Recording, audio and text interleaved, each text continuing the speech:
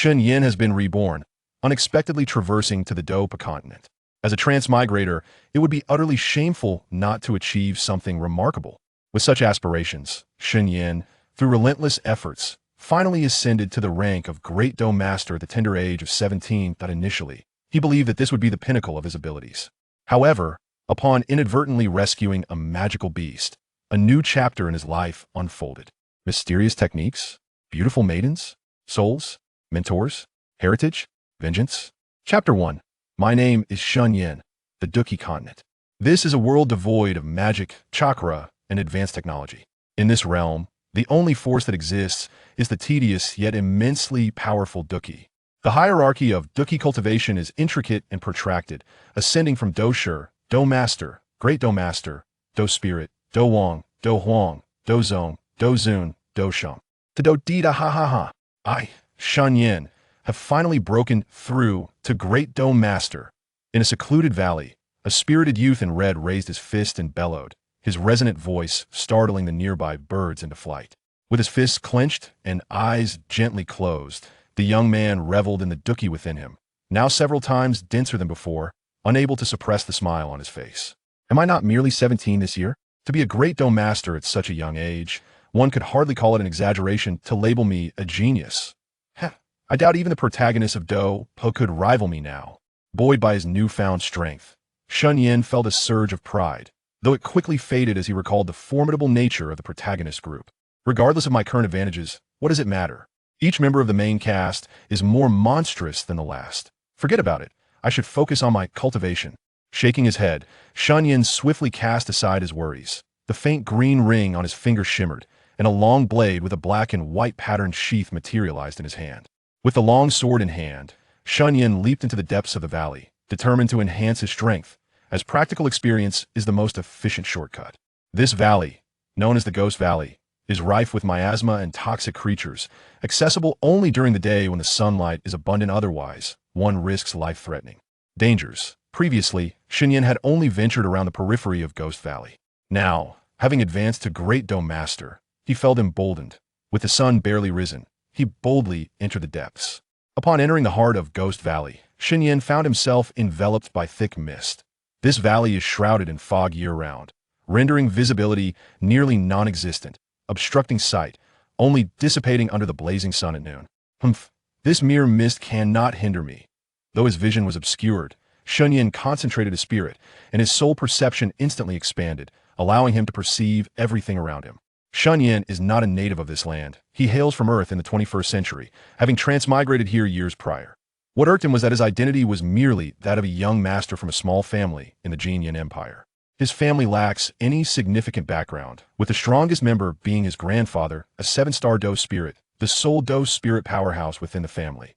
Although the spirit combatants are renowned in the Golden Goose Empire, Shen Yan, fully aware of the vastness of the spirit combat continent and the multitude of strong individuals it harbors, does not dare to relax his vigilance. When he first arrived, he was merely an unremarkable member among the younger generation of his clan. However, through relentless effort, he has now ascended to become the strongest among them. What brings him joy is that his hard work has borne fruit. He has garnered the attention of an elder from the Apothecarist Guild of the Golden Goose Empire, who has taken him on as a disciple. Although the elder is only a 4th-tier apothecarist, a rank he finds somewhat beneath him, he nonetheless serves as a guiding light into the profession of apothecarist. In less than a year of following this elder, Shen Yan has become a legitimate 2nd-tier apothecarist. Additionally, having traversed through time and space, his soul power crucial for an apothecarist is exceptionally formidable. Deep within the Ghost Valley, leveraging his soul power, Shen Yan successfully penetrates to its innermost depths. However, upon entering, he is immediately met with a powerful aura. My goodness, this aura is at least that of a 4th-tier magical beast. A thunderous roar erupts within the valley, dispersing the mist, and a wolf-like magical beast comes into view. Goodness, this creature appears to be a 5th-tier magical beast. As he gazes upon the gray-furred wolf-like creature, Shen Yan's heart races, and he suppresses the instinct to flee. He notices that the beast is surprisingly still, crouching in place. What is happening? A beast comparable to a combat king is not attacking me? Could it be intimidated by my imposing presence? Just as this thought crosses his mind, he dismisses it immediately, recognizing the impossibility magical beasts are inherently brutal and would leap at the chance to attack. Human. The beast glances at Shen Yan and lets out a low growl, devoid of malice, instead hinting at a sense of entreaty. Summoning his courage, Shen Yan cautiously approaches the beast and discovers that it bears a black chain around its neck. The chain emanates a dark aura, its other end embedded into the stone wall. My goodness. This is a bound magical beast. Upon realizing the situation, Shen Yan comprehends the gravity of it, and the gray wolf emits another low growl, seemingly in response. At this moment, Shen Yan also discerns that this beast is not a fifth-tier creature, but rather a fourth-tier beast on the verge of a breakthrough. The cultivation ranks of magical beasts mirror those of humans, ranging from first tier to 10th tier. A fourth-tier beast is equivalent to a spirit combatant, while a fifth-tier beast corresponds to a combat king.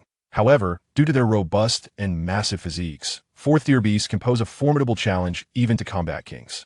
Once a magical beast breaks through to the fifth tier, not only does its power significantly increase, but it also gains the ability to speak, reaching the seventh tier allows for transformation into human form. Yet from the fifth tier onward, each advancement demands a sacrifice comparable to life itself, and ascending beyond the seventh tier requires enduring heavenly tribulations. Throughout history, countless powerful magical beasts have perished in these trials that I cannot fathom the kind of formidable being capable of imprisoning a fourth-tier magical beast.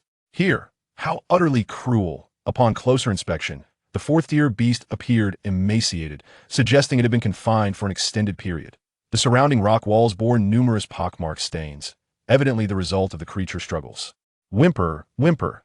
The gray wolf emitted a plaintive growl, evoking a deep sense of pity in Shen Yan. Step aside, I shall free you at once.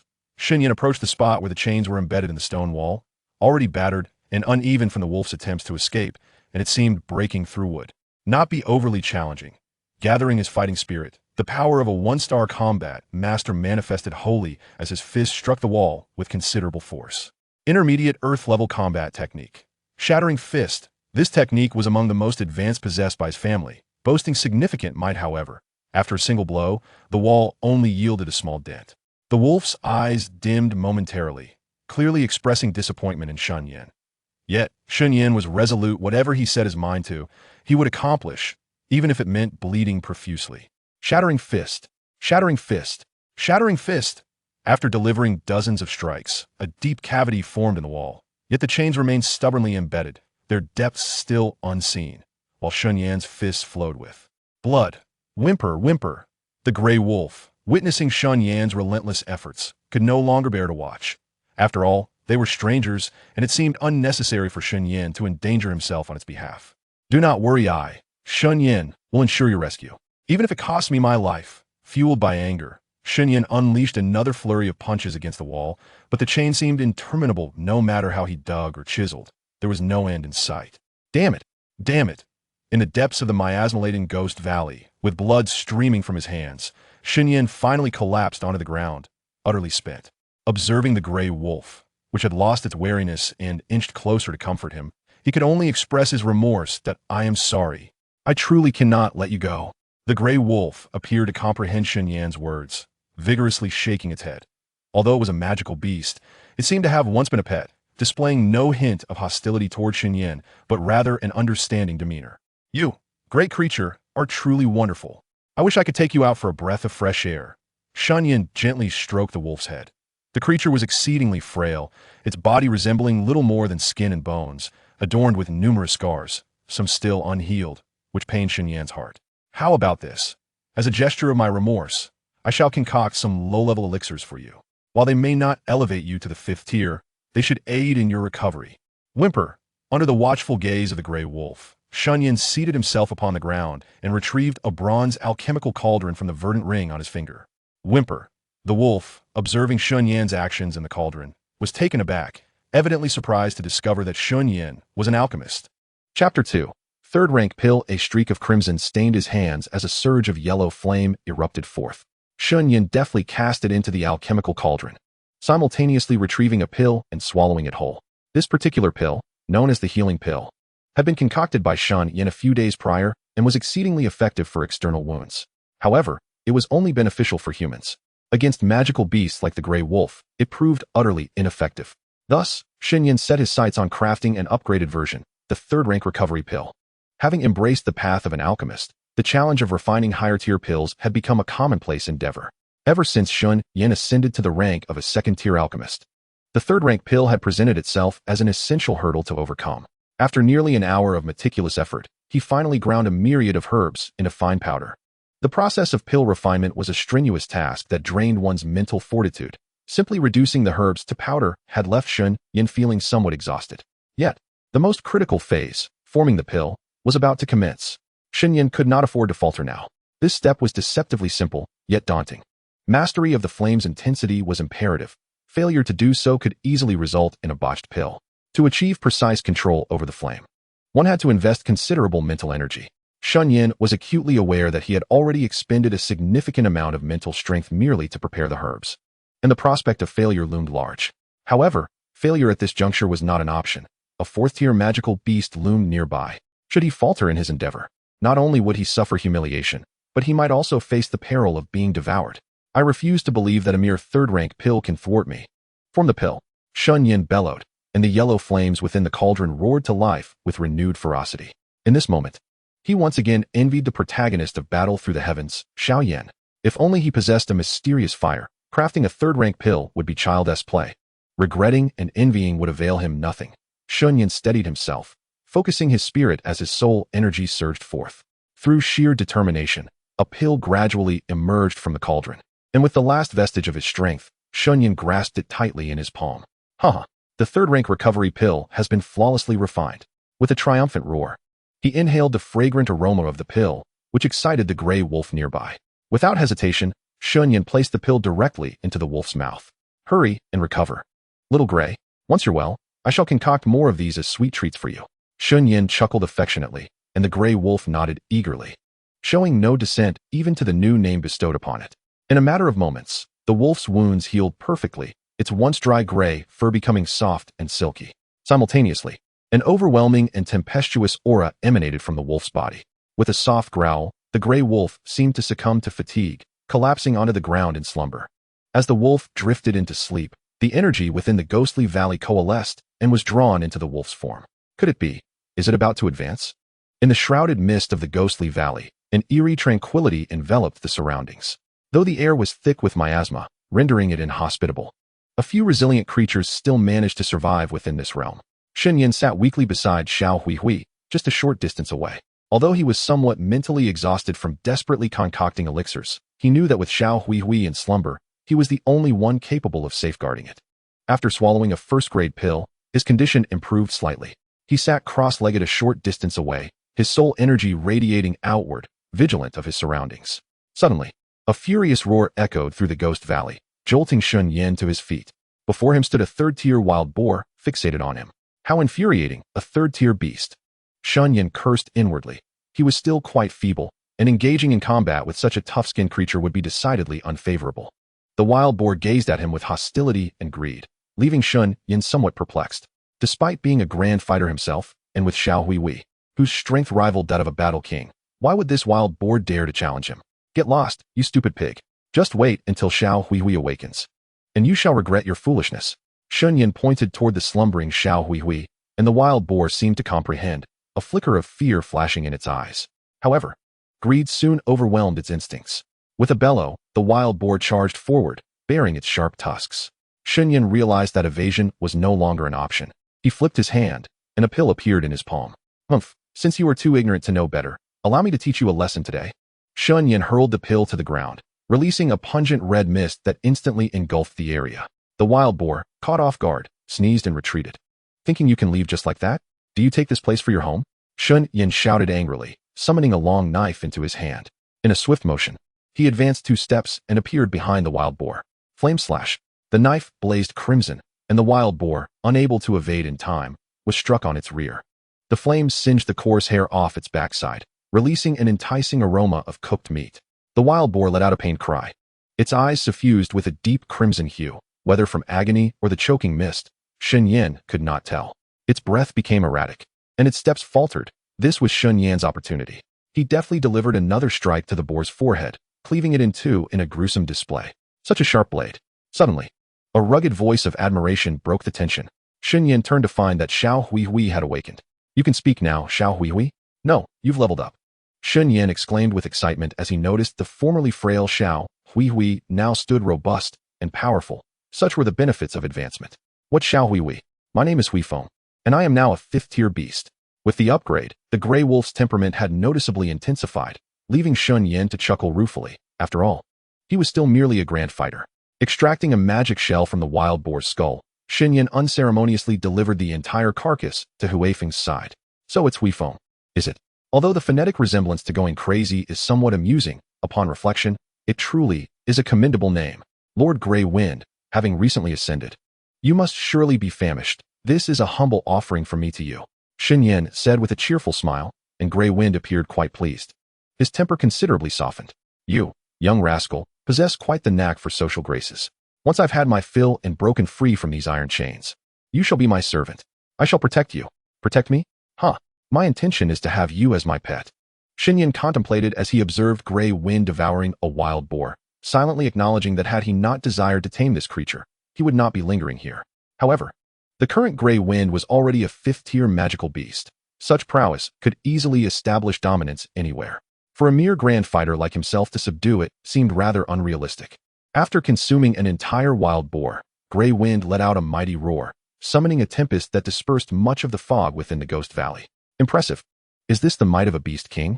Shen Yan, clinging desperately to a tree to avoid being swept away, felt beads of cold sweat dampen his forehead.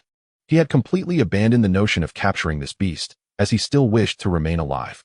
Nonetheless, even with Grey Wind's elevated strength, the iron chains remained unyielding, and they appeared to be of extraordinary quality, making them difficult to sever. Ha ha ha, Grey Wind, can you manage this? Shen Yan laughed at the sight of Grey Wind struggling fruitlessly against the chains, which only incensed the creature further. Although Shen Yan's current abilities were modest, his insight was keen. After all, he had watched fights break sphere numerous times. The ominous black chains emanated a familiar aura, yet he had never encountered them before. Grey Wind, do you possess any slashing-type attacks?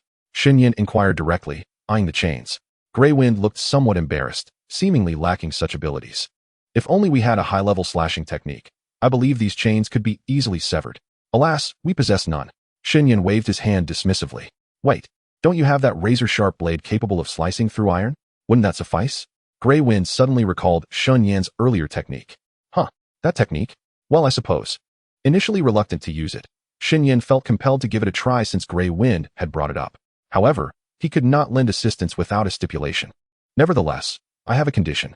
Grey Wind, if you agree, I shall assist you, Shen Yan said with a sly grin. What condition? As long as you release me. You must protect me for 3 years. Shen Yan extended 3 fingers. Protect you for 3 years?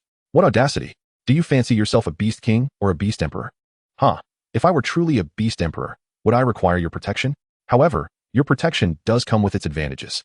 You should understand that aside from my status as a grand fighter, I am also a 3rd-tier alchemist.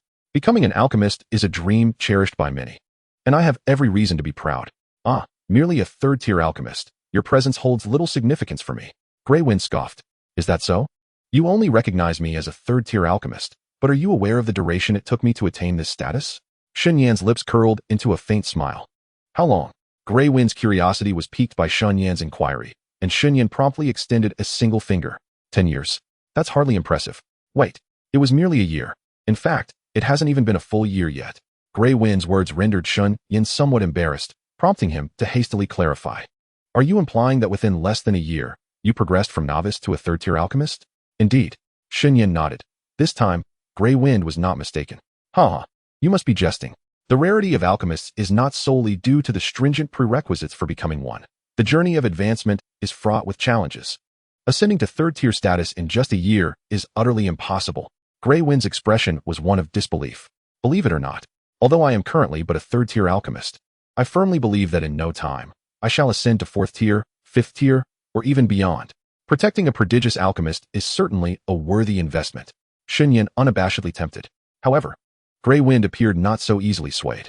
As a remarkably gifted young man, what benefits can you offer me in return for 3 years of protection?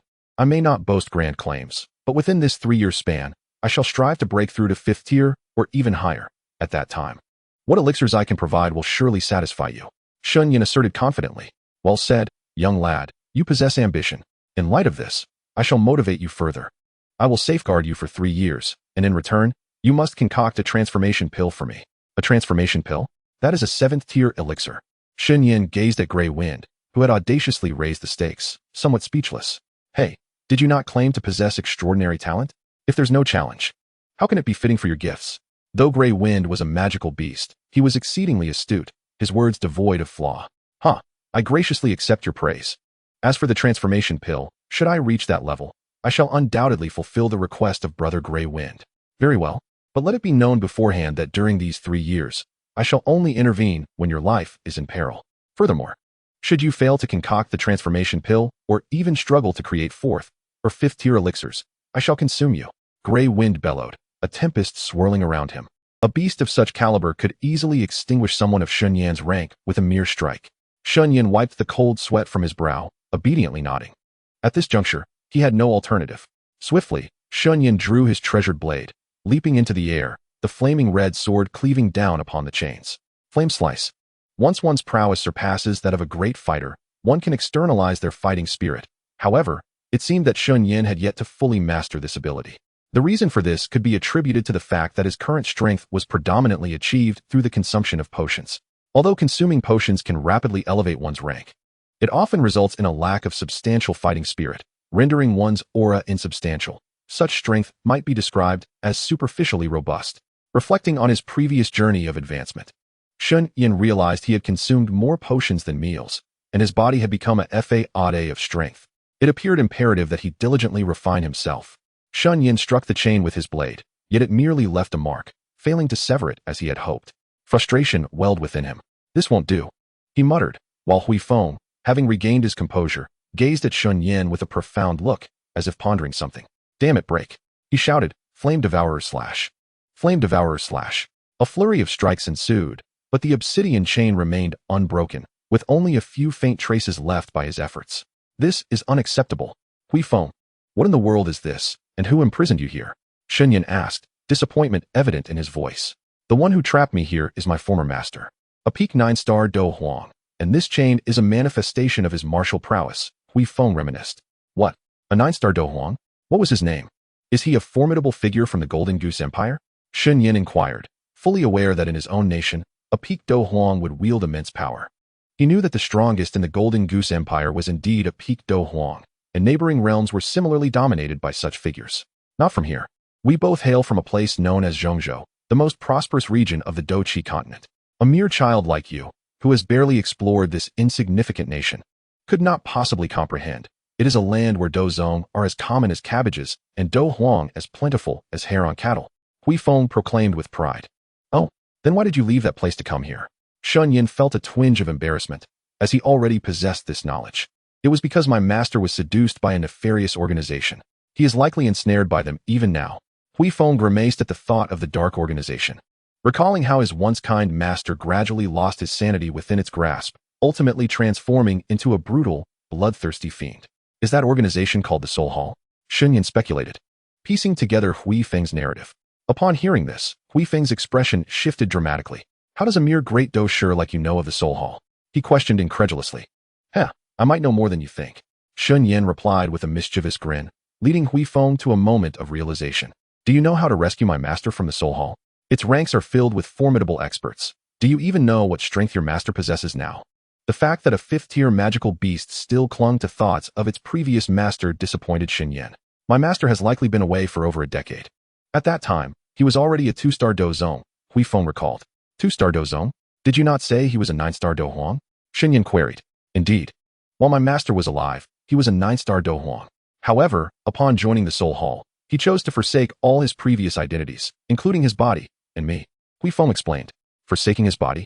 Surely your master hasn't been brainwashed. Shen Yan conjectured, recognizing the improbability of such a sacrifice for most individuals. Perhaps that is the case. Young friend, do you have any means to rescue him? Hui Feng asked earnestly. Currently, I do not, as I am unaware of his whereabouts.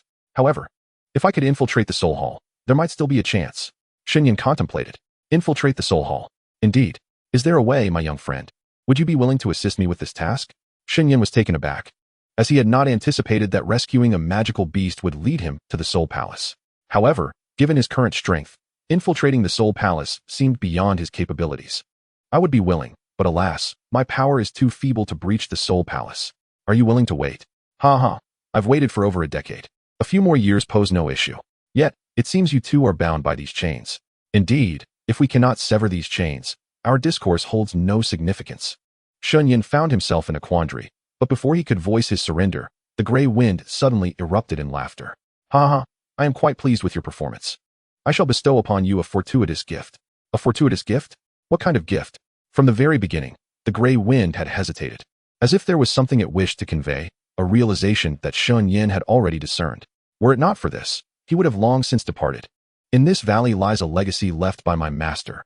Today, by fate's design, I shall grant it to you, the gray wind declared, entirely oblivious to the sinister expression that had crossed Shen Yan's face. So it is.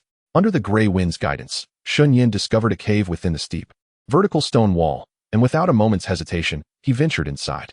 Chapter 4. Fortuity, perhaps due to the presence of the fifth-tier magical beast guarding it.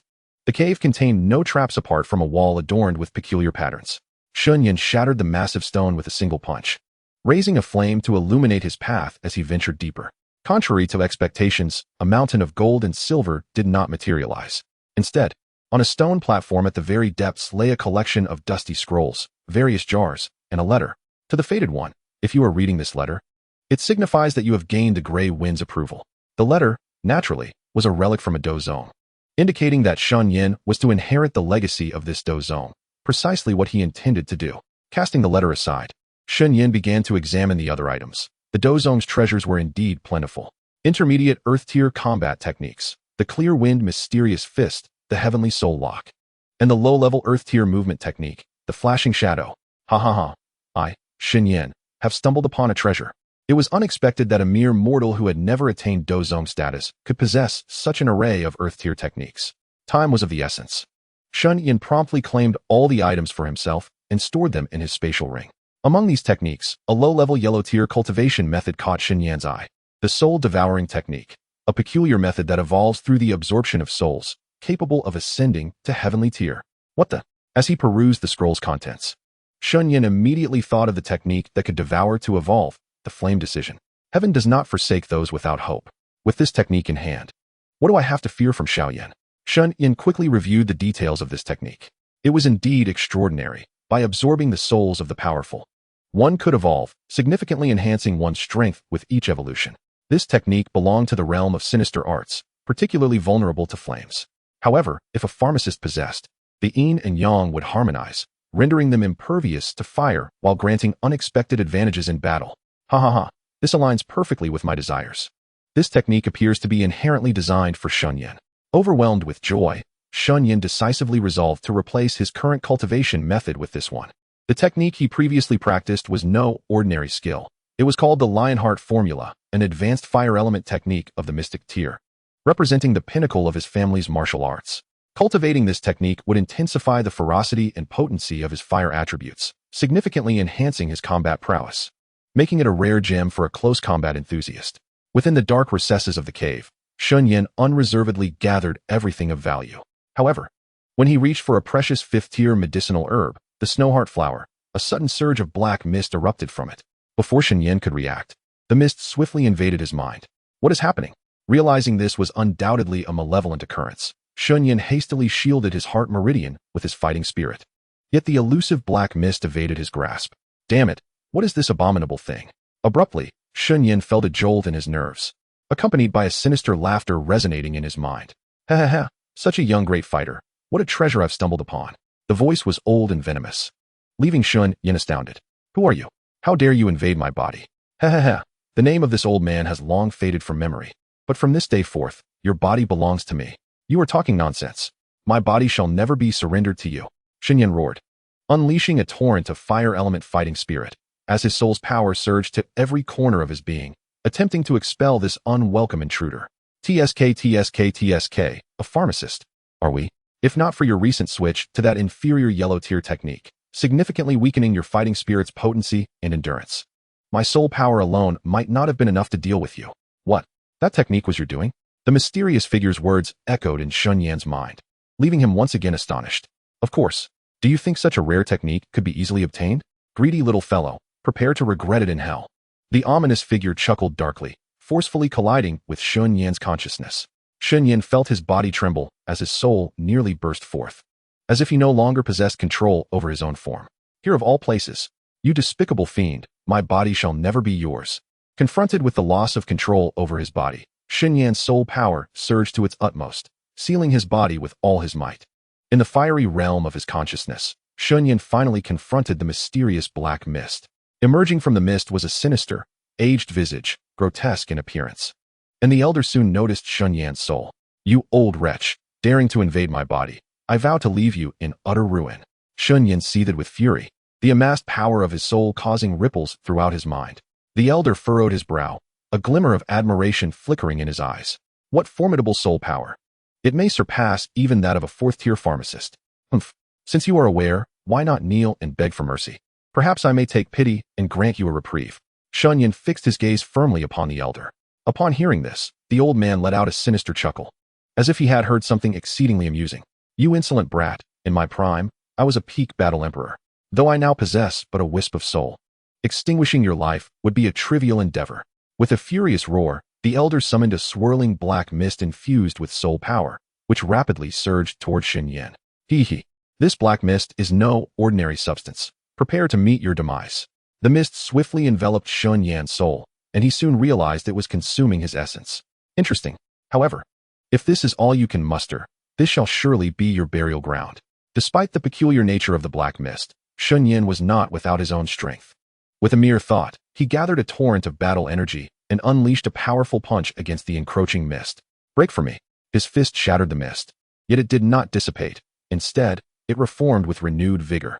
Shen Yan struck again, and after repeating this process a dozen times, he discerned that the black mist showed no signs of weakening. On the contrary, it had grown stronger by absorbing his soul power. Furrowing his brow, Shen Yan realized that if this continued, he would eventually be drained of his strength. Meanwhile, the elder reveled in his apparent victory. Have you come to a realization? But what of it? If you cease your resistance now, this body will be mine. Have you perhaps mastered that peculiar soul-devouring technique? The black mist proved to be quite the nuisance, and in order to avoid being consumed, Shen Yan opted to retract his battle energy and soul, biding his time for an opportunity. That technique was acquired at the cost of my very life. Although I am currently in a soul state and unable to cultivate, fate has favored me with your presence. Once I possess your body, it will not be too late to refine it. You haven't cultivated? Then how can you devour souls? Shen Yan inquired with curiosity. Humph. The experiences I have amassed over the years are beyond your comprehension. This soul-devouring technique is a unique secret of the Soul Palace. Were it not for that individual, I would have long since become a protector. Soul Palace? That individual? Could it be that the master of this place is the one who nearly claimed your life? Shen Yan was astonished to learn that the man before him had almost become a protector of the Soul Palace, a position that required at least the strength of a battle sovereign. Humph, you are quite astute. My interest in your body grows ever more profound. The old man's demeanor shifted erratically as he laughed wickedly, and the black mist coalesced once more, lunging toward Shen Yan. Yet, Shen Yan seemed to sense something, his eyes gently closing as he settled into a meditative state, seemingly entering a realm of opportunity, completely unperturbed by the approaching soul mist. Have you surrendered? If so, prepare to perish. In the dimly lit stone cavern, Shen Yan sat cross-legged upon a stone platform, exuding an eerie black aura. As the black energy continued to emanate from him, he was soon engulfed, transforming into a rounded black sphere. Inside, the soul state Shen Yan paid no heed to the external changes, his eyes closed as he meditated within his mind, while the elder's soul mist was repelled each time it drew near. What is happening? The elderly man was utterly perplexed. However, sensing the dangerous aura emanating from Shen Yan's body, he was unwilling to simply observe. He unleashed another wave of black mist. This time, the black mist did not disperse, but rather enveloped Shen Yan entirely. The old man, his brow furrowed, was elated at this turn of events. Ha. I've won. This body now belongs to me, Shen Yan. Apologies, but that is impossible. Suddenly, Shen Yan's voice resonated from within the black mist, leaving the old man incredulous. How can this be? It was as if the black mist responded to the old man's disbelief. It trembled slightly, causing the old man's complexion to drain of color, his eyes bulging as he gazed at the mist, his aged face contorted with distress. My soul. He had just realized that his own released soul seemed to have been seized by another, resulting in a backlash against him. Damn that wretched boy. How dare he devour my soul? As he witnessed the black mist gradually diminish, completely absorbed into Shen Yan's body, The old man was consumed by fury. Humph. The soul power of a Dou Huang is indeed impressive. I wonder how far my technique can evolve by absorbing all of you. Feeling the immense soul power within him, Shen Yan was exhilarated, gazing at the old man with an insatiable hunger, as if he were a sumptuous feast. Such grandiose claims. I am a Dou Huang. The old man, incensed at being so belittled by a mere great Dou master, gathered all of his soul power, seemingly prepared to fight to the death. It appears your technique has aided you, but this is where it ends. With your lowly yellow rank technique, you cannot withstand my soul attack. Shen Yan replied. Is that so? He remained non-committal, for having absorbed the soul, his technique had now evolved to an advanced yellow rank. As he observed the old man's soul attack approaching, Shen Yan promptly activated his technique, and a swirling black hole materialized in his mind. The old man's soul power was devoured as effortlessly as a bun being swallowed by a dog. Humph. Since it is so, I shall claim your life as well. Having absorbed a vast amount of soul energy, Shen Yan needed to refine it swiftly. Before the old man could react, the rotating black hole suddenly intensified, pulling the old man in uncontrollably. Damn it! Damn it! 7 days later, outside the stone cave, the 5th grade magical beast, Grey Wind, yawned. Shen Yan had been inside the cave for an extended period without emerging, which made Grey Wind somewhat anxious. Could the master have set a trap? Is that boy in danger? Inside the cave, a black sphere lay quietly upon the stone platform. At some point, the sphere trembled, cracking like an egg, with fissures spreading across its surface. Break! A spirited voice suddenly rang out, and the heavily cracked black sphere could no longer withstand the pressure, vanishing without a trace. Within the sphere, a man with purplish hair and a countenance like cold jade emerged, awakening. This power! Ha ha ha, splendid! Who could this person be but Shen Yan? Having completely refined the soul of a Dou Huang, now, Shen Yan's soul power was comparable to that of a 6th-tier alchemist. Shen Yan's martial arts technique underwent a remarkable transformation, evolving directly from a high-level skill into a mid-tier Xian class. Suddenly, the energy within him surged, causing his aura to rise dramatically.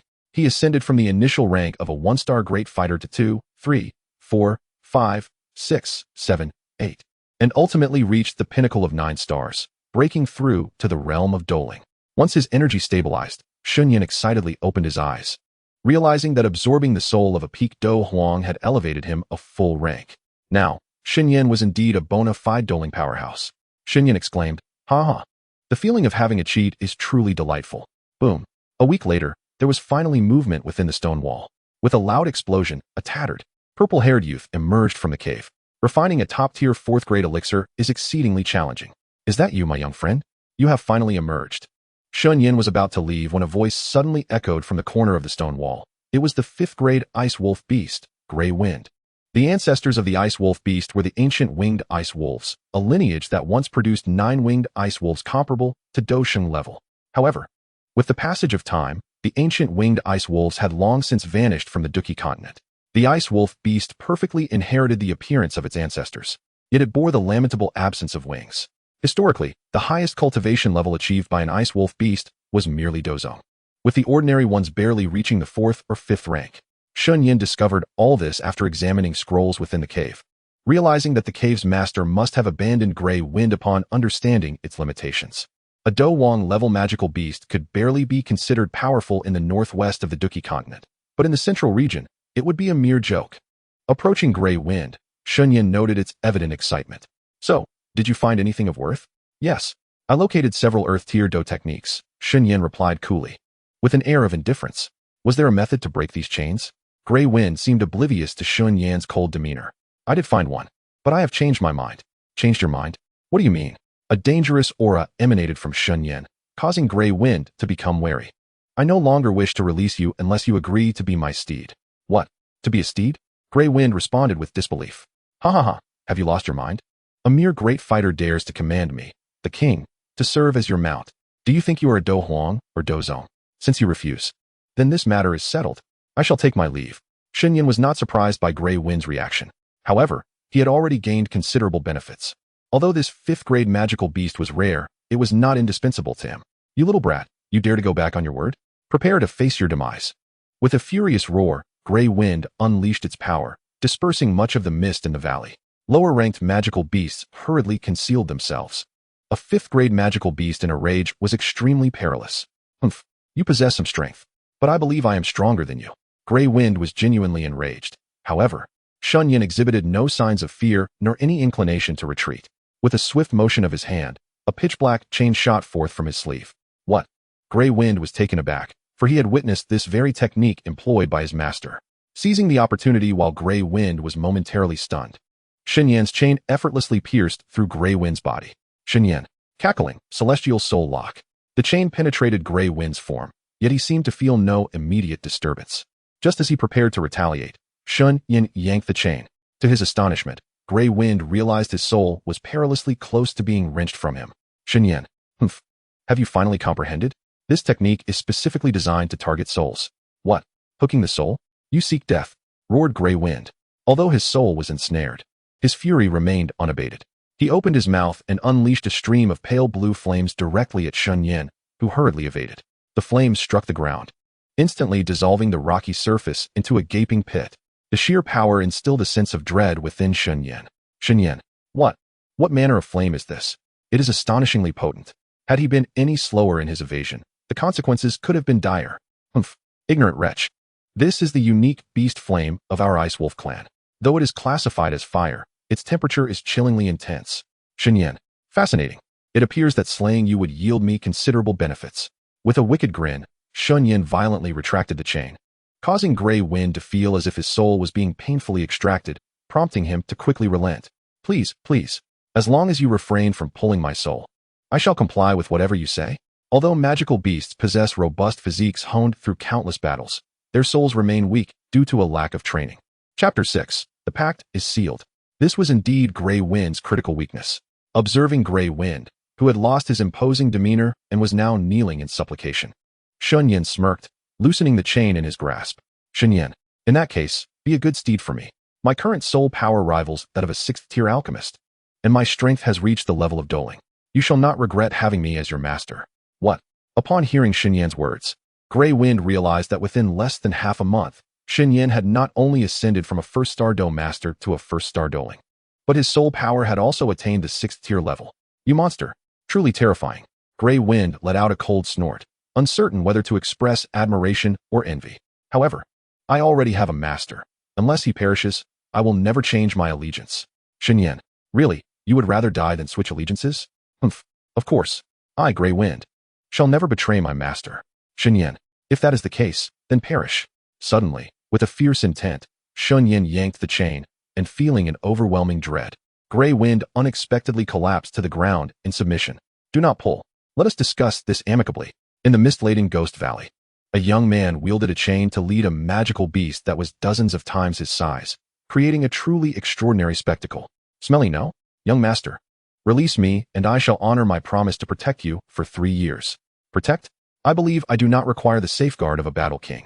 Do not be so hasty. In this country, battle kings are not as common as one might think, and with my prowess, I am unafraid even of a battle emperor. Young master, ponder this well. Seeing the humbled demeanor of Gray Wind, Shen Yan nearly burst into laughter.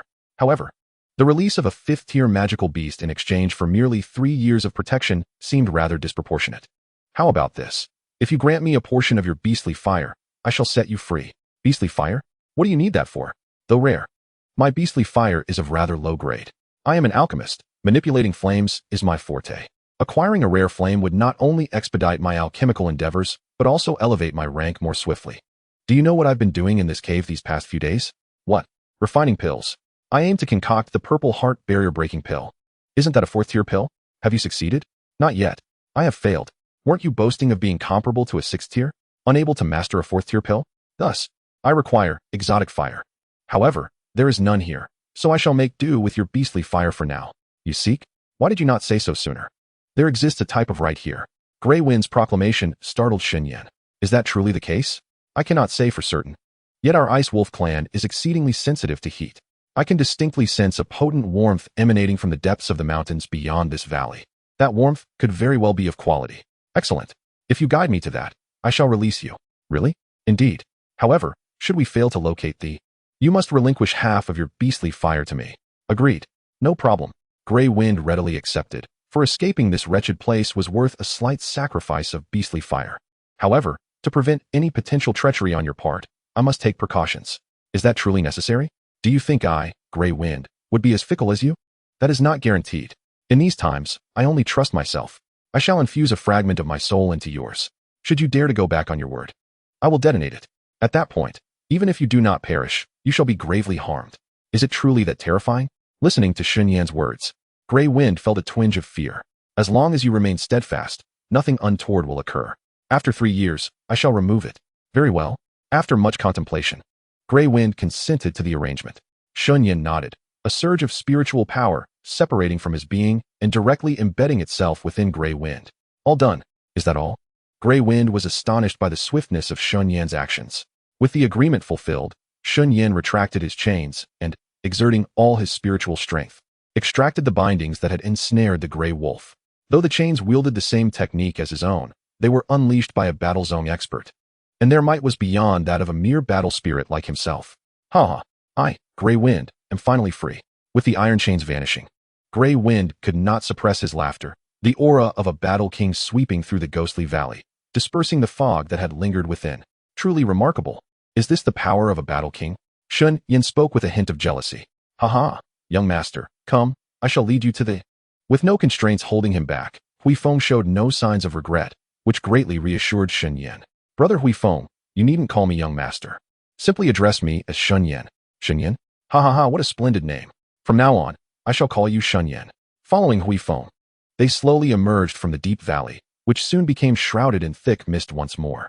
This valley was indeed wondrous. The Golden Goose Empire spanned thousands of miles, making it one of the largest territories in the northwestern part of the central continent. To the north of the Golden Goose Empire lay the Tianqing mountain range, a series of peaks stretching for hundreds of miles, with the tallest reaching over 1,000 meters. The mountains were steep and rugged, serving as a natural barrier for the Golden Goose Empire. At the edge of the mountain ridge, Shen Yan and Huifeng arrived at their destination. Brother Huifeng, are you sure he is located within these mountains? The rugged terrain made it plausible for treasures to be concealed within. Rest assured, lad, can Huifeng be mistaken? Suddenly, a pair of azure wings unfurled from Huifeng's back, and before Shen Yan could contemplate, he was lifted into the depths of the mountains. Hey, what if I fall? I want to ride on your back. Perhaps it was Huifeng's first experience of transforming his energy into wings. The flight was tumultuous, as if Shen Yan were on a roller coaster. Ride on my back? Apologies, such privileges are reserved for my master alone. You have yet to earn that right. Then put me down. I am not without legs. Impossible. The mountains are too steep, and walking would consume too much time. Just endure a moment longer. We shall arrive shortly. Before long, the duo reached a mountain ravine, where the intense heat emanating from within the mountains became palpable. This is it. The essence of flames resides within this rocky wall. But how do we enter? Moreover, even if we find I cannot refine it at this moment. What? You cannot refine it? Huifeng's expression was one of surprise and skepticism. As a pharmacist, Shen Yan's inability to refine was met with Huifeng's disdain. Indeed, refining is no trivial matter. Failure could lead to utter annihilation. Is it that serious? What shall we do? My purpose in coming here is not to subdue thee, but to discern its type. If possible, I wish to take it with me and refine it when the opportunity arises. Why did you not say so sooner? I thought you were being timid. If I were timid, I would not be here with you. Without further ado, Shen Yan and Huifeng began to chisel at the mountain. In no time, they had opened a large hole. After a few more strikes, the rocky wall gave way as if it were mere paper. A torrent of searing red magma surged forth, and Huifeng quickly seized Shen Yan and flew out. Be careful, Shen Yan. It seems we have uncovered a lake of magma. The magma gushed forth joyfully, continuing to flow for several hours before finally ceasing. It appears the magma has settled sufficiently. Now is the time for us to act. Indeed, the seasoned Huifeng advised, and upon hearing this, Shen Yan excitedly nodded his agreement. However, how shall we enter? I wonder if my fighting spirit can withstand this molten lava. Naturally, I shall carry you in. With that, Huifeng grasped Shen Yan once more and soared through the narrow gap of the entrance, much to Shen Yan's disgruntled gaze. Upon entering the mountainside, they were met with an expansive lake of crimson lava, yet Huifeng and his companion had other intentions, diligently searching the surroundings. It is unbearably hot. I never wish to return to this place again in my lifetime. The cave's temperature was exceedingly high, and despite Shen Yan's protective aura, he was drenched in sweat. Huifeng, being of the ice attribute, was even more affected, his vitality significantly diminished under the scorching heat. Nevertheless, fortune favors the diligent. After a brief search, they finally discovered a scarcely visible flame high within the cavern. This flame was no larger than a palm, exhibiting a yellowish hue, seemingly the Xianhuang flame. ranked 23rd on the list of extraordinary fires. Ah, indeed there exists an extraordinary fire here. Chapter 7. Refining the extraordinary fire. Gazing at the terrifyingly high temperature of the Xian Huang flame, Shen Yan clicked his tongue. Although this flame was merely ranked 23rd, it was still a force to be reckoned with. Extraordinary fire commands respect from all other flames, surpassing any beast fire. It is undoubtedly extraordinary fire. Even the beast fire within me trembles in fear. Hui Feng, whose breath had also diminished, exclaimed with excitement. Since we have found it, let us hasten our exit. Observing Hui Feng's waning energy, Shen Yan suggested placing the extraordinary fire into a larger treasure vial, to which Hui Feng nodded in agreement, eager to leave this cursed place. However, just as they intended to exit the cave, a fireball suddenly launched from outside, striking towards them. Hui Feng quickly summoned his protective aura, yet he forgot about Shen Yan, who plummeted into the molten lava below. Brother, Shen Yan shouted, and Hui Feng, realizing too late, could only watch in horror as Shen Yan fell. What? Roar. Watching Shen Yan descend into the lava, Hui Feng snapped back to reality after a few seconds of shock, bellowing in rage and darting forward. What? Is that a 5th-tier magical beast? This cannot be. I sensed only 2 fighting spirits. The presence of the extraordinary fire seems to have vanished. Outside the cave, 3 middle-aged men were engaged in discussion. Moments later, a wolf-like magical beast, indeed Hui Feng, soared out from within the cave.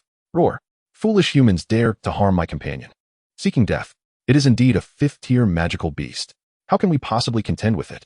In the ravine outside the cave, Hui Feng, now exuding the aura of a fighting king, glared down at the 3 humans in a fury. Among them were 2 fighting spirits and an 8-star great fighter. And he had been struck by these wretches.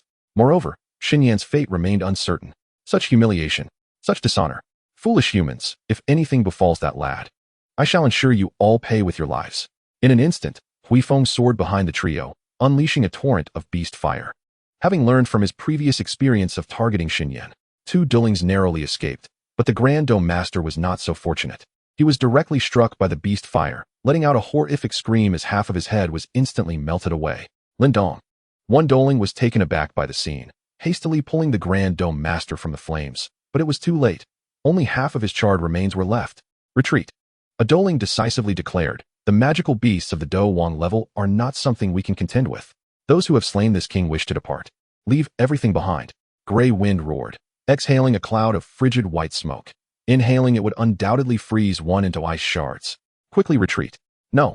I have yet to retrieve Lindong's body. Retrieve what? Preserving our lives is of utmost importance. The 2 immediately unleashed their Dou Shi, encasing themselves in a protective layer, seemingly intent on enduring the onslaught. However, the wrathful strike of a Do Wang was far from easy to withstand. As the 2 became enveloped in the white smoke, they soon realized it was beyond their capacity to resist. Alas, they comprehended their peril too late. In an instant, their lower bodies were firmly encased in ice. My lord, spare me. One of them, seemingly unwilling to meet his end, hastily pleaded. What are you begging for? We are 4th-grade alchemists of the Golden Goose Empire. You, beast, dare to kill me? Prepare for the ensuing wrath of our family's formidable influence. 4th-grade alchemists? Gray Wind appeared to be momentarily apprehensive, letting out a roar as the smoke dissipated into nothingness. He paid no heed to the 2 ensnared in ice and plunged back into the magma cavern. Shen Yan, are you still alive? You cannot perish. Gray Wind enveloped himself in Dou Shi and dove into the magma. Upon entering, he discovered that the magma lake was unfathomably deep, and Shen Yan must have fallen into the abyss. Poor Shen Yan cannot fly, unless he encounters something. He is destined to plummet to the lake's depths. Gray Wind swiftly swam downstream, but the deeper he ventured, the hotter the magma became. He understood that should Shen Yan fall to the very bottom, survival would be nearly impossible. Shen Yan. Suddenly, a pained cry echoed from the depths. It was Shen Yan's voice. Gray Wind hastened his descent. Shortly thereafter, he spotted Shen Yan, perched upon a protruding rock, furrowing his brow with eyes slightly closed, seemingly in meditation. What is this boy doing? Gray Wind pondered, but relieved that Shen Yan was unharmed. He had no intention of disturbing him, instead standing nearby, releasing his ice attribute Dou Shi to shield Shen Yan. Sensing Gray Wind's protective presence, Shen Yan retracted his protective Dou Shi. However, his body appeared ablaze, enveloped in a strange yellow flame. Is this boy attempting to refine an exotic fire? This is utter madness. Recklessly attempting to refine such flames without preparation is exceedingly perilous. Gray Wind expressed his concern with a hint of anger. At this moment, Shen Yan found himself in a crucial phase of refining the Xianhuang flame struggled fiercely, yet Shen Yan's fighting spirit and flames showed no mercy, voraciously consuming the Xianhuang flame. Become my Xianhuang flame. After several hours, Shen Yan finally succeeded in thoroughly refining the Xianhuang flame and emerged from his meditative state. Upon awakening, he noticed the despondent gray wind hovering above him, who appeared somewhat exhilarated at Shen Yan's revival. Hey, brat, have you successfully refined the gray wind inquired. Indeed, Shen Yan responded. You little rascal, what made you think of refining at this moment? Gray wind asked. I sensed something deep within the magma that the Xianhuang flame fears. Here, its flame resistance has diminished significantly. It is the perfect time to refine it. Shen Yan explained. What is this feared entity? Gray wind pressed. I suspect it might be that ranks higher on the. Shen Yan speculated. What? Another type of? Goodness, there are only 23 types on the. To have two appear in this location is truly fantastical. Gray wind exclaimed. Indeed. However, the temperature in this magma is terrifying, whether it is or not. I believe we cannot ascertain for now. Shen Yan remarked. Yes, I too harbor significant trepidation regarding the depths of this magma. All right, Gray wind, my has been successfully refined. We should hasten our exit. Shen Yan urged, observing Gray wind's increasingly feeble state under the scorching magma. Very well, I share your sentiment. Gray wind nodded, violently extending his claws and lifting Shen Yan into the air. This dreadful place was one Gray wind wished never to return to. As they soared out of the cave, they discovered that the two individuals Gray wind had previously frozen had vanished, seemingly having fled. Damn, how could those wretches escape?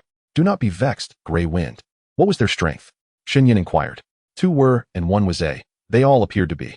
They, having been struck by my beast fire, is likely dead. Gray wind reported. Gray wind, do you know their rank? Perhaps they were. Gray wind replied uncertainly. 4-star? That could be problematic. There are but a handful of 4-star in the Golden Goose Empire, and 5-star are even rarer. Huh. Are you concerned that their influence may summon a multitude of allies? Worry not. As long as they do not call upon, I can handle it.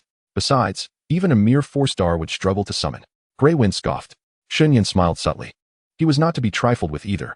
However, it was wise to avoid trouble, especially with his family backing him. If he brought misfortune upon them, he would regret it for a lifetime. Beyond the Tianqing mountain range, after traversing several small towns, a lavish city came into view. This city, known as Yanluo City, is one of the foremost metropolises within the Golden Goose Empire. Given that Gray wind is a magical beast, entering in his true form would attract too much attention. Thus, in response to Gray wind's complaints, he transformed, shrinking dramatically into a small pet dog. After being reduced in size, a 5-tier ice wolf beast astonishingly transformed into a pet dog, prompting Shen Yan to nearly burst into laughter. Gray wind, witnessing this, was equally indignant. After much effort in soothing Gray wind, Shen Yan guided his half-human high companion into the city. The city of Yanluo is divided into two parts, the outer city, where ordinary citizens reside, and the inner city, home to various less powerful mercenary groups and families. Chapter 8, Yanluo City. Have you heard? The enemy faction in Yanluo City is currently seeking a high-level alchemist. I was already aware, but a 4th-tier alchemist is not easy to find. If they are unable to locate one, the reputation of one of the 4 great families in Yanluo City will be at stake. Today, several alchemists have gone to the enemy faction. I wonder if any high-level alchemists will be among them. My friend, why is the enemy faction seeking alchemists? Hearing the conversation nearby, Shen Yan felt intrigued and decided to interject. You don't know? This is an order issued by the city lord. If they cannot find a 4th-tier alchemist, the enemy faction will be removed from the 4 great families of Yanluo City. Oh, who is this city lord? How can he dictate the survival of a family? You must not be from around here. The city lord of Yanluo City is no ordinary person. He is a genuine Dou Wang level powerhouse. Indeed. Moreover, the city lord maintains a close relationship with the Golden Goose sect. A Dou Wang? Is he the strongest in all of Yanluo City? You've got a keen eye? But back to the point, why does the enemy faction need a 4th-tier alchemist? As one of the 4 great families, they must possess some abilities, or they would have long been extinguished. What you mentioned is from the past. I heard that decades ago, the enemy faction once had a Dou Huang, but that has become merely a legend. Currently, they have very few Dou Ling level powerhouses. Exactly. Furthermore, as one of the 4 great families, the enemy faction reaps substantial benefits each year. This is what makes them the envy of many. Could it be that someone or some force desires to annex the enemy faction? Yes, I heard that the opposing side even possesses a Dou Wang. Fortunately, thanks to the city lord's suggestion, as long as the enemy faction finds a 4th-tier alchemist within a month, they can negotiate. A 4th-tier alchemist? I am somewhat familiar with the situation in the Golden Goose Empire. In this nation, the cultivation of Dou Shi is thriving, yet alchemy remains a niche pursuit. The reason lies in the scarcity of individuals who can become alchemists in this country. Rarity breeds value. Thus, the influence of a fourth-tier alchemist can surpass that of a Dou Wang. From what I understand, the president of the Alchemist Guild in the Golden Goose Empire is merely a fifth-tier alchemist, and my mentor, a fourth-tier alchemist, is already a significant figure within the guild. What if the enemy faction fails to find one? That would be dire indeed. If they cannot find an alchemist, that Dou Wang will surely consume them. It is said that the enemy faction has already begun to covertly relocate. Indeed, after all, compared to wealth, one's life is far more precious. As Shen Yan walked through the outer city of Yinluo, his expression was devoid of emotion, seemingly lost in thought. You little rascal, aren't you a fourth-tier alchemist? Trying your hand at it wouldn't be a bad idea. The large wolf dog beside Shen Yan suddenly spoke, observing his expression. Not at all. I am merely a third-tier alchemist at present, although there are signs of improvement due to my possession of exotic flames. Ascending to the rank of a fourth-tier alchemist is far from a simple task. Is that so? Are you planning to give it a try? I think I shall pass. The enemies seeking an alchemist haven't even mentioned any rewards. Truly, there is no allure. Oh, so you desire a reward? Not at all. However, without some incentive. It is indeed challenging to motivate me. Although the conversation between Shen Yan and the dog was not loud, it was overheard by a few individuals nearby. Excuse me, brother. Are you a fourth-tier alchemist? A slender young man with red hair suddenly blocked Shen Yan's path. Fourth tier is an overstatement. I am merely a second-tier alchemist. Shen Yan retrieved a golden medal from his spatial ring, featuring an image of a cauldron engulfed in flames, adorned with 2 purple gemstones. This was the emblem of the Alchemist Guild of the Golden Goose Empire. A second-tier alchemist? What use is that? Pathetic. Get lost. The red-haired youth became infuriated upon seeing Shen Yan's medal. Wait. Please do not be angry, young sir. My young master is troubled in his search for a high-tier alchemist and is in a foul mood. I hope you will forgive him. A nearly 50-year-old elder beside the red-haired youth interjected. Humph. It appears you are indeed the enemies. Shen Yan responded with a smile instead of anger. Exactly. No wonder you cannot find a high-tier alchemist. With such an attitude, who would be willing to come? The elder was momentarily taken aback, realizing that Shen Yan had a point. However, the red-haired youth was not easily swayed. Who would need someone like you? Just a mere second-tier alchemist. Pathetic. Did your elders not advise you against defending an alchemist? A mere second-tier alchemist is nothing to be concerned about. Is that so? Young sir, have you ever heard of a 17-year-old second-tier alchemist? 17? The elder was again startled. Shen Yan had not drawn attention to his age, which was indeed around 17. A 17-year-old second-tier alchemist? The elder knew that only 2 individuals in the entire Golden Goose Empire had achieved this feat. Realizing this, cold sweat began to trickle down his forehead. What of it? The red-haired youth, however, seemed oblivious to Shen Yan's implications, arrogantly retorting. Young master, be silent. The elder suddenly scolded, incredulous at the youth's ignorance, causing the red-haired youth to jump in surprise. What is it? This fellow is merely a second-tier alchemist. Is it necessary to react this way? There are only 2 17-year-old second-tier alchemists in the entire Golden Goose Empire, and both are among the top 10 outstanding youths of the empire. Can you afford to offend them? But, he might not even be one. Top 10 outstanding youths? What is that nonsense? Oh, that is a newly released ranking from the past 2 years, featuring the most exceptional and talented young individuals of the Golden Goose Empire. How could this young brother be unaware? The elder spoke humbly, much to the displeasure of the red-haired youth. The lad has been secluded in the mountains for the past 6 months and is not in the know. Is that so? May I ask for the name of this young brother? In the midst of an unexpected encounter, Shen Yan refrained from revealing his true identity, while his companion, a large dog, rolled its eyes in response. It turned out that he was none other than the renowned brother of Tianhua. Despite his youth, he had already ascended to the rank of a second-tier alchemist, undoubtedly a testament to the illustrious reputation of his mentor within the Jinyan Empire. A glint of cunning sparkled in the old man's eyes as he inquired, Indeed, your master must be the illustrious Master Qiu Yun. Shen Yan nodded, deciding that if he were to fabricate a story, it might as well be grand. Yes. However, I must take my leave as I have pressing matters to attend to. As Shen Yan strolled away, leading the gray dog into the distance, he noticed the astonishment etched across the old man's face. Meanwhile, a red-haired youth clenched his fists, simmering with frustration. What is this Tianhua? I have never heard of it. Master, though the name Tianhua may be unfamiliar, Master Qiu Yun is undeniably genuine. He may indeed be the esteemed disciple of Master Qiu Yun. Is this fellow among the top 10 young talents? No, among the 10 outstanding youths. There are 4 second-tier alchemists, and only 2 of them are under 18. One is the young master of the Shen Yan sect, and the other is the young lord of the Dou Shi family. Both possess astonishing talents, far surpassing that of certain young masters who indulge solely in pleasures. What did you say, Elder 3? As Shen Yan and the Grey Dog ambled through Yinluo City, they found themselves wandering into a few desolate streets, where the dilapidated buildings stood in stark contrast to the bustling vibrancy of Yinluo City. This place feels rather peculiar, Shen Yan remarked. Indeed, the Grey Dog concurred, having sensed the oddity as well. After traversing a bit further, a gathering of people captured Shen Yan's attention. He approached the crowd cautiously. At the center stood a middle-aged man with a sly grin, enthusiastically hawking something, while beside him stood a striking young woman, her beauty akin to that of a sapphire. Yet her eyes appeared vacant, hinting at some ailment. Come and witness this exquisite beauty, currently available for a mere 100,000 gold coins. An authentic gem, perfect for a wife, a concubine, or even a slave if necessary. Such a stunning woman is a rare find. And 100,000 gold coins is an absolute bargain. The notion of selling a woman was appalling.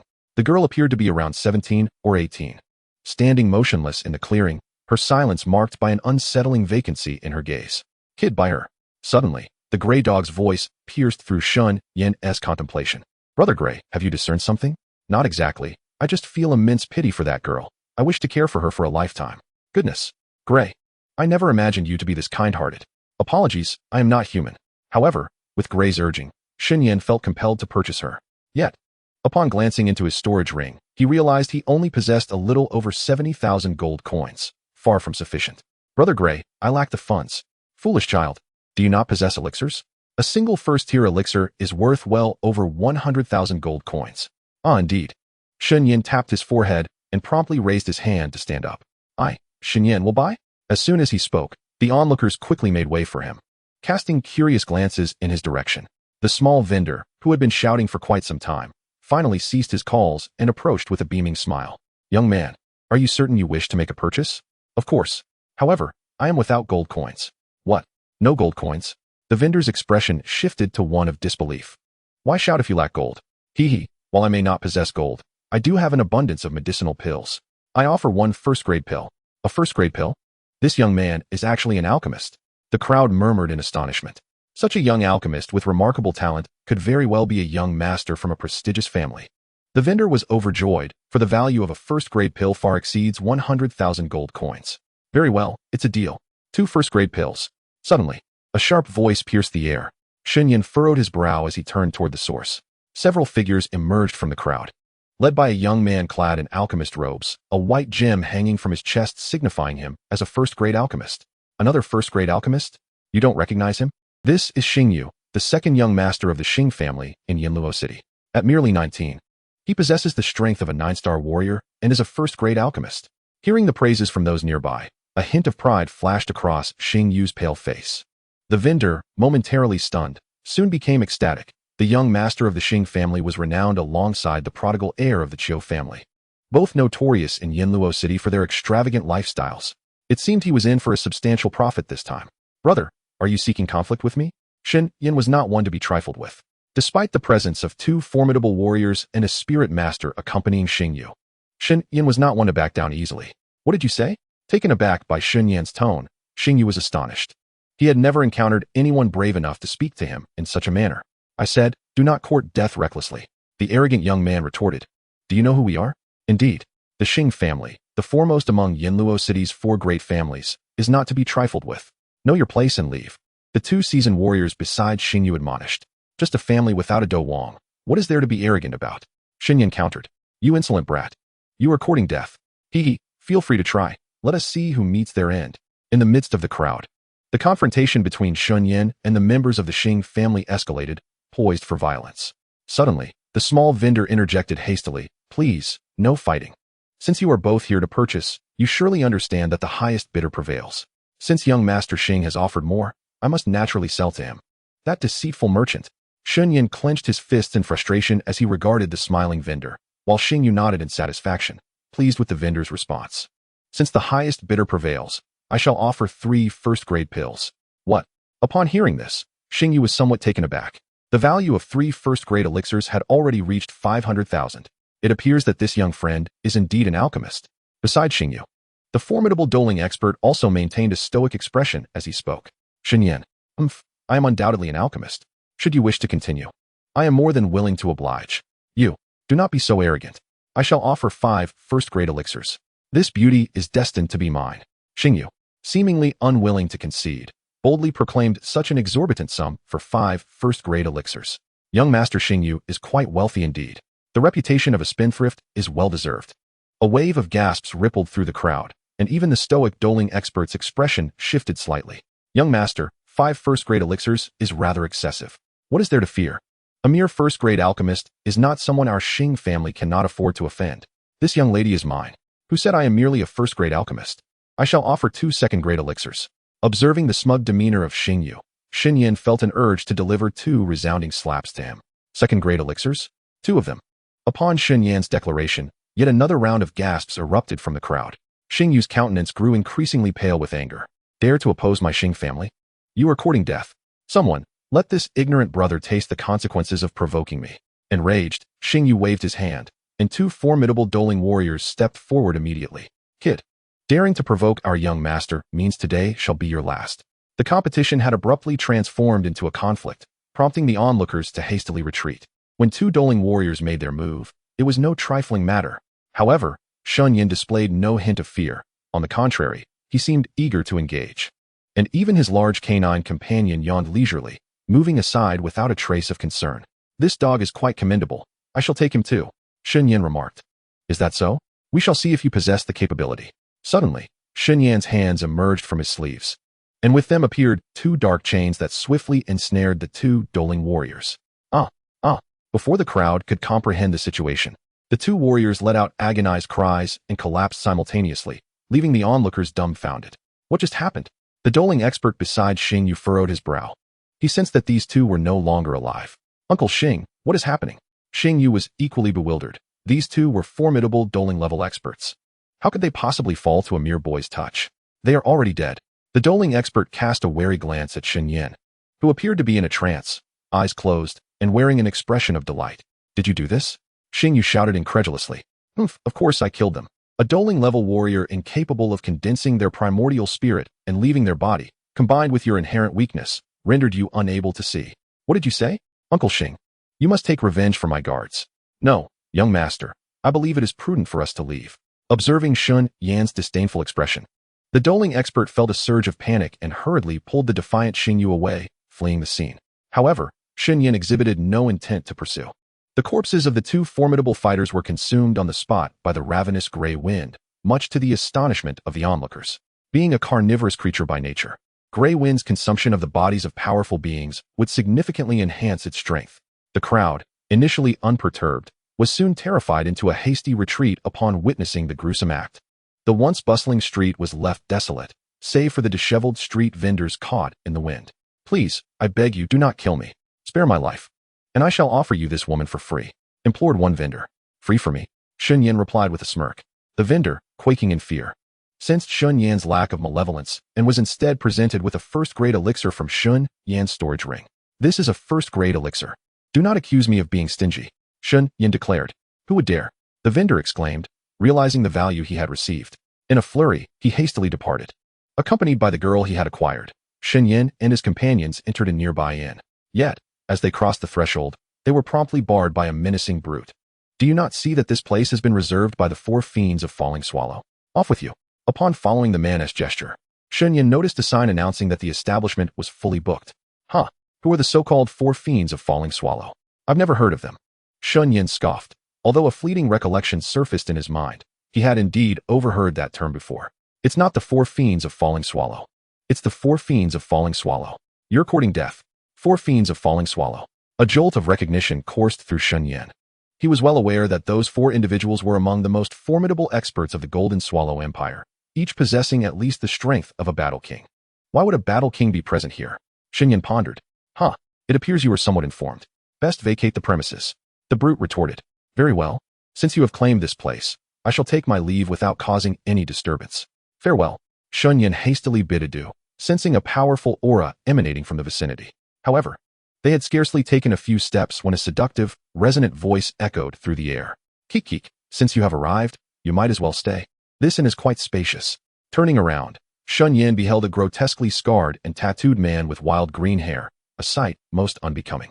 Indeed, you must be one of the infamous four fiends of Falling Swallow. Allow me to extend my greetings, young Master Tianhua. Shen Yan offered a respectful bow, acknowledging the man's formidable prowess as an 8-star battle king, a force even Grey Wind would find challenging to contend with. At that moment, Grey Wind remained silent, aware that even against a battle emperor, it could hold its own, yet its true strength lingered around the 3-star battle king level. Humph. You possess commendable talent and keen perception, and your companion here is no mere triviality. The green-haired man smirked coldly, his words catching Shen Yan off guard. Could it be that he has discerned Grey Wind's extraordinary nature? Shen Yan contemplated in silence. I am an 8-star Dou Wang. Do you truly believe you can deceive me? Nonetheless, your talents are indeed quite formidable. To possess the strength of Dou Ling and Dou Wang at such a tender age, given a little more time, you might leave me far behind. It seems the green-haired man discerned Shen Yan's thoughts and let out a cold laugh. Shen Yan, a Dou Wang? I am but a humble Dou Ling, hardly possessing such prowess. I am not referring to you, but rather to the enchanting beauty beside you. The green-haired man cast a disdainful glance at the bewildered Shen Yan. What? You noticed? Shen Yan stammered. Of course, although she pales in comparison to my grandeur.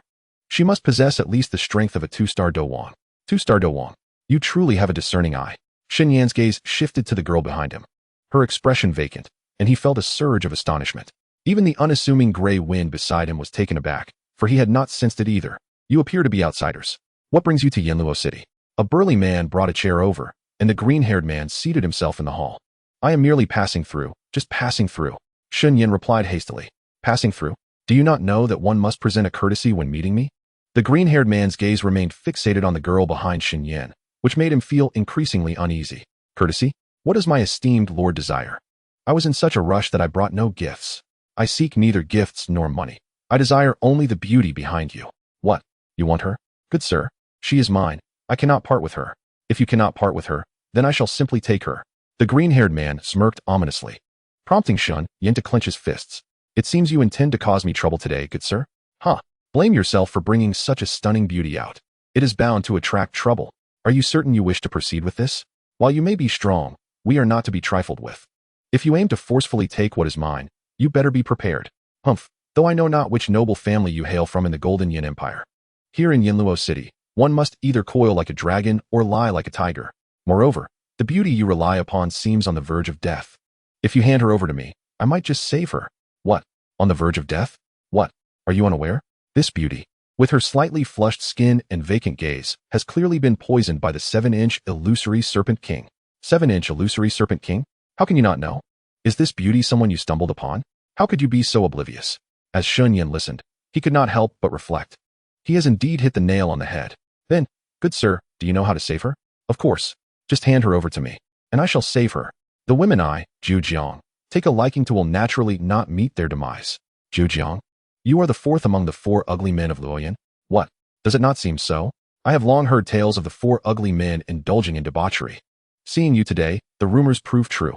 However, since you know the means to save her, I cannot simply let you go. Let me go? Am I mistaken? Ha ha ha. The audacious brat dares to speak such wild words. Seeking death. Inside the inn, Zhou Jiang's hands curled into claws.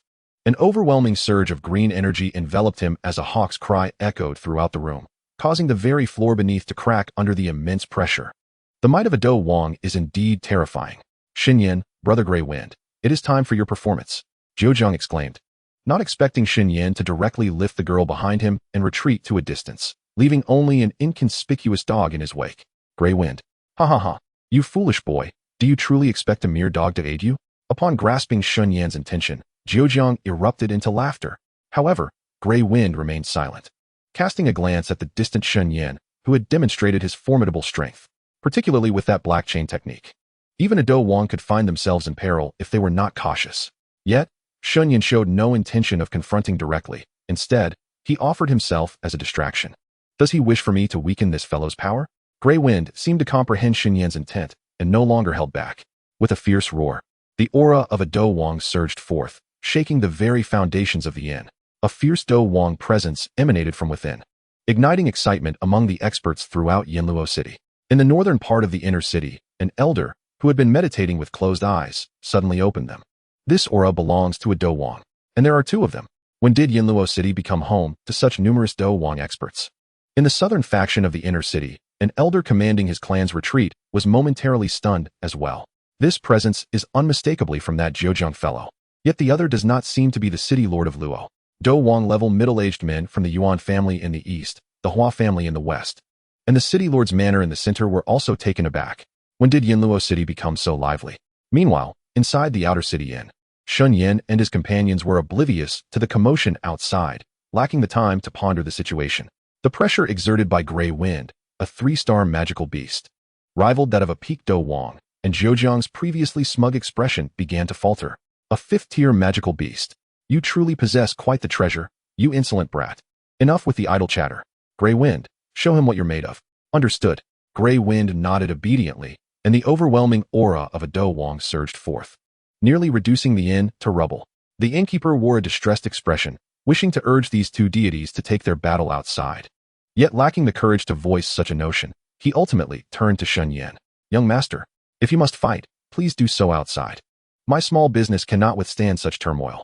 This is not my concern. Once they finish, you may settle the bill with that green-haired man. The innkeeper cast a fearful glance at the hideous green-haired man, a Dou Wang himself. Approaching him would be tantamount to seeking death. Just as the innkeeper attempted to speak further, Shen Yan kicked him aside, for a fearsome, brutish figure was advancing towards him. You insolent brat, once I capture you, that 5th-tier magical beast will pose no threat. Prepare to meet your demise. Is that so? The burly man raised his imposing presence, revealing himself to be a Dou Ling expert, likely a 7-star Dou Ling Shen Yan, a mere 7-star Dou spirit. And yet you truly believe I am afraid of you. How arrogant you are. I shall see if your strength is as formidable as your boastful words.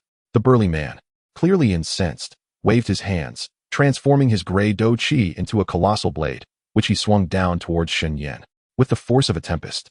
The overwhelming attack surged towards Shen Yan, who hastily summoned his Dou armor for defense. For a wrathful strike from a 7-star Dou spirit is not to be trifled with. He swiftly lifted the girl behind him and dashed out of the inn, prompting the burly man to pursue him without hesitation. Ha ha ha, the little brat has fallen silent. Observing Shen Yan's somewhat disheveled state, the man mocked. Shen Yan, seemingly enraged, set the girl aside and charged towards the burly figure, who showed no sign of concern as he swung his blade once more, unleashing another fierce wave of Dou Qi. Chapter 11, Refinement. Boom. Outside the city of Yinluo, an inn suddenly erupted in an explosion. Passers-by, drawn by the commotion, looked up, witnessing two figures soaring from within the inn. These two, or rather one person and one beast, were both formidable Dou Wang-level experts. The mere exchange of glances between them in midair radiated a terrifying pressure that sent shivers down the spines of onlookers. A 5th-tier magical beast. I wonder if slaying this creature would reward me with a 5th-tier magic core. You must be dreaming. A 5th-tier magical beast is capable of contending with Dou Huang-level experts. It is beyond the reach of a mere Dou practitioner like you. Ha ha ha. I was merely contemplating. However, if these two Dou Wang-level beings were to engage in a mutually devastating battle, perhaps we could seize the opportunity to benefit. The crowd buzzed with speculation. But soon their attention was drawn back to the unfolding battle between the two Dou Wang-level masters. The sky resonated with intense fluctuations, captivating the spectators. For such a clash is a rare spectacle indeed. Indeed, a Dou Wang, accompanied by a magical beast. As the crowd gathered, several figures moved to the forefront, parting the throng as they approached.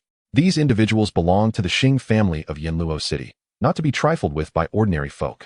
Leading them was an elderly man clad in splendid attire, Xing Mang, the eldest elder of the Xing family and its strongest member, possessing the strength of an 8-star Dou spirit. Xing Mang watched the conflict between the man and the beast in the sky, a flicker of envy crossing his eyes. To ascend to Dou Wang would grant him wings to soar through the skies. Every day, he toiled in his cultivation, all for the hope of one day breaking through to Dou Wang and taking flight. Just as Xing Mang concealed his envy, he noticed a middle-aged man's gritted teeth beside him. Master Mo, what troubles you? This middle-aged man, named Mo Nan, was a 3-star Dou spirit and a 4th-tier alchemist, currently the chief alchemist of the Xing family. That very beast is the one that killed my sworn brother, Lin Dong. Is that so? Are you certain, master? Absolutely. Old Xing, I have observed that another formidable fighter among the Dou kings appears to be Zhejiang, one of the 4 beauties of the falling goose. Is it not true that your esteemed Xing family is currently engaged in negotiations with him? If we could ally with him, we would undoubtedly be able to vanquish this monstrous beast. A fervent desire for vengeance surged within Mo Nan's eyes. His sworn brother, Lin Dong, possessed an alchemical talent that surpassed even his own, having been selected as one of the 10 outstanding youths of the Golden Goose Empire. Had he still been alive, given time, he might have become the most powerful alchemist in the empire. Yet, all of this had been obliterated by that dreadful beast. The mere thought of it made Mo Nan grit his teeth. Today, he was determined to extract the beast's magic core to honor the spirit of his deceased brother. Look over there. What is happening?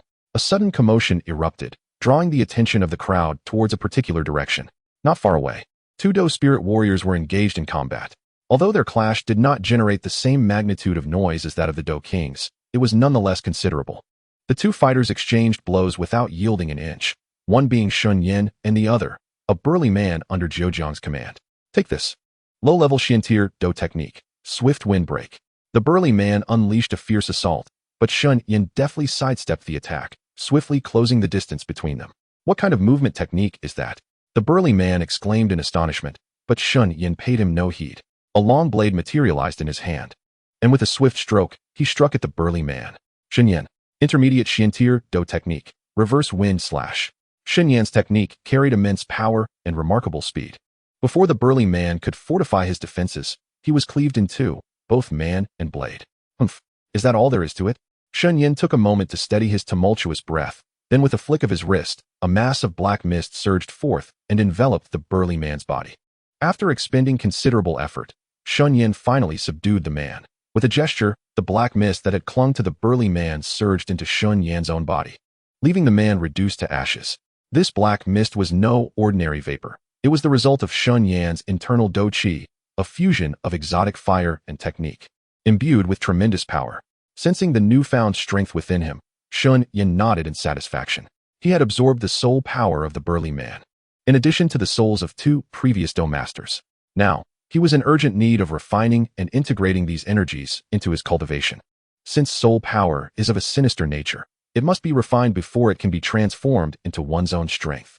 If one were to recklessly merge it without proper refinement, the purity of one's soul power could become flawed, potentially leading to madness and a backlash against one's own strength. Shen Yan leapt onto the rooftop of a nearby building, cradling the girl by his side, as the battle between the two Dou kings continued above. While it appeared that the gray wind was persistently overwhelming Zhoujiang, Shen Yan understood that the gray wind was merely relying on its formidable toughness to attack without strategy. Given enough time, the outcome of the battle remained uncertain. It seems I must refine this soul power. With a decisive plan in mind, Shen Yan sat cross-legged on the ground, allowing a black mist to emanate from him as he commenced the refinement of the soul energy within. According to Shen Yan's estimations, absorbing this power would significantly enhance his capabilities, which was precisely what he urgently required at this moment. In the distance, several figures gradually approached Shen Yan and his companion. They were indeed members of the Xing family. Old Xing, those two are undoubtedly with that magical beast. As long as we capture him, the beast will be deterred, and the situation will turn in our favor, Mo Nan remarked, glancing at Shen Yan, who appeared to be resting high above. The elder of the Xing family, Xing Mang, frowned upon hearing this. That young man effortlessly killed a 7-star Douling. I fear that we have little chance of success on our own. Moreover, if we fail to capture him and make an enemy of him, once that 5th-tier magical beast intervenes, both I and my family could be in peril. Contemplating this, Xing Mang cast a glance at the man and beast soaring above.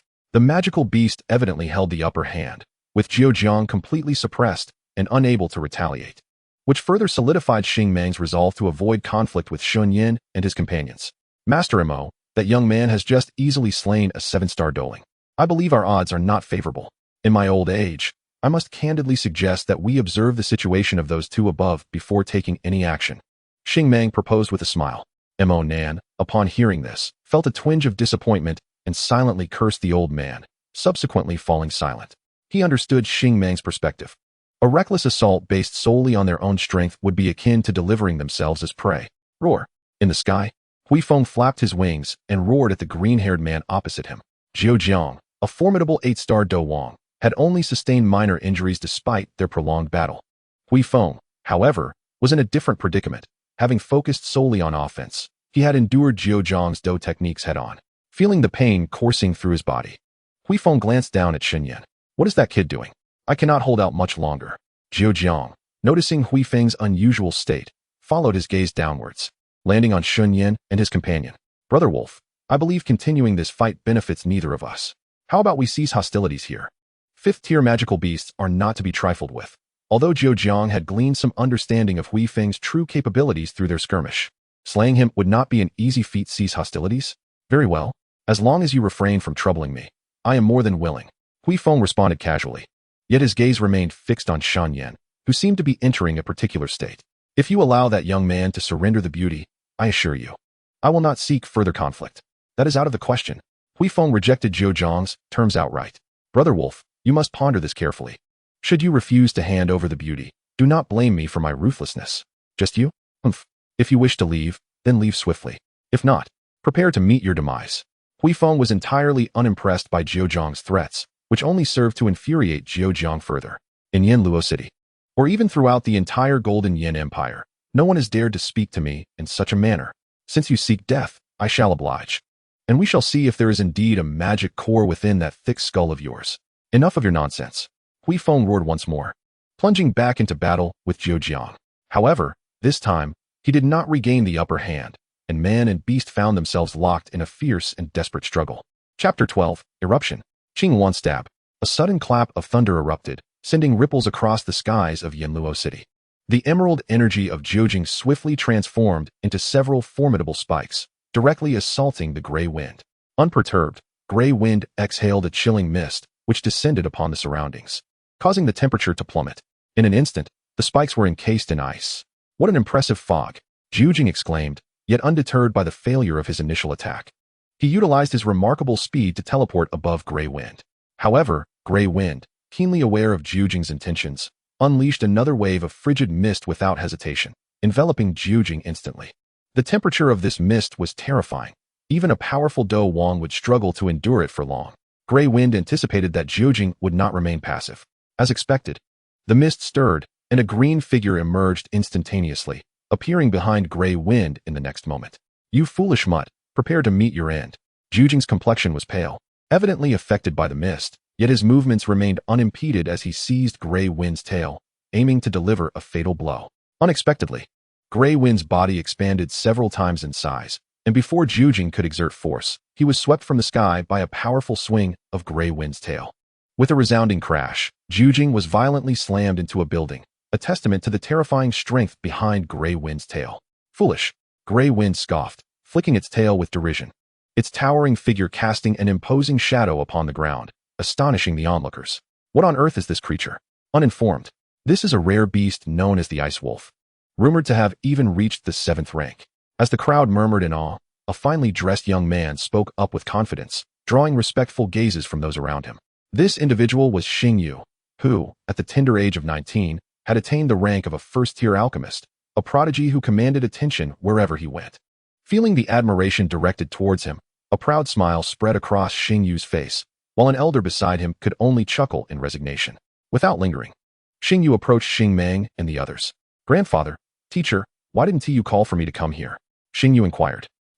Don't be foolish. There is a Dou Wang battling here. You must return home immediately.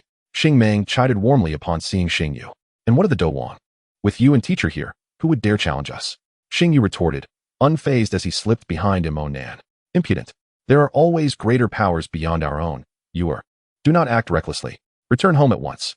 Despite being his eldest grandson, Xing Yu's abilities paled in comparison to those of others. Yet Xing Meng could only protect him with utmost care. The Grand Elder need not worry. As long as we capture that man and woman, the beast in the sky poses no threat. Mo Nan asserted confidently, directing his focus towards Shen Yan and his companions. Xing Meng sighed, caught in a predicament. Mo Nan was a respectable 4th-tier alchemist, and also his grandson's teacher, making it difficult for him to refuse any longer. As Xing Meng pondered, Xing Yu also spotted Shen Yan and his companion. A surge of anger instantly welled up within him upon recognizing the two. Grandfather, it's that guy. Which guy? In response to the query, Xing Meng appeared somewhat perplexed. Xing Yu pointed directly at Shen Yan and his companion. That scoundrel just met with me and shamelessly snatched my woman. Not to mention, he killed 2 of our clansmen. What transpired? Upon hearing this, Xing Meng's expression darkened. In Yanluo City, anyone who dared to kill him would inevitably face the wrath of even the Dou Wang himself. Xing Yu promptly divulged the truth, albeit a version altered by himself. The elderly man nearby, listening to Xing Yu's fabrications, could only smile wryly and nodded in acknowledgement at Xing Meng's inquisitive gaze. The second young master speaks the truth. With that, Mo Nan, eager for vengeance, chimed in. If that's the case, what are we waiting for? Let us settle both new and old grievances, Grand Elder. Although Mo Nan was keen on revenge, he recognized that without the Xing family's aid, success would be far from assured. Xing Meng glanced at the colossal beast in the sky, hesitating. After all, offending this Do Wang beast would leave them with no escape. At that moment, Jiu Jiang emerged from the ruins, spotting Xing Meng and the others in the distance. Xing Meng, what are you waiting for? If I perish, our deal will be in vain. Jiu Jiang clenched his fists, teeth gritted in rage. All right, I understand. Finally, Xing Meng resolved himself, and Jiu Jiang nodded in satisfaction. In an instant, his battle aura transformed into wings, soaring towards the looming gray wind above. Meanwhile, Shen Yan, who was immersed in refining his soul power, felt a twinge of annoyance. He had initially thought the process would be swift, yet here he was, still unable to complete it. Shen Yan, this won't do. It seems I have no choice but to force the fusion. After such a prolonged effort, he could not bear the thought of abandoning it now. With determination set, he merged the unfinished soul power into his cultivation technique. Outside, Xing Yu was the first to approach Shen Yan's vicinity. Though his family claimed Shen Yan possessed Do Ling's strength, he remained unconvinced. This brat seems to be engrossed in his training. How audacious. As he drew closer, Xing Yu quickly discerned Shen Yan meditating with closed eyes. Without hesitation, Xing Yu moved behind Shen Yan and, infused with a hint of crimson battle aura, struck down towards Shen Yan's head. Die. The gray wind above noticed this development, yet refrained from intervening, until an ugly-faced Jiu Jiang dealt a fierce blow to his face. Brother Wolf, instead of fretting over that little brat, you ought to worry about your own safety. Jiu Jiang's provocation finally ignited the fury of the gray wind. Though Shen Yan was in peril, Jiu Jiang was right. With him present, the gray wind could not afford to divert his attention. Suddenly, a blood-curdling scream erupted from below. Both the gray wind and Jiu Jiang turned to see Xing Yu, who had attacked Shen Yan, enveloped in a shroud of black mist, rolling on the ground in agony. As the dark figure rushed towards Xing Yu, it was too late. Xing Yu had already turned to ashes, and the ominous black mist returned to Shen Yan's body. Shen Yan, a first-tier alchemist, possessed a soul power that rivaled that of a Grand Dome Master. I have even greater expectations for you now. Upon awakening, Shen Yan exuded an icy demeanor, reminiscent of a demon, chilling to the very core. Astonishingly, his aura had escalated from a 1-star Dou spirit to a 4-star. However, Xing Meng paid little heed to these developments. Witnessing his grandson's demise had obliterated his rationality. You dare to kill my grandson? I shall ensure you suffer a fate worse than death. He bellowed furiously, crimson Dou Qi erupting from his body, coalescing into a formidable armor, a skill reserved for those of Grand Dome Master rank or higher. Grand Elder, this young man is formidable. If the three of us strike together, we can surely vanquish him, suggested Mo Nan angrily, for Xing Yu was his disciple. Shen Yan had first slain his sworn brother and now his beloved student. This was an indignity too great to bear. Indeed, Master Mo speaks the truth, nodded an elder who had long protected Xing Yu. His name was Xing Huan, the third elder of the Xing family, possessing the strength of a 2-star Dou spirit. Very well, let us strike together. Xing Meng agreed, casting a fierce glare at Shen Yan. You insolent boy, do not blame this old man for overwhelming you. Shen Yan remained expressionless and silent, yet the black mist gathered ominously around his palms. Xing Meng and Mo Nan initiated their assault, unleashing torrents of Dou Qi towards Shen Yan. Yet, Shen Yan made no move to evade. The Dou Qi pierced through him. However, before they could celebrate, Shen Yan's figure began to dissipate like smoke. What? An illusion? Mo Nan and Xing Meng exchanged bewildered glances, both recognizing the other's astonishment. But there was no time for hesitation. They swiftly turned to defend their backs. They heard a piercing scream, as Xing Huan was directly pierced by Shen Yan's black mist and succumbed to ashes moments later. Damn it, Xing Huan. Xing Meng's eyes widened in anguish. His fists clenched in rage as he leapt towards Shen Yan, striking at his forehead with both palms. Xing Lao, Mo Nan, just recovering from shock, realized that Shen Yan had dispatched Xing Huan with a single strike, indicating his power far exceeded a mere 4-star Dou spirit. At that moment, he comprehended the magnitude of the threat they faced. However, Mo Nan's warning came too late. Xing Meng had already reached Shen Yan. Yet, before he could make contact, Shen Yan's fist, imbued with black mist, crashed into Xing Meng's chest, sending him hurtling backward with terrifying force. Shen Yan, you are far too slow. In the eyes of others, an 8-star Dou spirit should never be flung away by a mere 4-star Dou spirit.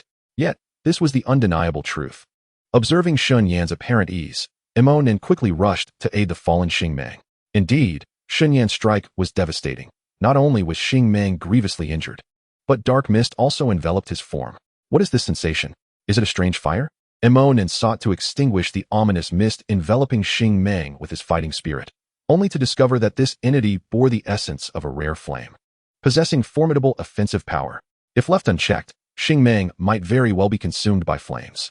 Without hesitation, Dou Shi waved his hand, and a surge of azure flames instantly enveloped Xing Meng, causing the black mist to gradually dissipate. Shen Yan, is this beast fire? Shen Yan discerned the uniqueness of Dou Shi's flames at a glance. His black mist, infused with the rare fire, rendered ordinary flames utterly powerless.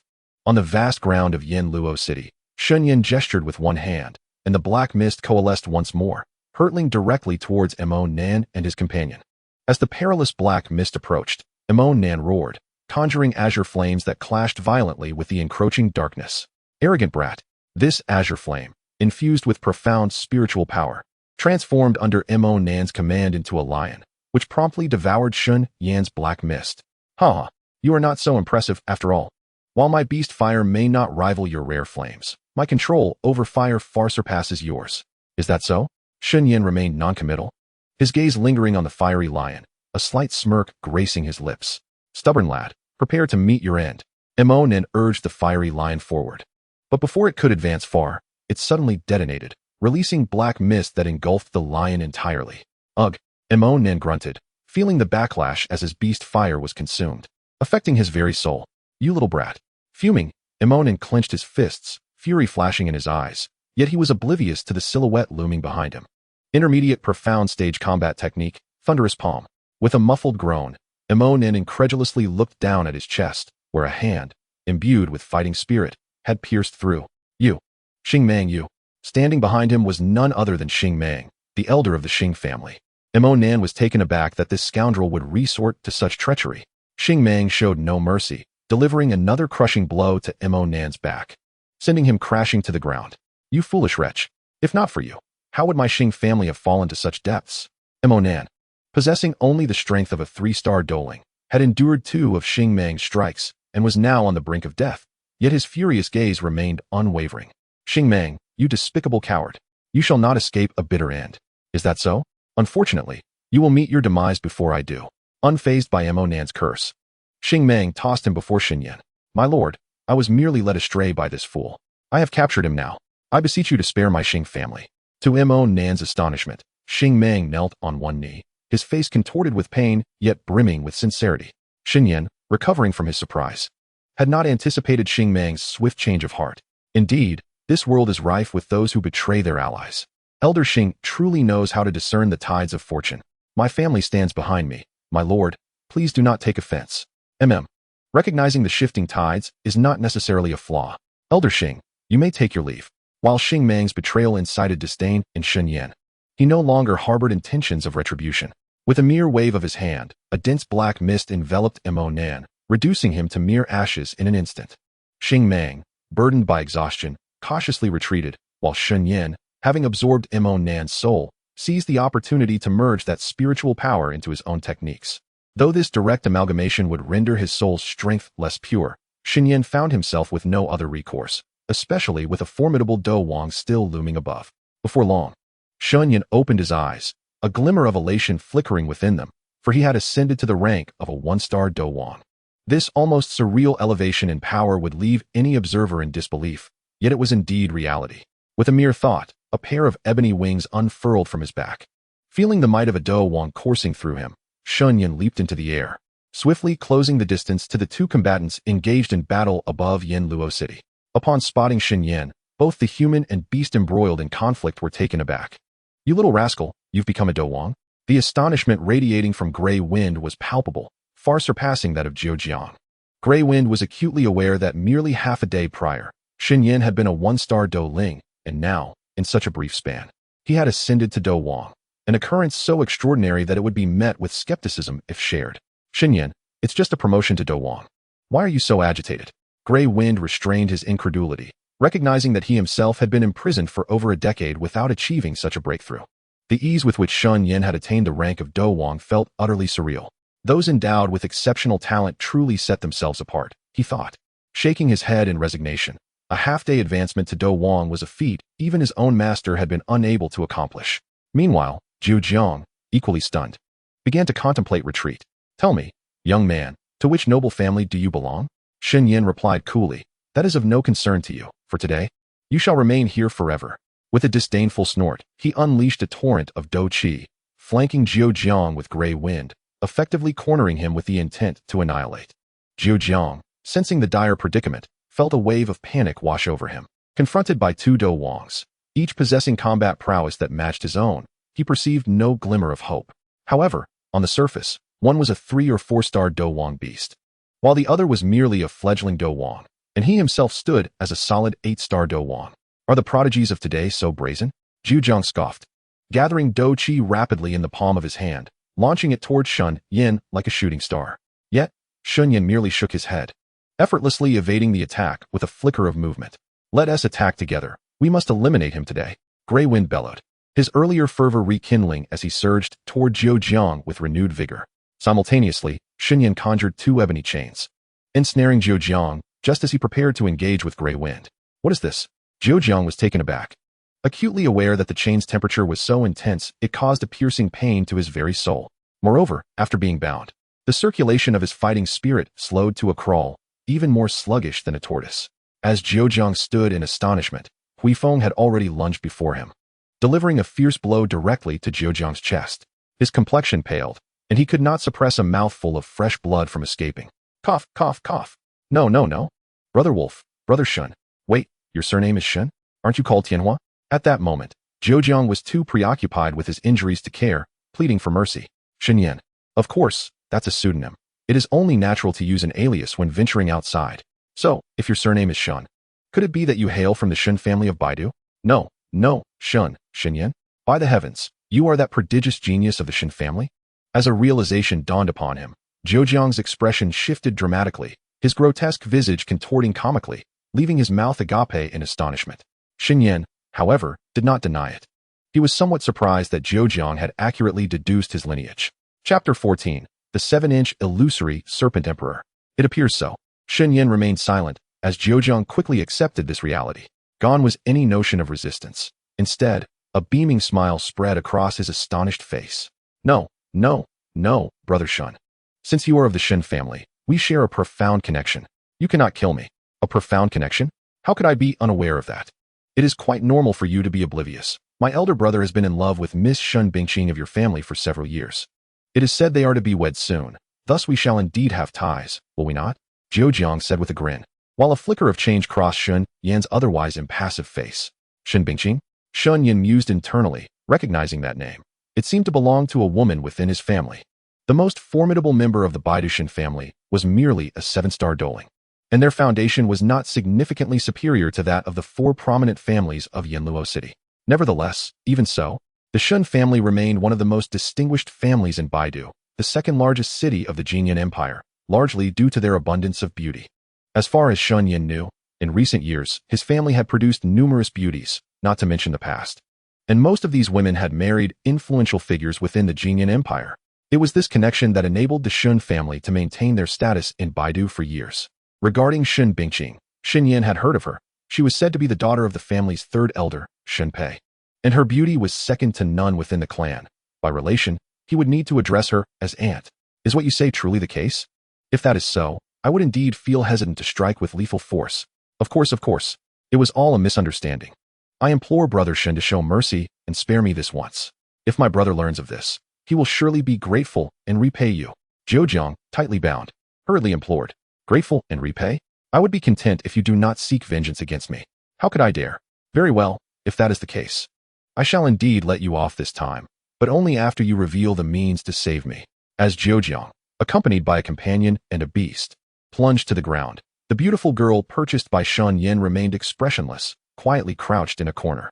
Brother Shen, this enchanting maiden has indeed fallen victim to the venom of the 7-inch illusory Serpent King. If not treated promptly, her life may be in grave danger. Within a modest inn, Zhu Jiang grasped the dazed girl's hand tightly, only for Shen Yan to abruptly swat it away. Shen Yan, what must be done to cure her? The soul of one poisoned by the 7-inch illusory serpent enters a peculiar realm, said to be the depths of the Serpent King's brain. Zhu Jiang pondered before hastily continuing. And then, how do we save her? Well, we simply need to rescue her soul from the Serpent King's mind. And the specific method? Shen Yan retorted, frustration evident in his tone. We can't just seek out the Serpent King. We don't even know where it is. Zhou hesitated, his indecisiveness igniting Shen Yan's ire. I'm not entirely certain about that. However, I've heard that by consuming the blood of the poisoned individual, one can enter the Serpent King's brain. Is that truly the case? Shen Yan's serious gaze bore into Zhou, as if any erroneous statement from him would lead to dire consequences. Zhou quickly nodded. Of course it is. Once you enter the Serpent King's mind, you will undoubtedly be able to rescue her soul. Very well. I shall trust you this once. Shen Yan affirmed resolutely, though the beast, Hui Feng, expressed concern. Shen Yan, please do not act recklessly. This is a perilous gamble. A slight misstep could cost you your life. What then? Is there any alternative? Hui Feng found himself momentarily at a loss. Indeed, Shen Yan was correct. There appeared to be no other option. Enough. Hui Feng, worry not, for I, Shen Yan, possess great fortune. I will not perish here. After reassuring Hui Feng, Shen Yan turned towards Zhou, who was bound tightly by iron chains, and produced a pill in the palm of his hand. Zhou, do not think I distrust you. Now, consume this pill. What kind of pill is this? Zhou swallowed hard, his gaze fixed on the item in Shen Yan's palm. It is a remarkable treasure. Shen Yan smirked insidiously, and before Zhou could react, he forcefully shoved the pill into his mouth. With a gulp, Zhou swallowed the pill, and his complexion instantly soured. You little rascal, what have you made me ingest? Nothing much, merely a deathly pill. A deathly pill?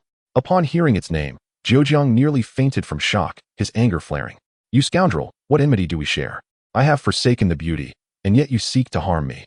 The deathly pill, classified as a fifth-tier elixir, was notorious for its malevolence. It was a toxic pill specifically designed to seal one's martial energy. Even those at the levels of Dou Huang and Dou Zong would lose all their power upon consuming it, destined to remain a mere mortal forever without an antidote. This vial, no, it must be a complete bottle of elixir, precisely what Shen Yan obtained from the cave in Guegu, given the considerable quantity. Today is the perfect opportunity to test its efficacy. However, this misfortune has befallen Zhou, who soon cries out in pain and collapses to the ground. Once he regains his composure, he finds himself transformed into an ordinary person devoid of any martial energy. Without such power, he is rendered utterly useless. Zhou is on the verge of tears, exclaiming, my lord, I beg for mercy. You must provide me with the antidote. How can I survive without my martial energy? Shen Yan replies, as long as you speak the truth, once I rescue my people, I shall naturally grant you the antidote. Zhou clings desperately to Shen Yan's leg, tears streaming down his face. Yet Shen Yan remains unperturbed, coldly stating, rescue? How is that even possible? With the situation escalated to this point, Zhou can only speak candidly. Shen Yan inquires, oh, why is that? You remain oblivious to the 7-inch Phantom Serpent King. This beast possesses an extraordinarily robust soul, with its essence residing within its mind. In other words, Shen Yan interjects, so, to rescue someone, one merely needs to defeat that soul entity? You are quite astute. However, defeating it is no simple task. You might not even encounter it before meeting your demise.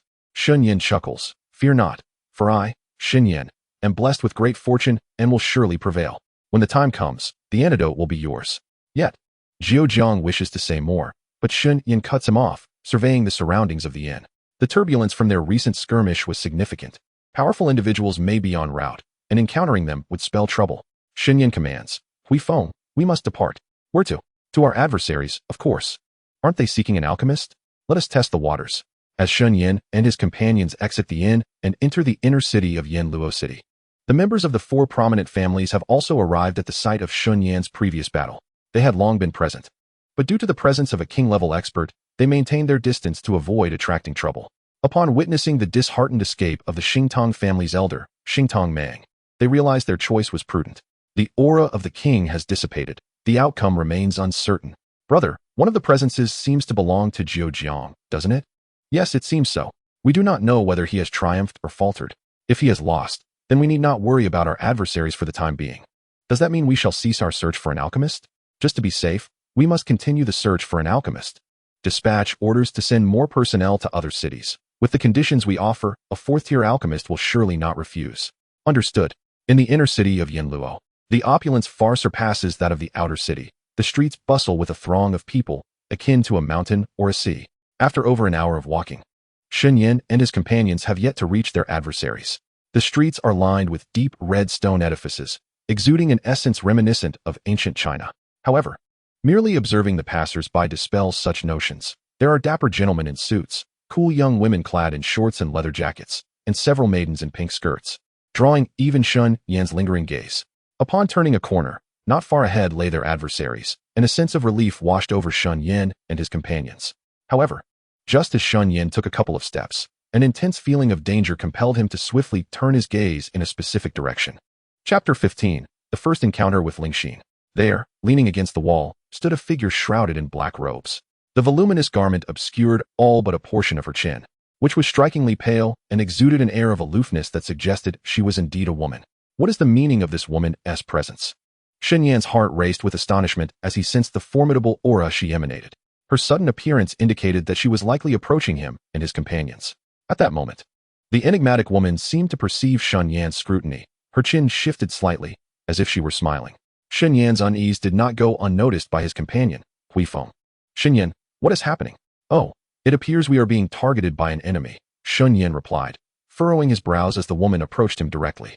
Though the woman only reached the height of Shen Yan's eyebrows, the energy coiling within her slender frame was far beyond his capabilities. Engaging her would undoubtedly lead to his demise. As Shen Yan formulated a plan to retreat, the woman seized his arm, and her face, previously concealed by the black robe, began to reveal itself. When the features of the cloaked figure were fully unveiled, an astonished silence enveloped the group. Her breathtaking beauty and the ethereal quality she exuded resonated with the adage, such a woman should only exist in the heavens.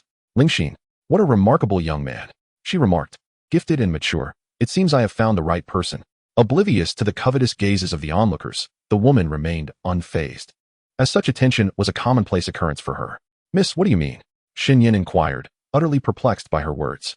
Yet, she offered no clarification, instead pulling him toward a secluded corner, prompting Huifeng and the others to follow closely behind. Lingxin, the girl behind you appears to have been poisoned by the 7-inch illusory serpent monarch. And what does that have to do with you?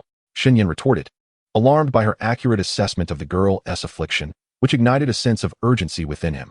This woman must possess at least the strength of a peak spirit king. This could spell trouble. Calm down, handsome. Do you know why the soul absorbed by the 7-inch illusory serpent monarch cannot escape? Naturally, it is due to a lack of power. Beautiful one. I am the renowned Zhoujiang, one of the 4 ugly men of Luoyan. Would you care to join me for dinner? Before Shen Yan could respond, Zhoujiang interjected, presenting himself with an air of false nobility, yet the woman did not spare him a glance. Indeed, a fool often makes trouble. Is this wastrel one of yours, handsome? She teased. Yes, Shen Yan replied, awkwardly rubbing his nose and nodding submissively. On the other hand, Zhoujiang felt a surge of anger, yet before he could voice it, a mere glance from Shen Yan silenced him.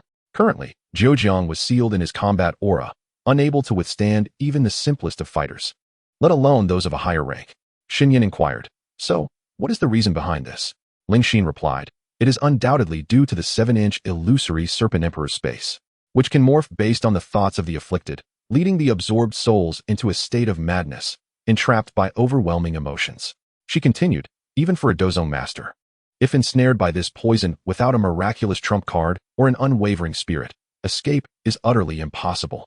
Shen Yan, taken aback, responded, is it truly that terrifying? The seriousness etched on Lingxin's face made it evident to Shen Yan that her words bore truth. Then, do you possess a solution? Otherwise, you would not have sought me out. He pressed. Indeed, I do. The woman promptly retrieved a crimson pill from the deep red ring adorning her delicate fingers. As soon as it was unveiled, the fragrant aroma emanated, enveloping the entirety of Yanluo City. Is this a 7th-tier pill? Shen Yan's expression shifted. Even the usually composed demeanor of him betrayed surprise. The mysterious woman nodded in satisfaction at his reaction and swiftly stored the pill into a jade vial. Once it was sealed, the fragrant emanation dissipated, indicating the vial's extraordinary nature. Your discerning eye does not disappoint, handsome. This is indeed the 7th-tier Du Chun pill. It can restore the sanity of those whose thoughts are in disarray. Even a fool consuming this pill would become remarkably intelligent. Du Chun pill? Shen Yan had never heard of it, and unbeknownst to him, this ignorance amused the woman, a barely perceptible smile gracing her lips.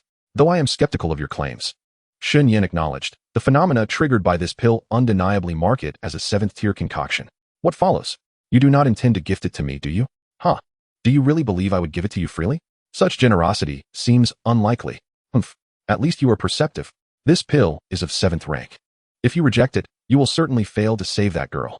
If you wish to acquire it, I desire but one thing in return. The formula for the 5th tier Ju Ming pill. The formula for the Ju Ming pill? Her casual mention left Shen Yan astounded once more. How could she possibly know he possessed the Ju Ming pill? And now she sought its formula. Had she been tracking him all along? Why do you want the formula? Shen Yan queried. You seem to be well supplied with pills, so why pursue a recipe? That's none of your concern. Provide me the formula, and the pill is yours. However, the formula for the Ju Ming pill is indeed in my possession, and I have memorized it. Yet, I am reluctant to part with it. The formula not only details the creation of the Ju Ming pill, but also contains the antidote-S methodology. If I relinquish it, the essence of the Ju Ming pill would cease to exist. What's the matter? Do you not wish to save this girl? Certainly not, however. It seems that the elixir capable of restoring consciousness is not limited to just your kind. Now that I am aware of the method, acquiring such an elixir will be a trivial endeavor for me. Shen Yan is not oblivious to the situation. A subtle smile graces his lips. Lingxin, is this considered a fight? Shen Yan, if you say so, then it must be. Shen Yan's spiritual power has already reached the 6th tier, and in a world where the ranks of alchemists can only be discerned through alchemical techniques and spiritual strength, the woman truly believes Shen Yan is not exaggerating. Annoyed, she stamps her foot. Lingxin, what an insufferable little brother. Very well, I shall indulge you. If you truly wish to withhold the formula, then providing the elixir and the antidote will suffice. Shen Yan, indeed, you seek the antidote. Lingxin, humph, do not feel too pleased. I demand 3 life-ending pills and 6 doses of antidote. 6 doses of antidote. It appears that someone has indeed fallen victim to the poison of the life-ending pills. Shen Yan agreed. While the mysterious woman's demands are still rather considerable, they pale in comparison to the formula, and thus he gladly accepts. Lingxin, remember, you cannot administer this elixir directly, otherwise it will be ineffective. Shen Yan, what should be done then? Lingxin, there are many ways. I can only tell you that you must channel the power of this elixir into the girl's soul. Shen Yan, into the soul, you say? He falls into contemplation but soon raises his head, evidently having conceived a solution, prompting a smile of satisfaction from the woman. If you cannot manage even this, it would indeed be a disappointment to my expectations. Shen Yan, by the way, what is your name? Having successfully completed the exchange, as the beautiful woman prepares to depart, Shen Yan can no longer restrain his curiosity. Upon hearing his inquiry, she turns her gaze back, a hint of warmth accompanying her cool demeanor as she smiles faintly. Lingxin, my name is Lingxin. Surely, we will meet again in the future. The Enmity clan, one of the 4 prominent families of Yanluo City. Though their strength has diminished compared to former times, their vast wealth remains unparalleled by ordinary families. Inside an opulent estate, Shen Yan and the Grey Wind, accompanied by 2 figures cloaked in black, enter. Today, the Enmity clan is still fervently seeking alchemists, and Shen Yan, who has revealed himself to be a 4th-tier alchemist, is promptly ushered inside. This young man, if he is a 4th-tier alchemist, I would eat upside down. I agree. Who would believe such a young 4th-tier alchemist? Previously, there were many who masqueraded as 4th-tier alchemists, and their fates did not end well. However, the compensation offered by the Enmity clan is exceedingly generous. If I were a 4th-tier alchemist, I would be the first to rush in. You? You lack even the qualifications to become an alchemist. Is that merely a foolish dream? In the courtyard, numerous aspiring alchemists and curious onlookers have gathered, pointing at Shen Yan and engaging in fervent discussion. Chapter 16, 4th-tier alchemist. Yet Shen Yan remains unfazed, his mind occupied with other matters. Although his spiritual power rivals that of a 6th-tier alchemist, his true level is merely around the 3rd tier. Should one face a setback in their job application, it would indeed be a source of great embarrassment. Thus, Shen Yan could only strive to prepare to the best of his abilities. Shortly thereafter, 3 figures emerged from the depths of the hall. Coincidentally, 2 of them were familiar to Shen Yan, being the very adversaries he had previously encountered. This certainly complicated matters, as Shen Yan felt a wave of discomfort. The 2 individuals also recognized him, their expressions marked by surprise. Isn't this the young friend from the Flame of Heaven? How is it that the so-called 4th-grade alchemist is none other than you? Inquired an elder clad in purple, who was none other than the 3rd elder of the enemy clan, Qiu Yi, accompanied by the young master, Qiu Tian. They had previously met Shen Yan. Indeed, I am here to apply for the position of a 4th-grade alchemist, Shen Yan asserted, nodding in affirmation. This revelation astonished Qiu Yi and his companion. Just a day prior, Shen Yan had claimed to be a 2nd-grade alchemist. How could he have ascended to the 4th grade in such a brief span? This seemed preposterous. Ha! You audacious fool. How dare a mere 2nd-grade alchemist impersonate a 4th-grade one? Do you think the Chiu clan is simply to be trifled with? Chiu Tian's laughter rang out, laced with both anger and derision. At his words, a dozen warriors rushed from various corners of the courtyard, surrounding Shen Yan and his companions, leaving them with no escape. Hold on. Everyone, stand down. Suddenly, a commanding voice broke through the tension. A formidable middle-aged man stepped forward, exuding an air of authority that demanded respect without a hint of anger. Once he spoke, even Chiu Tian was momentarily taken aback, and the warriors obediently retreated. Father, this fellow Chiu Tian began, but the middle-aged man silenced him with a stern glare before approaching Shen Yan with a more tempered demeanor. My son has been poorly guided. I hope you do not take offense, young brother. Of course, since you have referred to him as a dog, how could one be angered by a beast? Shen Yan replied, his tone dripping with sarcasm. The man's expression paled at these words, yet he remained composed, adopting an even more humble demeanor. If you still harbor resentment, young brother, you may discipline my son as you see fit. It is time he received a proper education, having been aimless since childhood. Father, what are you saying? While Shen Yan remained silent, Chiu Tian could no longer contain himself. The third elder, noticing the middle-aged man's increasingly dark expression, swiftly intervened, pulling Chiu Tian aside. Patriarch, please do not be angered. This child is merely a product of my indulgence. If punishment is due, let it fall upon me. Uncle, what nonsense is this? However, Tian should indeed be properly disciplined. If not for the fact that he is my son, with such a temperament, he would have long been cast out from the clan. The middle-aged man reprimanded his son without reservation, causing Chiu Tian's face to turn ashen as he glared at Shen Yan with fury. Well, it seems I have made an enemy here, Shen Yan thought with a wry smile, shaking his head before turning his attention back to the middle-aged man. Ahem, Patriarch Chiu. You have ample time to discuss matters concerning your son later. I merely wish to inquire if I may indeed be the fourth-grade alchemist you seek. Are you certain you are a fourth-grade alchemist? The middle-aged man responded, his skepticism evident. Shen Yan unexpectedly brought up the matter of a fourth-grade alchemist once more. The middle-aged man gazed at him with the incredulity reserved for fools, pondering whether this young man had lost his mind or truly possessed remarkable skills. Could it be that I, Chiu Zhan, have misjudged today? The middle-aged man suddenly found himself intrigued. Young brother, how do you intend to prove that you are indeed a fourth-grade alchemist? Shen Yan replied, by refining pills, of course. Are you certain? Chiu Zhan inquired, his curiosity piqued. He was well aware that pill refining was the best method of proof, yet he questioned whether Shen Yan could actually accomplish it. Absolutely, Shen Yan exclaimed. Haha, very well. Since the young brother has expressed such intent, it would be ungracious of me to say anything further. If you truly managed to refine a fourth-grade pill, it would certainly bring honor to my Chiu family. There are scarcely a dozen alchemists capable of producing fourth-grade pills in the entire Golden Yin Empire. If this young lad succeeds, he would undoubtedly be hailed as the most brilliant talent in the empire. In that case, my family would surely bask in his glory. At this thought, Chiu Zhan's eyes sparkled with excitement. Refine what? A second-grade alchemist thinks he can concoct a fourth-grade pill? What nonsense! Suddenly, a voice interrupted, and Chiu Zhan's expression darkened. He turned and struck the speaker, his own son, Chiu Tian, with a fierce slap. Silence, ungrateful wretch. This is no place for your interjections. With just one blow, Chiu Tian was left bleeding from the corner of his mouth. While he indeed deserved the reprimand, the patriarch's ruthlessness was unsettling, especially considering the familial bond. Shen Yan could not help but click his tongue in astonishment. However, Shen Yan began. What do you mean, however? Chiu Zhan hastily interjected, oblivious to the sly glimmer in Shen Yan's eyes. However, I do not possess the formula for a fourth-grade pill. Might I borrow one from the esteemed patriarch? You lack a formula? Chiu Zhan's lips twitched, convinced that Shen Yan had come solely to swindle him of his recipe. Indeed, I have numerous formulas for fifth-grade pills, but regrettably none for the fourth grade. Shen Yan, sensing Chiu Zhan's skepticism, extended his hand, producing a scroll containing the recipe for a fifth-grade pill.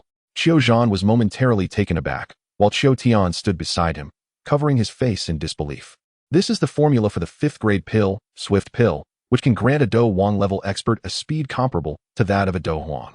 As the astonished crowd looked on, Shen Yan continued nonchalantly, causing those present to swallow hard at his words. This young man, I truly misjudged him, having provoked this little prodigy. Behind Shen Yan, a figure in black robes observed the scene, feeling an increasing sense of regret. Within the Chiu family estate, an imposing cauldron was placed upon a raised platform. Patriarch Chiu Zhan handed a scroll containing the fourth-grade pill formula, Beast Power Pill, to Shen Yan. I have arranged for the materials. 3 sets have been gathered. If you truly succeed in refining it, I, Chiu Zhan, will fulfill any request you may have. Was this an early attempt at flattery? Chiu Zhan's demeanor was exceedingly cordial, and Shen Yan was acutely aware of his ulterior motives. With so many onlookers present, if he truly succeeded, the entire Golden Goose Empire would likely set their sights upon him. At that juncture, his adversaries would undoubtedly come under scrutiny. And given their connection to him, Shen Yan would feel remiss to disregard them. Qiu clan leader, you are quite the schemer, Shen Yan remarked. Oh no, not at all. Young friend, please do not misunderstand. Once preparations were complete, Shen Yan ascended the makeshift platform amidst the fervent gazes of the crowd. It wasn't as if he were concocting a ninth-grade elixir. Qiu Zhan was being rather ostentatious. Moreover, the platform was perilously high. What if he were to take a tumble? Shen Yan grimaced, but resolved to press on after voicing his grievances. The crimson cauldron atop the platform, as Qiu Zhan had claimed, was a treasured heirloom of their family, lending credence to the rumors of past formidable figures emerging from their lineage. Shortly thereafter, a plume of black mist arose from the cauldron, and with its emergence, the temperature within the Qiu estate intensified significantly. What sort of fire is this? Such heat. Could it be? In an instant, the crowd below erupted in a frenzy. While Qiu Tian, who had previously held Shen Yan in disdain, found himself momentarily dumbfounded by the revelation of this unexpected. A wave of frustration washed over him, and he yearned for someone to weep with. Yet he found himself unnoticed by all. Am I truly so insignificant? Qiu Tian murmured, casting a glance at his father, who remained oblivious to his turmoil. Meanwhile, as Qiu Tian grappled with his realizations, Shen Yan commenced the alchemical process. In that moment, he grasped the immense significance of potent spiritual energy for an alchemist. Before long, he effortlessly refined all the necessary ingredients for the beast power pill, with only the final melding of the elixir remaining. Wow, someone is indeed concocting elixirs. A sudden, lively voice broke through, momentarily diverting Shen Yan's attention. Silence, little girl. You'll disturb our brother of heavenly fire. Qiu Zhan swiftly pulled a newly arrived girl clad in green closer to him, having noticed Shen Yan's distraction. Shen Yan glanced at the girl, who, in turn, met his gaze, both startled by the recognition. What a coincidence, it's her. Shen Yan thought inwardly, feeling somewhat exasperated. He quickly averted his eyes to calm the unruly flames and resumed his focus on forming the elixir. The girl, however, appeared somewhat flustered. Qiu Qingman. It's actually as the girl began to speak, Qiu Zhan swiftly covered her mouth. Shoo, let us wait until our brother of heavenly fire completes the 4th grade elixir. 4th grade elixir? Huh. When did my brother Shen Yan reach the 4th grade? Good heavens. Is there no respite for us?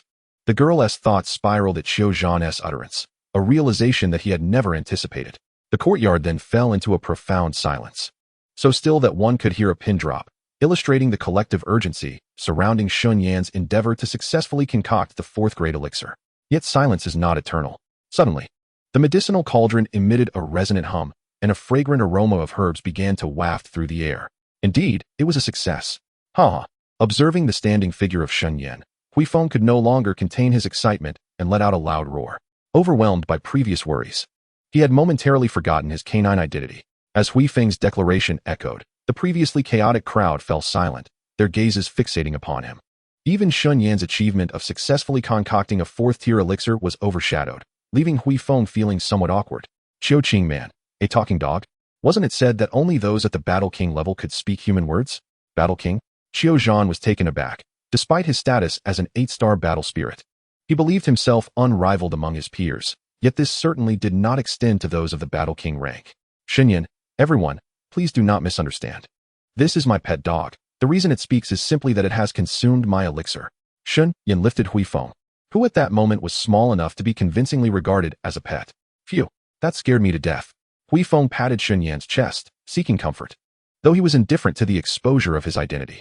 Qiu Qingman, Shen. Before the girl in green could voice her thoughts, Shen Yan swiftly covered her mouth once again. Under the astonished gazes of the crowd, he turned towards Qiu Zhan. Shen Yan, Patriarch Qiu. I believe we should have a serious discussion. Qiu Qingman, Brother Shen, why did you leave without a word last time? In the interior courtyard of the Qiu family, the girl in blue clung to Shen Yan's arm, refusing to let go no matter how much he attempted to shake her off. Shen Yan, you were not present at the time. Did I not ask my teacher? Qiu Qingman, ask your teacher? How could that compare to speaking with you, Brother Shen? You left without a sound, and I was quite worried about you for a long time. The girl in blue expressed her grievances, to which Shen Yan could only respond with a wry smile. This girl was also a disciple of his teacher, making her his senior in terms of experience. Ever since he had ascended to the rank of a 1st-tier alchemist in just 3 months, she had latched onto him. After he became a 2nd-tier alchemist, she no longer maintained the demeanor of a senior, instead behaving like an adoring fan who was constantly by his side.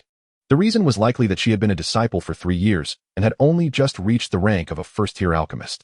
Shen Yan. All right, Qing Man. I truly did not expect you to be a member of the Qiu family. I am genuinely delighted to see you. Qiu Qing Man. Humph. You have no idea how much more there is to know. Qiu Qing Man. However, in just half a year, you have already reached the 4th tier. How is one to survive in such a world? Shen Yan could only chuckle in response. Had he not encountered fortuitous events, he might still be stagnant in his progress. One could only attribute this to good fortune. Meanwhile, Qiu Zhan's expression shifted from confusion to uncontainable joy. Manner, do you know this young brother of Heavenly Fire? Qiu Qing Man, Heavenly Fire? His name is Shen Yan, a member of the Shen family from Baidu. Ah, he is one of the Golden Goose's 10 outstanding individuals. Shen Yan? Qiu Zhan was momentarily so astonished that he could scarcely articulate his thoughts. While he was not very familiar with the Shen family of Baidu, he was well aware of the 10 outstanding individuals of the Golden Goose. Not long ago, a list was released by the royal family of the Golden Goose Empire, showcasing the most formidable and talented young generation within its realm. Among them, of course, stood Shen Yan, a name that echoed with great renown. Shen Yan, what is this Golden Goose 10 elite? It seems as though it rivals the top 10 masters of the Gamma Empire. Qiu Qing Man remarked. The top 10 masters of the Gamma Empire? I've heard that the creation of this list by the Golden Goose Empire's royal family is somehow related to the Gamma Empire. Suddenly, a light hum resonated through the air, emanating from a girl clad in black robes, as if the poison within her was surfacing. A realization that Shen Yan had just grasped. With a pang of distress, he noticed the girl teetering on the brink of collapse and swiftly caught her in his arms, revealing her delicate visage in the chaos. If Qiu Qing Man could be described as a playful beauty with a hint of pride, this girl radiated an ethereal purity and grace, embodying a transcendent beauty that was gentle yet profound. What has transpired? Qiu Qing Man inquired. She has been poisoned, Shen Yan replied urgently. It appears the effects are taking hold. I must detoxify her immediately. Chief Qiu, might I trouble you to prepare a secluded room for us? Shen Yan, overwhelmed with urgency, cast a worried glance at Qiu Zhan. Understanding the gravity of the situation, Qiu Zhan nodded hastily, recognizing that such a stunning lady could not possibly be an ordinary individual. With that thought, he led the way out of the room, swiftly locating a tranquil chamber in a nearby courtyard. Assessing the surroundings, Shen Yan deemed the space serene and unlikely to be disturbed. Yet, for the sake of safety, he still sought Qiu Zhan's assistance. Chief Qiu, please guard the door for me. The situation is dire, and I am short on options. Rest assured, even if you are not a 4th-tier alchemist, given your connection with this young lady, I cannot refuse your request. Qiu Zhan replied. Father, do not jest. Qiu Qing Man interjected, casting a worried glance at Shen Yan. What kind of poison has she succumbed to? Should I summon a physician to examine her? Qiu Qing Man asked. That will not be necessary. I already possess a method to treat her. You need only wait outside. Shen Yan reassured them. Have faith. Everything will be fine. Do not worry. He affectionately tousled Qiu Qing Man's hair, his face adorned with a confident smile. Shen Yan's mentor, Wang Lai, though only a 2nd-tier Dou Ling in strength, had attained the pinnacle of 4th-tier alchemy. With diligent effort, ascending to a 5th-tier alchemist was not beyond reach. However, in recent years, Wang Lai had become enamored with power, vying for the position of vice president of the Golden Goose Empire's Alchemist Association on multiple occasions. Ultimately unsuccessful, he fell into despair, seeking solace in drink, resulting in stagnation in his alchemical prowess. Perhaps it was this very disappointment that led him to take on more apprentices, expanding his tutelage from just Qiu Qing Man to a total of 12, with Shen Yan emerging as his greatest discovery. Shen Yan's rapid advancement did not fail to impress Wang Lai, from a novice unacquainted with medicine to achieving the rank of a 1st-tier practitioner in just 3 months, and advancing to the 2nd tier within 5 months. Such an astonishing rate of progression is indeed unprecedented. Meanwhile, Qiu Qing Man, who was among the earliest to enter this domain, seems to have been forgotten by Wang Lai. It was only with Shen Yan's timely assistance that Wang Lai began to show renewed interest in her. Ever since that moment, Qiu Qing Man has shed her haughty demeanor in front of Shen Yan, appearing almost like a docile girl, a feat that even Wang Lai, as her mentor, could not accomplish. Observing Shen Yan pull another cloaked figure and a dog into the room, Qiu Qing Man clenched her delicate hand momentarily before releasing it. That girl was truly enchanting. Could she be Shen Yan's girlfriend? How infuriating. After a mere 6 months of absence, she had lost her opportunity to someone else, and she felt a surge of resentment. Watching Shen Yan slowly close the door, an inexplicable fury ignited within her. Just then, Qiu Tian limped over, prompting her to deliver a swift kick that sent him sprawling. Ouch, sister. I'm your brother, he yelped. Humph. Qiu Qingman retorted coldly, showing no concern for his plight as she turned to leave. After all, her inept older brother was accustomed to being punished by their father. This was nothing he couldn't withstand. In a tranquil courtyard, after Shen Yan and the others had entered the house, Qiu Zhan immediately summoned 4 or 5 elite guards from the family, instructing them to keep a vigilant watch over the area and report any occurrences involving Shen Yan and his companions. However, due to the recent discreet departures of numerous family members, the courtyard remained relatively quiet. Although the guards were somewhat puzzled, they dutifully accepted the orders and dispersed, leaving only 2 individuals visible in the courtyard, suggesting the others had concealed themselves. Inside the room, under the anxious gaze of Gu Feng and the others, Shen Yan made a decisive incision on the girl's arm and rudely began to draw her blood. It was not that Shen Yan lacked the desire for elegance, but rather that he was compelled to act in such a manner to avoid wasting the girl's blood. Chapter 18. The Tyrannical Blood. However, unlike any other, the moment Shen Yan tasted the girl's blood, his garments tore apart, and he let out a muffled groan. Who was this girl? Her blood was astonishingly potent. A mere sip of ordinary blood could rival the essence of a 6th or 7th tier magical beast. What was happening? The diminutive Gu Feng, resembling a small pet dog, observed Shen Yan's condition, his body swelling 2 or 3 times in size, his piercing gaze fixed on Shen Yan, revealing a hint of concern. In response, Shen Yan shook his head, dismissing his tattered clothing while signaling to Gu Feng not to fret. He promptly retrieved healing ointment to staunch the girl's bleeding. Having absorbed the girl's blood, Shen Yan felt as though his very soul was being drawn by an enigmatic force, yearning to reach a specific destination, perhaps the cerebral realm of the 7-inch illusionary serpent monarch. However, before embarking on that journey, Shen Yan had other matters to attend to. With a swift motion, he produced a pill, the Du Chun Dan. Though he had yet to fully comprehend its true effects, he had no choice but to treat it as a last resort. Let us hope it proves beneficial. Shen Yan silently cursed and promptly swallowed the elixir, settling himself cross-legged at the head of the bed.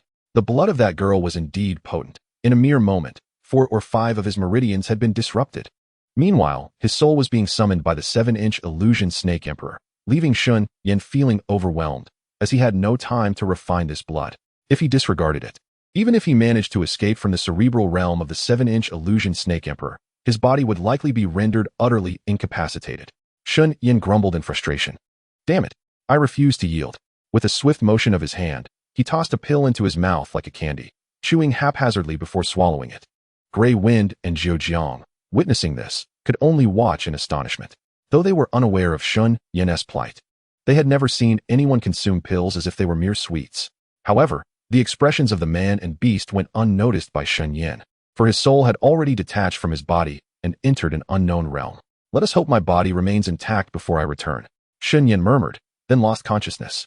On a distant mountaintop, within an eagle's nest, a male eagle, having lost considerable feathers, could no longer maintain its stance and collapsed within the nest.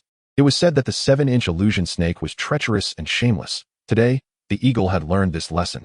It uttered human words, glaring fiercely at the center of the nest where a seemingly inconspicuous little white snake flicked its tongue in triumph.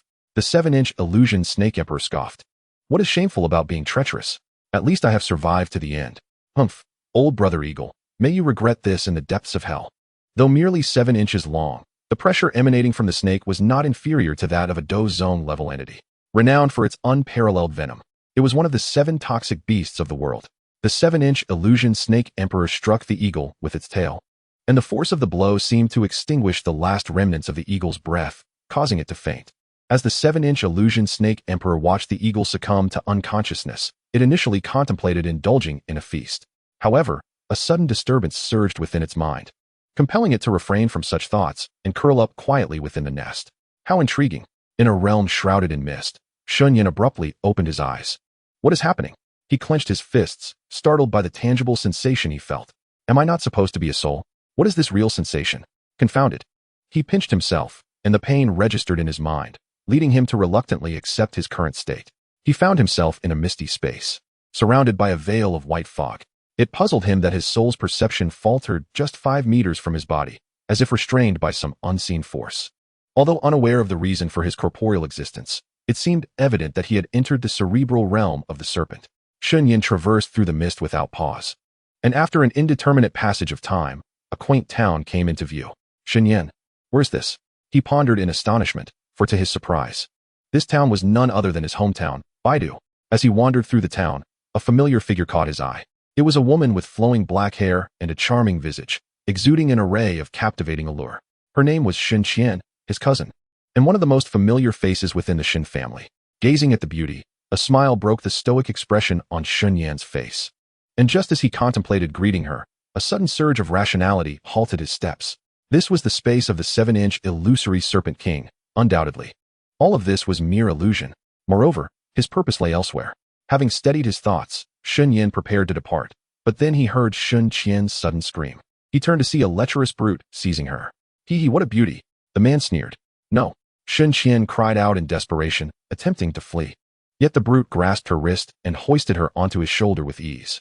Little beauty, become my slave, The man grinned wickedly, while Shen Qian, struggling futilely against her captor, suddenly turned her gaze toward Shen Yan, as if just noticing him. Shen Yan, it's you. Help me, please, she pleaded helplessly, extending her hand in desperation. However, Shen Yan remained motionless, convinced that all of this was illusory, false. Everything is a lie, a deception. Shen Yan murmured as he watched Shen Qian being carried away by the brute. Suddenly, a piercing scream echoed through the street, drawing Shen Yan's attention to a young man collapsed in a pool of blood. Shenan. To his astonishment, this young man was also of the Shen family, one of Shen Yan's closest companions since childhood. Shen Yan rushed over, and upon recognizing him, Shen Yan's expression of pain and terror transformed into one of joy. Shen Yan, you've returned? Shen Yan nodded, prepared to assess his injuries. But Shen Yan abruptly blocked him and pushed him away. At that moment, a whistling sound pierced the air as a rusted long knife came crashing down upon Shen Yan. A horrific scream followed, and Shen Yan was sent flying several meters, bloodied and disheveled as he fell to the ground. What scoundrel dares to do this? Shen Yan seethed, unable to contain his fury any longer. His gaze fell upon a burly man with a brutish countenance and a scruffy beard, exuding an intimidating presence. The muscle-bound man brandished the rusty long knife, casting a disdainful glance at the bloodied Shen Yan. Who are you? Shen Yan demanded, stepping forward to intercept the brute. But the man merely scoffed at Shen Yan's slight frame and delivered a brutal kick to his abdomen. What insolent dog dares to obstruct me? The imposing figure of the burly man was etched with menace and impatience. Little did he anticipate that Shen Yan would deftly evade his kick, seizing the opportunity to deliver a powerful punch right to his face.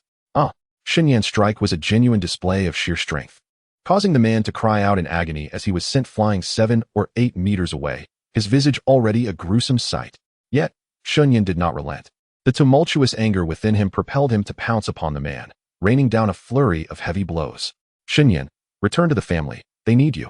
Suddenly, Shen Yan's voice pierced through the chaos. It was only then that Shen Yan paused, as the man beneath him lay battered, his face unrecognizable and breath faint. Shen Yan, what has happened at home? Shen Yan inquired anxiously, rushing to Shen Yan's side. However, Shen Yan was barely clinging to life, letting out a faint, fragmented sound before he fell silent. Shen Yan. Shen Yan gazed at the lifeless form of Shen Yan sprawled on the ground, surrounded by pools of crimson blood. Everything felt achingly real. Suddenly, the acrid scent of something burnt invaded Shen Yan's senses, startling him into rising abruptly from beside Shen in Chapter 19, Deceit. In the distance, a grand mansion was engulfed in smoke and flames, sporadic bursts of fire illuminating the scene. This was, without doubt, his home. This is terrible. How infuriating. Who dares to unleash such malevolence upon my family? Shen Yan could no longer afford to concern himself with Shen Yan. The fury in his eyes blazed brightly as he leapt into action, embodying the form of a warrior, soaring towards the Shen family estate. Within the opulent mansion, flames roared uncontrollably, mingling with the heart-wrenching cries of despair. Above the Shen residence, 2 figures were locked in combat. One was strikingly handsome, his sharp brows framing piercing eyes that sparkled with intensity, a smile seemingly perpetually gracing his features, exuding an air of nobility. The other bore a stark contrast, his rugged, dark visage brimming with menace, clad in an ornate black robe that seemed discordant with his appearance. The two engaged in a fierce exchange of blows mid-air, their ethereal, colorful wings whispering of their formidable power. Are you the ones who have brought ruin upon my Shen family? Shen Yan soared closer, his voice resonating with fury. To his surprise, the 2 combatants paid him no heed, continuing their fierce clash. It appeared he had been underestimated. Shen Yan's rage intensified, dark energy swirling within him, coalescing into the form of a colossal, menacing wolf. If you choose silence, then meet your demise. The wolf let out a low growl, charging at the 2 figures under Shen Yan's command. The sheer size of the creature caused the very air to tremble. At last, the two adversaries reacted to the oncoming threat, yet they seemed to have gravely miscalculated the wolf's speed. With a single snap of its jaws, both were ensnared within its maw. Become my sustenance. Ha! Observing the two combatants ensnared by his monstrous creation, Shen Yan felt a surge of pride, yet remained vigilant. With a mere thought, the wolf transformed instantaneously into a dark sphere. This is Shen Yan's newly acquired fire control technique after his promotion to Dou Wang. By infusing fighting energy into the, even a Dou Wang, once engulfed, would have no choice but to meet their demise. The black orb quivered momentarily before settling into stillness. Although his soul power was restricted in this place, preventing him from observing the inner workings, Shen Yan confidently believed that the two individuals within had surely perished. After a while, sensing no danger, Shen Yan transformed the black orb into smoke, inhaling it directly into his body without undergoing any refining process, seamlessly merging it with his soul-devouring technique. Despite having absorbed the souls of two Dou Wangs, his technique remained unaffected. Had it not been for the enhancement of his soul power, he might have truly thought himself to be ensnared in an illusion. However, while it was not an illusion, it seemed akin to being within the illusory realm of the 7-inch illusory Serpent Emperor. Suddenly, several figures soared into the sky. Shen Yan looked up to see that they were all Dou Wang powerhouses. Shen Yan scoffed. Ah, come to meet your demise, have you? With a thunderous roar, his fighting energies surged forth, slicing one Dou Wang in half like a razor-sharp blade. Then, with a flash of malevolence, he crushed another Dou Wang's skull with a single palm strike. Shen Yan navigated through the ranks of Dou Wangs as if he were a fish in water, swiftly annihilating them all. Without hesitation, he absorbed the souls of these Dou Wang powerhouses. Although his technique remained silent, he felt a slight increase in his soul power and nodded, a subtle smile gracing his lips. However, he was oblivious to the growing malevolence emanating from him, which elicited a flick of the tongue from a shadow hidden within the mist. The 7-inch illusory Serpent Emperor chuckled. He becomes ever more enticing. I long to devour him soon. In Yinluo City, the atmosphere was exceptionally lively today, likely due to the arrival of the illustrious young master of the Golden Goose sect. Within the halls of the Xing family, an elegantly dressed elder reported to the two seated at the head, Young Master, Lord Tianhe. The culprit you seek is indeed within the Enmity family. He was Xing Meng, the elder whom Shen Yan had spared. Beside him, a refined middle-aged man, who dared not speak, was Xing Meng's son and the head of the Xing family, Xing Yi. Xing Meng and Xing Yi were the foremost figures in Yinluo City, both possessing terrifying strength at the Douling level. Yet, in the presence of the two seated figures, they dared not breathe a word. The Enmity family. Humph. Do not think for a moment that I am unaware. The Enmity family has been in decline for the past 2 years. Even if they had 10 times the courage, they would not dare to touch my disciple. At the head of the table sat a robust figure clad in a golden robe, his steady demeanor marred by a hint of fury, as the ends of his mustache twitched with agitation. His name was Gushan, the only 5th-tier alchemist in the Golden Goose Empire aside from Qiu Yun, whose alchemical skills were rumored to be superior to those of Qiu Yun. His visit to Yinluo City was specifically to see his beloved disciple, Imo Nan, yet he found himself bereft of even a glimpse of his apprentice, instead facing the sorrow of sending a white-haired man to mourn a black-haired one. How could this not incite his wrath? Uncle Gu, the one who killed my elder brother is not an enemy, but rather a young man. A graceful youth clad in a white brocade robe interjected in the grand hall. A young man? Who is he? Gushan inquired. That remains unknown, but according to Elder Xing, he is accompanied by a beast of the king level, which must be the very one encountered by my elder brother Imo Nan, Lin Dong, and myself. The one we encountered? Gushan pressed. Indeed, it was a 5th-tier beast resembling an ice wolf, capable of expelling frigid beast flames. Lin Dong met his demise at the hands of that creature. The memory of Lin Dong's death, along with the recent loss of his elder brother Imo Nan, caused a sinister expression to surface on the handsome man's scholarly face. His name was Lin Yuan, a 4th-tier alchemist, whose utmost aspiration in life was to seek an extraordinary flame and ascend as the foremost alchemist in the Duqi continent. However, it was precisely in the pursuit of this extraordinary flame that the bond between the 3 brothers had been severed. Clenching his teeth at this thought, Lin Yuan vowed to avenge his brothers.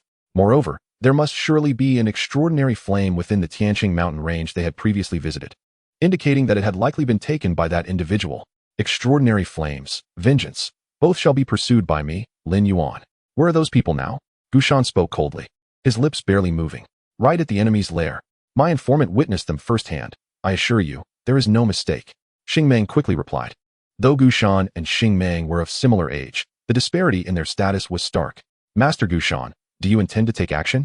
Suddenly, A chilling voice emerged from the head seat. It belonged to another figure, appearing to be around 17 or 18 years old, with a youthful visage that still bore traces of innocence. Yet, the regal aura he exuded commanded attention, not due to his prowess, but rather the terrifying identity and background that had shaped him over time. The younger members of the Xing family, unaware of his identity, cast curious glances his way, whispering amongst themselves, "Wow, this handsome guy is truly striking. Indeed, he is leagues apart from those in our family. Hey, Xing Han, what are you saying? Is this guy more handsome than me?" The discussions among the younger members of the Xing clan were lively, yet Xing Mang's expression darkened. The young master of the Golden Swallow sect is not someone you should discuss so casually, fools. Leave at once. This is not a place for your idle chatter. Seemingly in sync with Xing Mang's thoughts, Xing Yi bellowed, swiftly dispersing the curious onlookers. Turning back to the unperturbed young master of the Golden Swallow sect, cold sweat trickled down Xing Ye's face as he lowered his head. This individual was none other than the young master of the Golden Swallow sect, the foremost power in the Golden Swallow Empire and the third prince of the imperial family. The repercussions of inciting his wrath were unfathomable. I apologize for my lax discipline. I hope the young master is not angered. Xing Yi fretted, his aged visage portraying humility and flattery. Ah, there is no need for such formality, old Xing. I understand the exuberance of youth. Besides, we are allies now. Why would I be upset? Right, old Xing? As the sole heir nurtured by the master of the Jin Yan sect, the young master Meng Qian exudes an air of dominance while remaining refined and graceful. His voice, resonant yet tinged with gentleness, invokes an irresistible urge to submit to him. Grateful for the young master's benevolence, the Xing family pledges eternal loyalty, declaring that any signs of treachery shall lead them into an abyss from which there is no return. Chapter 20, Crisis. Understanding the implications of Meng Qian's words, Xing Meng recognizes that for the current strength of the Xing family to grow, a formidable ally must be sought. This is a pivotal opportunity, prompting him to express his unwavering allegiance, even going so far as to utter a vehement oath. However, upon hearing this, Meng Qian's previously serene expression falters slightly. His brow furrowing before a gentle smile graces his face once more. Meng Qian states, "You are not merely following me. You are aligning yourself with the Jin Yan sect and the imperial family of the Jin Yan Empire. Do you comprehend this?" Yes, I understand. Rest assured, young master." Xing Meng responds fervently. Meng Qian continues, "Since you sincerely pledge your support, let us first deal with our enemies. Though they may not have wronged us directly, harboring those few must prepare them for annihilation." Bone Mountain, observing the smiling Meng Qian, speaks with an icy demeanor. "Eliminating our foes aligns perfectly with my intentions. Pray tell, what do you and Master Bone propose?" Xing Meng hastily agrees. Meng Qian declares, "My senior brother will not perish in vain. Today, I shall eradicate our enemies and deliver swift justice to the perpetrators. However, given our status, such actions may provoke considerable upheaval. Thus, Xing Meng, I must rely on you." Bone Mountain affirms Meng Qian's sentiment, and Meng Qian nods in agreement. The others present begin to grasp the undeniable truth. Meng Qian is indeed the disciple of Master Bone. Yet, upon hearing Meng Qian's declaration, a shadow of concern crosses Xing Meng's countenance. "Young master, Master Bone, although our adversaries have diminished somewhat, they remain formidable. Not to mention, we have recently suffered the loss of an elder, and my beloved grandson fell victim to one of those wretches." Meng Qian reassures him, there is no need for concern. Observing Xing Meng's distress, Meng Qian claps his hands, and three middle-aged figures enter from outside. Xing Meng, taken aback, is astonished to see that each of these individuals possesses a combat spirit of 8 stars or above. Their mere presence commands respect, and Xing Meng finds himself in awe.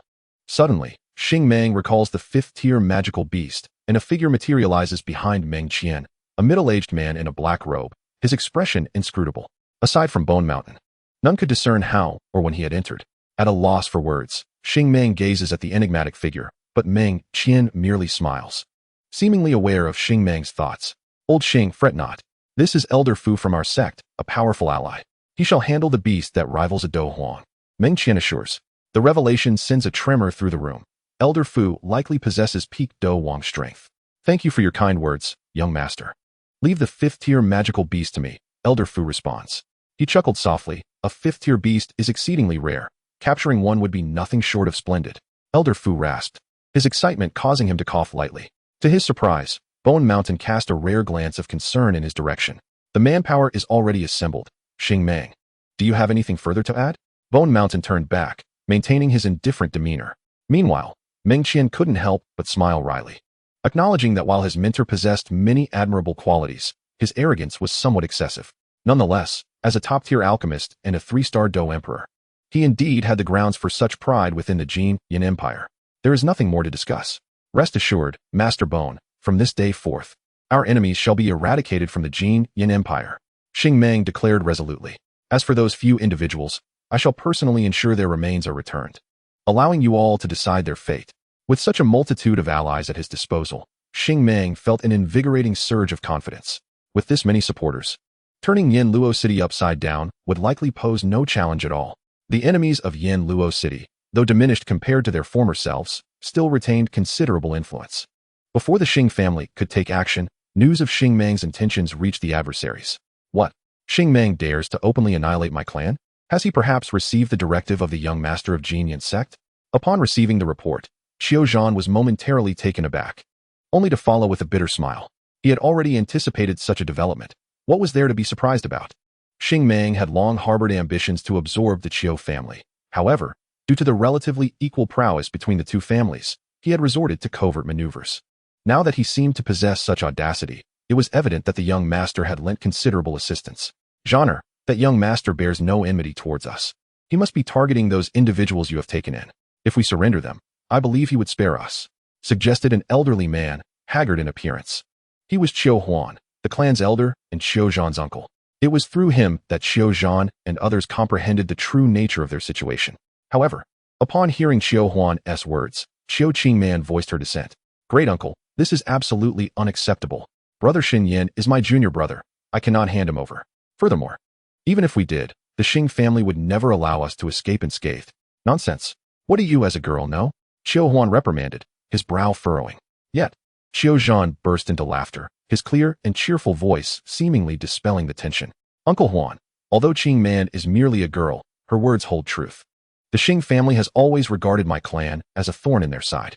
If we were to surrender Shen Yan, not only would our lives be in jeopardy, but we would also tarnish the esteemed reputation our family has upheld. Though Xiao Zhan's tone remained calm, a hint of indignation was palpable in his words, prompting a soft sigh from Elder Qiu Huan. What is the clan leader's plan of action? Uncle Huan, have all the promising youths from the clan been dispatched? Indeed. Qiu Huan nodded. Then that settles it. With no concerns lingering behind, I, Qiu Zhan, shall devote myself entirely to this endeavor. What is the Xing family to fear? Even if every member of my clan were to fall today, we shall never bow our heads. I trust my father would find solace in such resolve. In Xiao Zhan's eyes, there was an unwavering determination and resolve. Qiu Huan understood that she could no longer dissuade him. She could only let out a deep sigh and promptly dispatch numerous spies to closely monitor the movements of the Xing family and others.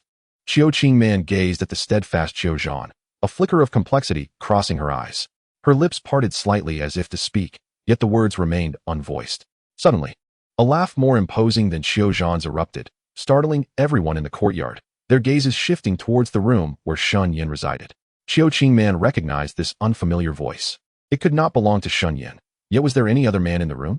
Although puzzled, her confusion was quickly dispelled as two figures emerged from within. One was a stunningly beautiful woman with an overwhelming presence, and the other was a magnificent gray wolf, both together embodying the essence of beauty and a beast. The wolf was the one that had just laughed. Indeed, this magical beast was not merely speaking due to a potion. Qiu Qingman smiled wryly at the realization. And the wolf, Hui Feng, regarded her with an appreciative glance. Little girl, you are quite astute. If only your talent were a bit higher. You would be the perfect wife for Shen Yan. Wife? How could that be? Upon hearing Hui Feng's words, Qiu Qingman nearly leaped in surprise, her cheeks flushing instantly. Although she had harbored such thoughts, it felt far too premature. Of course not, for Shen Yan belongs to me. Whoever dares to lay a hand on him shall face my wrath. Suddenly, the woman beside Hui Feng spoke up, and Qiu Qingman immediately recognized her as the one who had been poisoned earlier. Who are you to speak so boldly? Where is my brother Shen Yan? As this woman appeared, Qiu Qingman inferred that Shen Yan must have also emerged, and she moved toward the room. However, after taking just a few steps, the woman deftly pointed her finger, unleashing a fierce surge of combat energy directly at Qiu Qingman. What? Qiu Qingman was momentarily stunned, unprepared for the woman's aggression. Miss, please stop. The violent energy approached her rapidly, and if it continued unchecked, Qiu Qingman would undoubtedly be harmed, possibly fatally. With a fierce shout, a figure instantly appeared before Qiu Qingman, deflecting the lethal energy with a powerful punch. It was none other than Xiao Zhan, her father. Chapter 21, A Dilemma. Observing the combat energy collide with a wall before exploding, Xiao Zhan's face twitched with alarm. Miss, we have no grievances from the past nor enmity in the present. Your actions are exceedingly ruthless. Though it was but a single beam of energy, the force contained within was enough to instill fear even in me. Had it struck Xiao Qingman, my daughter would surely have faced grave injury or worse. Clearly shaken, Xiao Qingman quickly sought refuge behind her father, recognizing the peril posed by this unstable woman. As she gazed upon the enraged Xiao Zhan, a hint of disdain emerged on the exquisite features of the girl. Ling Wanqing, this is the price for provoking me. Rather than harboring animosity towards me, you ought to discipline your daughter properly. The moment her cold voice resonated, a terrifying aura emanated from her being, causing Xiao Zhan and his companions to recoil in shock. Another Dou Wang. Goodness, just how many trump cards does this Shen Yan possess? Patriarch Xiao, you need not worry. I shall oversee matters here. As long as the enemy does not deploy a Dou Huang, it is merely child's play. Though Hui Feng was brimming with confidence, which somewhat reassured Xiao Zhan, he remained perplexed by Shen Yan's absence. Rest assured, Patriarch Xiao, Shen Yan will undoubtedly be fine. You need only focus on your own affairs. At the mention of Shen Yan, a flicker of concern crossed Hui Feng's eyes, yet he suppressed it. Shen Yan had not yet awakened. His soul remained ensnared within the illusory realm of the 7-inch illusory serpent monarch, and he was uncertain of the circumstances surrounding this predicament. Contemplating this, Hui Feng cast a glance at the composed girl beside him. She surely knew what had transpired with Shen Yan, yet she remained resolutely silent, leaving Hui Feng at a loss. With no alternative, he resolved to take each step as it came. Ling Wanqing, Hui Feng, my elder brother, you shall guard the entrance. Shen Yan still requires my assistance. The girl forcefully dragged a tightly bound figure in a black cloak from the room, unceremoniously tossing him to the ground. The cloaked man protested, his hood falling away to reveal the ghastly visage of Jiao Jiang. Before Hui Feng could utter a word, the girl strode into the chamber, casually shutting the door behind her. Xiao Zhan, who had intended to inquire about the situation, lost all interest upon seeing Jiao Jiang. Their gazes locked. Jiao Jiang's eyes flickered uncertainly, while Xiao Zhan's demeanor reflected a hint of delight. Is this not Lord Jiao Jiang? To contend with Lord Jiao Jiang's vexations. My family has been quite busy. Xiao Zhan's tone bore a trace of mockery, for it was evident to any discerning eye that Jiao Jiang was now a prisoner. In response, Jiao Jiang's face darkened with anger. Xiao Zhan, do not speak in such a condescending manner. Once I regain my freedom, you will certainly suffer. Condescending? How could that be? I hold you in the highest regard. Xiao Zhan was no fool. Offending a powerful Dou Wang like Jiao Jiang was clearly unwise. Jiao Jiang snorted coldly, sitting on the ground and ignoring Xiao Zhan, for he was now a mere shell of his former self. If Xiao Zhan were to uncover his true circumstances, ending his life would be as effortless as slaughtering a chicken. Within the room, the tattered Shen Yan sat on the bed, a peculiar black mist swirling around him. The girl, observing this, furrowed her brow with concern. Ling Wanqing, why isn't he awakened yet? Could it be that his soul has truly been devoured by that serpent? The girl murmured, her voice tinged with fatigue and urgency. Were it not for Shen Yan's assistance, she would have likely fallen prey to that serpent long ago. However, since awakening with Shen Yan's help, this man had become the most significant person in her life. This feeling took the girl by surprise. She never anticipated that she would develop feelings for an ordinary individual. Shen Yan. Suddenly, Shen Yan let out a muffled groan, blood trickling from the corner of his mouth, and he appeared to weaken significantly in an instant. Ling Wanqing, puzzled, murmured, what is happening? From her perspective, even if Shen Yan's soul were to be devoured, it shouldn't result in bleeding. She immediately leaned closer, intending to examine Shen Yan's condition. However, before she could touch him, a surge of dark, murky energy erupted from his body, transforming into a black dragon that roared fiercely at her. Ling Wanqing felt the dragon's hostility acutely, and, to avoid harming Shen Yan, she could only retreat slowly a few steps. What is this? Could it be? The black dragon, enveloped in swirling dark mist, resembled flames in its ferocity, and with its elevated temperature, she quickly recognized it as Indeed it is. What a fortunate fellow, she mused, before redirecting her attention to Shen Yan, who now exhibited a weak breath, on the verge of death. It seems it may be too late. She had intended to save him, but given the protective flames surrounding him, she found herself at an impasse. Reluctantly, she exited the room to seek assistance from Hui Feng. Shen Yan's ranked 23rd on that, presumably having turned black due to its fusion with his cultivation method. How can I save him? Hui Feng replied, I am not certain. Is your blood truly so potent? A flicker of doubt crossed his eyes as he regarded the young girl. Could she be from a beast clan? Yes, my blood is quite special. If someone not of my clan were to consume it, the consequences would be dire. Your clan? This is not something I can disclose. However, if we do not act swiftly, Shen Yan will indeed perish. Noticing the girl's serious and worried expression, Huifeng realized she was not jesting. Yet, the protective flames surrounding Shen Yan posed a significant challenge. Slowly, Huifeng drew closer to Shen Yan, and the flames launched an immediate assault. He quickly enveloped himself with energy for protection. Little one, if you wish to save Shen Yan, you must act now. Aware that the girl possessed the means to heal Shen Yan, he braced himself against all the flames' onslaught, thereby exposing Shen Yan from the fiery embrace. Very well. It seems I have no choice. To eliminate the disturbance within Shen Yan, all she needed to do was extract her own blood, a fact she was acutely aware of. However, when she introduced her energy into Shen Yan's body in search of her own essence, his internal energy, sensing something delectable, eagerly consumed her energy instead. This, Ling Wanqing gasped, stumbling back a few steps, while Huifeng looked on, puzzled. What happened? Damn it, my energy has been devoured. Devoured? How can that be possible? Gray Wind expressed his surprise, yet upon observing the girl's serious countenance, he discerned that she was undoubtedly truthful. What should we do? Ling Wanqing, do not panic. I am attempting something. At that moment, Shen Yan had his eyes tightly shut, his face occasionally contorting in anguish. The girl understood that this was undoubtedly due to her own blood. If she wished to prevent Shen Yan's demise, she must force her blood out, no matter the cost. Another surge of verdant energy emanated from the girl's hands, this aura as pure as the deep green hue, and upon drawing closer, one could sense the vitality brimming within. Such exquisite wood attribute. If only it possessed a hint of fire attribute, she would be an extraordinary alchemist. Gray Wind muttered as he beheld this scene. And the extraordinary alchemist he referred to could only be Shen Yan. A powerful wave of energy surged into Shen Yan's body, yet this time, there was no tremor within him. While the girl was astonished, she hurriedly sought her blood within Shen Yan's being. Meanwhile, Shen Yan's soul was indeed still within the realm of the 7-inch illusory serpent monarch. However, after enduring the monarch's deliberate nurturing, his soul power had reached unprecedented heights. 7-inch illusory serpent monarch, how could you still retain your sanity? How could this be? Everything was supposed to be within my control. This man was on the brink of demonic transformation, and I was just moments away from devouring Shen Yan's experience essence. Yet reality dealt a harsh blow to the 7-inch illusory serpent monarch, inciting its fury. Shen Yan scoffed, "You foolish, self-conceited creature. I have long seen through your scheme." Seen through? That is utterly impossible. How could you possibly unravel my plan? Chapter 22, A Dire Situation. The 7-inch illusory serpent monarch bellowed in agitation, its blood-red serpent eyes bulging as if they would burst at any moment. Observing this bewildered serpent, Shen Yan could not help but commend the efficacy of the 7th grade elixir. Du Chun Dan. Its invigorating properties were truly remarkable. Had he not consumed it, he might have long since lost his reason amidst the carnage, becoming a monstrous being.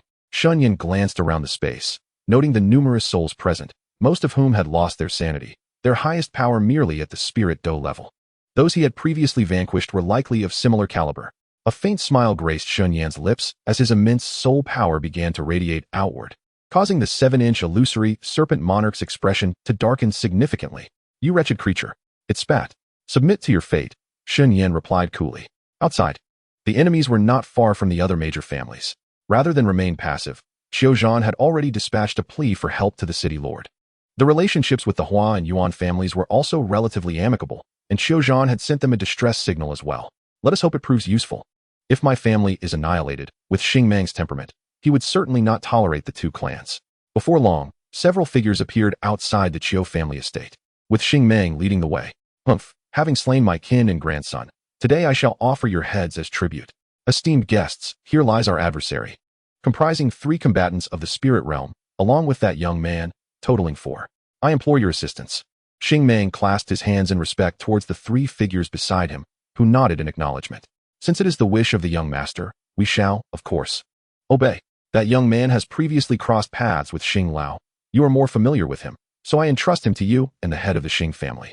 The 3, astute in their judgment, promptly assigned the most enigmatic and formidable of foes, Shen Yan, to Xingmang, causing his countenance to pale. "Listen to me, esteemed colleagues. That young man is indeed a formidable opponent. It is said he could easily vanquish a 7-star combatant while still at the 1-star level. Now that he has reached 4 stars, my father and I are no match for him. Xingmang's son, Xingyi, quickly interjected. His strength is merely at the 5-star level, significantly inferior to the 7-star combatant whom Shen Yan dispatched with ease. To confront him with such inadequate power is tantamount to throwing an egg against a rock. What shall we do then? Inquired a 30-something combatant, the most powerful among them. Boasting a 9-star rank, poised to ascend to the realm of the combat kings with but a single opportunity. Let us proceed as follows, for the sake of caution. My father and I shall handle our adversaries, while the 3 of you will deal solely with that young man. Xing Yi smiled as he proposed this strategy, and Xing Meng regarded him with admiration. Although the adversary had 3 combatants, aside from the 8-star Xinjiang, the other 2 were but 1 or 2 stars, making them relatively manageable. To have us 3 contend with a mere 4-star youth, ha ha ha. Does the head of the Xing family underestimate us? The middle-aged man appeared somewhat irked, prompting Xing Meng to respond hastily. What you may not realize is that this young man's prowess is quite extraordinary. I doubt the 3 of you would prevail. Perhaps we should summon that venerable elder. Old Fu, no need for that. Since you 2 have made your decision, we shall handle that young man among ourselves, the middle-aged man retorted bitterly. To require a peak combat king to confront a mere 4-star combatant. What use were they then? Xinjiang, you scoundrel, harboring the murderer of my kin, come forth to meet your demise. Outside the Shun residence, Xing Meng bellowed, his voice crashing like thunder, sending tremors through half of Yanluo City. The Xing family has taken action. A spectacle is about to unfold. The voice seemed to belong to the elder of the Xing family, a formidable expert. Crowds hastened to witness the commotion. Before long, a throng had gathered outside the Shun residence, where Xing Meng stood proudly, flanked by 4 formidable combatants.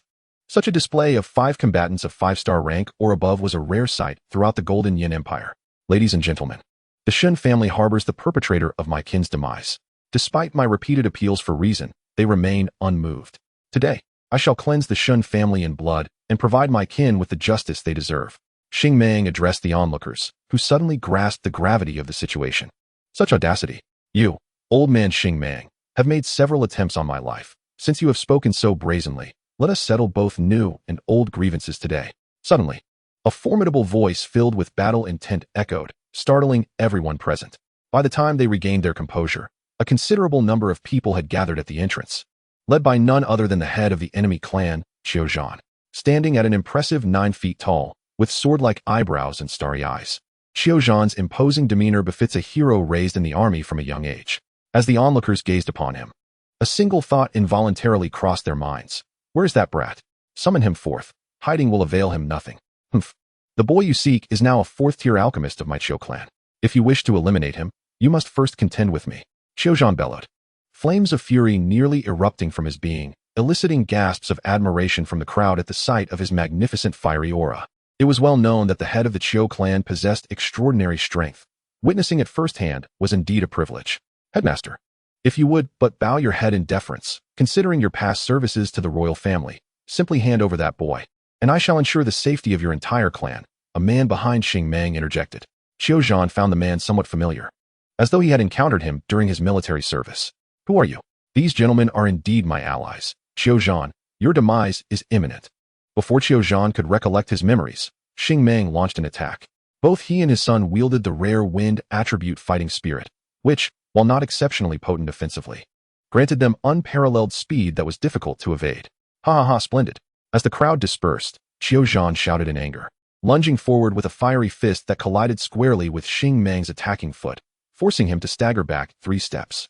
Could it be that this fellow has ascended to the 9 stars? Feeling the pain in his foot, Xing Meng was secretly astonished. Yet he had no time for contemplation as Qiu Zhan surged forward once more. Boom. The clash of peak fighting spirit masters unleashed a tremendous energy, causing the ground and nearby structures to tremble. The onlookers, akin to startled birds, hastily retreated. Qiu Zhan's strength had likely reached its zenith, and Xing Meng was at a disadvantage. The 3 aides did not intervene, as Xing Meng had previously stated that they only needed to deal with that boy. Father. The 3 men calmly observed the spectacle, while Xing Yi grew increasingly anxious. After several exchanges, Xing Meng found himself on the back foot against Qiu Zhan. If this continued, his father would be either gravely injured or worse. Suddenly, Qiu Zhan unleashed a powerful strike upon Xing Meng, the force shattering the protective armor of fighting spirit surrounding him. Xing Meng was propelled backward, coughing up a mouthful of blood. All of you attack together. Today, we shall ensure that not a single one of the Qiu clan escapes. Xing Yi shouted as he caught his father, his own rage boiling over. No sooner had he spoken than dozens of armed figures surged from the crowd, all members of the Xing clan, with the foremost 10 being formidable grandmasters. It seemed the Xing clan was prepared to fight to the death. In an instant, the throng of clan members charged forward. Qiu Zhan managed to send 2 flying with his fists, yet the sheer number of adversaries allowed the grandmasters to breach the gates of the Qiu clan's residence. Infuriated, Qiu Zhan let out a furious roar. He had just depleted a considerable amount of his energy in a bid to swiftly injure Xing Mang, and now, contending against several senior fighters was proving to be a formidable challenge. Meanwhile, Xing Yi had already made his move, and the elder Qiu Huan along with the third elder Qiu Yi had joined forces to halt him. Xing Yi, a 5-star Dou Ling, faced off against Qiu Huan, who was merely a 3-star, and Qiu Yi, who had only recently ascended to Dou Ling. The two of them fought desperately, managing to maintain a semblance of balance against Xing Yi. The second elder, Qiu Wen, also possessed the strength of a 3-star Dou Ling, but he was preoccupied with the relocation of their clansmen and had yet to return. Is it not, Qiu Wen? A mere 1-star Dou Ling dares to impede my path? Behold my might!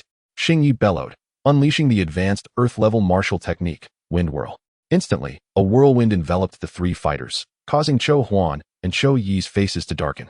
The Wind Whirl was an advanced Earth-level technique executed by a 5-star Dou Ling, compelling Qiu Huan and Qiu Yi to resort to their most powerful techniques in defense. Water Seal, Qiu Huan called out, while Qiu Yi invoked, Mighty Earth Gale. Humph, if this is all you possess, then prepare to meet your demise. The techniques employed by Qiu Huan and Qiu Yi lacked the necessary potency, especially against Xing Yi. In a fleeting moment, Xing Yi delivered a powerful kick to Qiu Yi's back, sending him crashing from the battlefield and into a distant structure. Qiu Yi was rendered unconscious by the force of Xing Yi's strike, a predictable outcome, as not everyone could wield extraordinary power. A 1-star Dou Ling holding their ground against a 5-star Dou Ling for an extended duration was already a remarkable feat. Qiu Tian and Qiu Qingman rushed forth from the ruins to rescue Qiu Yi, with Qiu Tian appearing utterly bewildered and Qiu Qingman's face flushed with indignation. Sister, we must flee. This is beyond our capacity to handle. Qiu Tian urged, panic-stricken. He was not even a fighter, and given the current turmoil, it was a matter of life and death. Qiu Qingman felt equally helpless, her eyes brimming with tears under the immense pressure. Take third granduncle and escape first. Second granduncle has already selected a new family location. You will find him there. With those words, Qiu Qingman turned and charged back into the fray. I am a member of the Qiu family. How can I flee in such dire straits? She struck a fighter with all her might. However, as a mere 4-star fighter, she was no match for a seasoned fighter who swiftly seized her arm. Well, what a lovely little lady. What is this? Are you here to give me a back massage? The fighter leered, and despite Qiu Qingman's struggles, he effortlessly lifted her, even delivering a rough slap to her backside. Ha ha. I am truly fortunate tonight. You scoundrel, put me down. Qiu Qingman struggled vehemently, yet the fighter's strength far surpassed hers, rendering her efforts futile and only serving to incite his predatory desires further. Amidst the chaos, a bold young woman, filled with fierce spirit, witnessed the struggle as a combat master prepared to flee with her assailant. In a surge of anger, the young girl's father, Qiu Zhan, unleashed a powerful strike, shattering an opponent who dared to entangle him. How could he endure the sight of his daughter being bullied right before his eyes? Yet, he hesitated to pursue, as a formidable canine emerged to block the fighter's path. Ah, a good dog does not obstruct the way. Are you courting death? The fighter scoffed. To his astonishment, the dog suddenly spoke, leaving the combat master momentarily stunned. Before he could react, the creature expanded to an enormous size, delivering a crushing blow that left him beneath its paw. Foolish humans, the dog declared, revealing itself to be the mighty Grey Wind, who swiftly crushed the fighter with a single step. Grey Wind, you have finally arrived. Where is brother Shen Yan? Qiu Qingman exclaimed, tears of joy streaming down her face as she beheld the colossal hound. Grey Wind scooped her up, offering a reassuring expression. Do not worry, he has awakened. Qiu Zhan, having caught up, sighed in relief upon seeing Grey Wind. Thank you, brother wolf, for saving my daughter. Once I deal with Xing Yi, I shall repay you. He expressed gratefully, clasping his fists in appreciation. Turning his attention back to the fray, he noticed Qiu Huan struggling against the formidable Xing Yi, having been sent flying several meters by a powerful strike. Chief, Uncle Huan, you handle those insignificant foes. This one is mine. Qiu Zhan shouted, his fury nearly erupting. The Qiu clan lay in disarray, with numerous young members fallen in pools of blood. Had it not been for Grey Wind's timely intervention, he feared he would have been unable to protect his daughter, intensifying his wrath. Just as he prepared to advance, a shadow darted past him. In the next instant, Xing Yi, who had just regained his composure, found himself beheaded in an instant. What? Qiu Zhan gasped in astonishment. However, before he could discern the figure, 3 observing combat spirits at the Qiu residence suddenly coughed up blood, their legs giving way as they collapsed. Such audacity! Who are you? Killing an elder of my sect. I shall not let you escape. The remaining 5 combat spirits of the Xing family, filled with fury, were taken aback by the sudden turn of events. As 4 lay dead and 1 injured, the sole survivor, eldest elder Xing Mang, wore an expression of disbelief. Just as the crowd stood in shock, a voice rang out, prompting them to turn toward its source. Look in the sky, someone shouted, and all eyes turned upwards. Above the Qiu family, 2 figures stood opposed, one radiant and graceful, the other exuding an ethereal aura. Qiu Qingman, is that the girl? She gasped, heart racing as her father pulled her close. The radiant figure was indeed the girl rescued by Shen Yan, who had unexpectedly intervened. Despite her youth, she had evidently reached the level of a combat king, and the sight of her gently fluttering deep green wings filled Qiu Qingman with envy. Her opponent appeared equally formidable. Although Qiu Zhan lacked the strength of a combat king, his keen perception revealed that the elder facing the girl possessed strength that rivaled, if not surpassed, her own. The elderly figure in question is none other than the formidable Pu Lao, a peak Dou Wang powerhouse and the greatest source of confidence for Xing Mang. Ling Wanqing remarked, I merely assist in eliminating some worthless beings. Worthless? Huh. This young lady certainly speaks without restraint. However, since they are already deceased, very well. If you choose to depart now, I shall not trouble you. The elder cleared his throat, suppressing his anger, and spoke gently. Although the woman before him did not possess power exceeding his own, she was still a genuine Dou Wang expert. With a beast comparable to a Dou Huang yet to reveal itself, it would be prudent to avoid unnecessary conflicts with a strong adversary. However, upon hearing his words, the woman burst into laughter. Ling Wanqing, ha ha, you old fool, I have long seen through your intentions. Yet among these enemies, there are those I must protect. You shall not lay a hand on them. Is it your intention to oppose me, old man? Cough, cough. If you remain obstinate, it leads only to a dead end. He had tried to reason with her, but the woman was clearly unyielding. He would have to deal with her decisively. As soon as his words fell, the elder made his move, sweeping his hand to envelop the girl in a dark, malevolent energy, to which she immediately countered with a surge of verdant Dou Shi. How fascinating, dark attribute Dou Shi. It is indeed rare, she noted. Dark attribute Dou Shi is a scarce phenomenon across the Dou Shi continent, and even she had not encountered much of it. Moreover, this particular energy bore a potent corrosive quality, gradually eroding her own Dou Shi as they clashed. Humph, I have pressing matters to attend to. Let us expedite your demise. Do not blame me for my lack of mercy once you reach the underworld, the elder stated, clearing his throat before vanishing into thin air. The girl was taken aback by his sudden disappearance and swiftly turned to unleash her Dou technique. Yet, her attack merely struck the encircling dark energy and dissipated into nothingness. Such a vibrant energy is indeed delectable. Now, I shall sample your essence. As the confrontation progressed, the elder realized that while the girl possessed extraordinary talent, she was significantly lacking in experience. Old wretch, you shall not succeed, Ling Wanqing declared. WNL Nguy, release. The dark Dou Qi spread across the sky, and in no time, her Dou Qi was entirely consumed. Just as the elder reveled in his triumph, the girl unleashed a furious cry, her voice as cold as ice, sending chills down one's spine. At the center, completely shrouded in darkness, a flash of green light emerged. Soon after, thousands of sharp streams of green Dou Qi erupted from all directions, striking the nearby structures with unrelenting force. Impressive. Ao Zhan observed this spectacle, swallowing hard. Though he had ascended to the rank of 9-star Dou Ling, he could never hope to wield such devastating techniques. In the skies, the girl shattered the dark energy, but the elder was no ordinary foe. He appeared beside her with ghostly agility and unleashed a powerful palm strike directly at her. Pooh! The blow struck her squarely in the back, sending her hurtling away, and she could not suppress the spurt of blood that escaped her lips. Miss Qing, Shen Yan called out. On the ground, the anxious gray wind shouted, though he had yet to ascend to provide support. At that moment, a voice, enchanting and alluring, echoed through the air. It was none other than Shen Yan. Upon hearing this somewhat familiar voice, Grey Wind's tense heart was suddenly filled with immense joy. In the sky, the girl who had been struck away finally came to a halt, but beside her stood a tall figure, with flowing purple hair and a commanding visage. It was undoubtedly Shen Yan. Wanqing, leave the rest to me. Chapter 24, Instant Kill. Who are you? The sudden appearance of Shen Yan caused Elder Fu from the Jin Yan sect to display an expression of unease. Although he could not immediately discern Shen Yan's strength, he recognized the wings behind him, indicating that he was at least a Dou Wang. If these two joined forces, it would not bode well for him. Especially since the formidable beast, comparable to a Dou Huang, he was meant to confront had yet to make its appearance. Shen Yan, you are as good as dead. Shen Yan's voice was chillingly cold, and the aura of killing intent emanating from him left the elder momentarily stunned. However, the girl beside him, upon seeing Shen Yan, felt a wave of relief wash over her. Just as she attempted to move, a sudden, excruciating pain shot through her back, distorting her expression. Do not move. Your injuries are severe. Remain here while I deal with this old dog. Shen Yan glanced at the wound on the girl's back, his icy demeanor softening slightly as he swiftly lifted her into his embrace. Ling Wanxing nodded in response, utterly captivated by the man before her. He possessed wisdom, authority, and dominance, yet also tenderness. She found herself unable to utter a single word of protest, and instead, a silly smile spread across her pale face as she obediently nodded. Deal with me? Ha ha.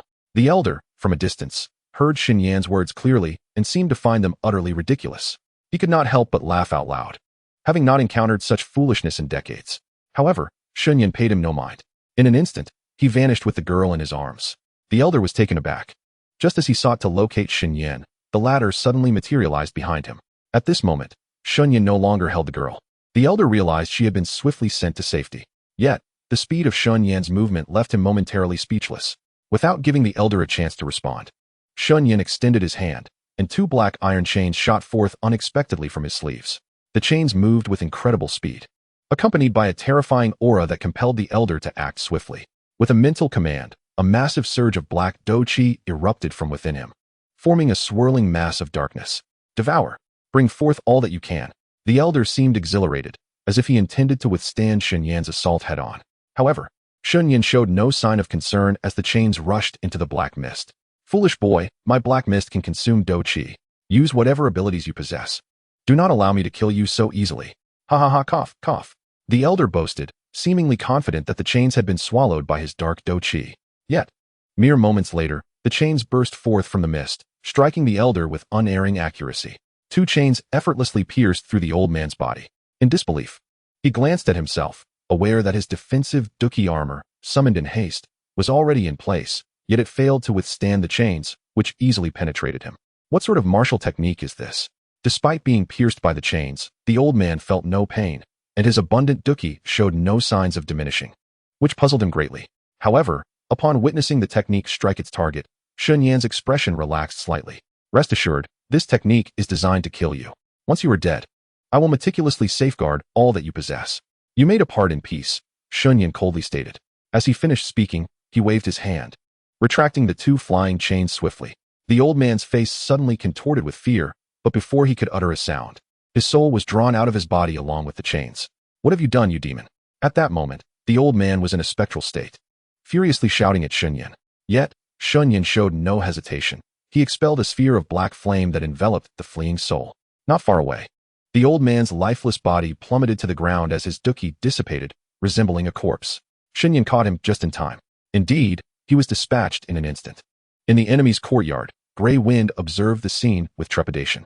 Though those around him were oblivious to the events, Grey Wind understood all too well, being the only one who had personally endured such a technique.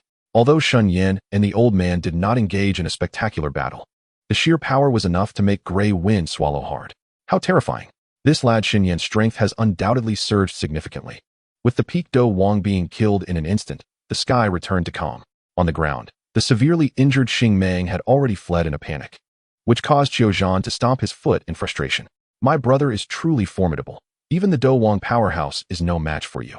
In the living room of the Qiu family, Qiu Zhan spoke warmly to Shen Yan, while Grey Wind and the Dou Shi depleted Jiu Jiang silently sat behind him. After this rather unremarkable encounter, both realized the true extent of Shen Yan's terror. Oh, not at all. I merely got lucky this time. Had that old man known my capabilities beforehand, the battle would not have been so effortless, Shen Yan modestly replied.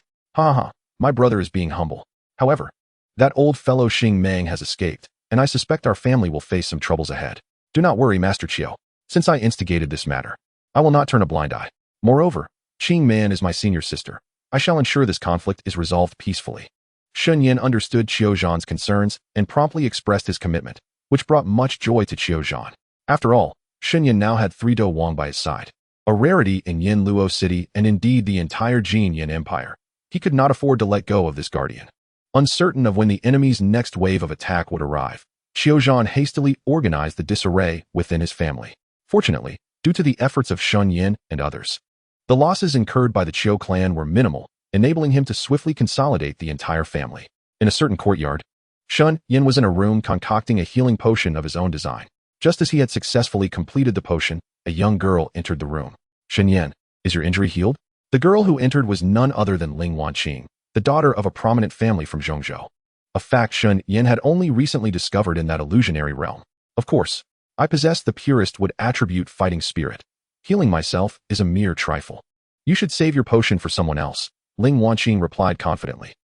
Well, this potion is indeed meant for others, Shen Yan stammered.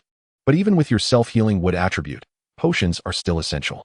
However, mine is not of a very high grade. What do you mean by that? Ling Wanqing retorted, perplexed. Who is babbling nonsense? Shen Yan countered, feeling a bit awkward as he slowly began to tidy up his medicinal tools. Ling Wanqing, observing the boy's flustered demeanor, could no longer suppress her laughter. Thank you. If it weren't for you, I might have been devoured by that serpent, she said gratefully. There's no need for thanks. Since I took you in, I've considered you one of my own, Shen Yan replied. In? What do you mean by in? That was merely an illusion, nothing more. We didn't really engage in anything there, Ling Wanqing asserted. Are you referring to that space? At that time, we were merely in a state of souls. Rest assured, I truly did not lay a finger on your body, Shen Yan reassured her. Touch. If you dare to lay a finger on me, do you believe I wouldn't destroy you? Ling Wanqing threatened. Destroy me? Huh, what have I to fear? To die under a peony flower is to be a spirited ghost, Shen Yan laughed heartily. What does that even mean? I never expected you to be this sort of person. A lecherous rogue, I must have misjudged you. I was wrong, Shen Yan exclaimed. Outside, Xiao Qingman sat on the steps with Hui Feng in her arms, listening to the playful banter inside, feeling quite uncomfortable. I wish I could be with brother Shen Yan like that, she sighed. Miss, if you're unhappy, please don't take it out on me. I feel as though you might crush me, Hui Feng protested, unable to endure the pinching any longer. Being a mighty ancient divine beast and reduced to a mere pet in her embrace was one thing, but being pinched was quite another.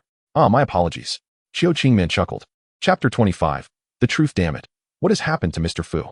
Old Fu has also been killed by that boy. What? Did you not say he was merely a lowly doling? 2 days ago, it was indeed doling, but today he has ascended to Douwang. As if he had ingested some extraordinary elixir, exhibiting a terrifying prowess. On the other side of Yinluo City, Xing Meng, gravely injured, reported the dire situation to Gu Shan. In this battle, all 4 elders of the Golden Goose sect met their demise, and he had lost his son. In addition to his grandson, who had perished not long before, his fury had reached its zenith. Gu Shan, engulfed in rage, had initially intended to launch a nocturnal ambush against his enemies, aiming to eradicate them all. However, upon hearing of the individual who had effortlessly vanquished Elder Fu, he hesitated. The mysterious figure capable of dispatching Elder Fu with such ease likely possessed strength that had already ascended to Douwang. Should he act recklessly, he might very well forfeit his own life. After all, as an alchemist, he was not particularly skilled in combat. Furthermore, as a prominent figure in the Golden Goose Empire, it was unequivocally inadvisable to take such risks. Nonsense. What potion could elevate someone from Douling to Douwang overnight? I suspect that individual had been concealing his true power all along. Elder Xing, it seems you have been toyed with, contemplated a young man in the hall. He was Lin Yuan, a prodigious 4th-tier alchemist, who had already attained the title of elder within the Golden Goose sect, and was a key figure being groomed for greatness. How could that be? My judgment is not so flawed. Although I suffered defeat in our duel a few days ago, his strength could not have reached Douwang, could it? Yet, according to my investigations, the young man had indeed reached Douwang that very day. The Douwang known as Zhejiang went missing because of him. It appears that his strength had already peaked at Douwang, Lin Yuan asserted without mercy, having uncovered further details, including the death of Xing Meng's adopted brother. Elder Lin, what do you imply? Are you suggesting that I intended this outcome? My son and grandson perished within that calamity, Xing Meng retorted angrily. That is not the case. However, the Golden Goose sect has suffered tremendous losses due to your actions, Lin Yuan stated. Enough. While Lin Yuan's arguments hold merit, Xing Meng, do you acknowledge your transgressions? Gu Shan deliberated before responding somberly. The Xing family had dwindled to but a single member, effectively rendered a mere shell of its former self. Continuing the conflict would yield no benefits for him, and given the enemy's formidable strength, it was not unwise to seek a truce. Alas. This is my burden, Xing Meng conceded, finding himself in a predicament as Gu Shan's attitude shifted abruptly. Ultimately, he was compelled to bow his head. Here is what we shall do, Xing Meng. You will deliver a letter to the head of your adversaries, and thereafter, you shall take your family to the capital. I will arrange for you to secure a position as an elder within the Golden Goose sect. Though your culpability is significant, I am not heartless or ungrateful. Nor am I one to burn bridges, Gu Shan declared. Despite the bitter taste of resignation, Xing Meng appeared to age a decade in an instant. After a prolonged moment, he received a letter from Gu Shan and slowly retreated. Once Xing Meng departed, Lin Yuan promptly shared the intelligence he had gathered with Gu Shan, who was momentarily taken aback. Is this information truly accurate? This is a search I personally conducted. Naturally, I would never dare to fabricate anything. Humph. That scoundrel Xing Meng actually used me as a pawn. How infuriating. Young master, look, this is a letter sent by Xing Meng from Bone Mountain. In the Hall of Enmity, Qiu Zhan handed a letter to Shen Yan, who took it, glanced at it, and fell into silence. Qiu Qingman, Bone Mountain. Could it be the foremost alchemist of the Jin Yan Empire? Indeed, who else would dare to claim the title of Bone Mountain? Young master, Bone Mountain invites us to join the forces of the Jin Yan sect. What are your thoughts? Shen Yan. Of course I accept. The Jin Yan sect is the most powerful force in the country. Only by aligning with them can we find stability. Ling Wanqing. Indeed, Shen Yan, you speak wisely. Moreover, we do not intend to linger here. If you do not align with us, your days will become arduous once we depart. Where will you go? A flicker of regret crossed Qiu Zhan's eyes. However, it is only natural that someone as young as Shen Yan, already possessing the strength of a battle king, would not be contained by a mere Jin Yan empire. Ling Wanqing inquired, casting her gaze towards Shen Yan. Within the 7-inch illusory Serpent Emperor's domain, Shen Yan likely already knew everything about her. She bore the weight of a profound blood feud and the monumental responsibility of revitalizing her family. A burden akin to a mountain pressing down on her chest. If she were to involve Shen Yan, it would be an unfortunate turn of fate for him. A consideration that weighed heavily on her heart. Yet, it was precisely due to Shen Yan's emergence that Ling Wanqing felt a glimmer of hope for the first time. Only he could provide her with a semblance of shelter. Her heart yearned for him, a conflicting emotion that left her in a state of bewilderment. Shen Yan. The continent of Battle Qi is vast. Venturing out while still young is not a misstep. As for what lies ahead, I am uncertain. Indeed. It is said that this year representatives from the Canaan Academy will come to recruit. Surely you have heard of it? Shen Yan. Canaan Academy? With this sudden mention from Qiu Zhan, Shen Yan recalled the original storyline of this world. I wonder how Xiao Yan is faring now? He has likely not yet become a battle emperor, has he? Canaan Academy is located over 100,000 kilometers away in the Black Corner region. It is the most prestigious institution on the continent of Battle Qi. It is said that those who graduate from there are the Crme de la Crme of talents. I believe you would find it intriguing, yes? Shen Yan. Indeed I would. With the allegiance of the Qiu family, Shen Yan and the others chose to retreat to the deep mountains to recuperate, in order to avoid exposing their identities. Before leaving, Shen Yan also released Jiu Jiang, providing him with the antidote to the deathly pill.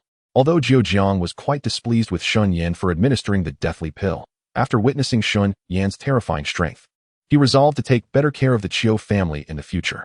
Qiu Qingman initially wished to accompany Shen Yan, but ultimately relinquished the idea under Ling Wanqing's hostile gaze. Qiu Qingman. Father, I wish to attend Canaan Academy. What? Are you certain? Qiu Qingman. Of course. I must make Shen Yan brother aware that I am his destined one. This. Qiu Qingman.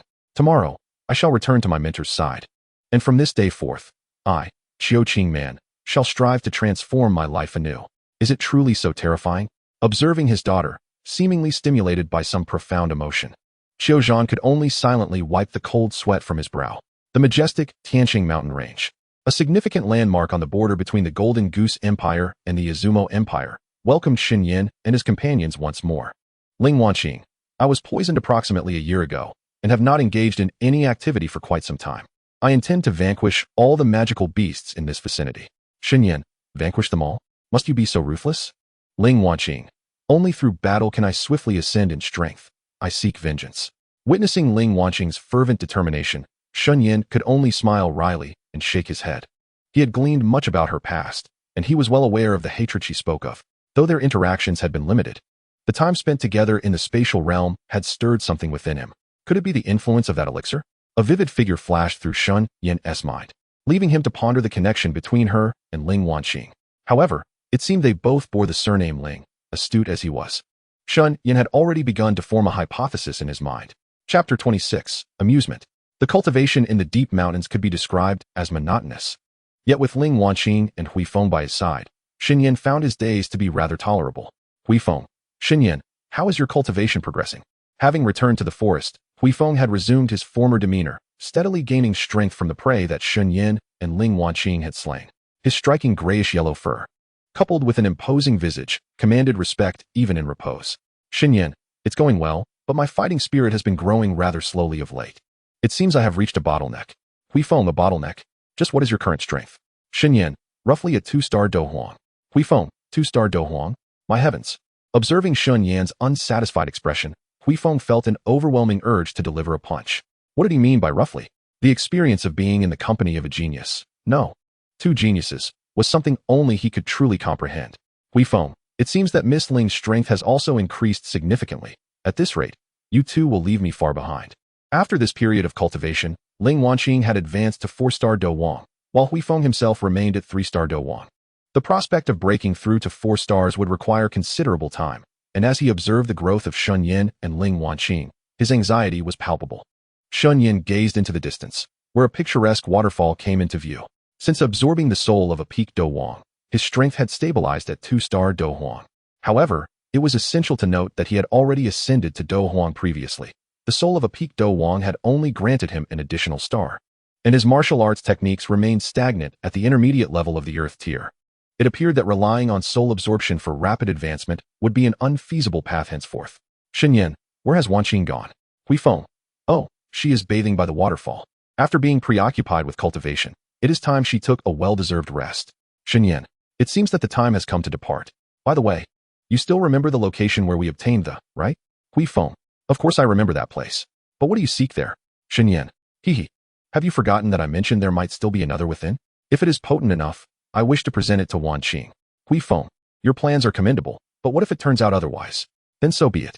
It is an adventure. After all, the most important thing is to relish the thrill. Huifeng. Humph, I hardly believe you. Shen Yan slowly approached the waterfall, where a striking figure was frolicking in the pool beneath the cascade. With deep green hair cascading down, a pair of enticing rabbit ears occasionally emerged from the water, and her flawless skin sparked the imagination, leaving one utterly captivated. Ling Wanqing, do you find it beautiful? Suddenly, Ling Wanqing playfully splashed the water beside Shen Yan with her, sending droplets flying. Only then did Shen Yan turn to see Ling Wanqing, pouting yet showing no intention of retreat. Embarrassed, he scratched his nose and smiled. Shen Yan, of course it is beautiful. People say the celestial maidens in the heavens are the most exquisite, yet I find them lacking in comparison to you. Ling Wanqing. Humph. You and your banter. I shall soak a while longer. Do keep your distance. Though Ling Wanqing feigned annoyance, a hint of crimson graced her cheeks. For being observed by a man while bathing was undeniably a source of shyness. Shen Yan nodded, intending to turn away, when suddenly he sensed something amiss. In a flash, he vanished from sight. Ling Wanqing, sensing his departure, cautiously emerged from the water, aware that Shen Yan, a skilled alchemist, possessed a soul power far superior to hers, and any impending danger would surely be detected by him first. Moments later, Shen Yan reappeared from a thicket, a fox in hand, which appeared to be a second-tier magical beast. Shen Yan. Ah, it is merely a short-tailed fox. I had thought it was something else. Shen Yan chuckled, his gaze drifting back to the lake, where he inadvertently beheld Ling Wanqing in her full splendor. Although he had previously encountered her in a more vulnerable state within that space, it was incomparable to the present moment. Her skin, smooth as jade, adorned with droplets of water cascading down her deep green locks, her alluring figure complemented by long, slender legs, seemed almost ethereal.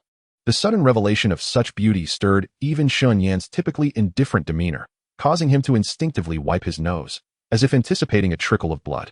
Seconds later, a piercing scream erupted from the pool. Ling Wanqing. Shen Yan, you shall pay for this.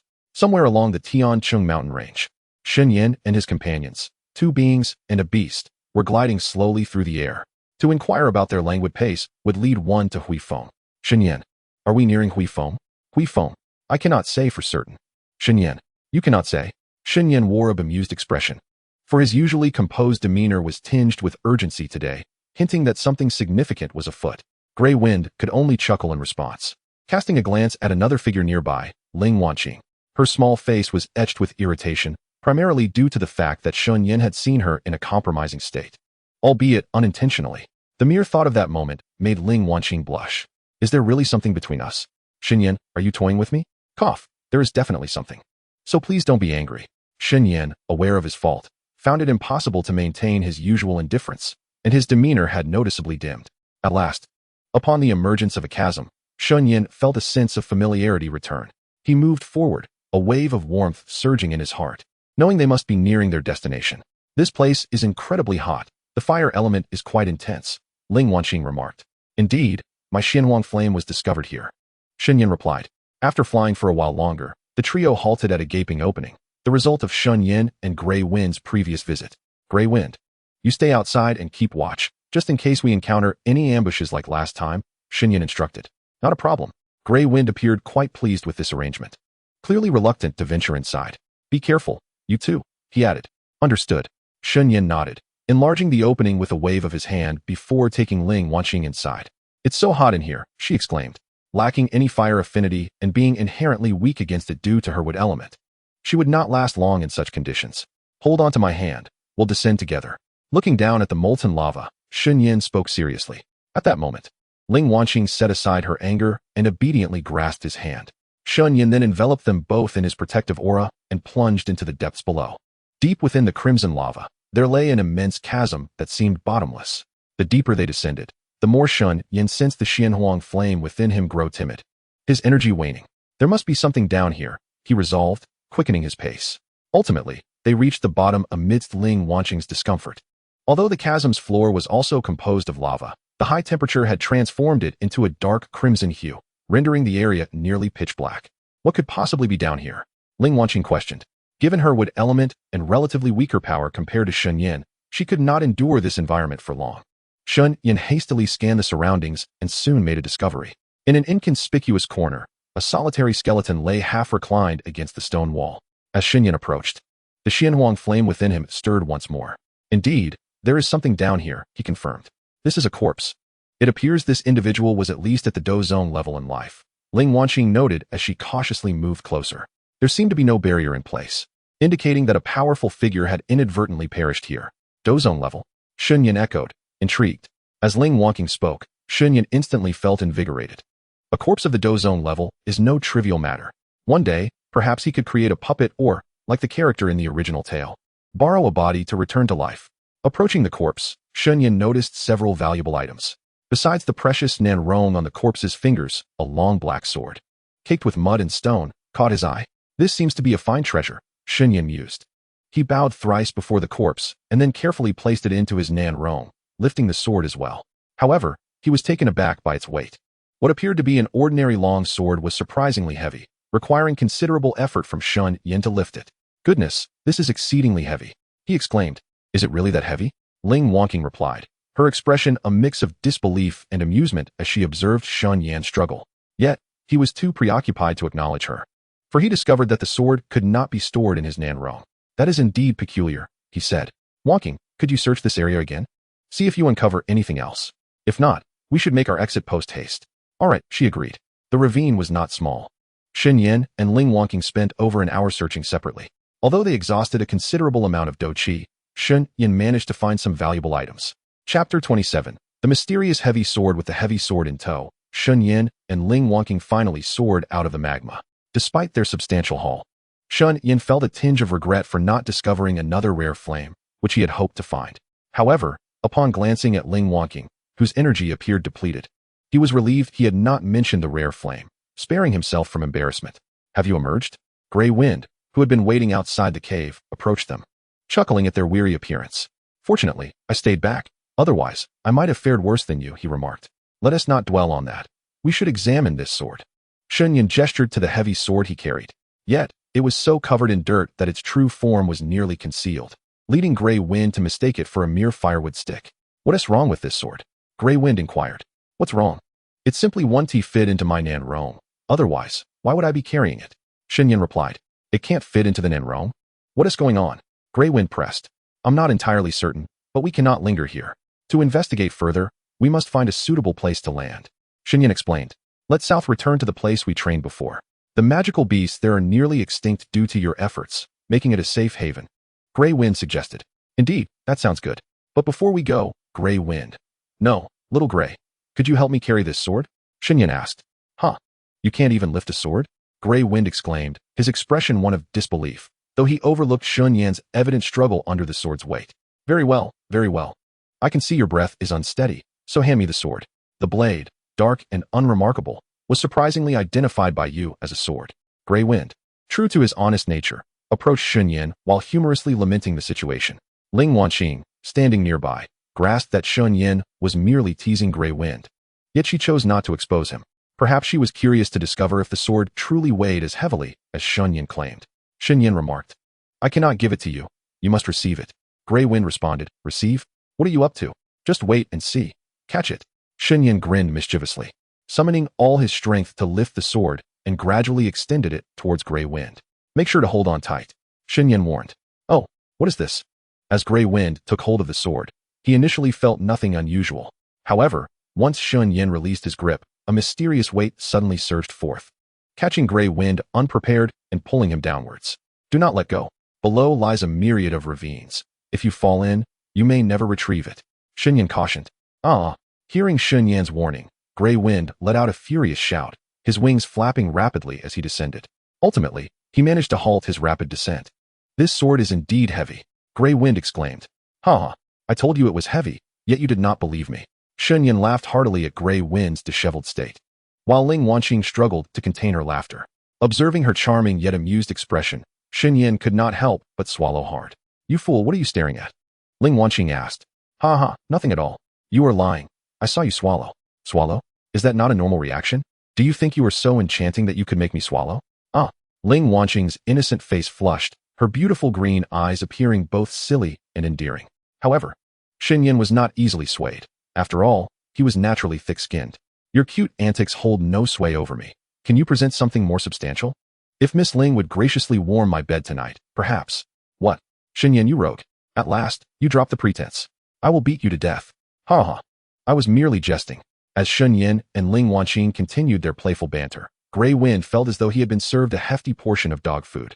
What about me, carrying this ridiculously heavy sword? Are you both going to ignore me? He thought. No need to be upset. How can one argue with children? Returning to his previous living quarters, Shen Yan rummaged through his spatial ring. His current ring was merely a low-grade one, and as his possessions multiplied, it seemed the time had come to acquire a more advanced spatial ring.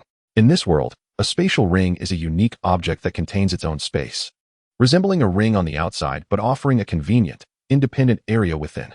Shen Yan glanced at his hand, which bore 3 rings. The pale gray one was his low-grade neuron, while the white one, a high-grade neuron, was a recent acquisition from his conquests. Initially, Shen Yan intended to utilize the latter, but now he had a superior option. A ring of ancient bronze neuron rested in the palm of his hand, a treasure retrieved from beneath the magma. Typically, neuron is safeguarded by a soul force as personal property. However, this particular piece was different. It seemed that the soul force had long dissipated due to the prolonged death of its owner. Shen Yan exclaimed, let us see what treasures await. Recognizing that this neuron was unclaimed, he promptly inscribed his soul mark upon it and eagerly poured out its contents. Indeed, it is top-tier neuron. I've struck gold. Ling Wanqing interjected. Shen Yan, you fool. What are you grinning about? Gray Wind approached, equally astonished by the array of items that had suddenly appeared beside Shen Yan. What in the world? He muttered, lifting a scroll with his paw, disbelief evident in his beastly eyes. What's wrong? Shen Yan, intrigued by Gray Wind's reaction, drew closer. Ling Wanqing, curious, glanced at the scroll, only to have her expression shift from curiosity to a calm disappointment. Hand it over. Let me take a look, Shen Yan requested. No need to look, Ling Wanqing replied. It's merely a recipe for a 6th-grade pill, the humanoid pill. The humanoid pill? Shen Yan was taken aback. As an alchemist, he found it bewildering that he had never heard of such a concoction. Was he truly lagging behind? Or had this world advanced beyond his comprehension? That is correct. This pill allows magical beasts to evolve into human forms. Its efficacy, second only to the transformation pill. Ling Wanqing explained. Oh, I see, Shen Yan responded, processing the information. I want to consume this. Shen Yan, hurry and refine one for me. Gray Wind urged. Wait, you think it's that simple? You overestimate my abilities. I can barely succeed in crafting 4th-grade pills. Shen Yan retorted. Gray Wind's enthusiasm waned immediately. Shen Yan chose not to press the matter further. If he could indeed succeed, he would certainly prioritize Gray Wind's request. However, that seemed unlikely. Nevertheless, Shen Yan reclaimed the recipe from Gray Wind, considering it for future experimentation. Ling Wanqing examined several scrolls, noting Earth-tier combat techniques such as the Cloud-Dispelling Palm, the Wind God Fist, and the Ice-Sealing Strike. These are indeed valuable treasures. Her interest in these items was evident, as she would not have praised them otherwise. Feel free to take whatever you fancy. I cannot offer you anything better at the moment, but I hope it brings you satisfaction and joy, Shen Yan offered generously. Who wants your things? Ling Wanqing retorted. Come now, Wanqing. I know you've been diligently training lately. Acquiring potent combat techniques can only benefit you, Shen Yan encouraged. Then I shall take these. You don't need them? Ling Wanqing replied. Ha ha ha. Do you think I lack combat skills? Shen Yan once again selected a scroll and handed it to Ling Wanqing. It was a high-level Earth-grade martial art, the finest among this collection. Shen Yan, although your current martial technique is also Earth-grade, I feel it is not suitable for you. Do give this technique a try. It will undoubtedly be beneficial. Shen Yan was not acting blindly. This martial art, named the Destiny Decision, was precisely suited for Ling Wanqing, who possessed a strong affinity for the wood element.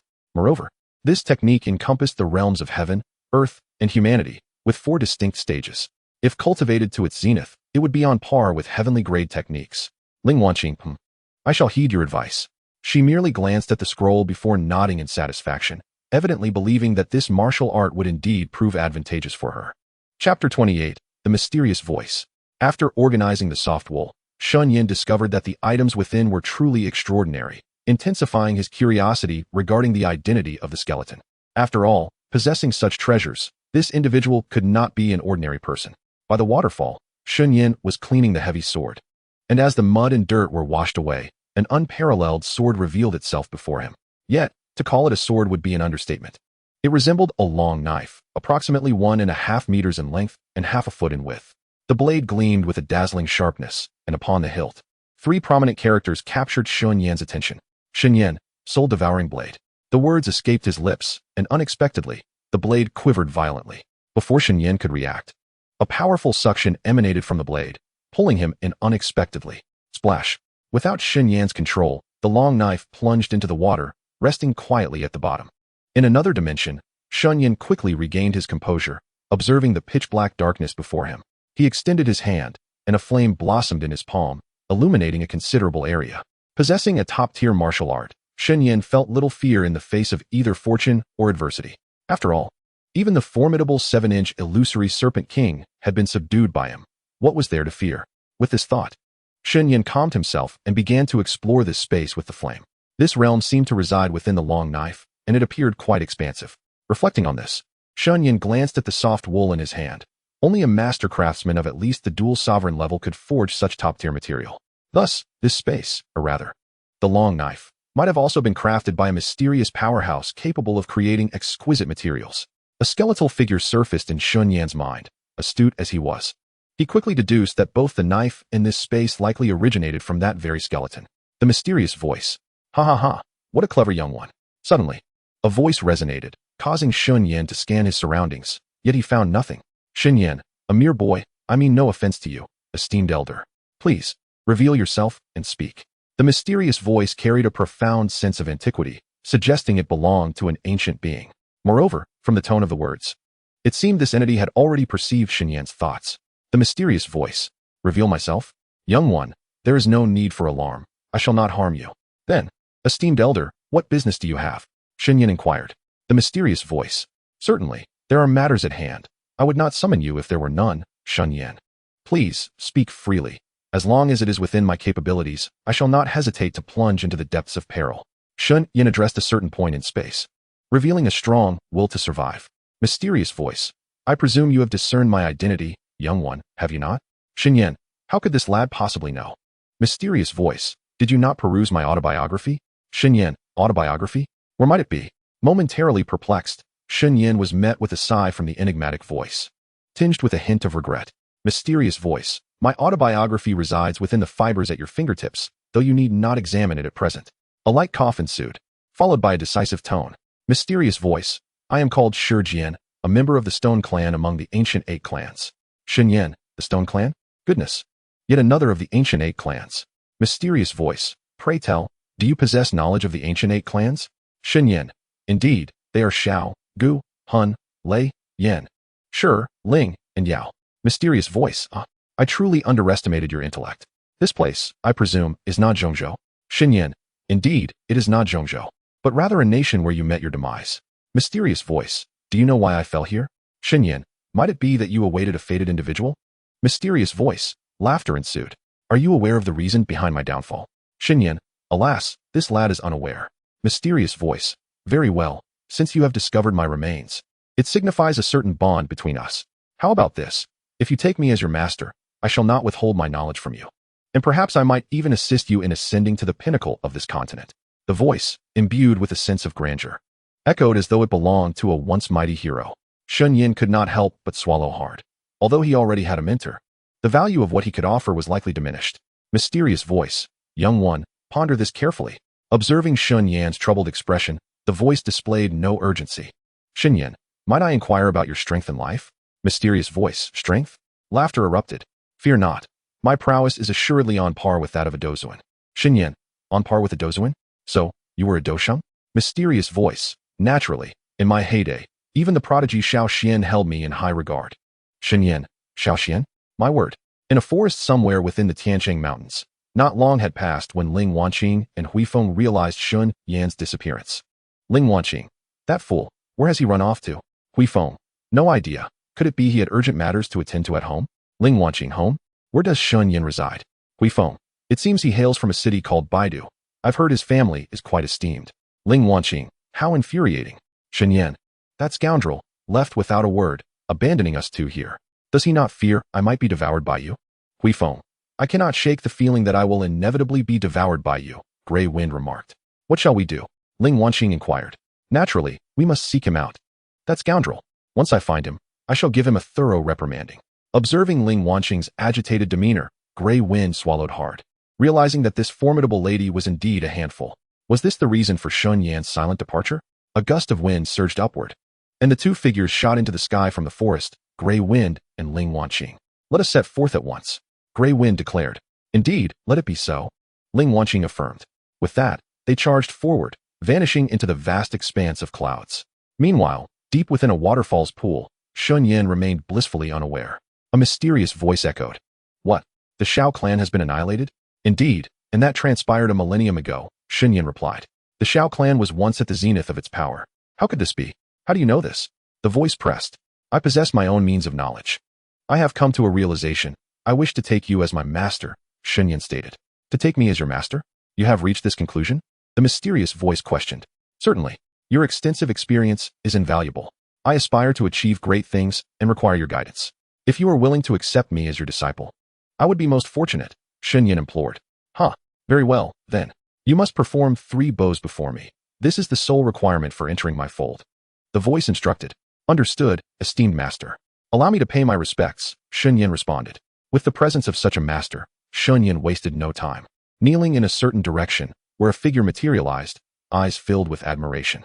Old man, I have taken countless disciples, but you are the first to hesitate upon hearing my offer, Shi Jian remarked, his soul's essence appearing youthful, reminiscent of a man in his 30s. By the way, I do not yet know your name, Shi Jian continued. Master, please forgive me. I am Shen Yan, 17 years of age, he replied. 17 and already at the Dou Huang level, with an extraordinary soul strength. Such talent, in my time, could only be rivaled by the prodigious Xiao Xian and my own wayward disciple. Yet your circumstances seem far less fortunate. It appears you have encountered some fortuitous events. Shi Jian observed. Indeed, master, your insight is sharp. I have indeed experienced some fortuitous encounters. Otherwise, I would still be an ordinary great Dou Shi. Shen Yan admitted with a chuckle. No need for modesty, my disciple. The whims of fate are unpredictable. Good fortune is indeed a manifestation of strength and talent, Shi Jian replied. After a period of casual conversation, Shi Jian gained a general understanding of Shen Yan, and then began to recount his own story.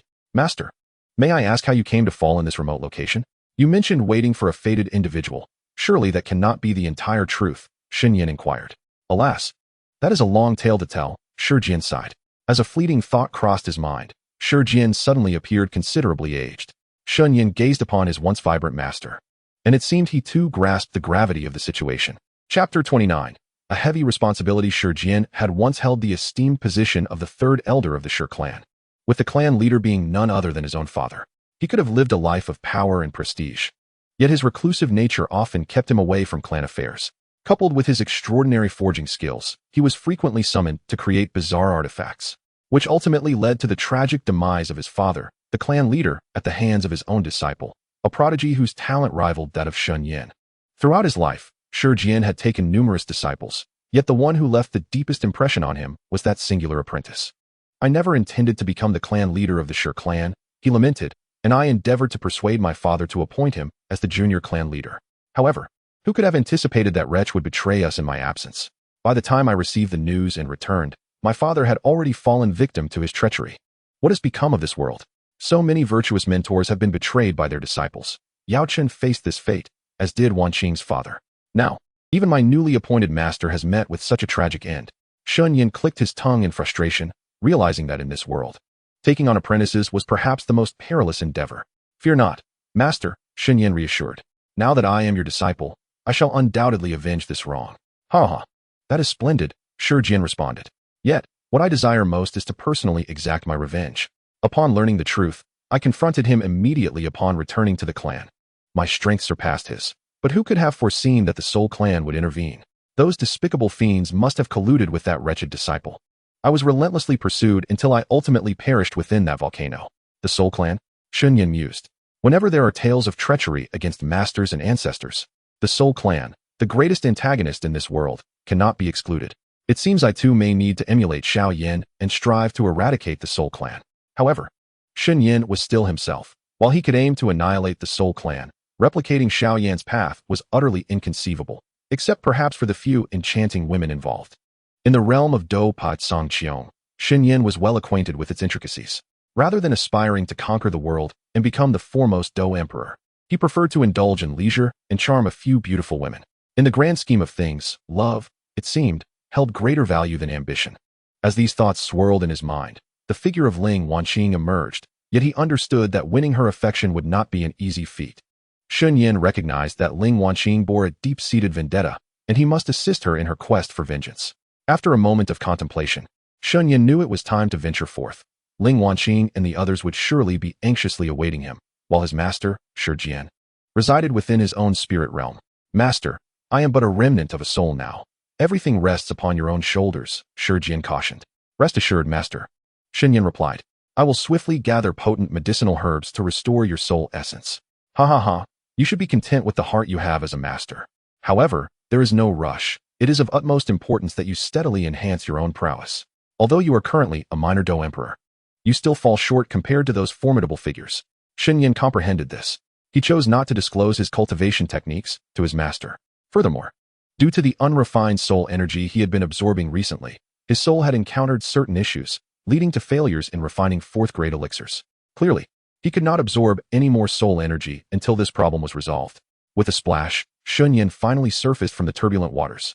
But he did not immediately ascend ashore. Instead, he first hoisted a heavy sword above. Master, what is the origin of this sword? It is exceedingly heavy, he inquired. Is this weight too much for you? In my lifetime, I forged dozens of swords, and this one is the lightest. Were it not for its special material, which can absorb the souls of the slain, I would not possess it, Shi Jian replied. Is that so? Although Shen Yan was skeptical of Shi Jian's words, he remained silent. Weight absorbs souls. What purpose does that serve? He questioned. You seem unaware. Anyone struck by my sword has never lived to tell the tale. Shi Jian asserted. Never lived to tell the tale? That is surely the case, considering you lived over 1,000 years ago, Shen Yan responded. Bah, don't quibble with me. This sword can absorb souls. Those it wounds will find their injuries difficult to heal, or worse, have their souls consumed, Shi Jian explained. Moreover, if you were to separate a portion of your soul essence and place it within the sword's space, you would find that with each life you take, your soul energy would increase. What? Increase soul energy? Shen Yan exclaimed. Indeed, it was with this sword that I broke through to the heavenly realm of soul power. Shi Jian declared. Wow, is it really that incredible? Shen Yan initially had little sentiment for the sword, planning to discard it after a few days.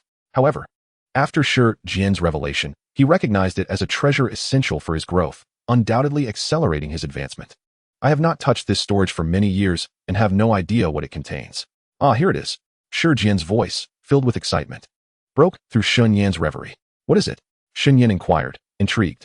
An intermediate earth-level combat technique, the Fire Cloud Sword technique, which perfectly complements this sword, Shi Jian revealed.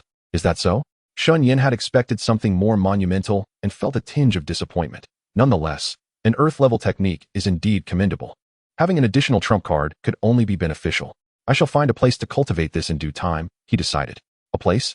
That won't be necessary. I have found a splendid location, Shi Jian said with a mischievous grin, as if he had discovered something extraordinary. He emerged from the ring, floating in midair, holding a scroll devoid of any markings. What is this, master? Shen Yan asked, his curiosity piqued. Shen Yan, burdened by a heavy sword, engaged in conversation as he made his way to the dwelling of Ling Wanqing and the others. To his dismay, he found no trace of them. Shen Yan exclaimed, "What on earth? These two fools wouldn't think I left and gone to search for me elsewhere, would they?" Shi Jian replied, "It seems so. All your living supplies have been cleared away." He glanced at the nearly extinguished campfire, which bore no remnants, confirming their departure. Shen Yan urged, "Then let us hasten to find them." Shi Jian inquired, "Find them? Do you know where they have gone?" Shen Yan admitted, "I am not sure, but I suspect they may have returned to Luoyan City." Shi Jian declared, "Since we have a destination, let us set forth."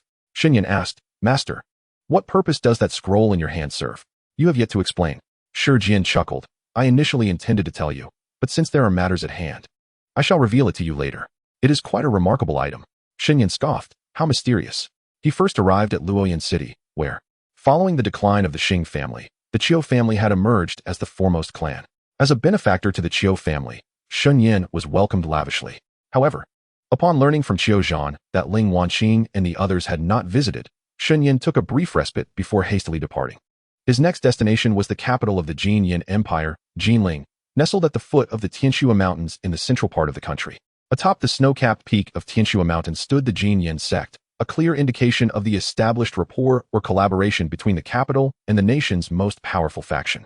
Encumbered by his heavy sword, and following Shi Jian's admonition not to utilize his battle qi, Shen Yan traversed for quite some time before reaching a town.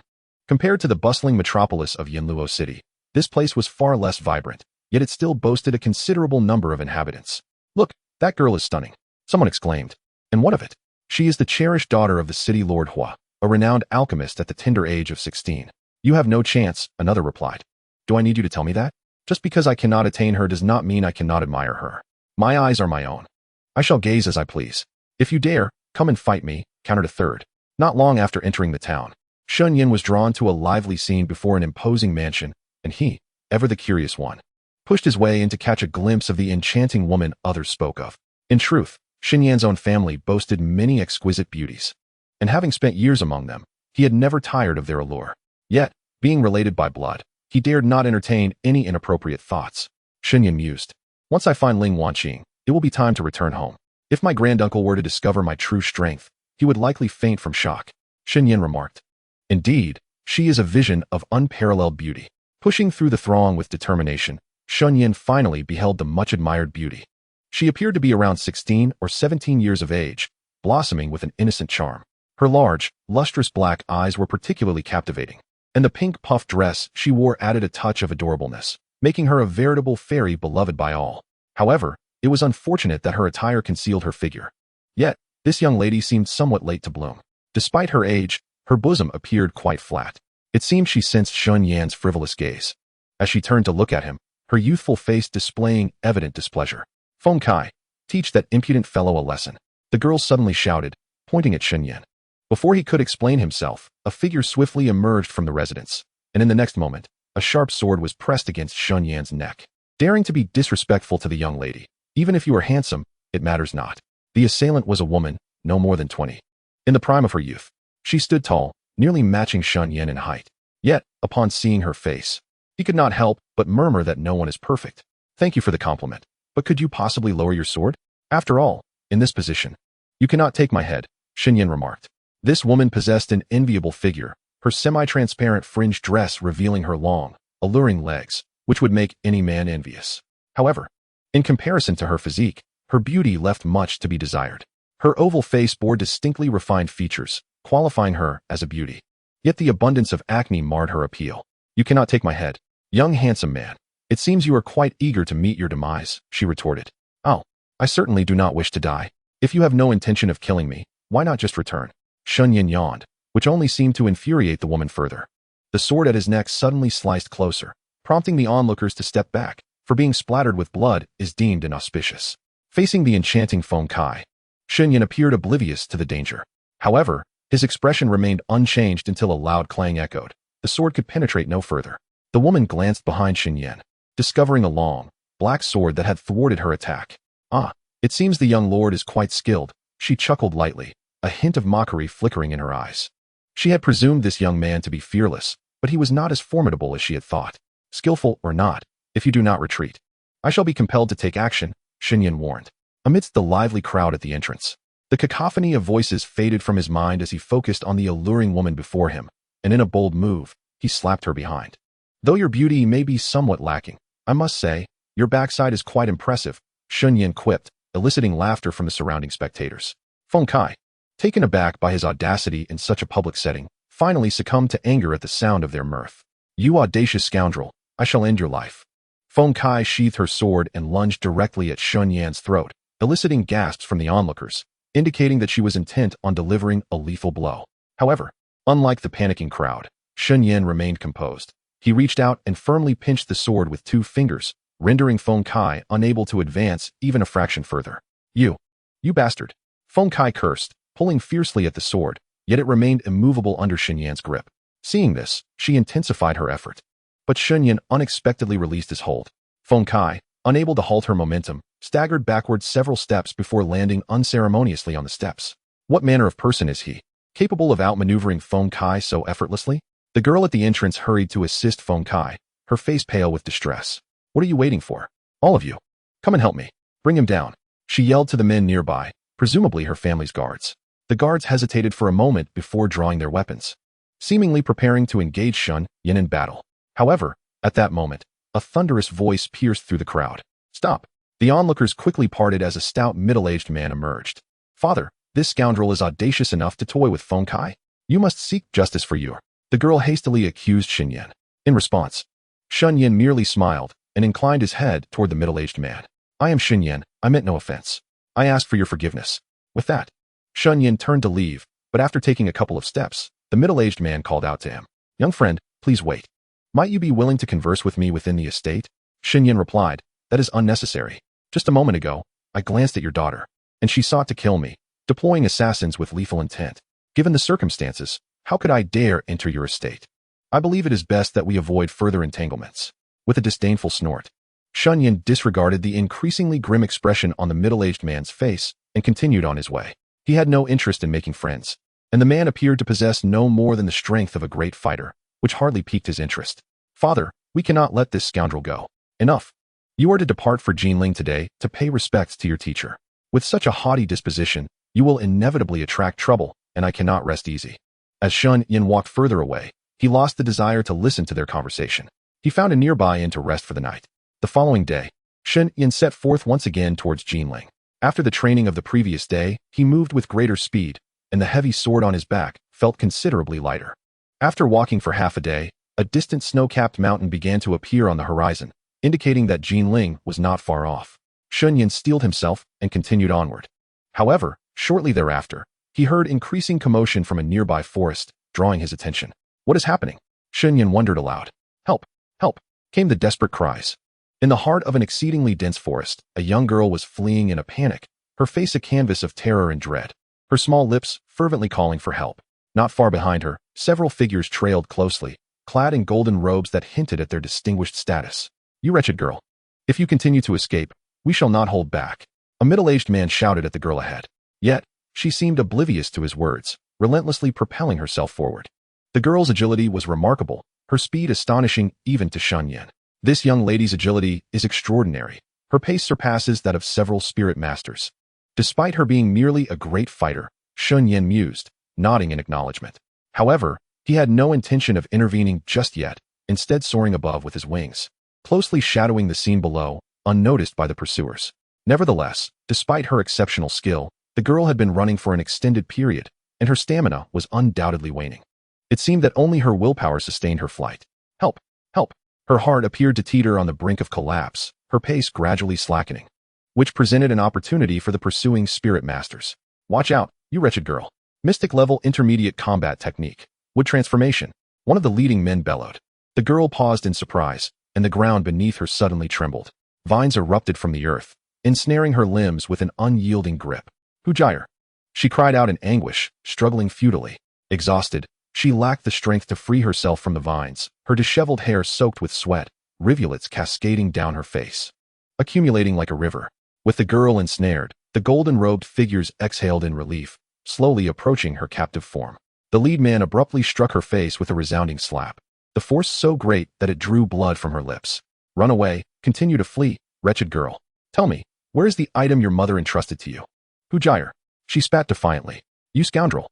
Blood surged from her mouth, splattering the man unexpectedly, igniting his fury further as he retaliated with a punch to her abdomen, causing her to grimace in pain, her complexion paling further. Just like your mother, huh? But do you really think your silence will save you?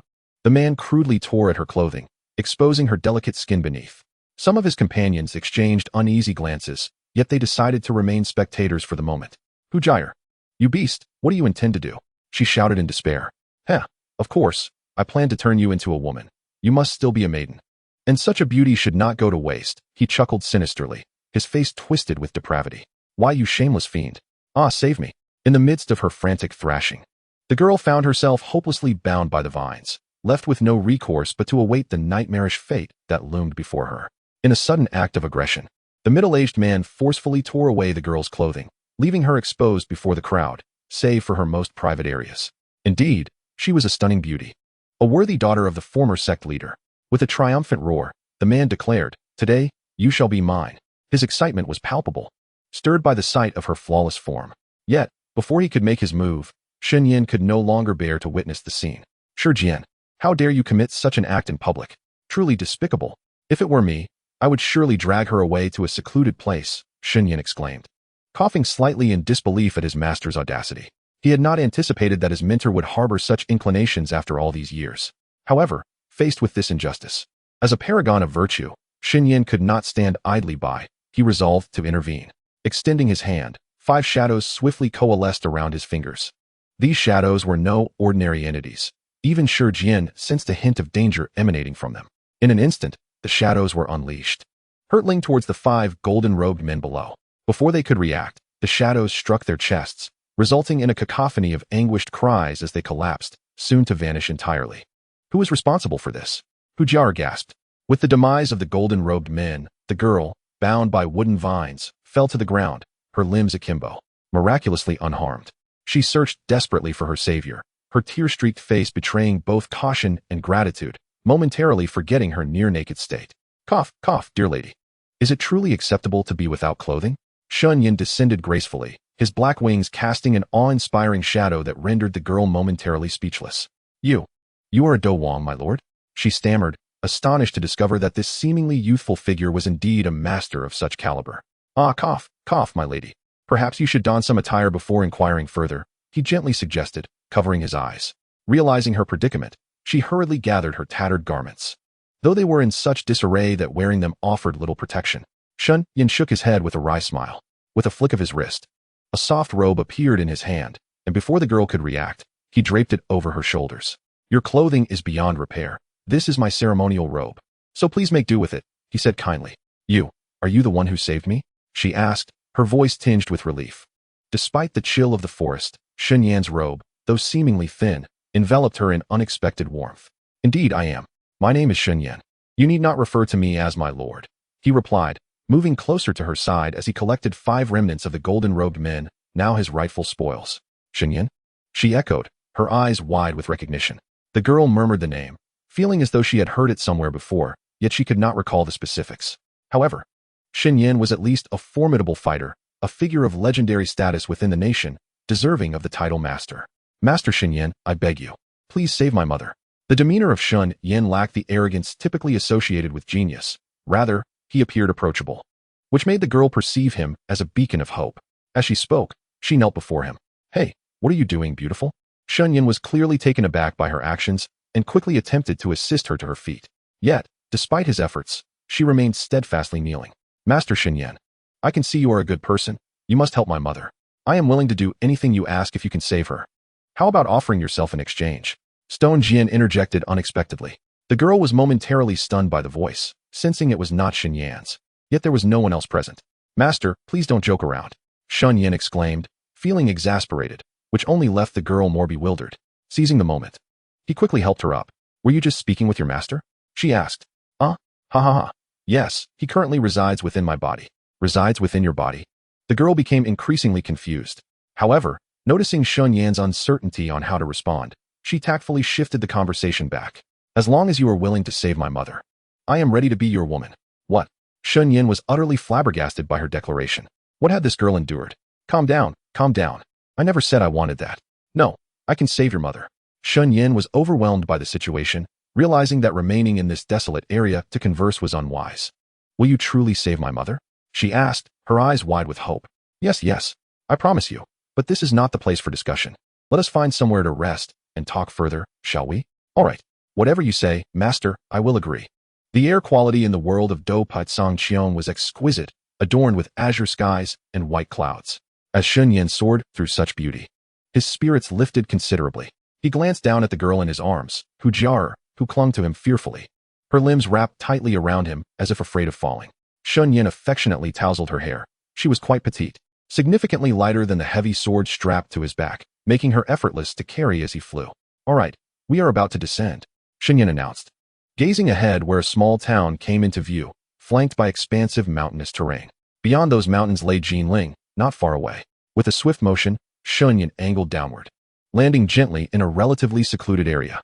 However, upon his arrival, he underestimated the presence of the local populace, as many eyes immediately fixated upon him. The young man appears to be a battle king.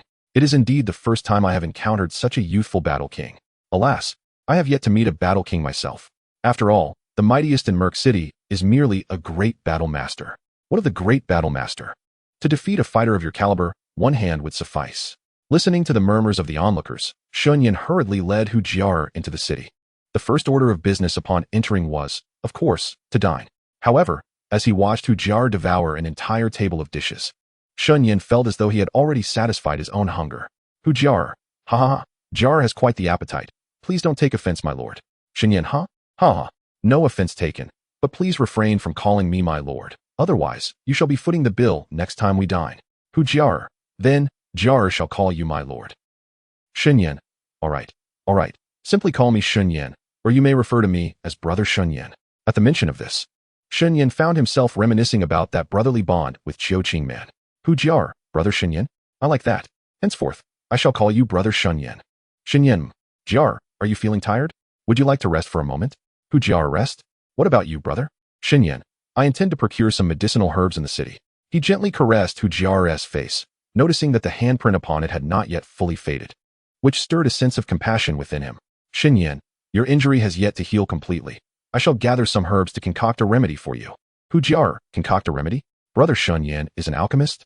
Seeing Shen Yan nod, Hu Jiar was utterly astonished, having unexpectedly encountered a true master. Hu Jiar, what rank of alchemist are you, brother? Shen Yan, ha, it's a bit embarrassing to admit, but I am merely a third-tier alchemist. Hu Jiar, merely a third tier? Hu Jiar was thoroughly impressed. To reach the rank of battle king at such a young age was already a rare feat on the continent. Yet he was also a third-tier alchemist. Upon reflection, her desire to devote herself seemed somewhat lacking in merit. Hu Jiar, wherever you go, I shall follow. Though their acquaintance was brief, Hu Jiar had already discerned Shen Yan's character. As long as she remained endearing, he would undoubtedly not abandon her. Shen Yan, very well, then you shall accompany me. With Hu Jiar in tow, Shen Yan ventured into the marketplace of Merc City. Though modest in size, its significance as the sole route to Jinling within a radius of several hundred miles drew crowds rivaling those of larger cities. Chapter 32, Familiar Faces. At a herbal stall, Shen Yan promptly purchased dozens of medicinal herbs, leaving the proprietor astounded. Proprietor, esteemed guest, the total comes to 500 gold coins. Shen Yan, just 500? Quite reasonable. Shen Yan produced a pouch from which he counted out a handful of gold coins to hand over to the proprietor. This pouch was a trophy from previous victories. Containing a multitude of gold coins, Shen Yan estimated its worth to be in the millions. With such wealth, he experienced, for the first time, the delightful joy of prosperity. As Shen Yan traversed this path, he had nearly exhausted the selection of medicinal herbs available here. However, all he encountered were merely ordinary herbs of first and second grade. The high-grade herbs he yearned for were conspicuously absent. Boss, Shen Yan implored, if I offer you an additional 100, could you divulge where I might procure high-grade herbs? High-grade herbs? Ah, my dear customer, you have inquired with the right person. In this city of Moku, high-grade herbs are typically found at the Baoyao workshop located in the city center. Occasionally, the auction house adjacent to it also hosts auctions for such premium herbs. An auction, you say? Upon hearing this term, Shen Yan's interest was piqued. Familiar with the continent of Dou Shi, he was well aware that auctions were the prime avenue for uncovering treasures, as the original protagonist of this world had amassed great wealth through such means. The heart of Moku City is undoubtedly its most bustling area, where the auction house and Baoyao workshop stand opposite each other, firmly grasping the finest resources this locale has to offer. Establishing a presence here guarantees a substantial income year after year, attracting many who aspire to partake in the prosperity. Yet, their ultimate fate often culminates in disappointment, for both factions are far from ordinary. It is said that the headquarters of the auction house is situated in the capital, Jinling, where legendary experts such as Dou Wang and Dou Huang abound. The local auction house serves as a branch office. However, despite its status as a subsidiary, it boasts the highest dividends among all branches, leading the headquarters to station several formidable experts to oversee its operations. Conversely, although the Baoyao workshop has no other branches and lacks a significant background in Jinling, its behind-the-scenes proprietor is a renowned and genuinely powerful Dou Huang. Dou Shi? Not far from the entrance of the Baoyao workshop, as he listened to the passers-by, Shen Yan was suddenly struck with astonishment. The name Dou Shi was one he was all too familiar with, for he was the son-in-law of Shen Yan's family's second elder, Shen Gongjia, and one of the influential figures supporting the Shen clan. By heavens, what's wrong, brother Shen Yan? Hu Jia inquired. Nothing at all. I simply did not anticipate encountering Uncle Dou here. Uncle Dou? Are you implying that the legendary Dou Huang expert, Dou Shi, is your uncle? Indeed. Shen Yan chuckled. Dou Shi had previously resided within his family for an extended period, and he was quite familiar with him. Shen Yan had initially perceived Dou Shi as a carefree wanderer, unaware that he possessed such a prosperous enterprise. Given this, I must seize the opportunity to profit handsomely from him. I wonder if he is currently here. Although his uncle was a Dou Huang expert within the family, Shen Yan's standing was hardly inferior to his, primarily due to his formidable talent. Consequently, their relationship remained amicable. With a sly grin, Shen Yan was about to enter when he overheard a commotion from within. I shall claim this 7-colored spirit mushroom. I bid a second-grade pill. Oh, it appears an auction is indeed underway, Shen Yan remarked. Shen Yan, pulling Hu Jia in tow, strode directly inside, a privilege made possible by his fine attire. Otherwise, the guards at the entrance would have certainly barred his entry. He casually found a seat and soon noticed an elderly gentleman at the front desk, holding a precious medicinal herb in his hand. Shen Yan, a 9-star great fighter. Is this the best Dou Shi's subordinates can muster? The old man clutched a 3rd-tier medicinal herb, the 7-colored spirit mushroom, a key ingredient for various 2nd and 3rd-tier healing pills. Indeed, a rare treasure. Brother Shen Yan, don't you want that 7-colored spirit mushroom? Hu Jia inquired softly, to which Shen Yan could only shake his head in resignation. While the 7-colored spirit mushroom is commendable, I possess far superior herbs. Why would I need it? Oh, my good friend, are you also an alchemist? Shen Yan's voice was not deliberately subdued, yet it captured the attention of a nearby youth who was in the midst of vying for the mushroom. This young man, clad in a white robe, had a youthful yet sincere countenance adorned with a perpetual smile, appearing almost like a paragon of virtue at first glance. Of course, who would come here if not an alchemist? Shen Yan replied casually, but upon uttering those words, he found himself the target of many fierce glares from the crowd. Clearly, they were neither alchemists nor allies of the craft, but rather mere onlookers or herb traders. My friend, you possess quite the audacity. Let us continue our discussion later. Discuss? With you? I have no time. Shen Yan's demeanor shifted abruptly, causing the smile on the young man's face to falter. He sat down with a disgruntled huff, vowing to remember this slight. Haha. Though the youth was indeed an alchemist, Shen Yan felt no trepidation. His sudden change in attitude was undoubtedly influenced by Hu Jia's presence. Do you know this fellow Jia? Yes. He is an outer sect disciple of the Golden Goose sect. Xian'er encountered him at the sect conference, and his methods are exceedingly cruel. An outer sect disciple? So, Xian'er, you are also an outer sect disciple? No. I have been diligently cultivating to draw closer to my mother. Just months ago, I broke through to become a 2-star great fighter. Thus, I am now an inner sect disciple. Although Hu Jia could not quite match Shen Yan's prowess, she had achieved the rank of a 2-star great fighter at such a young age, a remarkable talent among the younger generation of the inner sect. Were it not for the exposure of my plans, those elders would have surely promoted me beyond my years. Is that so? It seems you truly are a prodigy, Jia. Shen Yan affectionately ruffled her hair. This little girl possessed far superior talent than he, and with time, she would undoubtedly become a formidable force. Were it not for his fortuitous encounters, he might still be lingering at the rank of a one-star great fighter. The auction continued, yet the old gentleman presented only second and third-tier herbs. Aside from purchasing a third-tier soul grass for 600 gold coins, Shen Yan remained largely inactive. Brother Shen Yan, those herbs are exceedingly rare. Why do you not desire them? Hu Jier asked, perplexed, for even within the inner sect of the Golden Goose sect, some of these herbs were indeed hard to come by, because it is not given freely, so how could I possibly accept it? Moreover, I have no use for those medicinal herbs at the moment. Hu Jier, oh, is that so? No use. Ha ha ha, how amusing. You scoundrel, if you lack funds. Just admit it. And yet you still wish to pursue women? Suddenly, a voice filled with arrogance rang out. Listening to that disgusting laughter, Shen Yan felt his good mood dissipate without needing to look. He knew it was that same individual from before. Shen Yan, when you utter those words, did you ever consider that you might soon find yourself dead? What? Ha ha. The young man in white burst into laughter upon hearing this, seemingly amused by something particularly funny. Behind him, two elderly men also stood up, chuckling. Shen Yan quickly discerned that these two were also at the grand duelist level. However, Hu Jier, upon seeing them, was taken aback and instinctively dove into Shen Yan's embrace. Shen Yan, what's wrong? Hu Jier, those two are deacons from the sect. They have seen me before. Hu Jier whispered, her voice trembling slightly, indicating that this was indeed a troublesome situation. Shen Yan nodded, waving his hand to conjure a cloak that he promptly placed over Hu Jier's head, the veil perfectly concealing her face beneath it. Shen Yan, now, there's nothing to worry about. Oh, what's this, young man? How beautiful must this woman be that she cannot be seen? The young man in white mocked Shen Yan's actions. Upon hearing this, Shen Yan clenched his fists, but he chose to ignore the scoundrel, instead guiding Hu Jier toward the elder presiding over the auction. However, just as Shen Yan took a step forward, Hu Jier's cloak suddenly caught fire. And in an instant, the veil that had concealed her face was completely incinerated. Hu Jier. Hu Jier momentarily froze, the cloak fell to the ground, and her visage was laid bare before the crowd. Shen Yan turned around to gaze at the mocking young man in white. He understood that this was undoubtedly the result of the young man's mischief. At this point, it was too late for him to retrieve the cloak for Hu Jier. Her face was already exposed for all to see. As the young man in white was about to express his awe at her beauty, a familiar sensation washed over him. And in the next moment, the two elderly men behind him spoke up. Hu Jier, what brings you here? Chapter 33, Instant Kill. Oh, so it is Hu Jier. Ha ha. How clever of me. I almost fell for your ruse. The young man's expression shifted rapidly before he ultimately broke into a triumphant grin. Unbeknownst to him, Shen Yan was genuinely furious at this moment.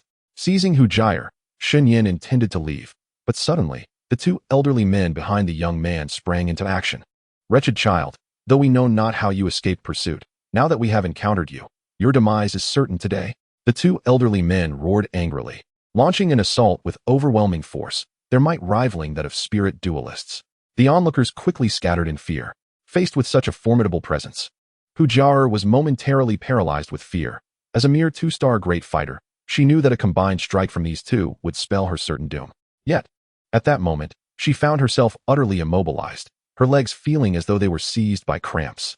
The elder presiding over the auction furrowed his brow upon witnessing the commotion. Aside from the members of the Golden Goose sect, no one dared to cause such a disturbance in the apothecary pavilion. However, his own strength was only marginally superior to that of the two elders, and now, with both poised to unleash their lethal moves, it was too late for him to intervene. Shen Yan, certain death?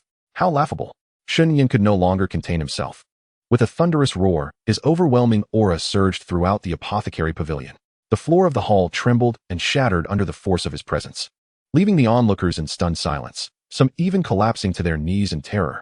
The two assailants, realizing the shift in Shen Yan's demeanor, found themselves compelled to strike, their fighting spirit intensifying as they prepared for the worst. Yet, before they could reach Hu Jier, Shen Yan appeared before them in an instant. His fist engulfed in fighting energy, striking them squarely in the chest. The impact sent them flying backward, crashing against the wall near the entrance, leaving their fates uncertain. A Dou Emperor? The auctioneer could no longer maintain his composure, exclaiming the words with a tremor that sent shivers through the gathering, as all present involuntarily swallowed hard. The previously smug young man in white suddenly wore a countenance akin to one suffering from constipation. Hu Jier, Shen Yan, brother. Hu Jier, recovering from her shock, gasped and clutched her mouth in astonishment. Her trembling legs were on the verge of collapsing, but Shen Yan was there to steady her.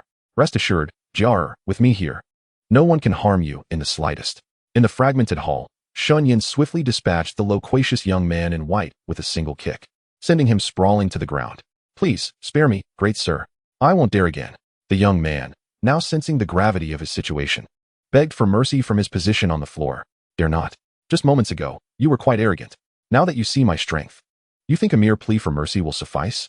Do you truly believe that is possible? Shen Yan showed no intention of sparing him, seizing the young man's throat with a vice-like grip. The sound of a bone snapping echoed, and the young man ceased to breathe, his lifeless body discarded like refuse. Naturally, Shen Yan had no intention of relinquishing the storage ring on the young man's finger. Having eliminated a first-grade alchemist, the atmosphere in the hall grew thick with tension. None dared to utter a word. The pavilion's manager swallowed hard, fully aware that while fighting was prohibited, the man before him was a Dou emperor. Who would dare to interfere? How despicable! In the corner, the two great fighters were barely conscious, pointing at Shen Yan in disbelief. You are finished. Dare to provoke our Golden Goose sect, and your days are numbered. Is that so? Huh. Unfortunately, you shall not live to witness it. Shen Yan's figure flickered, and he appeared directly before the two individuals. With a swift motion, he crushed one man's skull beneath his foot. Following this, he delivered a powerful kick to the other, sending the elder crashing through the wall, where he flew several dozen meters before finally coming to a halt, his breath extinguished. Shen Yan, a few blind fools. Remember to keep a low profile in your next life. He extracted a piece of soft essence from the lifeless body beneath his feet and deftly brushed off his hands. His soul was currently quite unstable. He had no desire to absorb the souls of these worthless beings any longer. Behind him, the elder from the medicinal shop opened his mouth, seemingly wanting to say something, but ultimately refrained. Shen Yan's anger subsided somewhat as he pulled Hu Jiar over to stand beside the elder. Old sir, I have come to purchase medicinal herbs. May I inquire if your esteemed shop has any high-grade herbs available? I wish to acquire some. Purchase, herbs? The elder's face was drenched in cold sweat. Shen Yan's earlier display of power and decisive action clearly marked him as a battle-hardened expert, causing the elder to feel a twinge of panic. Just a few nuisances disturbed my mood earlier. I merely administered a small reprimand. Please do not take offense, and rest assured, I shall cover any damages incurred here. A small reprimand? The elder's aged face trembled. With just a few moves, Shen Yan had effortlessly dispatched several masters of the Golden Swallow sect. If this was merely a small reprimand, he could hardly fathom what punishment would not result in fatalities. That is something you need not worry about, young sir. However, we do possess higher-grade medicinal herbs, all located on the second floor. Allow me to escort you and the young lady upstairs immediately. The elder had initially intended to urge Shen Yan and his companion to leave swiftly, but upon seeing the young man's beaming countenance, he held his tongue. A-level powerhouse so young could hardly be intimidated, even by the sect leader of the Golden Swallow sect himself. Then I shall trouble you to lead the way to the second floor. Hu Jiar clung tightly to Shen Yan's arm, her eyes sparkling with delight, radiating a sense of happiness. Very well, I shall guide you right away. The elder chuckled, his murky eyes signaling discreetly to several individuals. In an instant, a few people emerged, some dispersing the crowd while others began to tidy up the disheveled hall. Meanwhile, the elder led Shen Yan and his companion directly to the second floor. The second floor of the medicinal shop was considerably quieter than the first, with numerous guards stationed throughout. Shen Yan surveyed his surroundings. Apart from the standing guards, he noticed only 3 other figures in total. At that moment, the trio was intently observing Shen Yan, clearly having sensed the aura that had emanated from the first floor. Among them, 1 man and 2 women captured Shen Yan's attention, particularly the 2 enchanting ladies. Zhong Lao, has anything occurred below? Inquired one woman, slightly older than the others. Her alluring voice nearly sent shivers down the spine of any man who heard it, and even Shen Yan found himself momentarily entranced. My lady Wuyo. It was merely a minor incident, and it has been mostly resolved. The elder responded with a smile. Is that so? The 2 women cast their gaze towards Shen Yan, a flicker of curiosity shimmering in their deep green eyes. They were there to purchase medicinal herbs. The older man exchanged a knowing glance, conveying some unspoken message, to which the woman nodded in acknowledgement. Since you are here for herbs, please join us. I am currently showing these 2 individuals some medicinal materials. You might find something of interest as well, the woman cheerfully remarked, her red qipao swaying slightly, exuding an alluring charm. Shen Yan, scratching his head, inquired, May I ask if the owner is not present? It appeared that the familiar faces he sought were absent. The owner? You must mean the shopkeeper. I apologize, but our shopkeeper rarely attends to matters directly. It is usually I who manage the affairs here. My name is Su Mei, but you may call me Sister Mei. She replied with a smile. Shen Yan then realized she was correct. After all, that person had previously lived as a guest in his own family. Oh, I see. Shen Yan responded, pulling Hu Jiaer directly into the group of three. The young man and woman on the other side seemed somewhat tense, particularly the youthful girl who appeared rather anxious. This gentleman seems unfamiliar. I am Li Xingnan, a member of the Li family from Jinling. It is a pleasure to meet you all. The young man introduced himself. The girl clung tightly to the back of the boy, piquing Shen Yan's interest, while he paid little mind to the young man beside her. Li Xingnan, are you the prodigious alchemist who entered the second rank before turning 18? Shen Yan inquired. What prodigy? While it is true that I am currently a second-rank alchemist, I don't consider myself exceptional, Li Xingnan replied modestly.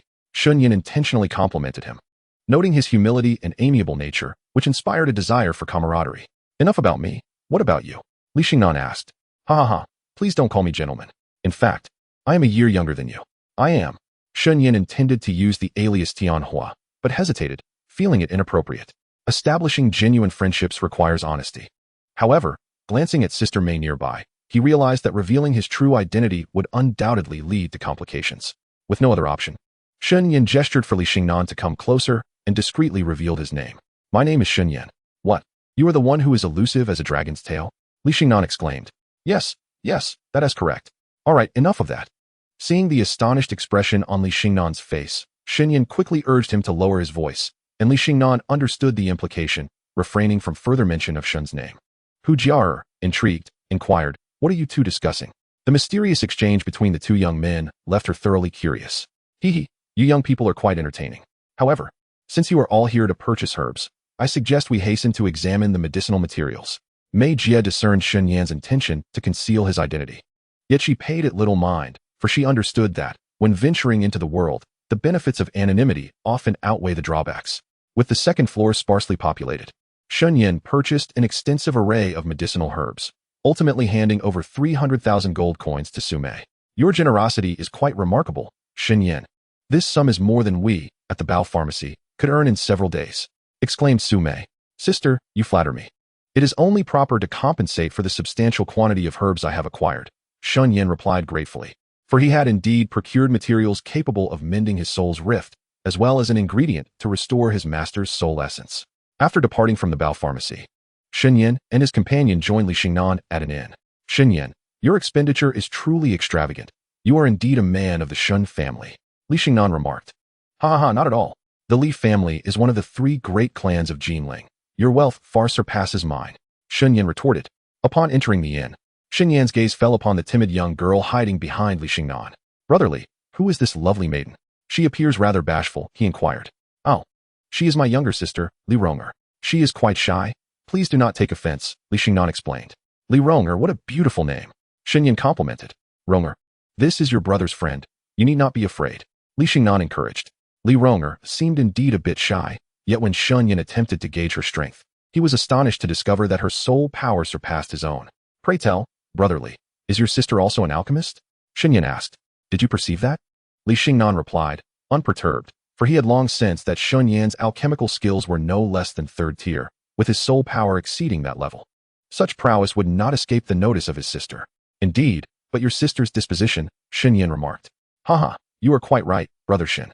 This is precisely why I brought her along, to expose her to the outside world. I believe she will evolve through such encounters. Suddenly, a sharp voice pierced the air, accompanied by the sound of hurried footsteps. What wild dog dares to obstruct my path? A striking yet fierce woman had set her sights on Shen Yan. Startled, he barely had time to react when the woman lashed out with a whip. Li Xingnan quickly scooped up his sister to dodge aside. Just as Shen Yan contemplated his next move, Hu Jiaer rushed forward, seizing the whip with determination.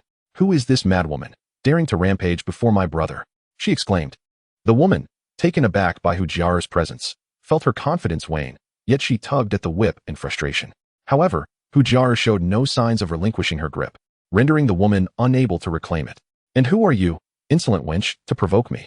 You will not leave here alive. Release me at once, the woman shouted, summoning her guards. But the most formidable among them possessed only the strength of a fighter. Hu Jiaer could dispatch them with a single punch. Brother Shen, I never anticipated that your girlfriend possesses such extraordinary prowess. Shen Yan. What girlfriend? Li Xingnan. Could it be that you two are already wed? Shen Yan. PSH. Do not speak carelessly. Hu Jiaer is undoubtedly a genius among geniuses. Few peers can rival her strength, a fact Shen Yan has long recognized. You wretched woman, I shall slap. Before Shen Yan could utter another word, Hu Jiar had unexpectedly delivered a resounding slap to the woman, who, being merely a lowly fighter, was ill-equipped to withstand such an assault and was immediately sent sprawling to the ground, quickly shielded by several guards nearby. How dare you strike me, you vile creature? I will ensure your demise. The woman, relentless in her fury, provoked Hu Jiar, who, incensed, dispatched the guards with a few kicks and mounted the woman herself. Hu Jiar, demise? I shall witness who meets their end. You wretched harlot. Chapter 35, Turmoil. Hu Jiar launched into action, delivering slap after slap until the woman was rendered nearly unrecognizable.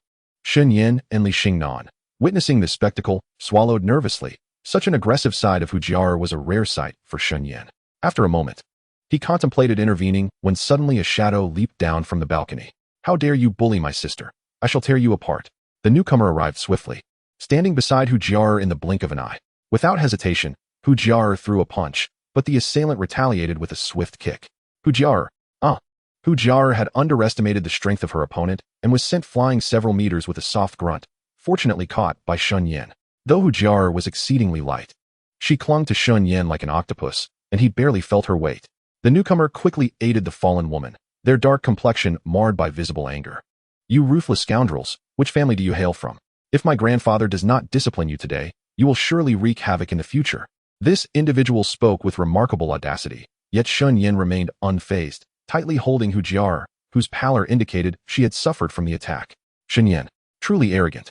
Indeed, where there is a sister, there exists a brother. However, I wonder if this dark-skinned individual possesses the strength to match such arrogance. Dark-skinned, you seek death. Upon being called dark-skinned, the individual erupted with rage and charged forward. Hu Jiar, seeing this, attempted to dismount Shen Yan to alleviate his burden, but he tightened his grip. Shen Yan, such trash cannot approach me, even if he is formidable. What did you say? Shen Yan appeared even more audacious than his opponent. The dark-skinned man, enraged, laughed maniacally, but arrogance comes at a price. A bloody price. As fury surged, the man's fist, enveloped in battle energy, ignited and lunged towards Shen Yan. Low-tier profound stage combat technique, Taishan Fist. Li Ronger. This is a low-level martial technique of the profound rank. Its power is formidable. Shen Yan. Formidable indeed. Upon hearing this, Shen Yan was somewhat astonished, though his surprise did not stem from the technique itself, but rather from the bashful Li Ronger daring to speak on his behalf. Nevertheless, as the black man's fist hurtled towards him, he maintained an air of nonchalance, leaving the surrounding guards to wonder if he might be a fool. That scoundrel. If my cousin beats you to a pulp later, let us see how you feign indifference then. The woman, who had been turned into a pig's head by Hu Jiar, stamped her foot in frustration. Just then, the black man's fist drew near to Shen Yan's face. Yet in the next moment, Shen Yan effortlessly extended a hand and grasped the swiftly approaching fist. Li Xingnan. What? Observing this scene, Li Xingnan was taken aback. The individual was employing a profound rank technique. How could Shen Yan so boldly intercept it? Surely, his arm must be rendered useless. However, such a fate was impossible. Shen Yan transformed his palm into a claw, applying a slight force, and the man's wrist was promptly twisted, fracturing it. Ah, you scoundrel! The black man's wrist was easily broken, yet he remained oblivious to the disparity in strength between them, his fury igniting as his other hand swung towards Shen Yan. Without hesitation, Shen Yan retaliated with a swift kick to the man's abdomen, sending him sprawling backward with tremendous force. Shen Yan, truly riddled with flaws. The black man was vanquished so miserably, leaving all spectators in a state of shock, especially considering that Shen Yan was still cradling Hu Jiar. Who are you? The once arrogant woman now quivered with fear. Shen Yan merely scoffed, casting a glance at the astonished Hu Jiar, holding her even tighter. Shen Yan, it matters little if we do not stay at this inn. Brotherly, let us find another place to rest. Li Xingnan. All right. Disregarding the oblivious black man, Shen Yan and his companions exited the inn, seeking out another establishment. Li Xingnan. Brother Shen's strength is indeed remarkable. That individual was the son of the city lord. I suspect it won't be long before someone seeks to trouble you. Shen Yan, the city lord's son? If even his offspring is so weak, then the father is merely a commoner. Shen Yan remained unfazed. However, he noticed that Hu Jiar had fallen asleep in his arms, which concerned him, for he understood she must truly be exhausted. Li Xingnan, it seems sister-in-law is weary. Thus, brother Shen, we shall meet again tomorrow. The day has grown late, and we ought to rest. Li Xingnan also noticed the slumbering Hu Jiar and chuckled mischievously, though his tone was noticeably subdued, as he seemed reluctant to disturb her rest. Yet, His initial words provoked Shen Yan's ire. Shen Yan, what do you mean by sister-in-law? I and Shi Li Xingnan. Enough, enough. I understand, I understand. I shall not intrude upon your rest. Shen Yan, you understand nothing. Li Xingnan chuckled lightly, hastily escorting his sister to their room, leaving Shen Yan in a state of disarray. Shen Yan, it appears there has been a misunderstanding. As night descends, Shen Yan gently lays Hu Jia on the bed to rest, while he retrieves some medicinal herbs, intent on concocting a potion to mend the soul. Shi Jian, my disciple.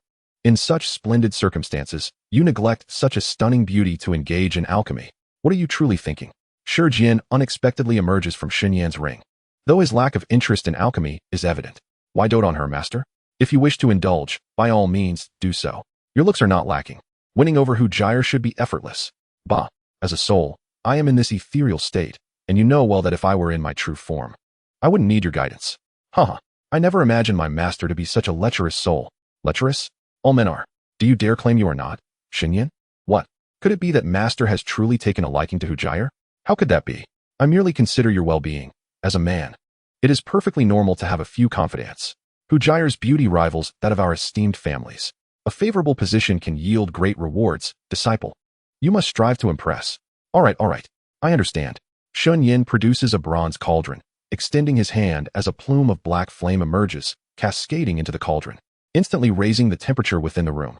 This cauldron, disciple, is rather subpar. Do you not possess a better one? You must know that a good cauldron is essential for successful alchemy. This one is utterly inadequate. If only I had a better one. But alas, I do not. I must make do with what I have. It is not broken. TSK. It seems I must craft a cauldron for you. Huh. Master, you can forge cauldrons? What a question. Have I not told you that I was once the finest blacksmith on the continent? Though I may not rival your esteemed alchemists, my skills are commendable. Even 9th-tier alchemists seek my craftsmanship. 9th-tier alchemists? Seeking your help? Shen Yan rolls his eyes in disbelief. Do you think I am unaware? 9th-tier alchemists prefer to use fire as their cauldron. Who needs an actual cauldron? Roar. You seem to know quite a bit. Shi Jian chuckles awkwardly, realizing his disciple is more knowledgeable than he anticipated, leaving him unable to boast further. The elixir Shen Yan is attempting to concoct is a top-tier 3rd-grade soul restoration pill. A feat typically challenging for an average 3rd-grade alchemist, yet for Shen Yan, it poses little difficulty. After 2 hours of meticulous refinement, a dark red pill finally materializes in Shen Yan's hand. Wiping the sweat from his brow, he feels a sense of relief, given the considerable turmoil within his soul. To succeed on the first attempt truly feels like a blessing from the heavens. As Shi Jian observed the entire process of Shen Yan's alchemy, he discerned certain issues with Shen Yan that left him somewhat perplexed. However, it appeared that Shen Yan had no intention of divulging his thoughts, prompting Shi Jian to retreat into his own thoughts, finding it more practical to indulge in a restful slumber rather than fret over trifles. With the elixir in hand, Shen Yan wasted no time. He stowed away the alchemical furnace, seated himself cross-legged upon the floor, and ingested the pill. In a matter of moments, he felt as though he had been reborn, the faint sense of detachment dissipating entirely. Shen Yan exclaimed, "Haha, it seems the efficacy of this elixir is quite remarkable. My spiritual power has significantly strengthened." Suddenly, chaotic voices erupted below, shattering his moment of tranquility. Shen Yan, now devoid of any desire to rest, ascended to the balcony to survey the commotion. To his astonishment, he beheld a throng of burly men wielding torches gathered beneath the inn, led by an imposing figure whose wrath was palpable. An 8-star battle master? Shen Yan mused. Although the man's strength was inferior to his own, Shen Yan deemed it prudent to withdraw, recognizing that it was wiser not to provoke such local tyrants. Yet, upon glancing at Hu Jia's serene slumber, cradling her pillow with a contented expression, Shen Yan swiftly altered his course of action. He resolved to eliminate them instead. With that thought, he employed his spiritual power to seal off the entire room, ensuring that even the loudest ruckus outside would not disturb Hu Jia. He then quietly exited the chamber. "Brother Shen, you are awake as well?" Upon stepping out, Shen Yan was taken aback to find Li Xingnan and his sister standing at the door. "The noise outside is unbearable. One cannot possibly sleep," Shen Yan remarked. "Li brother, do you know who those individuals are?" "Indeed. The leader of that group is the city lord. It seems our whereabouts have been compromised," Li Xingnan replied, his expression darkening. "Compromised? Ha. So what if it is?" Shen Yan chuckled. "What? Brother Shen intends to confront them?" Li Xingnan inquired, concern etched across his face. Although the city lord's strength is not formidable, he has the backing of the Golden Swallow sect. Mention of the Golden Swallow sect cast a shadow over Li Xingnan's demeanor. Even his family was wary of crossing paths with them. The Golden Swallow sect? Ha. truly deserving of its reputation as the foremost power in the land, daring to recruit even the most insignificant local tyrants. Li brother, does your family maintain a good rapport with the Golden Swallow sect? Maintain a good rapport? Haha. My family lacks the capability for such things. Were it not for the protection of the Alchemist Guild, the Li family would have likely been devoured by the Golden Swallow sect by now. Li Xingnan lamented. Is that so? In that case, it shall be quite manageable. Shen Yan reassured him with a pat on the shoulder before descending the stairs. Anyone who dared to ascend was swiftly dispatched by Shen Yan's kick. By the time he reached the entrance, he had already cleared the city lord's subordinates. You are the scoundrel who bullied my son in broad daylight. A burly man outside bellowed, his imposing presence akin to that of a battle emperor. That would be me.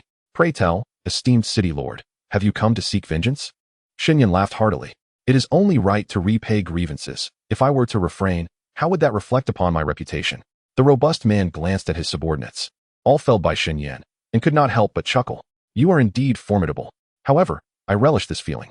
It is the pressure that fuels my desire to extinguish your life. Shen Yan, do you have a fondness for death? Shen Yan lightly uttered a reply, then extended a finger, directing it at the robust man. In an instant, it was as if the man had been struck, as he was sent tumbling through the air for several dozen meters. Truly impressive. The man, now disheveled, regained his footing just as Shen Yan appeared behind him, a palm enveloped in dark mist descending upon him. Elder Lin, save me. The robust man, sensing impending doom, cried out. In that moment, a figure materialized behind Shen Yan. Without hesitation, Shen Yan reached back, grasping the heavy sword slung over his shoulder, and swung it. Good lad, the figure exclaimed, stretching out both hands in an attempt to seize Shen Yan's sword. However, he was unprepared for the blade's exceptional sharpness, which swiftly cut his hand, blood flowing profusely. Moreover, the sword's weight was extraordinary, forcing the figure to retreat in resignation. This granted Shen Yan the opportunity he needed. The dark mist from his other hand enveloped the robust man, and in an instant, he was reduced to nothing. Good lad, good lad.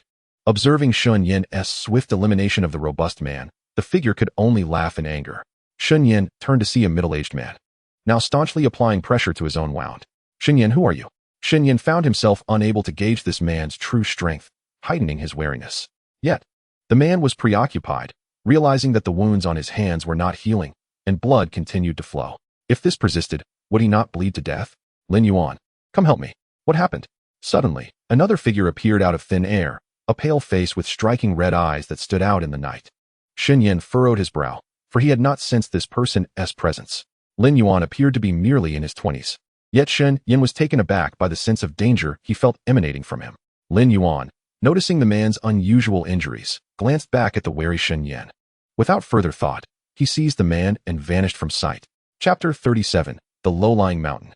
After Lin Yuan and the other vanished for a considerable time, Shen Yan finally felt a sense of relief and promptly returned to the inn, where Hu Jia had just awakened. A man with red eyes? In his 20s? I have not seen him. Shen Yan recounted the sudden appearance of the two along with Li Xingnan, yet none recognized them, leaving Shen Yan to suppress his unease.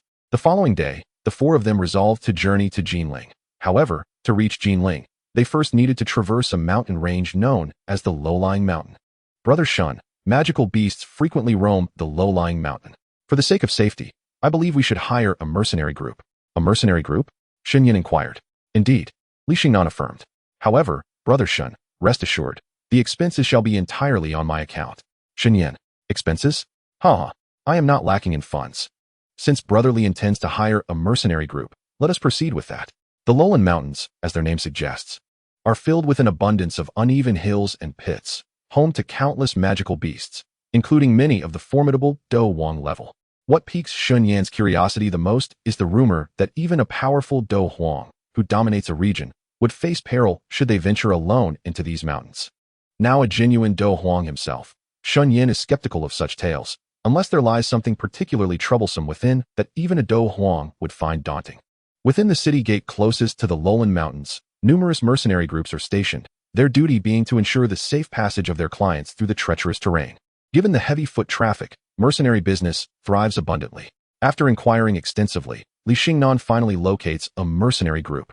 The leader of this group is merely a 9-star warrior, causing Shen Yan to roll his eyes. With such a lackluster individual, one must question their ability to ensure their own safety. Li Xingnan, Brother Shen, do not be disdainful. This mercenary group's success rate in escorting clients through the lowland mountains is as high as 70%, which is quite remarkable. Indeed, young brother. When it comes to escorting clients through the lowland mountains, if our mercenary group claims the second position, no one dares to assert the first. The leader, a burly man with a scruffy beard, spoke confidently, but Shen Yan remained unconvinced. In the end, one can only rely on oneself should trouble arise. After securing the mercenary group, and with the weather favorable, Shen Yan and his companions departed the city. However, upon exiting, they encountered a more lavishly equipped mercenary group passing by. Li Xingnan, leader E, that mercenary group appears far superior to yours. Amongst them are several adept warriors. While their own group, although numbering over 20, consists mostly of novice fighters, raising Li Xingnan's doubts. Ha ha ha, young Master Li, you cannot say that. While that mercenary group boasts many experts in the lowland mountains, being stronger can make one a target. If we maintain a low profile, we shall pass through without issue. Li Xingnan. Very well, leader E, we shall rely on you. Li Xingnan himself is merely a 7-star warrior, and given his infatuation with alchemy, his true combat prowess likely falls short of even a standard 6-star warrior. Thus, traversing the lowland mountains truly depends on this mercenary group. Before long, Shen Yan and his party entered the lowland mountains. They had prepared mounts, allowing for a swift pace, while Shen Yan and the 3 others rode in a carriage, driven personally by the leader, following the main contingent. Li Ronger, brother. Though Shen Yan did not mind sharing a carriage with the 4 of them, Li Ronger seemed unable to endure it, her pallid face clutching Li Xingnan's arm, her eyes darting with fear. Shen Yan found himself at a loss for words. Shen Yan. Ahem. Young lady, how do you do? Li Ronger. Why you hello? Engaging in conversation with such a charming young lady, Shen Yan found himself at a loss for words. After pondering for a considerable time, he ultimately chose to remain silent. Observing Shen Yan's awkward demeanor, Hu Jier couldn't help but chuckle. Hu Jier, brother Shen Yan. It appears you are not particularly adept at conversing with girls. Shen Yan, huh? Is that so? Shen Yan felt a mix of frustration and helplessness. After all, Li Ronger was rather peculiar, and it was entirely reasonable that their dialogue faltered. Hu Jier, allow me to take over. She promptly settled in front of Li Rong, and the two began to chat amiably, quickly finding common ground. Meanwhile, Li Xingnan gradually moved to sit beside Shen Yan. Li Xingnan, brother Shen, your girlfriend is quite impressive. My sister rarely engages with others so enthusiastically. Shen Yan, really? Wait, what girlfriend? I told you, she is not mine. Li Xingnan, ha ha ha, brother Shen, no need to explain. I understand. Hu Jier, who was playfully interacting with Li Ronger, seemed to have overheard their exchange, but showed no intention of clarifying. Shen Yan felt somewhat exasperated. Although Hu Jier did not seem to mind him, his heart had already been captured by another. It seemed that Ling Wanqing and her companions had not ventured to Jinling, and his own trip yielded no results. Such an outcome should have been anticipated, given Ling Wanqing's temperament. Seeking him out was essential. Yet traveling to Jinling was undoubtedly not in her character. Shen Yan, could it be that they returned to my home? With Gui Feng around, Ling Wanqing would surely head to her own family. Suddenly, a commotion erupted outside. Captain, someone is approaching us. Shen Yan snapped back to reality. And just as he intended to step out, the captain poked his head in. Stay quiet. Remain where you are. There is nothing to fear. With that, the burly man retreated. Moments later, the anticipated clash did not materialize, and Shen Yan and Li Xingnan instinctively closed their eyes, sitting quietly in the carriage. As alchemists, their soul power vastly surpassed that of others, allowing Shen Yan to quickly perceive the situation outside. Not far away, the captain was conversing with several figures cloaked in black. My lord, this is a small token of our mercenary group's appreciation, the captain said, handing a pouch of gold coins to the black-clad individuals. They nodded in acknowledgement and departed with satisfaction, prompting a sigh of relief from the captain. Continue onward. The convoy resumed its journey, while Li Xingnan appeared puzzled. He could not discern the strength of the black-clad figures, nor could he fathom their reasons for being present here, or which faction they belonged to. Li Xingnan glanced at Shen Yan, who remained with his eyes closed, seemingly asleep. Li Xingnan, brother Shen. Hu Jier, Shu, please do not disturb him.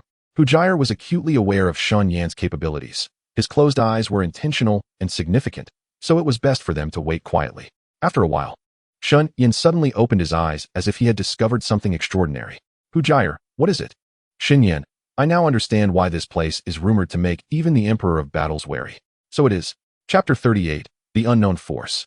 Amidst the craggy stones of the jungle, a mercenary group advanced in an orderly manner. The group leader, Yihen, wiped the cold sweat from his brow. The inhabitants of this lowland mountain were notorious for their ruthlessness. Despite having dealt with them for several years, each encounter still filled him with trepidation. Curse it. The stakes are high, and I fear this time the profit will be minimal. Hen grumbled, unaware that within the confines of the carriage, Shen Yan swiftly incapacitated Li Xingnan and his two companions before leaping out of the window. The lowland mountain spans over 1,000 square kilometers, renowned within the empire of Luya.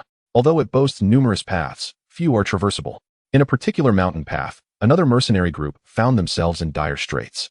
Confronted by two figures clad in black robes, their overwhelming strength reduced the mere Dou masters to mere fodder. Before long, the black-robed figures had slain everyone, including the escorted guest, but to them, it held little significance. Foolish mortals. If only they had offered me more gold, perhaps they could have avoided their fate. Ha! Sun Hufa, these mercenaries are rather stingy. If one were to be generous, it would surely be Yi's group. That one. You mean Hen's? Indeed. It seems we must pay them a visit next time to reap our rewards. As they engaged in their jovial conversation, a sudden breeze washed over them, and they instinctively gripped their weapons, yet the anticipated foe did not materialize. Phew, a false alarm. Old son, let us finish up and retreat. Right away. The two exhaled in relief and resumed their search for valuable spoils. However, in the next moment, a surge of soul power enveloped them, reducing them to mere dust in an instant. On a distant hillside, Shen Yan nodded, having achieved the prowess of a Dou emperor with just his soul power. The two insignificant Dou spirits posed no threat whatsoever. Deep within the lowland mountain, in a grand castle, a black-robed figure surveyed several gleaming tokens before noticing two of them suddenly dimmed. They dare to kill my men. This is intriguing. Ai Hufa, assemble 5 skilled fighters to investigate. Yes. Unbeknownst to Shen Yan, he observed the mercenary group, now a bloodbath with no survivors, and silently began collecting their remains. For he was, after all, a good-hearted individual. A mass of black engulfed the lifeless bodies, and in a short time, not a single shadow remained. Shen Yan waved his hand, ensuring the weapons and carriage were rendered spotless. Now that is what I call erasing all traces. Wait, why does this feel like something I would do? After completing his tasks, Shen Yan soared into the sky. He had hoped to gain a broader view, only to find the skies above the lowland mountain shrouded in ominous black mist. A frown creased his brow. Something seemed amiss. After a brief period of low-altitude flight, several figures clad in black robes emerged within view. They huddled together, seemingly engaged in conversation. These individuals possessed the strength of spirit fighters. They could easily handle a few mercenary groups, but whether they could detect his presence remained uncertain. Soon, a few of the black-robed figures sprang into action, swiftly making their way towards a certain location, and Shen Yan followed closely behind. What on earth are these fellows up to? Shen Yan pondered as the group arrived at a hillside. Not far below, a splendid convoy of mercenaries was gradually making its approach. Upon sensing the situation, Shen Yan was astonished to discover that there were indeed spirit fighters among the convoy, and not just one. It seemed unlikely that the few on the hillside could contend with them. Before long, several more figures in black robes appeared. Shen Yan assessed that there were a total of 8, and all possessed the strength of spirit fighters. 8 spirit fighters. Coupled with those I encountered earlier, what kind of force is this? He exclaimed. Just a few hundred miles beyond the low hills lay the territory of Jinling. With so many experts gathered here, could the forces of Jinling and the Jin Yan sect remain oblivious? War was imminent. Within the mountain path, the 8 black-robed figures charged directly into the convoy. Most of the convoy consisted of battle masters. How could they possibly be their match? In front of one of the carriages, 2 figures emerged. Captain Hua, protect the others. Leave these foes to us. One of them bellowed, their presence exuding immense power. In an instant, they unleashed their full might, causing one of the black-robed individuals to spew blood and perish. A peak spirit fighter.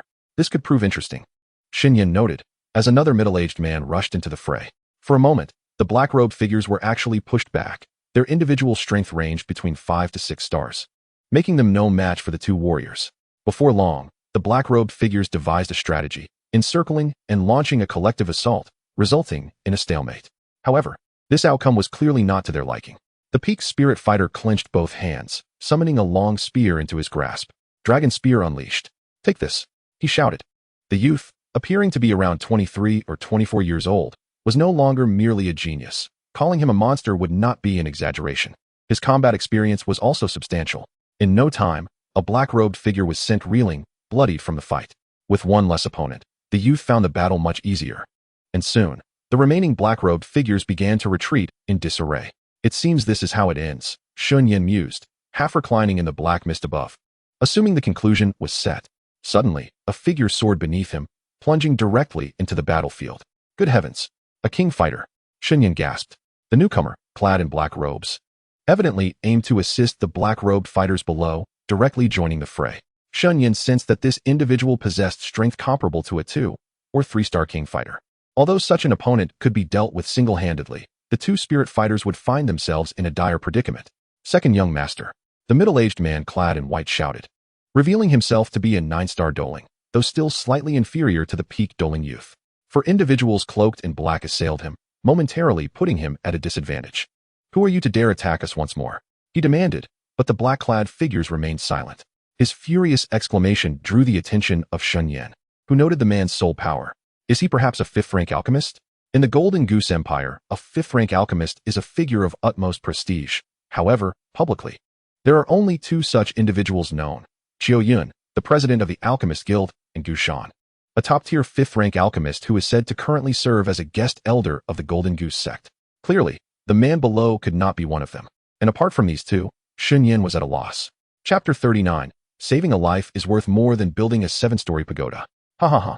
A 5th-rank alchemist. Just as the intelligence indicated, one of the black-clad men cackled, causing the white-robed man's expression to darken further. Although he faced a formidable challenge, the peak doling youth found his situation even more precarious. The difference in might between a Dou Wang and a Dou Ling, though merely 1 rank apart, is akin to the chasm between heaven and earth. The youth was being forced back relentlessly, while the Dou Wang was assured of victory.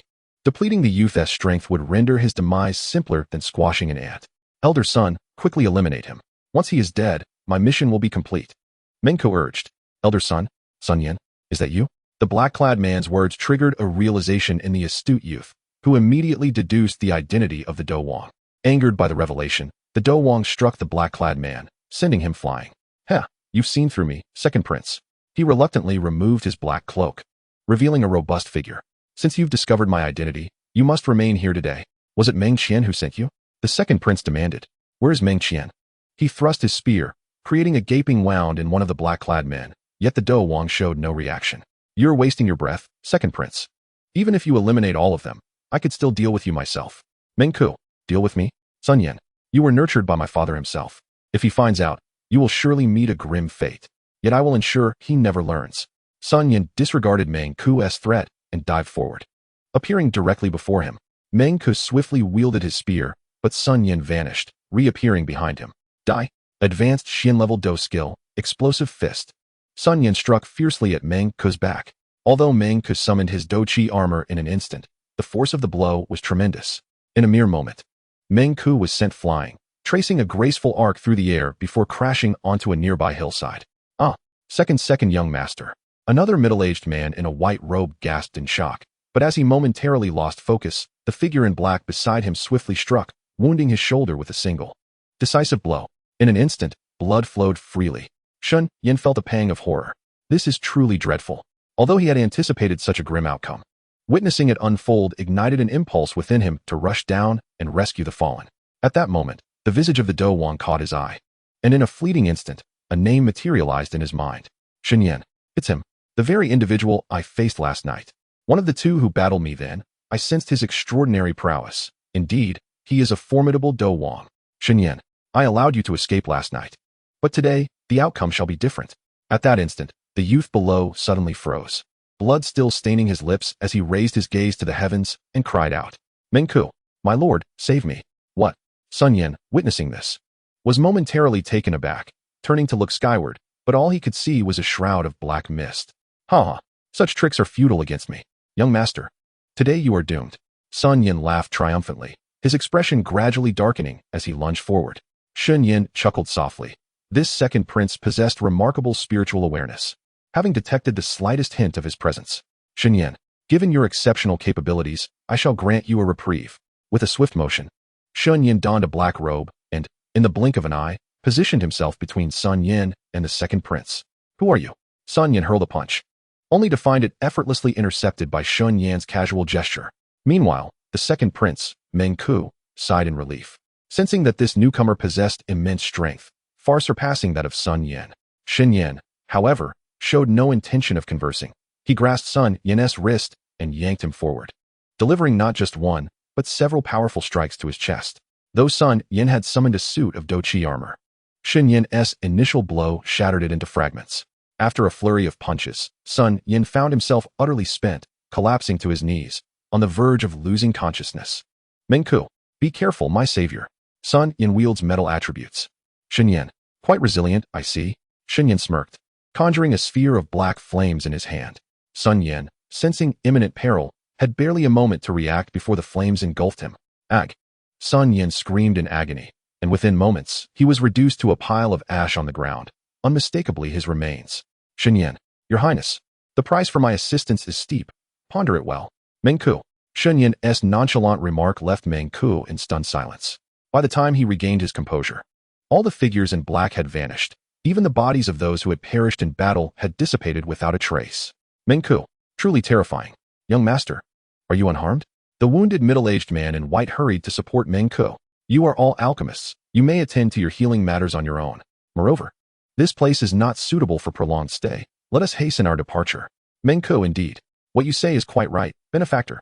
Mengku clutched his chest, and, alongside the middle-aged man, made his way to the bewildered caravan. Shortly thereafter, the caravan resumed its journey.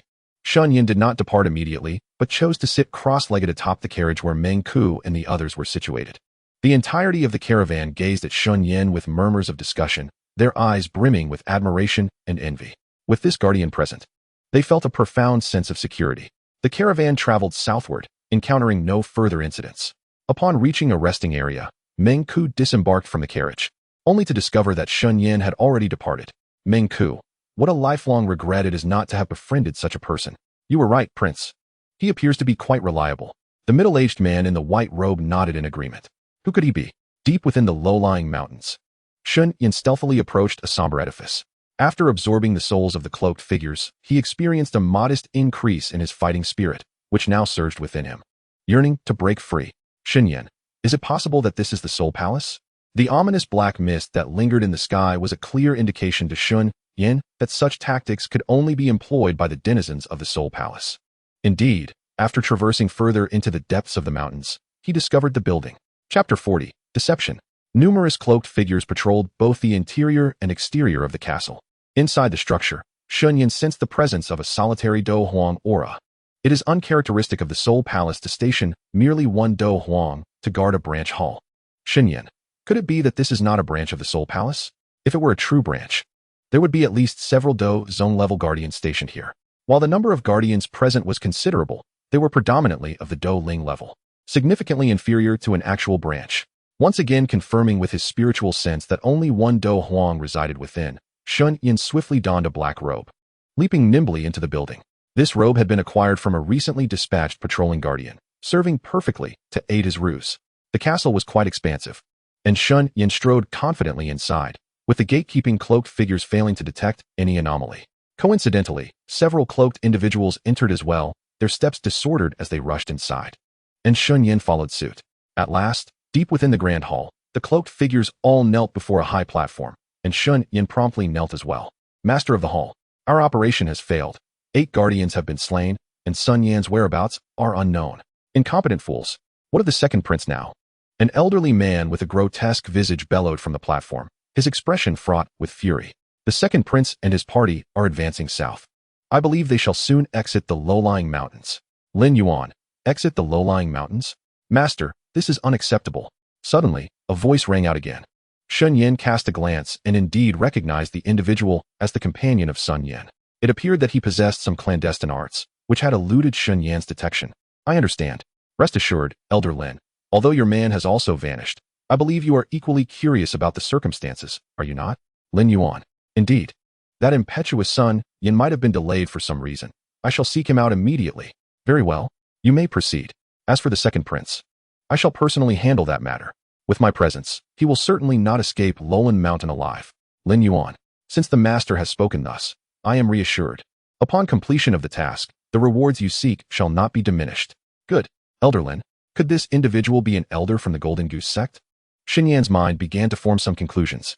As far as he knew, the young master of the Golden Goose sect was the third prince of the Golden Goose Empire.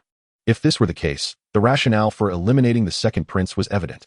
Before long, Elder Lin departed, leaving the old man deep in contemplation. Master, today alone we have suffered the loss of over a dozen protectors. This constitutes a significant portion of our strength. It appears the second prince is indeed under the protection of a mysterious figure, perhaps. Silence. Given the present circumstances, we have long since lost the option to withdraw. Listen closely. Summon all the protectors back at once. This time, I will ensure the second prince has no place to rest in death. The old man declared with bitter fury, prompting the protectors below to bow their heads in compliance. Understood. Shen Yan observed as Elder Lin left, filled with uncertainty. Could this individual be a member of the Soul Palace? Although he was cloaked in formidable soul power, rendering his strength indiscernible to Shen Yan, he sensed that the elder's abilities were considerably inferior to his own. As Shen Yan pondered, the figures in black robes swiftly retreated. However, he had no intention of withdrawing so easily. The black-robed individual before him, possessing the strength of a Dou Huang, though formidable, was not insurmountable for him. Why are you still here? At last, Shen Yan's lingering presence attracted the attention of the Dou Huang. Shen Yan, depart? I must say, master, the prestige of the Soul Palace is not something you can emulate. Do you not fear that a true Soul Palace protector will come seeking you? What? The Dou Huang's eyes widened in shock, as if struck by the truth of Shen Yan's words. Who are you? How do you know of the Soul Palace? Were you sent by them? A slight smirk played upon Shen Yan's lips. It was evident that the Dou Huang was genuinely flustered. His words were merely conjecture, after all. The protectors within the Soul Palace were at least of the Dou Zone level, while here, a Dou Ling served as a protector and a Dou Huang could be a master. Such a naive paradigm resembled a child's play, a mere self-indulgence. Of course, with a dismissive snort, Shen Yan suddenly vanished in the next moment, shrouded in layers of soul power. A typical Dou Huang would find it impossible to discern his true strength. Yet, merely the speed he exhibited would convince many he was of the Dou Zone level. Dou Zone. The Lord stared in astonishment as Shen Yan vanished, glancing around, yet finding no trace of him. Shen Yan, bemused, remarked, "You only know to look around. Why not check behind you?" In the next instant, he indeed materialized behind the Lord, a dark flame in his hand aimed threateningly at the back of his head. However, being a formidable Dou Huang, the Lord's real strength was not far behind Shen Yan's. Sensing the imminent danger, he managed to evade the attack just in time, though the flame ultimately struck his arm. Alas, though it merely grazed his arm, the pain was excruciating, causing the Lord to writhe on the ground. Shen Yan's flames were deadly, capable of devouring souls, and in that fleeting moment, the Lord's arm was rendered useless. To Shen Yan's surprise, the Lord callously severed his own arm, which fell to the ground and instantly disintegrated into nothingness. Shen Yan chuckled, "Impressive. You seem quite adept at that." Observing the Lord's actions, he couldn't help but applaud, recognizing the old man's familiarity with such drastic measures. Just as Shen Yan prepared to strike again, the Lord unexpectedly knelt before him, his grotesque face drenched in sweat, akin to the blood streaming from his severed arm. "Spare me, my lord. I meant no offense. Truly, it was unintentional." The desperate instinct for survival compelled the Lord to bow repeatedly, and Shen Yan was taken aback by this old man's reaction. "Spare you? Have you discerned my identity?" Shen Yan inquired. "Are you perhaps a guardian of the Soul Hall? I merely occupied this place, long abandoned. If you wish to reclaim it, I have no objections. Just grant me mercy." The old man's words, accompanied by his tears, puzzled Shen Yan. Abandoned? Could this truly have been a branch of the Soul Hall? Yet, he refrained from asking, knowing that even if he did, the old man might not possess substantial knowledge. "Very well, since you are so perceptive, I might consider sparing you, but you must agree to one condition. Whatever the condition, I shall comply." The old man, indeed, was astute. Disregarding the pain from his shoulder wound, Shen Yan ascended the platform and retrieved a vial of medicinal pills from his space. Within this vial are 3 recovery pills. Though they are merely third tier, they will greatly assist in healing. Accept them. Recovery pills? Thank you, esteemed guardian. At this moment, Shen Yan exuded no trace of murderous intent. The old man hastily accepted the pills and did not hesitate to consume one. Shortly thereafter, the bleeding from his shoulder ceased, the effect vastly superior to that of other healing medicines. Shen Yan chose not to eliminate this lord and clarified that he was not a guardian of the Soul Hall, but rather a member of the Soul Clan. "My master is the revered Mu Gu from the Soul Hall, an 8-star Dou Zun and an 8th-tier alchemist. Yet, I doubt you are aware of this." "What? Your master is Mu Gu?" This. To his astonishment, the adult's true identity was revealed, and from this day forth, all individuals present would heed his directives. The elder, his pale visage marked by surprise, seemed to recognize the name of Shen Yan. "Shen Yan, heed my arrangements?" he inquired. "That will not be necessary. You shall continue to lead here, but your prior plans must cease." "Cease? Does the adult have a new strategy?" Although Shen Yan claimed to be merely a Dou Huang, His status and the power he displayed led the Hall Master to suspect that Shen Yan was at least an 8-star Dou Huang. Despite his black robe, his voice revealed a youthful vigor, and such a young Dou Huang was a rare find. Not just in the Jin Yan Empire, but across the entire northwestern region of the Dou Shi continent. Indeed, Shen Yan declared, I shall be candid with you. My goal is to annihilate the Jin Yan sect. Annihilate the Jin Yan sect? What grievances do you hold against them? The Hall Master was perplexed, fully aware that the Jin Yan sect was beyond his capacity to confront. Certainly, there are grievances, Shen Yan replied. However, you need not worry. Soon, a protector from the Soul Hall will arrive to assist. Your task is to amass strength, and when the time comes, you shall aid me. Once our objectives are achieved, I will assist you in ascending to Dou Zone. Serving as a protector within the Soul Hall will be an attainable goal. Ascend to Dou Zone? Is the adult serious? Dou Zone is a mere trifle. With earnest effort, a breakthrough to Dou Zone is not out of reach. I understand. The Hall Master nodded enthusiastically. Shen Yan's persuasive skills were impeccable, convincing anyone who heard him. The prospect of ascending to Dou Zone, a feat he had once deemed impossible in his lifetime, served as the ultimate motivation.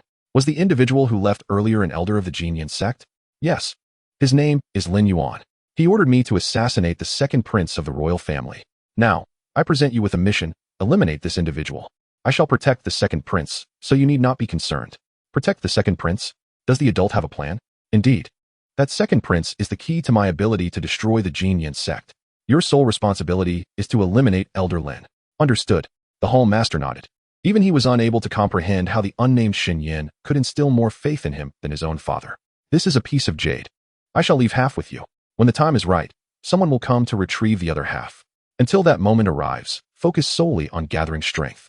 Having successfully convinced the Hall Master, Shen Yan vanished in a flash, leaving the Hall Master to silently hold the half-piece of jade, awaiting the return of his subordinates. Although uncertain of the veracity of Shen Yan's claims, the name of the elder Mu Gu resonated with him as a legendary figure. Shen Yan's assertion of being his disciple and a member of the Soul Clan, knowledge not easily accessible to the average person, compelled the Hall Master to believe him.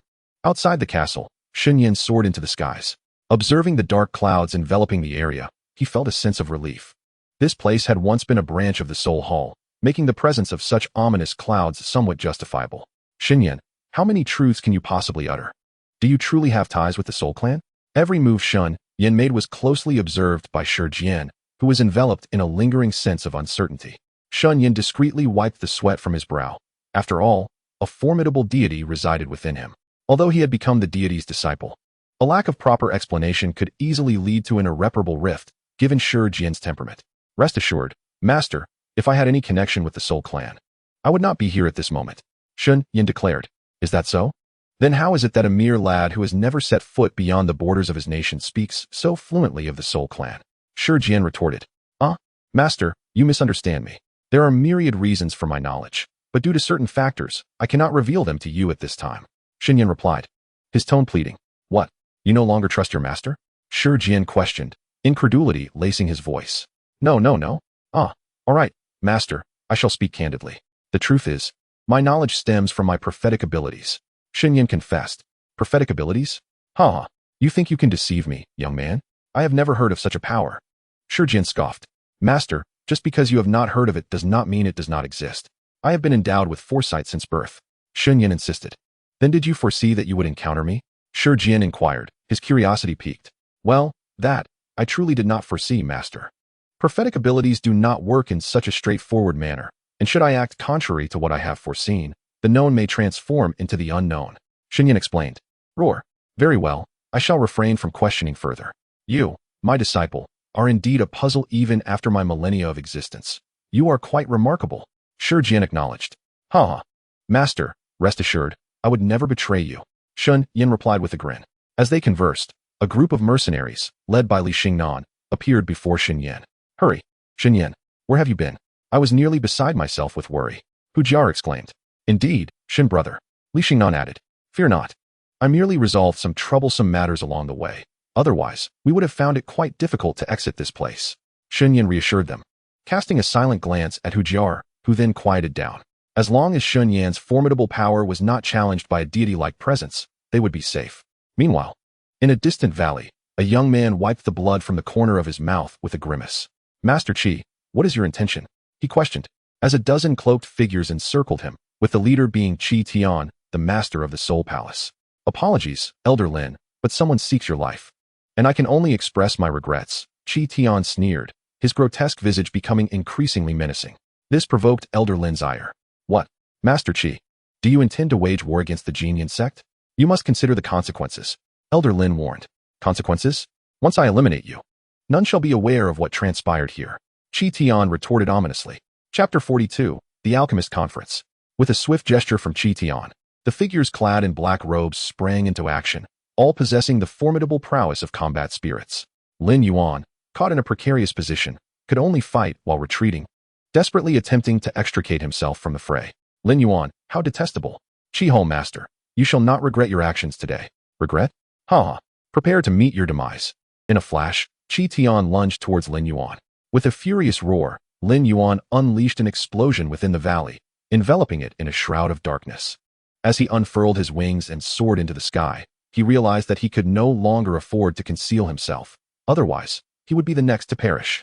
Cough! Cough! You wretched brat! There is no escape for you. Qi Tian bellowed in fury, yet lacking the skills of an alchemist or profound spiritual awareness. He had no choice but to wait for the smoke to clear.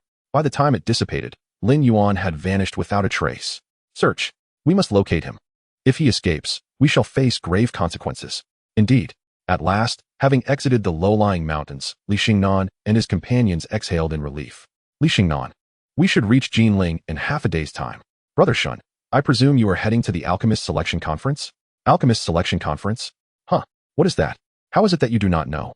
In a few months, our neighboring nation, the Jiamada Empire, will host a grand alchemist conference. It is said that the most renowned young alchemists from the Northwest continent will participate. President Xiao Yun intends to send several talented individuals to compete. Hence the organization of this selection conference. Alchemist conference? Suddenly, Shen Yan slapped his forehead. Well, this is fortuitous.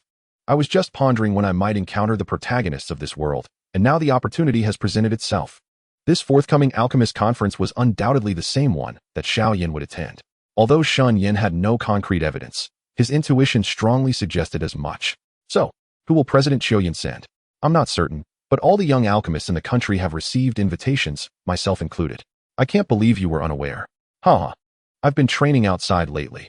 Even if I had received an invitation, I would have had no way of knowing. However, now that you've informed me, I truly wish to give it a try. Give it a try? Well, it seems the young master of Jian sect, along with Dou Shi and Dou Shi, will also be participating. With your arrival, this conference is bound to be lively. Dou Shi? Are they quite renowned? Do you not know? Dou Shi and Dou Shi have both been selected as part of the Empire's top 10 outstanding youths. Their alchemical skills are certainly on par with, if not superior to, mine. Is that so? Hehe. Including myself, there will be 5 outstanding youths. I truly wonder who will emerge victorious. Without a doubt, it shall be you, Brother Li.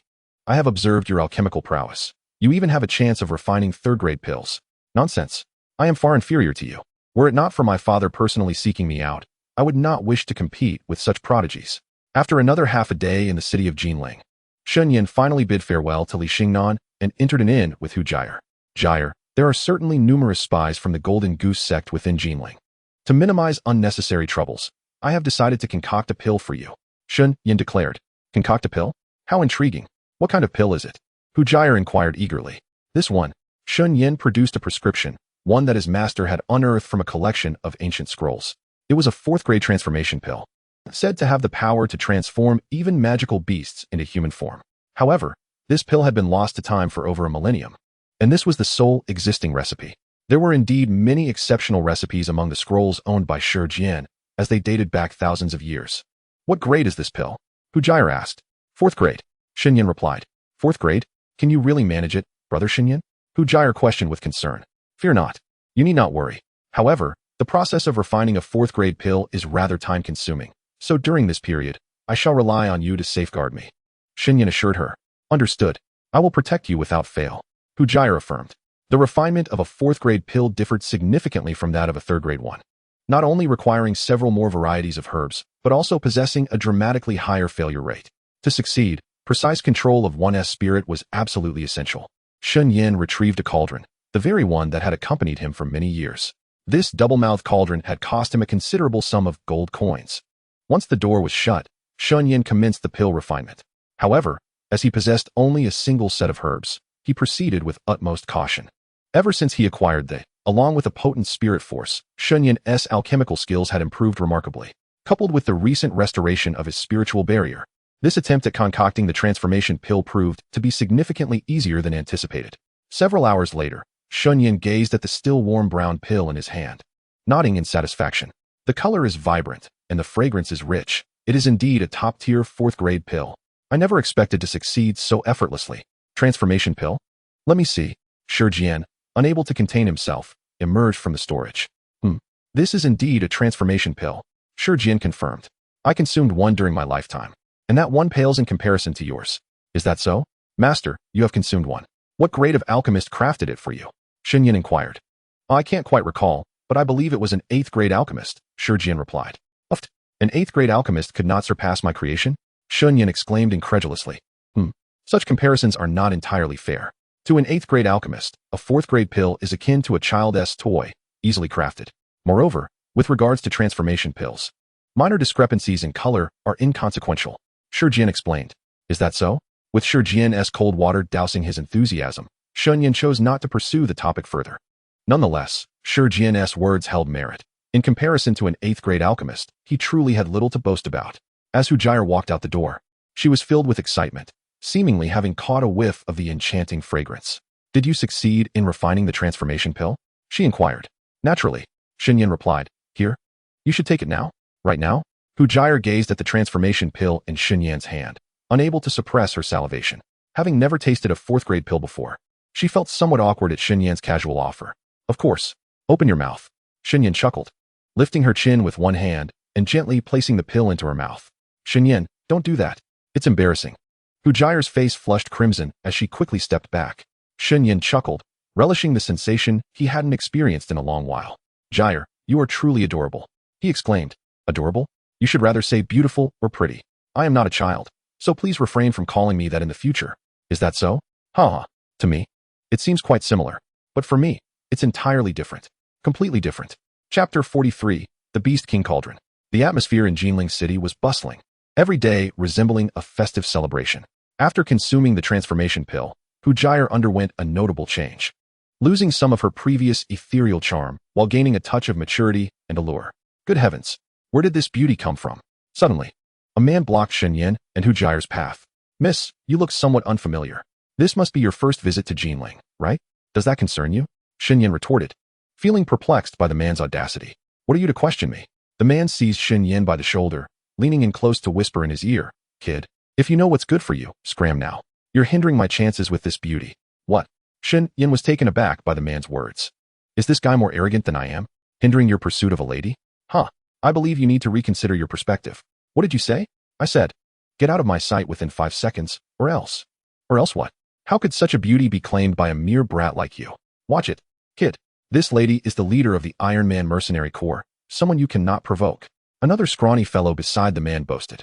Hu Jia was about to interject, but Shen Yan shielded her behind him. Just you two? Pathetic.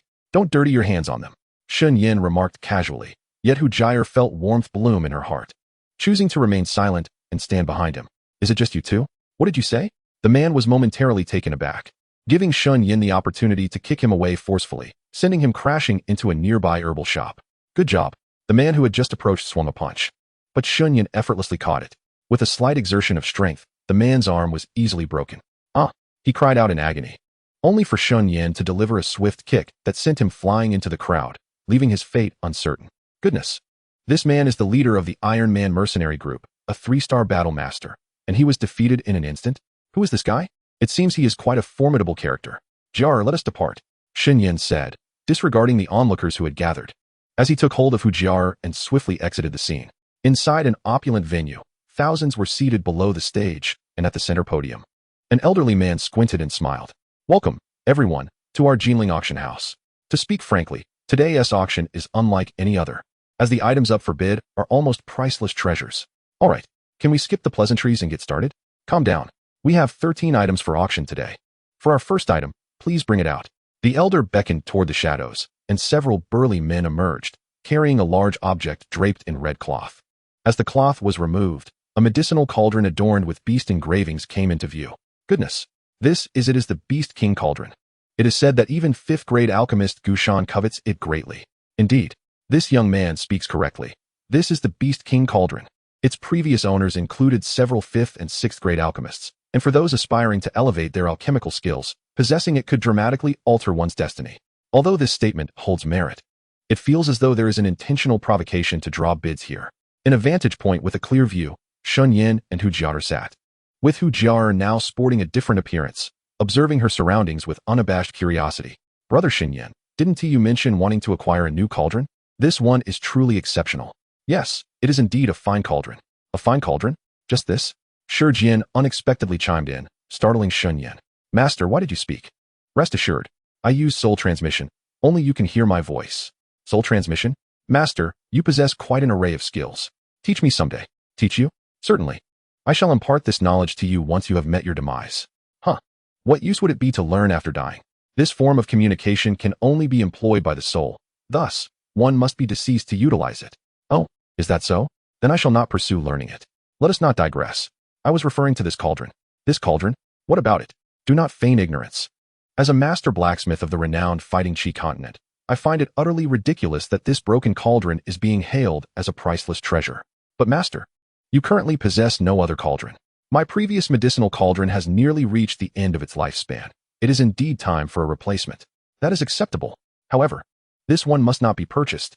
Once again, my master's stubbornness has flared up. Very well. As a disciple, I shall heed my master's words. Let it be that this broken cauldron shall not be sold. I had no intention of purchasing it anyway. After all, seizing it would be far more advantageous than buying.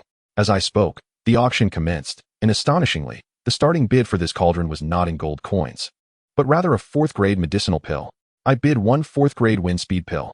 Consuming this pill grants one a temporary boost of over double speed. It is highly effective for those below the rank of Battle King.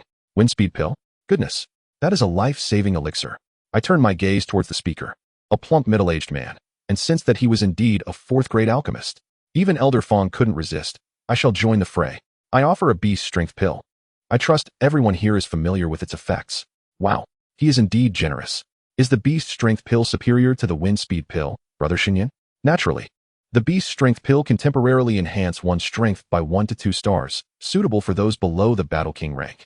In evenly matched battles, such an enhancement can significantly alter the outcome, though the side effects of such an enhancement can be severe, potentially causing one's true star rank to regress. I see. Is there anyone willing to offer a higher grade pill? Is there no one else? This is the Beast King Cauldron. Miss this opportunity, and you may never encounter another. 1 beast strength pill, 2 beast strength pills, 3. The elder called out the bids with a sense of resignation, his expression indicating dissatisfaction with the results. Shen Yan found himself powerless in this situation. Although he possessed several 5th-grade elixirs, including the deathly pill, he was not inclined to squander them at this moment. I bid 1 dragon strength pill. Goodness, a 5th-grade pill. Suddenly, another voice rang out, causing Shen Yan to startle and quickly turn towards the source. It was a figure cloaked in black, exuding a spiritual resonance reminiscent of Elder Lin. This left him unable to discern the true strength of this person. He. Though Shen Yan could not perceive, Hu Jiao was suddenly covering her mouth in shock. What is it? Jiao, do you know him? Yes. He seems to be Meng Qian, the young master of the Golden Swallow sect. I am quite familiar with his aura. Are you certain? Absolutely. Within the auction hall. Following the initial excitement surrounding the Beast King Cauldron, the subsequent items brought forth were fervently contested by the attendees. However, at this moment, Shen Yan's thoughts were far removed from the auction proceedings. His gaze was fixed upon the distant figure of Meng Qian, who was encircled by 4 individuals clad in black robes, forming a protective square around him.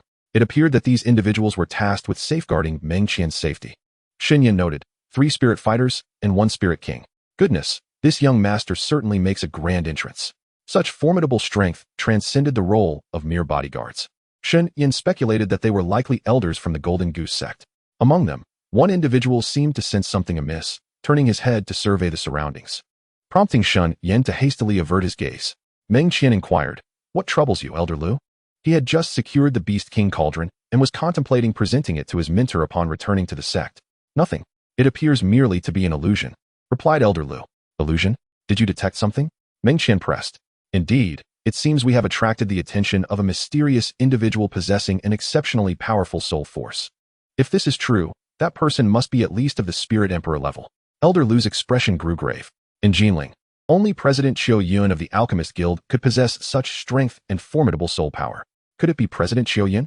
After all, we were invited by him to attend the Alchemist Selection Conference. It is only natural for our whereabouts to be exposed. Elder Liu, do not be overly suspicious. Meng Qian reassured. Yes, young master. I understand. Congratulations. This scroll of advanced mystical level cultivation technique has been purchased by that gentleman. Next, we shall present an item of great significance, procured by a fortunate individual from an undisclosed location, and it is the piece d'argent of our auction. On the stage, the elderly auctioneer wiped the sweat from his brow, a glimmer of excitement shining in his eyes. Meanwhile, the audience below collectively swallowed in anticipation. Meng Qian queried, "Is that item about to be unveiled?" "Fear not, young master. This item is as good as ours." The reactions of the crowd did not escape Shen Yan's notice, and a glint of cunning flickered in his eyes. "Seems like a valuable item indeed." The auctioneer proclaimed, "Behold, the heart-eating insect egg, which has been extinct since ancient times." Shen Yan reacted, "Heart-eating insect egg? What is that?" The auctioneer's words left most of the attendees as bewildered as Shen Yan. The audience murmured, "What is this? A hidden treasure? Surely you jest." "Patience. Allow me to elaborate." The auctioneer responded. Meng Qian interjected, "Sir, no need to elaborate. I shall purchase it." The audience gasped, "What? Do not rush, my friend. I have yet to announce the auction method." The auctioneer cautioned. Meng Qian insisted, "Very well. Please, elucidate the auction method." "This cannot be. If you do not clarify, we shall not buy." The crowd protested. Meng Qian scoffed, "Buy? Huh. I previously stated this item is solely mine, and you cannot afford it." "Affordable? Who do you think you are?" The audience retorted. Shen Yan mused, "Oh, it appears this item holds great significance for this young master." Observing the situation with the bystanders pressing down the curious onlookers, Shen Yan couldn't help but let out a bitter laugh. Since the young master of the Golden Yin sect has uttered those words, this matter truly seems to be his destiny. "Shi Jian, Shen Yan. What is it, master?" "This item has unexpectedly appeared here. Shen Yan, you should attempt to photograph it. If that proves impossible, at the very least, take me to see it." Shi Jian's tone was laced with a hint of panic and astonishment. For something to astonish a creature that has lived for millennia, it must indeed be extraordinary. "Master, is this thing dangerous?" "Yes. It is known as the heart-eating bug, capable of controlling a person's thoughts. Even someone as formidable as a Dou Shi would find themselves utterly helpless if caught unaware by this creature." "Is it truly that terrifying?" Shen Yan gasped, realizing that controlling a person's thoughts is akin to a living death. Do not be overly concerned. Although the eggs of this creature can nearly achieve immortality in cold environments, once hatched, they can only survive for 3 days in the open. 3 days? Such a brief span. Indeed. Therefore, if these heart-eating bugs are not consumed within these 3 days, they face certain death. Moreover, the heart-eating bug has male and female distinctions. The female can lay offspring. That is why I urged you to at least catch a glimpse of it. The appearance of such a creature here is not entirely surprising. But should the female survive and implant itself within a human host, the consequences would be unimaginable. Is it truly that dreadful? Shen Yan was momentarily taken aback. While the auction commenced in earnest, this item could not be acquired with gold coins. It could only be exchanged for goods, without restrictions. As long as what you present is of greater value than what others offer, you may claim this heart-eating bug. No restrictions? Universal supporting character. Can the items I procured earlier be used for bidding? That won't do. Only the most valuable items you currently possess may be used. All right. I offer a dragon power pill. What? Goodness. How many 5th grade pills do you possess? Upon hearing Meng Qian's words, everyone present gasped in astonishment. Shen Yan was utterly taken aback by Meng Qian's lavishness. After all, he had never even laid eyes on a dragon power pill of that grade. I shall also participate. A low-level Earth-tier combat skill, the Dragon Whirlwind Technique. Suddenly, another voice chimed in, causing the assembly to collectively gasp once more. An Earth-tier combat skill. That was a legendary technique. Who would have thought it truly existed? Shen Yan glanced over, noticing the speaker was clad in a black robe, exuding an ordinary aura that made it difficult for anyone to associate him with an Earth-tier combat skill. Huajia Air. Is it truly an Earth-tier combat skill? Shen Yan was not particularly surprised this time, but beside him, Huajia Air gasped, covering her mouth, her eyes wide with disbelief. What is the matter? Jia Air, have you never encountered an Earth-tier combat skill? Hehe, as if I have. The highest level combat skill in the Golden Yin sect is but an advanced Xian tier. Is that so? Then, I shall gift you a scroll. Hu Jiar exclaimed. Huh, you wish to give me a scroll? Shen Yan replied. Oh, by the way, Jiar, your martial arts must not be particularly exceptional either. Shen Yan remarked. My skills are of the intermediate level in the Xian rank, specifically the water heart technique. Although they cannot compare to those of the earth rank, They are not as inferior as you suggest, Hu Jiaer defended. Chapter 45. Unexpected Gains. Hu Jiaer thought to herself, could it be that Brother Shen Yan truly possesses earth-rank skills or combat techniques? Ah, this is it. Shen Yan casually produced a blue scroll. Though it was coated in dust, it was indeed a technique of the earth rank. Behold, the intermediate earth rank technique, water dragon technique. What do you think? Shen Yan presented it to her. Brother Shen Yan, who are you really? This. Hu Jiaer stammered. This is indeed a remarkable item.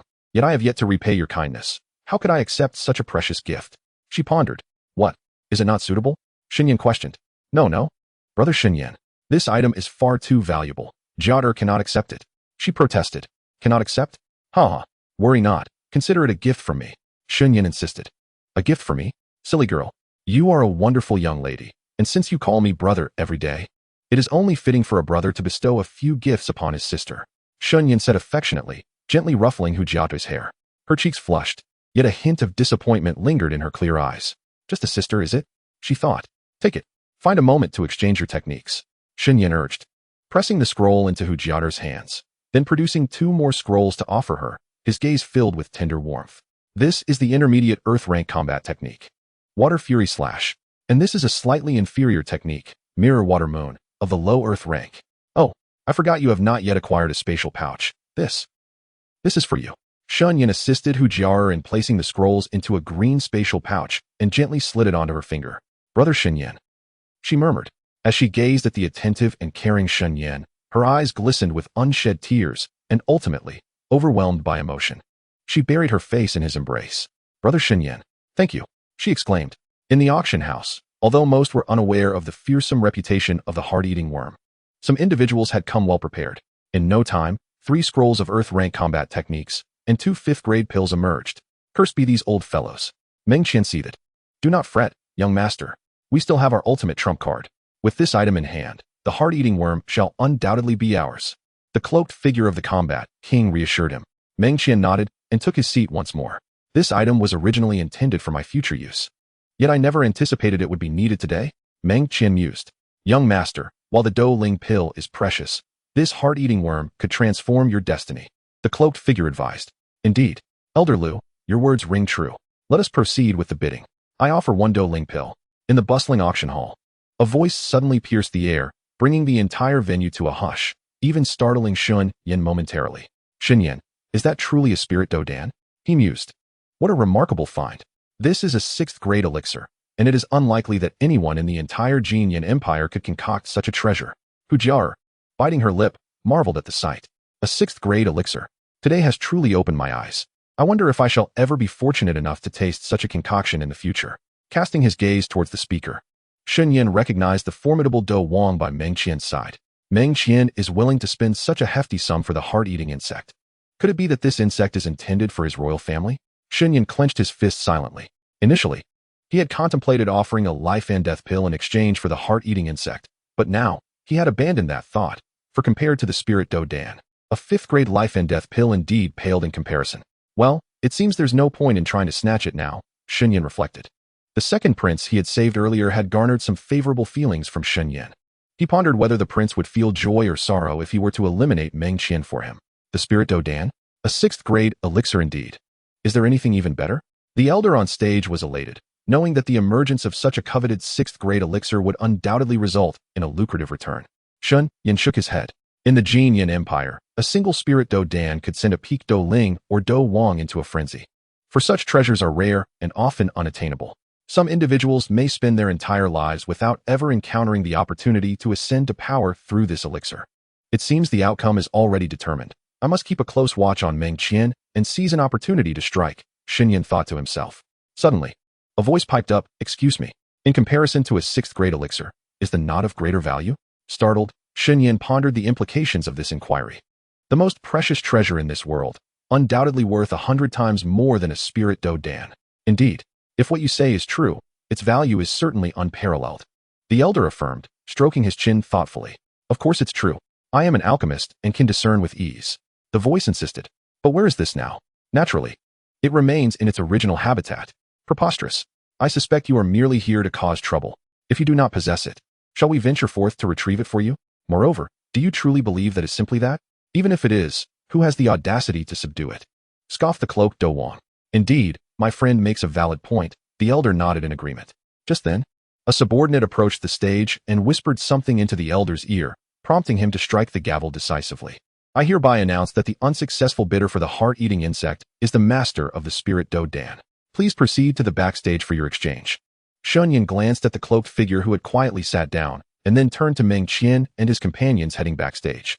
Feeling a sense of urgency as he scratched his head in contemplation, the individual spoke of the strange fire, undoubtedly piquing his interest. However, he also required the heart-eating insect for himself. Yet, he possessed only one. Hu Jiar, what is it, Brother Shen Yan? Hu Jiar looked at the flustered Shen Yan and inquired, but as soon as he laid eyes on her, a glimmer of mischief surfaced on his face, startling Hu Jiar into taking a step back. This was the first time she had witnessed such a side of her brother. Shen Yan said, "All right, Jiar, I have a task for you." Hu Jiar replied, "A task for me?" Shen Yan affirmed, "Indeed. That person from earlier, I need you to follow him now." Hu Jiar asked, "Follow him? Do you seek the strange fire, Brother Shen Yan?" Shen Yan confirmed, "Yes." Hu Jiar responded with determination, "All right, I shall go at once." Shen Yan cautioned, "Wait." He swiftly grasped Hu Jiar's wrist and infused a thread of his soul power into her palm, causing her to feel a sudden chill. "What is this?" she inquired. "This is my soul power. With it, it will be much easier for me to find you once I am done with my affairs." Hu Jiar assured him, "Understood. I will proceed now." Shen Yan advised, "Be careful. Do not let yourself be discovered." Hu Jiar replied, "Got it, brother." Chapter 46, The Alchemist Guild. After Meng Qian and his companions entered the back of the auction house, Shen Yan remained vigilant, enlisting several young boys to monitor various exits. Sure enough, after more than half an hour, a child rushed towards him, exclaiming, "Brother, they have emerged from the back door." Shen Yan remarked, "Quite cunning indeed." He casually rewarded the child with a few gold coins and vanished in an instant. Jinling is vast, adorned with opulent pavilions and bustling streets teeming with people, truly deserving its title as the grandest city of the Jin Yan Empire. Although Meng Qian and his companions appeared to act suspiciously, they did not exit the city as Shen Yan had anticipated. Rather, they ventured into the heart of Jinling. Shen Yan pondered, could it be that the third prince intends to return to the royal palace? Throughout Jinling, Shen Yan sensed the presence of multiple Dou Huang, and if he acted recklessly now, it would be challenging to retreat unscathed. Yet, if he hesitated, he could not ensure that Meng Qian would not conceal the heart-eating insect. Shen Yan concluded, I can no longer delay. I must act. Turning down a street, just as he was about to make his move, he looked up to behold an extravagant pavilion before him, its entrance adorned with the prominent characters of the Alchemist Guild. Shen Yan mused, what could this fellow want at the Alchemist Guild? No, he must be. Suddenly, a hand rested upon Shen Yan's shoulder, and without hesitation, he instinctively seized the intruder by the throat, swiftly pressing him against the wall. Li Xingnan gasped, Brother Shen, it's me. Shen Yan, taken aback, inquired, Ah? How is it you? Recognizing the visitor, Shen Yan relaxed his grip significantly and set him down. Li Xingnan coughed, Brother Shen, your skills are remarkable. I nearly met my end at your hands. Shen Yan chuckled, Indeed, a misunderstanding. What brings you to seek me?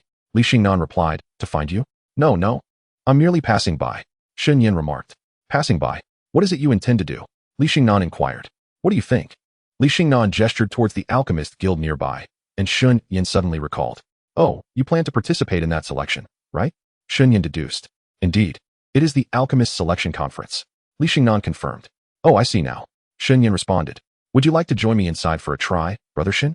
Li Xingnan invited earnestly. A try? Then let us proceed. Shen Yan declared, his sights set on the group led by Meng Qian as they entered the Alchemist Guild. Naturally, he could not lose track of his target, and with Li Xingnan's sincere invitation, he was more than willing to accompany him. The Alchemist Guild was indeed a hub of power, hosting numerous formidable figures from various nations. Upon entering, Shen Yan quickly spotted several Dou Wang-level experts. Li Xingnan, you rascal, how have you been? A burly man approached, clapping Li Xingnan on the shoulder with a hearty laugh. Haha, Brother Myut, are you here for the selection as well? Li Xingnan replied. Indeed, I recently just broke through to the second-grade alchemist, but alas, my aspirations for the reward seem unattainable. Reward? What is that? Shen Yan inquired. Oh, it is said that the top 3 in this selection will receive the opportunity to choose a treasure from the... Li Xingnan explained. Treasure, you say? Shen Yan mused. Soon. Under the guidance of Guild President Qiu Yun, everyone was led into a relatively warm chamber, surrounded by numerous alchemical cauldrons. This was undoubtedly the alchemy room. The guild hosted this event to enhance the Imperial Alchemist Conference, held once every decade. It is widely known that our Golden Goose Empire suffers from a severe shortage of alchemists. However, it is precisely for this reason that skilled individuals are needed to revive it, and the gateway to rejuvenating the Golden Goose Empire's alchemists lies within this conference. Haha. Guild President Xiao Yun appeared to be a gentle and amiable elderly man, with a mane of white beard, leading Shen Yan to speculate that he was at least 80 years old. In the bustling alchemist guild, dozens of alchemists summoned flames simultaneously. However, when Shen Yan unleashed his black flames, a gasp erupted from the crowd. Meng Qian is that? Meng Qian, being of royal lineage, possessed knowledge surpassing that of the ordinary, and his words sent the onlookers into a frenzy of excitement. It was indeed. However, its peculiar appearance left even him unable to discern its type. President Xiao Yun stroked his beard, a look of solemnity replacing his previously gentle demeanor. Everyone, do not merely gaze at me. Let us first refine this ancient Ganoderma, Shen Yan suddenly declared, retracting his. The first challenge of the Alchemist Selection Conference was to refine the third-grade medicinal herb, ancient Ganoderma, known for its volatile properties. It served as the primary ingredient for the elixir, and the refining process was quite arduous. President Xiao Yun had stated that it must be completed within 3 minutes. Otherwise, some would inevitably face elimination. Young friend, the refining time is 40 seconds. A stunned alchemist, holding a stopwatch, exclaimed, prompting another wave of astonishment from the crowd. Refining ancient Ganoderma is no simple feat, yet to achieve success in under a minute, this young friend is truly extraordinary. Xiao Yun received the ancient Ganoderma lucidum powder refined by Shen Yan and exclaimed in admiration. The granules were uniform, and the fragrance was exquisite. The young friend's alchemical skills seemed to surpass my own. Shen Yan replied, you flatter me. He smiled humbly, yet his attention remained focused on Meng Qian, whose flames were extraordinary, a vivid crimson hue that appeared exceptionally magnificent. This must be the heart flame of the 6th-tier magical beast, the scarlet flame bird. The temperature of this fire rivals that of. Shen Yan pondered, a 6th-tier magical beast, the scarlet flame bird? Naturally, Shen Yan had never heard of such a creature. But since it was comparable to a Dou Huang-level beast, it must be a formidable presence in its domain. Soon, as Qiao Yun's voice echoed, the first trial came to an end. A total of 45 participants took part in this selection, yet only 19 met the standards. It was indeed quite brutal. Li Xingnan exclaimed, Brother Shen, I also passed. Brother Shen, could you be the esteemed disciple of Wang Lai? Shen Yan? Li Xingnan, for some reason, directly mentioned Shen Yan's surname, which caught Xiao Yun's attention immediately. Shen Yan responded, this. Oh, while it's wise to conceal one's identity for safety when venturing out. This is the Alchemist Guild. As long as one possesses identity and strength, few would dare to offend you. Observing Shen Yan's awkwardness, Xiao Yun was unfazed. Shen Yan affirmed, the esteemed president speaks wisely. Indeed, I am Shen Yan. Ha! It seems Wang Lai spoke the truth. You are indeed a genius in alchemy. Initially, Xiao Yun held a hint of wariness towards Shen Yan, but he was now thoroughly at ease. Such talent would be a tremendous loss if he were not a citizen of this nation. Meng Qian interjected, Shen Yan, is it? I am Meng Qian. It is a pleasure to meet you. Meng Qian, surprisingly, joined the conversation, having advanced to the next round, yet he showed no airs of nobility, appearing quite approachable. Shen Yan replied, Meng Qian, could you be the third prince of the imperial family? I am honored. Meng Qian chuckled, haha, when away from home. Titles are best left unmentioned. No need for excessive formalities. Chapter 47. Handsome Men and Beautiful Women. Shen Yan feigned flattery, though Meng Qian was modest. He appreciated Shen Yan's respectful demeanor. Shen Yan remarked, the third prince is truly remarkable. Before long, after 2 rounds of competition, only 5 remained at the alchemical table. Li Xingnan encouraged, Brother Shen, keep up the good work. Smiling from below, he spoke to Shen Yan. Unsurprisingly, Li Xingnan was eliminated in the second round. But his ability to reach that stage was commendable. Shen Yan glanced at the remaining 4 individuals, 2 men and 2 women, each male strikingly handsome, and the females exceptionally beautiful. One of the enchanting ladies spoke, is this the esteemed young Master Shen? I am Lin Xiao. It is a pleasure to meet you. While Shen Yan observed them, they naturally took notice of him, and soon one of the beauties spoke, her voice like flowing water, cool and melodious, exquisitely gentle. Shen Yan felt his heart flutter. Miss Lin Xiao, is it? Shen Yan inquired. Merely hearing such a beautiful name suggests she must be a celestial being. I am Shen Yan, and it is indeed an honor to behold Miss Lin's exquisite countenance. Hee. Young Master Shen is quite the charmer, remarked Lin Xiao with a smile. Adorned in a flowing gown of verdant hues. Yet, before she could finish, Meng Qian, standing nearby, also offered a faint smile. Meng Qian replied, indeed, Brother Shen is eloquent. However, It is undeniable that Sister Lin is a fairy. Humph. Meng Qian. If Sister Lin is a fairy, then am I not one as well? Let us not forget. I am the one personally designated by grandfather as your fiancé. Just as Meng Qian interjected, a girl clad in pink suddenly stomped her foot, asserting her voice. From her piercing gaze, it was clear she was a headstrong young lady. Nonetheless, Shen Yan found her spirited nature rather appealing. Meng Qian, slightly embarrassed, said, "Do not mind Shen. She is Gu Yu, from the Gu family, and perhaps lacks a bit of decorum." "Who lacks decorum?" Gu Yu retorted. "If I were uncouth, how could I be your fiancée? Remember, you may only marry me. Since you have left the sect this time, we shall wed tomorrow." Indeed, she is quite outspoken. Shen Yan shook his head in exasperation. "Gu Yu is it? The Gu surname?" Shen Yan mused internally. In this Duki continent, there are indeed many formidable individuals bearing the Gu name, not to mention the mysterious Gu clan from the ancient 8 families, and closer to home, there is the renowned alchemist Gu He in the northwest. Gu He shares the same surname. I wonder if there is a connection to the Gu clan? Perhaps. Like Yao Chun, he too was exiled from his lineage. After all, this is the Duki continent, a realm filled with marvels. Meng Qian then remarked, "Brother Shun, it appears you have gained the highest acclaim among the top 10 outstanding youths selected by the Jin Yin Empire. To encounter you here seems like a divine arrangement for us to compete. What do you think, Brother Shen?" Despite Meng Qian's seemingly harmless demeanor, Shen Yan harbored a certain wariness towards him, though not in terms of strength. "Your Highness, the third prince, speaks too highly of me. A few years ago, I was but an unknown. Were it not for a stroke of luck, I might not even stand here today. Compared to your Highness, I am quite self-aware." Shen Yan replied. Meng Qian countered, "You are too modest, Brother Shun. Soon, we shall engage in the next round of competition. I hope you will not disappoint me." "Very well, very well. With such kind words from your Highness, I shall certainly give my all. I also hope your Highness will show mercy and not let my defeat be too humiliating." "Ha ha ha, Brother Shun is truly amusing. Your Highness, I believe Shen Yan's prowess will not let you down. But if you were to lose, do not be embarrassed." Lin Xiao, seemingly unimpressed, interjected with a hint of mischief directed at Meng Qian, who remained unfazed and merely smiled. "I am eagerly anticipating Brother Shen's strength. Losing to him is not out of the question, and I am well prepared for that eventuality. As for you, Miss Lin, this time your esteemed family has granted you the rare opportunity to participate personally. It surely must be more than just a mere outing, no? There is no need for His Highness the Third to worry. Meeting young Master Shun has already made this journey worthwhile." Lin Xiao displayed a sweet smile. Yet beneath her words, Shen Yan detected a trace of coldness. The two seemed to be in stark opposition. Could it be that their relationship was strained? "Greetings, Shen brother. I am Dou Sheng from the Dou family of Jinling, and it is a pleasure to make your acquaintance." A young man with long hair, seemingly reluctant to be isolated or overlooked, smiled warmly at Shen Yan from beside a furnace on the edge of the alchemy platform. "Shen Yan, indeed. I am also delighted to meet you, Brother Dou Sheng," Yan replied politely. Jinling was home to many prodigies, and Dou Sheng was certainly one among them. Adorned with golden-rimmed glasses, he appeared refined.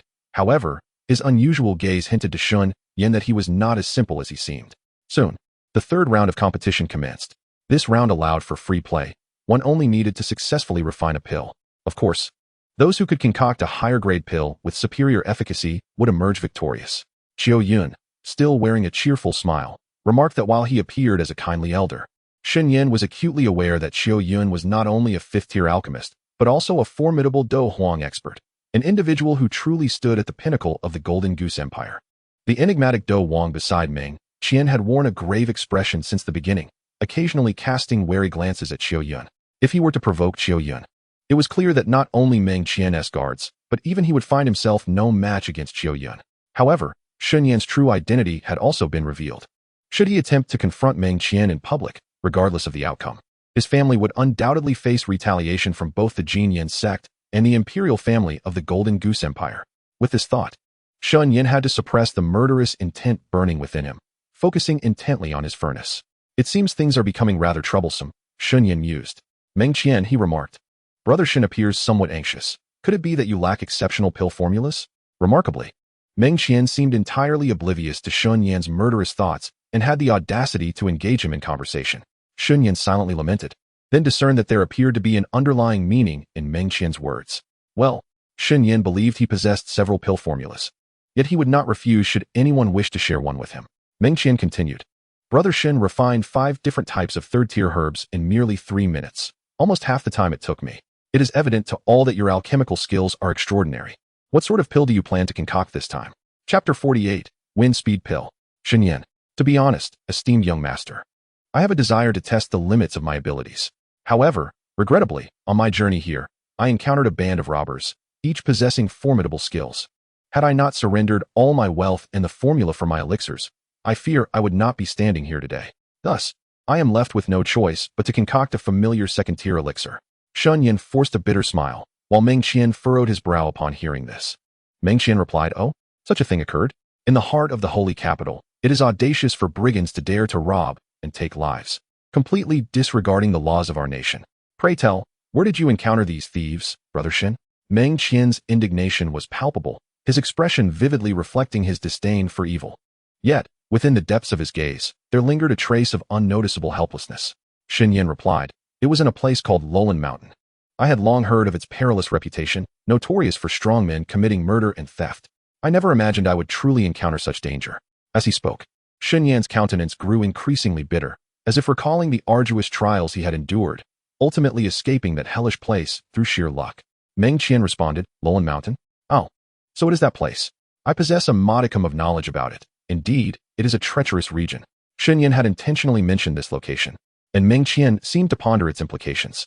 As Shen Yan speculated whether Meng Qian had made connections to his own plans, he suddenly noticed a glimmer in Meng Qian's hand as he gently tossed a scroll towards him. Shen Yan inquired, "What is this?" A fleeting glance revealed golden characters inscribed on the scroll, "Wind Speed Pill." To his astonishment, it was a formula for a fourth-tier elixir. Previously, at an auction, he had overheard an alchemist mention this elixir, making it a familiar name to him. Moreover, he possessed the formula for its enhanced version, the fifth-tier Gale Pill. Within his storage, Meng Qian stated, "This is the formula for the fourth-tier Wind Speed Pill. I wonder, Brother Shen, do you have the courage to give it a try?" With a playful smile devoid of malice, his tone oscillated between encouragement and provocation. Though the Wind Speed Pill was the simplest to concoct among fourth-tier elixirs, its value paled in comparison to other fourth-tier elixirs like the Beast Power Pill or the Purple Heart Barrier Breaking Pill. Nonetheless, it remained a genuine fourth-tier elixir, presenting a significant challenge for someone who appeared to be a mere second-tier alchemist. "To think it is a fourth-tier elixir, young master truly holds me in high regard." Shen Yan responded with a hint of modesty. However, Meng Qian showed no sign of wavering, his gaze fixed firmly on Shen Yan. Meng Qian asserted, "I possess a keen eye for talent. Brother Shen need not be so humble.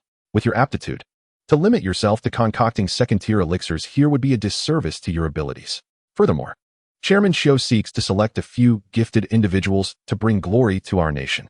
Should you succeed in crafting this wind speed pill, what would it matter if I were to bestow this formula upon you?" Shen Yan was taken aback by Meng Qian's apparent understanding of the broader situation, leaving him perplexed as to why he would wish harm upon his imperial brother. Such a petty-minded individual hardly seemed capable of uttering such words. Is it merely for the throne? Shen Yan found himself somewhat perplexed. However, matters of politics had long been settled in the annals of ancient China, and as a mere recluse, he felt ill-equipped to decipher them. Unable to fathom the complexities, Shen Yan chose to dismiss the thoughts. With a resolute demeanor, Shen Yan gazed gratefully at Meng Qian. "I never anticipated that the young sect master harbored such patriotic sentiments. It truly enlightens me while simultaneously invoking a sense of inadequacy. Very well, since the young sect master places such importance on me, I shall no longer hold back. This time, I shall certainly refine a fourth-grade elixir." Meng Qian laughed heartily. "That would be most splendid. I have heard tales of Shen Yan from the northern capital's Shen family for years, and your extraordinary talent is said to rival my own. Although I have felt a twinge of rivalry towards you, if you truly manage to concoct a fourth-grade elixir today, I am willing to swear brotherhood with you, forging a bond of life and death as we strive for the future of the falling Goose Empire together." His words were infused with a youthful exuberance, and a palpable eagerness for talent shone in his eyes.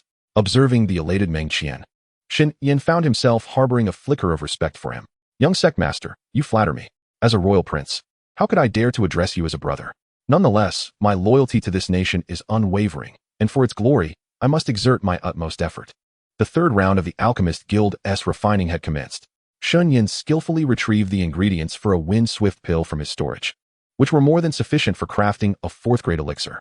However, recalling the upcoming alchemist conference in the Gamma Empire, where Xiao Yin would likely make an appearance, Shen Yan recognized the formidable competition he would face. The previous conference had seen Xiao Yin concoct a three-pattern blue spirit pill, rivaling the pinnacle of fifth-grade elixirs. And there were numerous alchemists capable of producing fourth-grade elixirs as well. To achieve distinction at this conference, he must conquer the challenge of fifth-grade elixirs. Yet he understood the importance of patience. One must eat one bite at a time. Soon, Shen Yan calmed his mind, and the 5 participants on stage shared a tacit understanding to remain silent, each engrossed in their alchemical endeavors. Esteemed elders, who do you believe stands a chance of triumphing in this competition? On another platform adjacent to the alchemical stage, Qiu Yun and several middle-aged men were engaged in light-hearted conversation while observing the proceedings. Despite their appearance as a group of middle-aged individuals, some onlookers were aware that Qiu Yun and his companions were esteemed elders of the Alchemist Guild, all fourth-grade alchemists whose influence was far from trivial. Should they choose to stomp their feet in unison, the falling Goose Empire would undoubtedly tremble. These 5 are among the nation's finest talents, and 3 of them have already been selected as part of the falling Goose Empire's 10 elites. I believe their strengths are closely matched, making it quite challenging to predict who may excel, remarked a portly middle-aged man with a wry smile. Elderine, I believe your assertion is misguided. Although these young individuals are indeed the finest talents of our nation, innate ability, while significant, pales in comparison to those who possess superior learning conditions. They are likely to advance at a swifter pace. Just as the portly gentleman concluded his statement, another man, tall and slender, clad in a fitted alchemist's robe, voiced his dissent. Adorning his elegantly embroidered robe was a delicate name tag, glimmering with 4 golden stars. He, too, was an elder of the Alchemist Guild of the Falling Goose Empire, known as Ling Ru. Despite his strength being merely that of a 7-star Grandmaster, his name aptly reflects his prowess. Having attained the status of a 4th-rank alchemist, he is indeed a formidable scholar-warrior. Ling Ru's gaze lingered on a specific spot on the alchemical platform, his eyes shimmering with satisfaction. There stood the 3rd prince of the Falling Goose Empire, Meng Qian, who also held the esteemed title of the Young Master of the Golden Goose Sect. With a daunting background and exceptional talent, he was undoubtedly a standout among his peers. After all, only an absolute genius could rise to the position of Young Master in the Golden Goose Sect. Meng Qian's prowess was well acknowledged, and with the formidable support of both the royal family and the Golden Goose Sect, coupled with his master, the venerable Master Gushan, whose alchemical skills rival those of the guild president, he was undoubtedly the most likely candidate for victory in this competition. Ling Ru, with fervent enthusiasm, remarked, prompting the others to exchange silent glances. However, they ultimately turned their attention to Qiu Yun, who stood at the forefront. Elder Ling Ru, you are perhaps unaware that the old Coot Gushan has always been at odds with us. It would be best not to mention him at this moment. Ha. Indeed, yet I cannot alter my belief that Meng Qian is the most probable victor. Although Ling Ru recognized his faux pas, he remained resolute in his admiration for Meng Qian's exceptional qualities. This young man is extraordinarily gifted, and what is most commendable is his lack of any arrogance typical of prodigies. He treats others with humility. It is not far-fetched to envision him becoming a significant figure in the Falling Goose Empire in the future. Elder Ling Ru, while I concur with your sentiments, our objective in hosting this alchemist selection is to identify 2 or 3 talents to represent us at the Alchemist Conference in the Gamma Empire. Given Meng Qian's royal lineage and his position as young master of the Golden Goose Sect, even if we chose him, those behind him would likely oppose it. How could that be? Ling Ru responded incredulously, seemingly unprepared for such an outcome. If this is the case, why would the president extend an invitation to him? All right, we are nearing the conclusion. Let us observe who emerges victorious. Ultimately, Qiu Yun interjected, his gaze fixed intently on the alchemical platform. The art of alchemy exemplifies that slow and meticulous work yields the finest results. To produce higher-grade elixirs demands increasingly longer durations, particularly for those of 5th rank and above. With each rank increase, the alchemical process might extend by several days, if not more, not accounting for the time lost in failed attempts that necessitate reworking. However, it was evident that the 5 individuals on stage could not possibly concoct a 5th-grade elixir. While 4th-grade elixirs are indeed considered exquisite, with a mastery of technique, one could successfully refine them within 2 to 3 hours. Soon, the first successful alchemist emerged, Dou Shi, the least noticeable among the 5. Although his name was quite ordinary, his reputation in the illustrious city of Jinling was quite remarkable. Dou Shi wiped the beads of sweat from his forehead, excitedly handing the elixir to an elder who had come to collect it. Now, he merely needed to rest and await the results. Indeed, it was a 3rd-grade elixir known as the Recovery Pill, its hue rich and its fragrance robust. Compared to all previously seen 3rd-grade elixirs, this particular pill was unparalleled in perfection. I dare say, even you esteemed elders may not have been able to produce an elixir of such quality. An unkempt elder scrutinized the elixir thoroughly before breaking into a satisfied grin. Upon hearing this, Qiu Yun and the others curiously gathered around to observe the pill in his hand, still warm from its recent creation. Ah, a recovery pill. The color and aroma are undeniably superior among third-grade elixirs. I didn't expect young Du Yingxing to have improved at such a rapid pace, remarked one elder. Indeed, it won't be long before he catches up with us. At merely 19 years of age, Du Yingxing had already attained the ability to refine top-tier third-grade elixirs, heralding a promising future. Such is the legacy of the Dou family, one of the 5 prominent families of Jinling, renowned for its prodigious talents. It is likely that for the coming decades, the Dou family will maintain its esteemed position among Jinling's elite families. Several elders quietly contemplated their thoughts while, on the alchemy platform, the graceful Lin Xiao and the spirited Gu Yu simultaneously completed their elixirs. Sister Lin Xiao, your speed is truly remarkable, Gu Yu exclaimed, exhaling a breath of ethereal energy as she carefully retrieved a golden elixir from the furnace, wiping the perspiration from her brow with a silk handkerchief. Her lively gaze turned toward Lin Xiao. Lin Xiao had also finished refining her elixir, and now, hovering above her furnace was a dark golden pill, its color and aroma rivaling that of Gu Yu's. Sister Lin Xiao, what elixir have you concocted? After submitting her elixir, Gu Yu curiously inquired. As the two shared a close bond, Lin Xiao smiled slightly, but refrained from immediately revealing the name of her elixir, instead asking Gu Yu about her own creation. Where? I heard you recently broke through to become a third-grade alchemist. Surely, the elixir you refined is not a third-grade one, is it? Based on her understanding of Gu Yu, Lin Xiao had a fair idea of what elixir she had produced without needing Gu Yu to elaborate. To Lin Xiao's surprise, Gu Yu exclaimed, Sister Lin Xiao, you already know? I had hoped to surprise you. I am already quite surprised. I never imagined you would ascend to the third-grade level. However, I must admit I am curious about the elixir you refined. Oh, it's nothing much. This elixir is called the detox pill, a relatively easy one to concoct among the third-grade elixirs, Gu Yu replied with a playful stick of her tongue. Ah, so it is the detox pill. Lin Xiao gasped in surprise. Although it paled in comparison to her own elixirs, it was undeniably a genuine third-grade pill. Sister, what kind of pill have you concocted? The fragrance is incredibly rich. It couldn't possibly be a fourth-grade pill, could it? Of course not. As if her guess had struck a chord, Lin Xiao hastily dismissed Gu Yu's speculation. Regaining her composure, she added, you will find out shortly. For now, let us descend. Lin Xiao glanced at the stage, where only 2 individuals remained, Meng Qian and Shen Yan. Meng Qian's expression was notably grave, suggesting a less than favorable success rate. In contrast, while Shen Yan also wore a serious demeanor, he appeared somewhat more at ease than Meng Qian. Soon, as a rich aroma of herbs wafted through the air, Shen Yan completed his pill-making process, holding a vibrant crimson pill in his hand, nodding in satisfaction.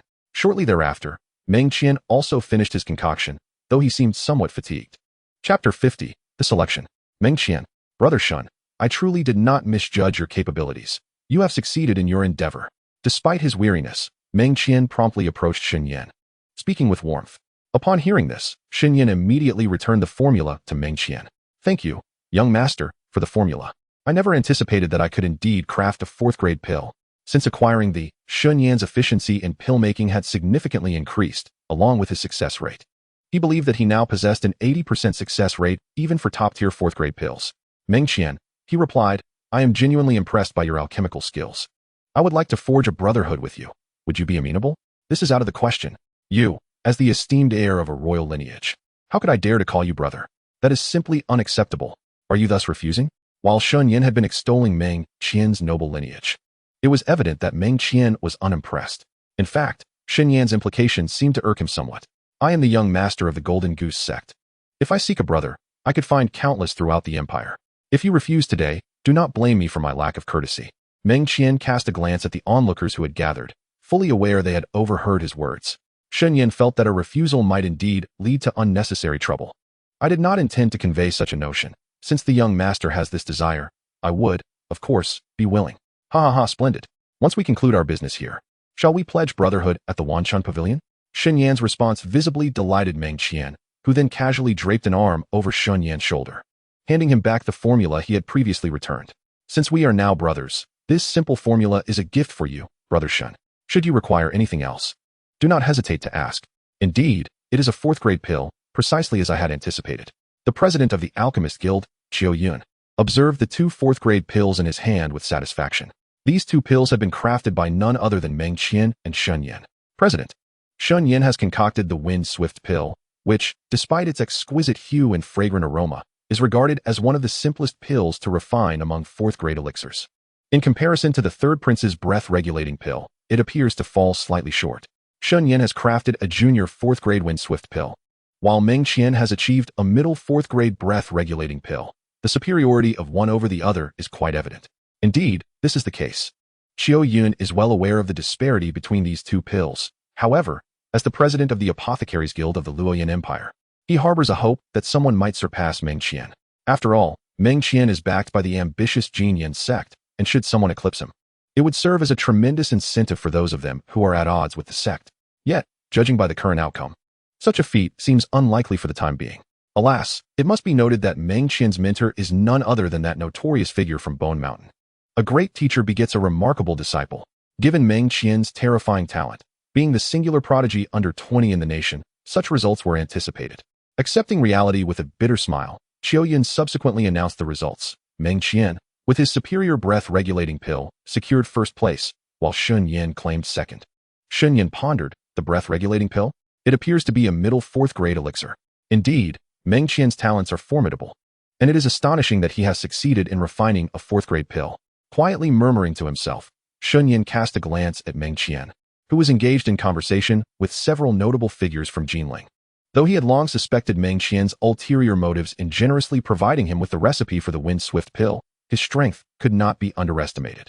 On one hand, by offering the recipe for the fourth-grade pill, Meng Qian seeks to win hearts. On the other, he himself can consistently secure first place with the breath-regulating pill, achieving a dual advantage. After this event, Meng Qian's reputation as a genius will likely resonate throughout every corner of the Luoyan Empire. Shen Yan mused, "You truly are a genius." Understanding the full scope of the situation, he quietly admired Meng Qian. However, in such competitions, the distinction between first and second place is not particularly significant, aside from the prestige and influence that come with it. After all, this is merely a small contest, and the actual reward is simply the opportunity for the top three to select a treasure from the treasure pavilion.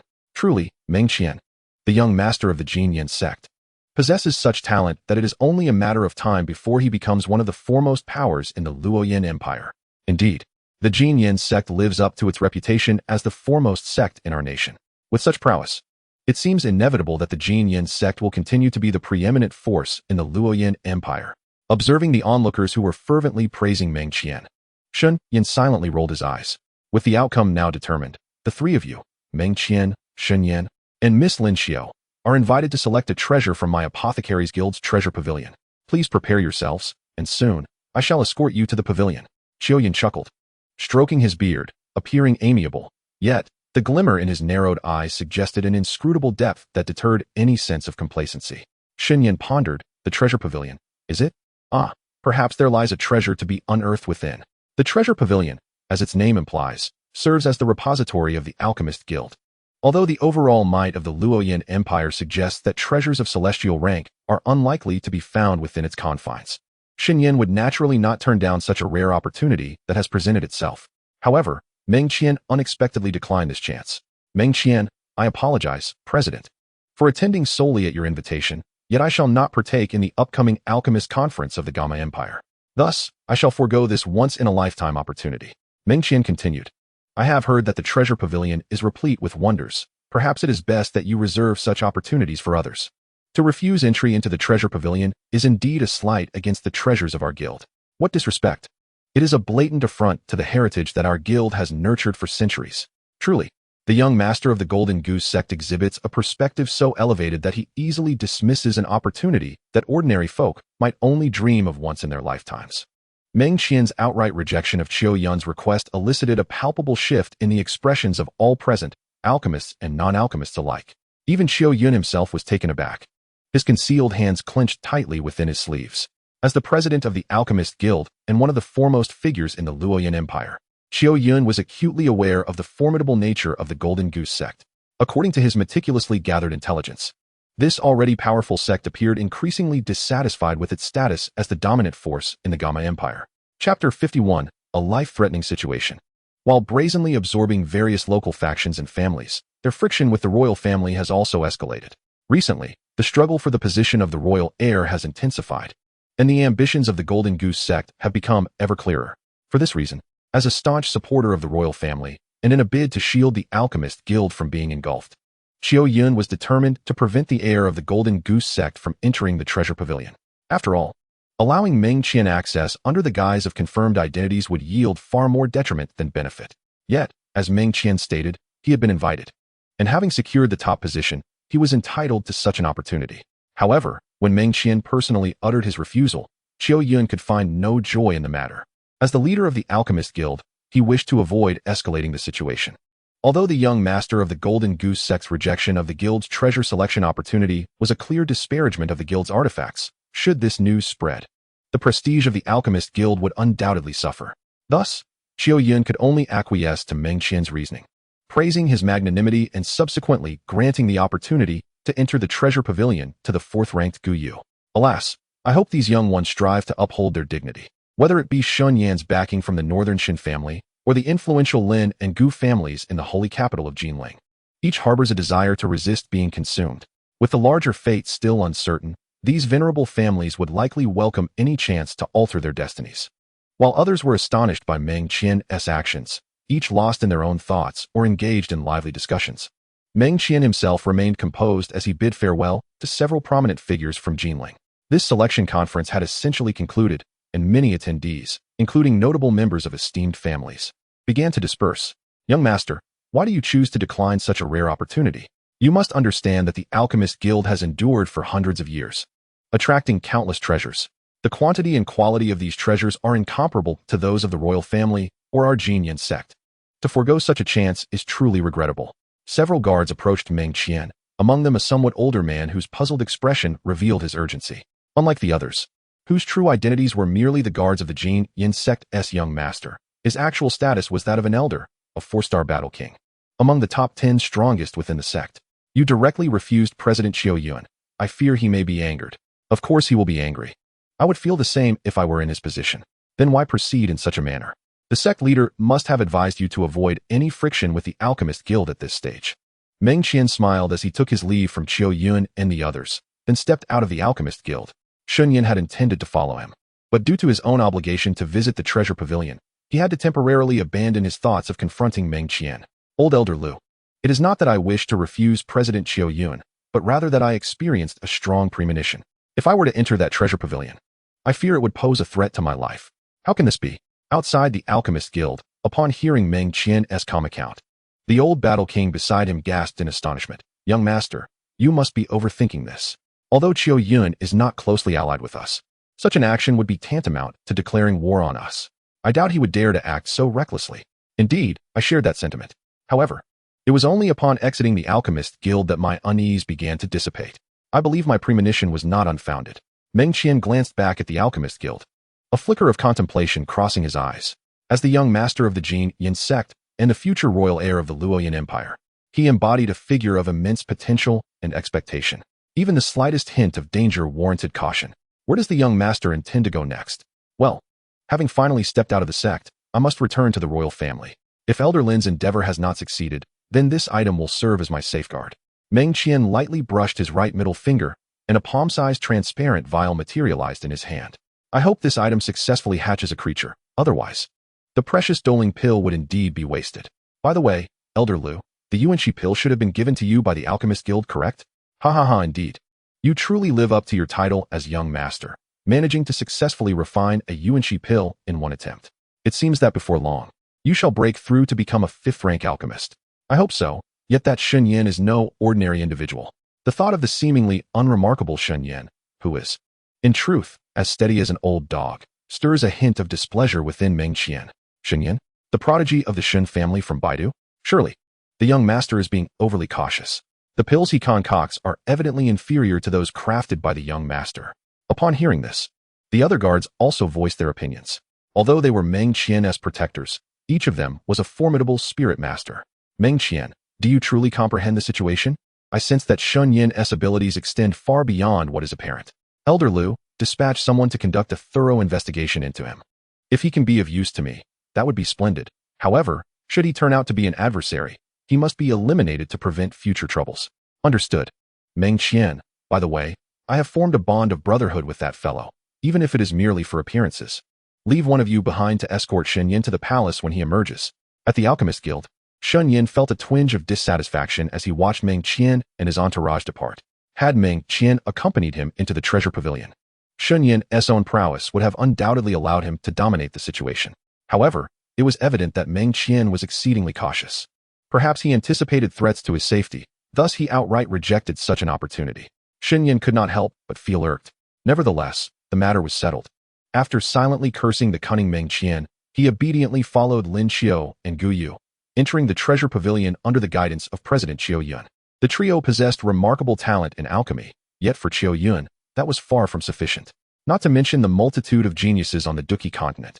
Even within the northwestern region, there were countless individuals with talents and abilities surpassing those of Shen Yan and his companions.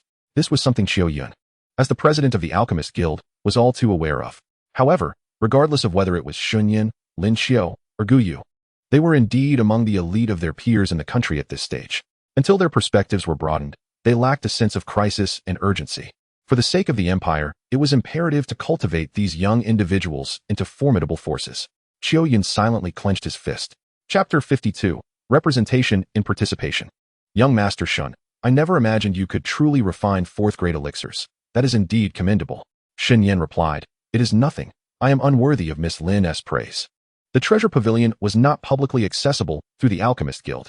Under Qiu Yun's guidance, they traversed past what resembled a back garden of bamboo groves, revealing an aged pavilion before them. All right, my three little friends, this is our guild's treasure pavilion. From here on, you simply need to enter and select an item that pleases you. Qiu Yun cheerfully interrupted Shen Yan, who was engaged in a light-hearted exchange with Lin Xiao. Shen Yan conducted himself with utmost caution, his words and actions nearly flawless. Had Qiu Yun not witnessed it firsthand, he might have mistaken Shen Yan for a wily old fox well past 50. However, it was precisely this quality that heightened Qiu Yun's interest in him. President, can we truly select freely? A girl with long pink hair, Gu Yu, inquired with surprise, to which Qiu Yun responded with a gentle nod. However, he soon added, The treasures within the treasure pavilion are the result of a century's worth of accumulation by our Alchemist Guild, and even a single item holds immense value. Therefore, I implore you to keep the nature of your acquisitions confidential for your own sake. Shen Yan replied, Indeed, esteemed President, your words resonate with truth, we understand.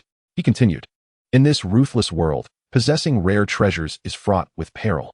Even those as close as kin or master and disciple may act treacherously when lured by desire. This is a truth well understood by Shen Yan, who has perused the script. Ah, you rascal, Qiu Yun remarked, observing Shen Yan's seemingly obedient demeanor. He surmised that Shen Yan's outward appearance belied his true nature. Nevertheless, the influence of the Shun family in the falling Goose Empire was formidable. Even if the secret were to leak, few would dare to act against him. Shall we proceed inside now, President? Lin Xiao elegantly adjusted her flowing black hair, her serene demeanor imbued with calm maturity. Qiu Yun silently admired her. Barring unforeseen circumstances, Lin Xiao's potential seemed boundless. Of course. But I trust you are aware of the significance of this event hosted by the Alchemist Guild? Yes, I am aware. The victors will be invited to represent us at the Alchemist Conference in the Gamma Empire, correct? Gu Yu eagerly interjected. Since the three of you have emerged victorious, I, as the president of the falling Goose Empire's Alchemist Guild, must inquire whether you are willing to represent our empire at the Alchemist Conference in 2 months. Certainly. And even if we were to decline, the moment we chose to enter the treasure pavilion, our fate was already sealed, Shen Yan replied. Ha ha ha, you mischievous lad. Such words cannot be taken lightly. Qiu Yun chuckled wryly, acknowledging the truth in Shen Yan's statement. I understand, President, and I am willing to participate. With the exceptionally talented young Master Shun by my side, I anticipate that this Alchemist Conference will be nothing short of spectacular. Lin Xiao immediately expressed her unwavering commitment. Aware that among the 5 prominent families of Jinling, the Lin family held the closest ties to the Alchemist Guild. In such circumstances, Lin Xiao would certainly not wish to place President Qiu Yun in an awkward position. Since Sister Lin Xiao is going, I shall accompany her as well. With both Shen Yan and Lin Xiao having expressed their intentions, Gu Yu felt compelled to agree. Although she had anticipated this outcome when Meng Qian relinquished his opportunity to enter the treasure pavilion, the thought of embarking on a journey troubled her. As she was accustomed to the comforts of home, in the northwestern region of the Fighting Qi continent, the falling Goose Empire was not particularly distinguished in the realm of alchemy. In past alchemist conferences, our empire had never broken into the top 5, with our best result being a mere 7th place. While you may be the most gifted young alchemist in the nation, based on the pills you have concocted today, it is still far from sufficient to achieve notable success at the upcoming Alchemist Conference. Is the president hoping for us to secure the championship? Shen Yan inquired. Listening to President Xiao Yun's words, Shen Yan naturally inquired, although he had intended to do so himself. However, upon reflection, considering Xiao Yan's participation in that particular alchemist conference, if he, a foreigner, were to claim the championship in the Jiama Empire, it would likely be quite challenging for him to leave. While expressing such sentiments may dampen one's spirit, I still believe that securing a position within the top 5 is crucial. After all, achieving victory on another's home turf could indeed pose a threat to one's life. Top 5, you say? I understand, esteemed President, Shen Yan acknowledged.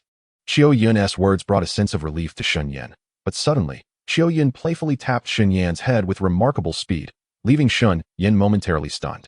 You little rascal, do you think placing in the top 5 is a simple feat? Xiao Yun remarked. The Alchemist Conference is held every 5 years, and each event is the most significant occasion in the northwest region of the Dou Shi continent, attracting young alchemists from various nations. Achieving a top 5 position is no easy task. Shen Yan's lighthearted demeanor elicited a mix of amusement and exasperation from Xiao Yun. Is that so? Shen Yan replied, rubbing his slightly aching head with a wry smile. As the president of the Alchemist Guild and a 5th-tier alchemist, Xiao Yun was also a formidable Dou Huang level expert. Based on his earlier display of skill, Shen Yan surmised that Xiao Yun possessed at least a 3-star Dou Huang level of strength. That is precisely why I granted you the opportunity to enter the treasure pavilion. I hope you seize this chance. If you can enhance your alchemical skills, it would be most beneficial. Xiao Yun's intentions were clear, and Shen Yan understood. Esteemed President, according to your earlier statement, what level of alchemical skill is required to achieve success in this alchemist conference? Gu Yu seemingly did not grasp the situation and raised her hand to inquire. Well, to secure a place in the top 5, one must at least concoct a pill of the same caliber as the one Meng Qian produces. Xiao Yun stroked his beard and provided a rather lofty standard. Shen Yan nodded in agreement. Xiao Yun's estimation was quite accurate. If this alchemist conference were indeed the same one Xiao Yan attended, relying solely on 4th-tier beginner pills would make it exceedingly difficult to reach the top 5. 4th-tier intermediate pills, you say? In your esteemed opinion, President, is it possible that 5th-tier pills will be present at this alchemist conference? Lin Xiao pondered for a moment before speaking up, her tone reflecting a hint of astonishment. The prospect of concocting 5th-tier pills was a lifelong aspiration for her, and she could hardly believe any young individual could achieve such a feat. Chapter 53, Treasure Pavilion. 5th-tier pills. While I have yet to witness any successful concoctions in past conferences, the Jiama Empire, being a frequent host of the Alchemist Conference, boasts alchemists of commendable caliber within the northwest continent. Thus, it would not be surprising if someone were indeed capable of producing 5th-tier pills. Is that so? Miss Lin, along with the 2 young ones, need not be overly concerned. My intention is for you to enhance the influence of the alchemists of my falling Goose Empire. After all, the proficiency of our alchemists is rather unremarkable on the northwest continent, and a slight increase in influence would greatly benefit the development of our alchemical profession. However, should you fail to secure a position among the top 5, I shall not hold it against you. The Gamma Empire boasts the renowned 6th-tier alchemist, the Pil King Gu He, while the Tianxi Empire is home to the foremost power in the northwest continent, the Tianxi House. Additionally, there are formidable nations such as the Outcloud Empire and the Mulan Empire, which are prominent in the northwest. If they dispatch their finest young alchemists, it remains uncertain whether Shen Yan and his companions can even break into the top 10. President Xiao Yun earnestly counseled Shen Yan and his companions, naturally wishing for them to refrain from coveting the precious treasures within the treasure pavilion, but rather to choose what is most suitable for themselves. Soon, the trio entered the treasure pavilion, whose exterior bore the marks of age, adorned with cobwebs and dust. However, upon stepping inside, they were greeted by a breathtaking scene. Rows of brown bookshelves stood neatly arranged, and the floor was covered with a pristine red carpet that was vivid in hue. Shen Yan's first impression was akin to stepping into a well-organized library. You may browse through anything here, as long as you do not create too much disorder. The day is still young, and you have ample time to choose, so do not rush. I shall wait for you outside, President Xiao Yun advised them before stepping out. Master Shen, what is it that you seek? Would you like me to assist you in your search? Lin Xiao inquired with particular concern for Shen Yan, but he shook his head in response. Thank you, Miss Lin, but I am not yet certain what to choose. This place is vast. Let us split up and search for ourselves. I hope you all find what you seek, Shen Yan replied. Is that so? Then I thank you for your kind words. Master Shen. Lin Xiao seemed to sense an unsatisfactory response, her eyes reflecting a flicker of disappointment before she gracefully distanced herself from Shen Yan. Sighing, Shen Yan watched Lin Xiao depart. What troubles you, apprentice?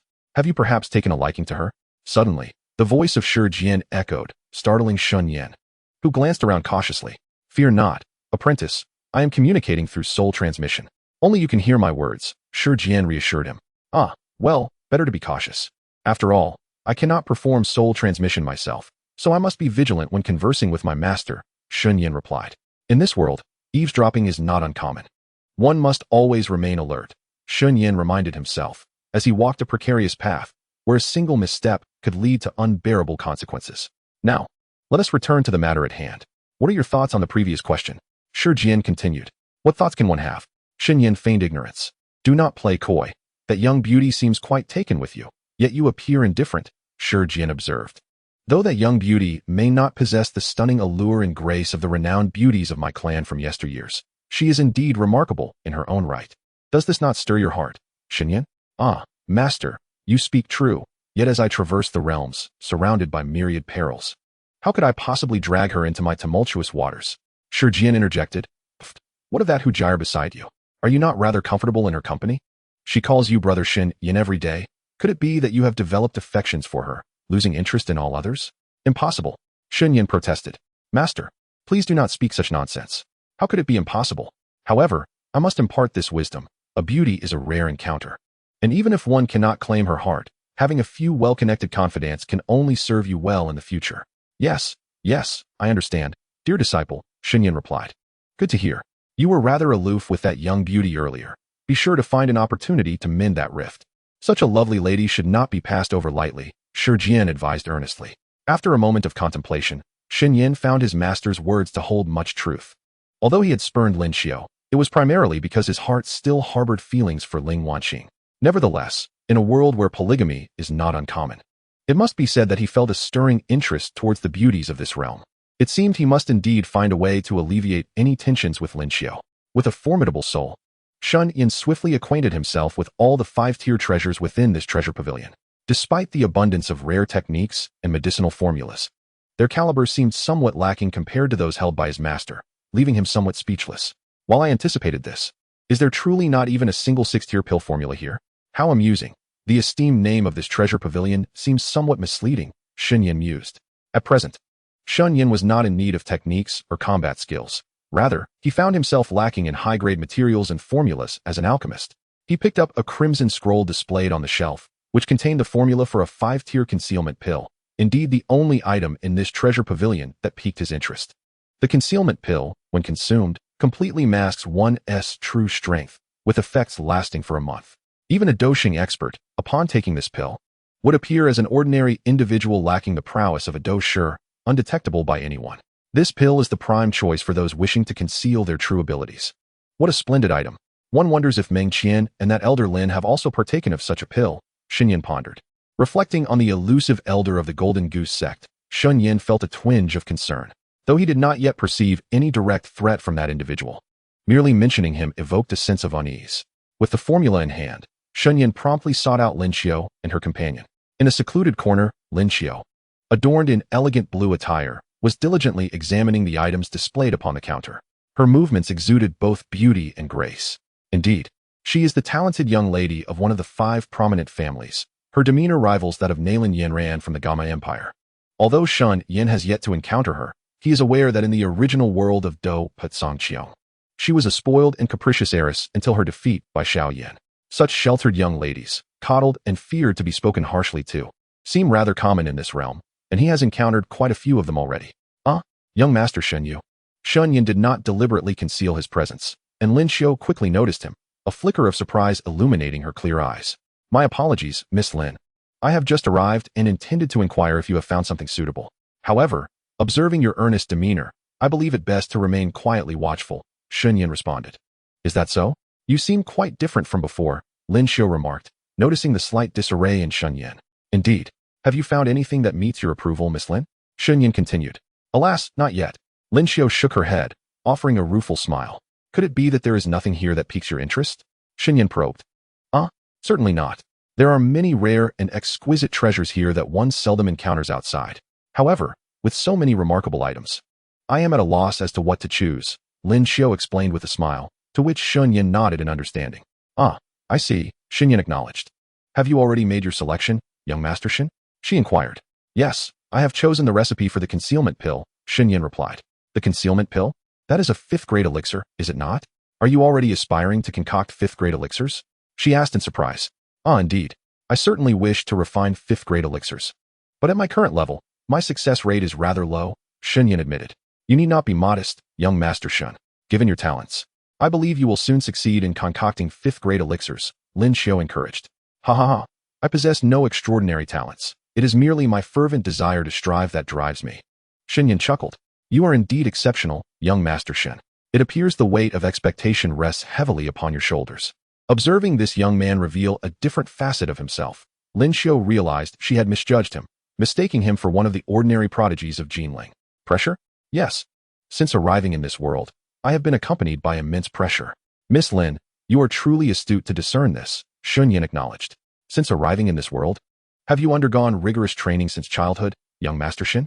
Although Shen Yan's words were somewhat perplexing, it would seem odd for such prodigious talents to speak as an ordinary person would. Ah, yes. My family has been exceedingly strict with me, but fortunately, I have worked hard enough to have escaped that torment. Ha ha, Shen Yan responded, while Shen Yan referred to his arrival in this world as his rebirth. Lin Xiu's interpretation was not entirely erroneous. Let us not dwell on that. Miss Lin, is there anything you desire? I believe I could assist you in your search. Shen Yan, although my current prowess is largely due to numerous fortuitous encounters, I cannot overlook the importance of my own diligence. Relentless effort is the sole secret to my strength. What is it that Miss Lin seeks? Shen Yan, it is a recipe for a 5th-tier elixir, known as the revitalizing purple spirit pill. Prior to my arrival, I inquired with the elder of the guild, and I learned that such a recipe exists here. However, with the abundance of recipes available, I have yet to locate it. Shen Yan, the revitalizing purple spirit pill? Upon hearing its name, Shen Yan quickly recalled that this was the very elixir crafted by Xiao Yan for the Ice Emperor, Hai Buodong, as a means of restoring strength. Pray tell, does young Master Shen possess knowledge of this elixir? Shen Yan, indeed, I have heard of it in passing. Miss Lin, is it possible that you seek this recipe for someone in need? Shen Yan, this inquiry seems to put Miss Lin in a bit of a quandary. Realizing his bluntness, Shen Yan acknowledged that such matters were private. Shen Yan, my apologies, if it is inconvenient, Miss Lin need not concern herself with that question. Allow me to assist you in your search now. Shen Yan, well then, I am truly grateful, young Master Shen. Lin Xiu sincerely bowed to express her gratitude, appearing to genuinely require this 5th-tier recipe. Temporarily distancing himself from Lin Xiu, Shen Yan immediately extended his soul awareness throughout the treasure pavilion. Presently, there were only 3 individuals within the pavilion, including himself, so he need not fear detection of his soul fluctuations.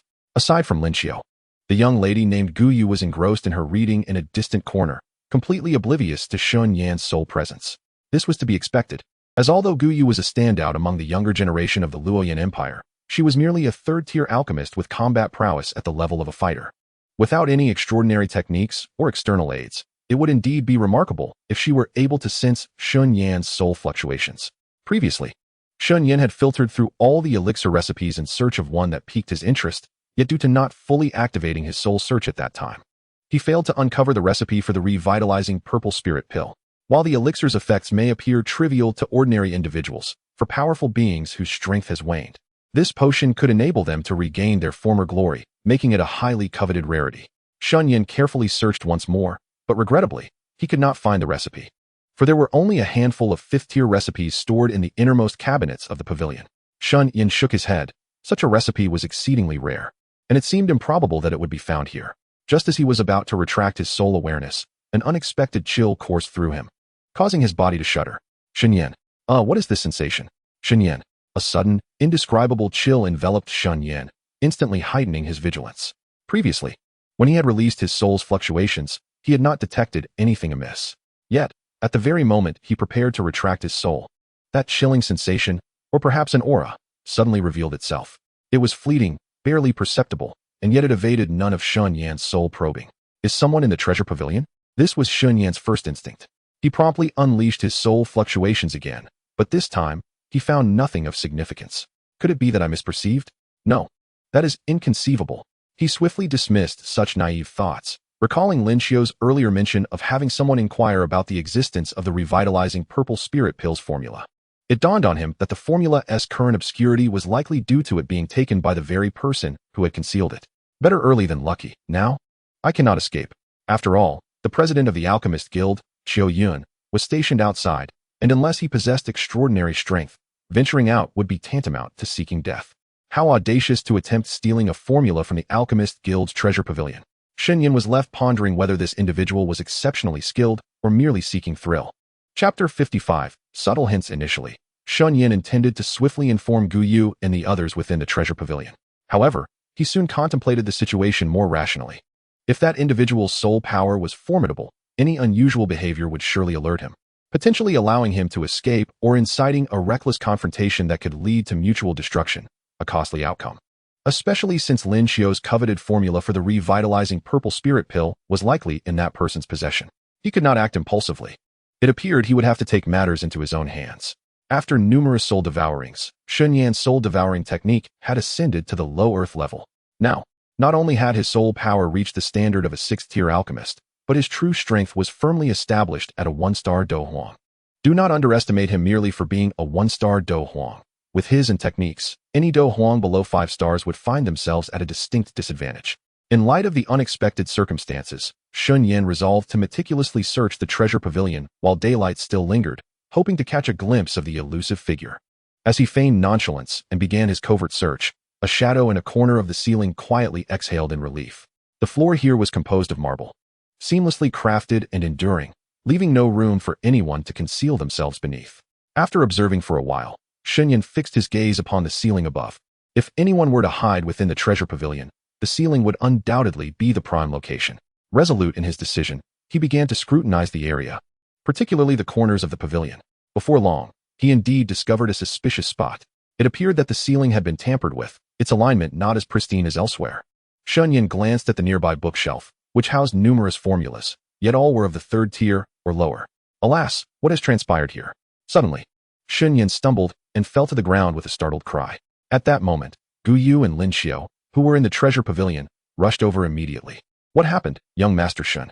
Lin Xiao was the first to arrive, and upon seeing Shen Yan seated on the floor, she quickly inquired, "Are you all right, young Master Shen?"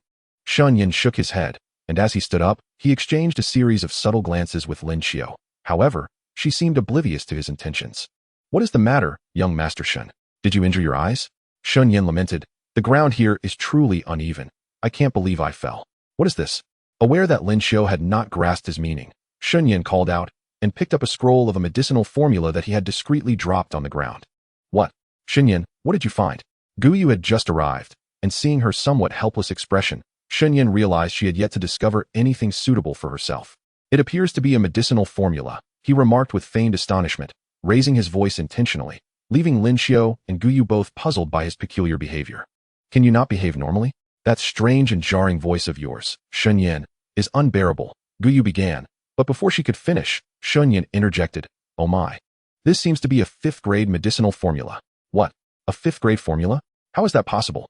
"Let me see," Shen Yan urged. "Do not panic. Allow me a moment to examine it. This is the formula for the 5th-grade medicinal pill, purple spirit pill. What a treasure I have found." Upon hearing Shen Yan's exclamation, both Lin Xiao and Gu Yu were taken aback, just as a sudden commotion resonated from the ceiling above. Shen Yan immediately deduced that someone was indeed concealed within the overhead space. "Lin Xiao, Gu Yu, you must go out and inform President Xiao Yun at once. I shall handle the situation here," Shen Yan commanded, and before either could respond, he soared upward with a swift motion, crashing through the ceiling. Debris and dust cascaded down as Lin Xiao and Gu Yu instinctively dodged. Has Shen Yan lost his mind? What is he attempting to do? Gu Yu fumed in confusion, but Lin Xiao suddenly comprehended the gravity of the situation. "Gu Yu, you must go outside and summon help," stating that there is an intruder in the treasure pavilion. "What? Sister Lin Xiao, you, do not hesitate, go quickly." Just as Lin Xiao finished her plea, the ceiling erupted, and a dark figure descended from above, along with Shen Yan. "You clever boy, you have discovered me. In that case, none of you shall leave today."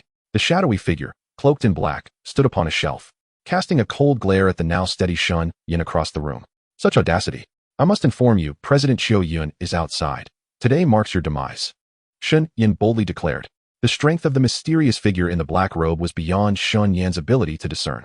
However, the fact that he could silently infiltrate the esteemed treasure pavilion of the Alchemist Guild suggested that his capabilities were formidable. To ensure safety, Shen Yan decided it prudent to stabilize the situation until Lin Xiao arrived with assistance to capture him together. Upon hearing the name Xiao Yun, The black-robed figure momentarily froze. Then, as if struck by a revelation, exclaimed, "No wonder I sensed such a powerful aura. It is the president of the Alchemist Guild, Shen Yan. Who are you to dare trespass into the treasure pavilion? Are you unaware that this is a crucial stronghold of the Alchemist Guild? Be wise and surrender now, otherwise, when reinforcements arrive, your fate will be dire." A clear yet authoritative voice resonated, and Shen Yan looked down to find it was indeed Miss Lin Xiao. Contrary to his suggestion to call for help, she appeared unfazed, although her companion Gu Yu had seemingly vanished, likely to fetch assistance. Given Lin Xiao's prowess, she could undoubtedly perceive the extraordinary strength of the black-robed man, yet her expression bore no trace of fear. Shen Yan, while anxious for her safety, could not help but admire her remarkable poise. Indeed, she was a true lady of noble birth, possessing an extraordinary spirit and courage. "Heh, you are quite the sharp-tongued girl. Which family do you hail from?" The black-robed man grinned eerily upon noticing Lin Xiao. However, the moment he chuckled, Shen Yan realized the true identity of this individual. "Shen Yan, you are from the Soul Palace? You insolent brat actually know of the Soul Palace? No, it seems you have discerned my identity. You are not as simple as you appear. It appears that I cannot kill you today. Instead, I must capture you for further study." His sinister laughter echoed ominously. Shen Yan's words piqued the black-robed man's interest to such an extent that he momentarily disregarded Lin Xiao. Shen Yan felt the atmosphere shift. A menacing aura enveloped him, heavy with the scent of blood. In the next instant, the black-robed figure lunged towards him. This sanguine aura was undoubtedly the murderous intent radiating from the black-robed man. Yet, its intensity was overwhelming. Under the weight of this malevolence, Shen Yan felt paralyzed, struggling to move. Had he not trained rigorously over the years and possessed the strength of a Dou Huang, the sheer pressure of the killing intent would have been sufficient to incapacitate him. Time was of the essence. As the black-robed man advanced, Shen Yan swallowed hard, his hairs standing on end, and without hesitation, he launched a punch. Heavenly Might Diamond Fist. To Shen Yan's astonishment, the black-robed man made no attempt to defend or evade the attack. Perhaps this was due to his insufficient spiritual strength, which failed to gauge Shen Yan's true capabilities. Judging solely by Shen Yan's youthful visage, the black-robed man presumed that even if he were a genius, his strength could not exceed that of a Dou Shi. Thus, he chose to withstand the blow. However, as Shen Yan's fist approached with mere inches to spare, the black-robed man sensed impending danger. Observing Shen Yan's determined expression, he swiftly attempted to evade. Yet, at this critical juncture, Shen Yan would not allow him to escape. "Prepare to meet your end, scoundrel," Shen Yan declared. Shen Yan unleashed his punch with nearly all his might, initially believing it impossible to strike the figure cloaked in black. To his astonishment, the black-robed individual exhibited an overweening confidence, not even attempting to evade the blow. Shen Yan, seizing this fortuitous opportunity, intensified the force behind his fist. With a thunderous impact, his punch connected squarely with the black-robed man's chest, sending a powerful shockwave rippling through the treasure pavilion. The neatly arranged shelves were toppled in disarray, while Lin Xiao, who was prepared for any eventuality, was propelled back several meters, his expression one of astonishment as he gazed towards Shen Yan. The black-robed man, having taken the full brunt of Shen Yan's strike, could not suppress the blood that spilled from his mouth, his astonished visage emerging from the depths of his cloak. Such power was akin to that of a Dou Huang. How could this be possible? Coughing, he demanded, "Who are you?" Shen Yan retorted, "As for my identity, you shall know once I capture you." With a flash of white light, a simple yet formidable black heavy sword materialized in Shen Yan's grasp. It was the soul-devouring sword. Earlier, he had infused a fragment of his soul into this blade, and from this moment forth, even without directly invoking his techniques, the sword would absorb souls, thereby augmenting his power in a most convenient manner. Moreover, his techniques were not ordinary. Frequent usage could draw the attention of seasoned warriors, which would be quite troublesome. In the next instant, a shroud of black mist enveloped Shen Yan, transforming into an exquisite suit of obsidian armor, an ability only accessible to those of high Dou Shi rank. Yet, upon witnessing this, the black-robed man momentarily froze. "Could it be, you are merely at the Dou Shi level?" he questioned. Having previously regarded Shen Yan as an unknown Dou Huang, the sudden appearance of the Dou Shi armor left him uncertain of Shen Yan's true strength. "To deal with you, Dou Shi is ample," Shen Yan declared. He refrained from showcasing his full prowess or manifesting wings of Dou Shi, mindful of conserving his strength. With Lin Xiao observing and President Xiao Yun outside the pavilion, revealing his Dou Huang capabilities would diminish his hidden advantages. Should trouble arise, he doubted his ability to fend off any ensuing threats, a scenario he was keen to avoid. "Prepare yourself," Shen Yan bellowed, his fists cracking ominously as one wielded the sword with fierce intent. His gaze, sharp as lightning, signaled the buildup of power. In the blink of an eye, he executed a series of rapid leaps, arriving before the black-robed man. The latter, momentarily flustered, hastily engaged in combat, and thus, a fierce battle erupted within the treasure pavilion. Shen Yan's sword danced with precision, each movement demonstrating his adeptness and experience, as he managed to firmly suppress the enigmatic black-robed figure. However, unbeknownst to outsiders, Shen Yan retained a degree of self-awareness regarding his own capabilities. Shen Yan did not place much importance on the cultivation of swordsmanship. The sword techniques he had previously acquired went unpracticed due to a lack of time. This resulted in a somewhat limited repertoire of skills. Although he appeared to hold an advantage at present, it was merely a consequence of the black-clad man having just received a blow from him, coupled with a lack of preparation. Furthermore, Shen Yan had to restrain his own strength, ensuring it did not exceed that of a great fighter. The tide of battle could swiftly turn against him. Where's that old fellow Qiu Yun? Shen Yan muttered to himself. Logically, Qiu Yun should have rushed to his aid, yet he had yet to appear. Shen Yan surmised that Qiu Yun was deliberately testing his capabilities by remaining hidden. Damn it!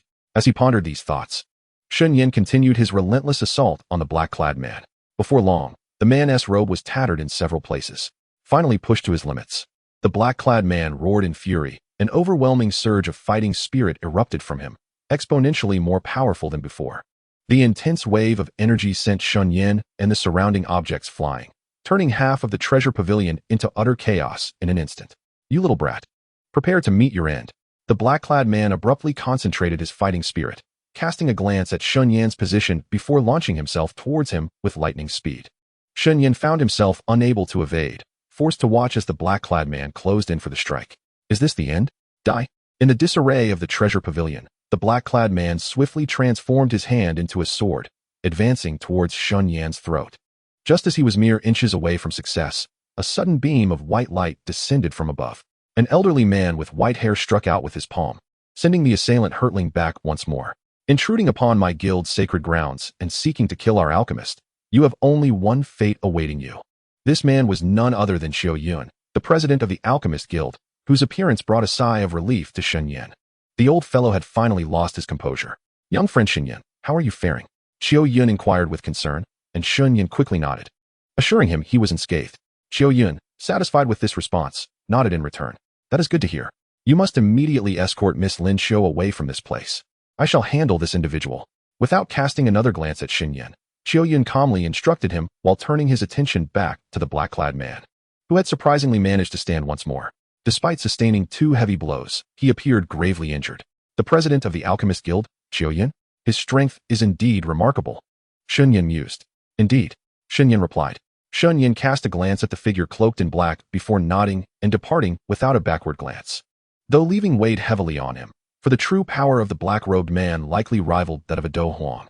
The prospect of devouring his soul promised an elevation in his own strength.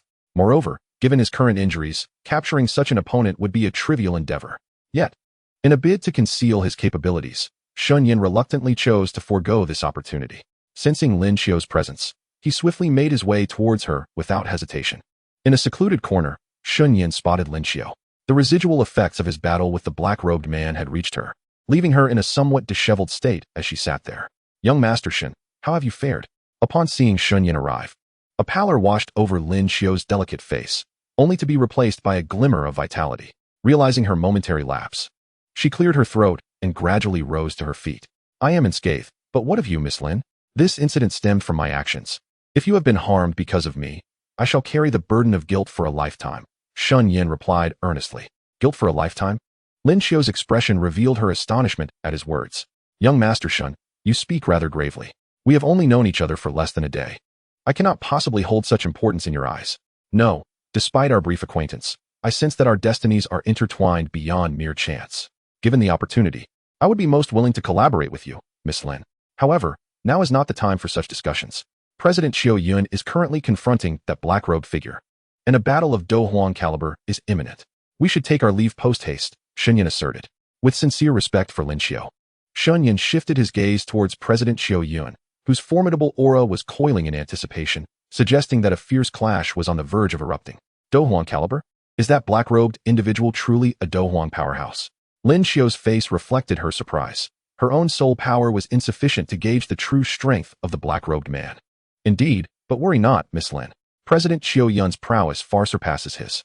Judging by this aura, I estimate President Xiao Yun's strength to be around the 6 or 7-star Dou Huang level, Shen Yan remarked, furrowing his brow in contemplation. He was not concerned for President Xiao Yun. Rather, it was surprising to discover that, as a top-tier powerhouse of the Luoyan Empire, President Xiao Yun's strength was merely at the 6 or 7-star Dou Huang standard. Indeed, the overall strength of the Luoyan Empire pales in comparison to that of the Gemon Empire. However, recalling the original narrative, the Luoyan Empire was allied with the Shen Yan Empire and the Murong Empire to counter the Gemon Empire. In hindsight, it seems that President Xiao Yun's strength being of this caliber is not entirely unexpected, Shen Yan concluded. Shen Yan gazed in the direction of Xiao Yun and his companions, murmuring softly to himself.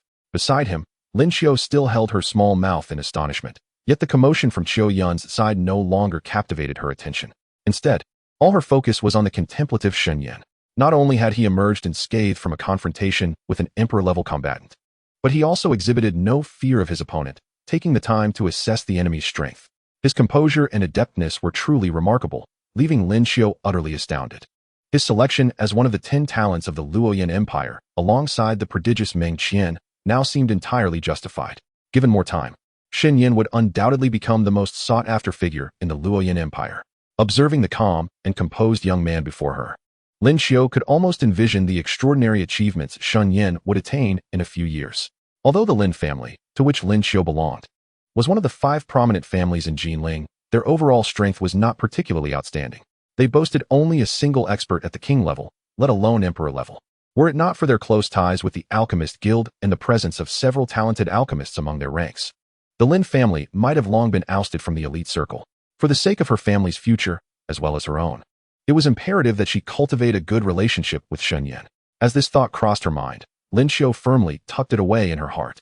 However, recalling Shen Yan's previously indifferent demeanor towards her, she realized that establishing a rapport with him would not be an easy endeavor. Lin Xiao possessed a slender figure and a tall stature, standing beside Shen Yan without a hint of inferiority.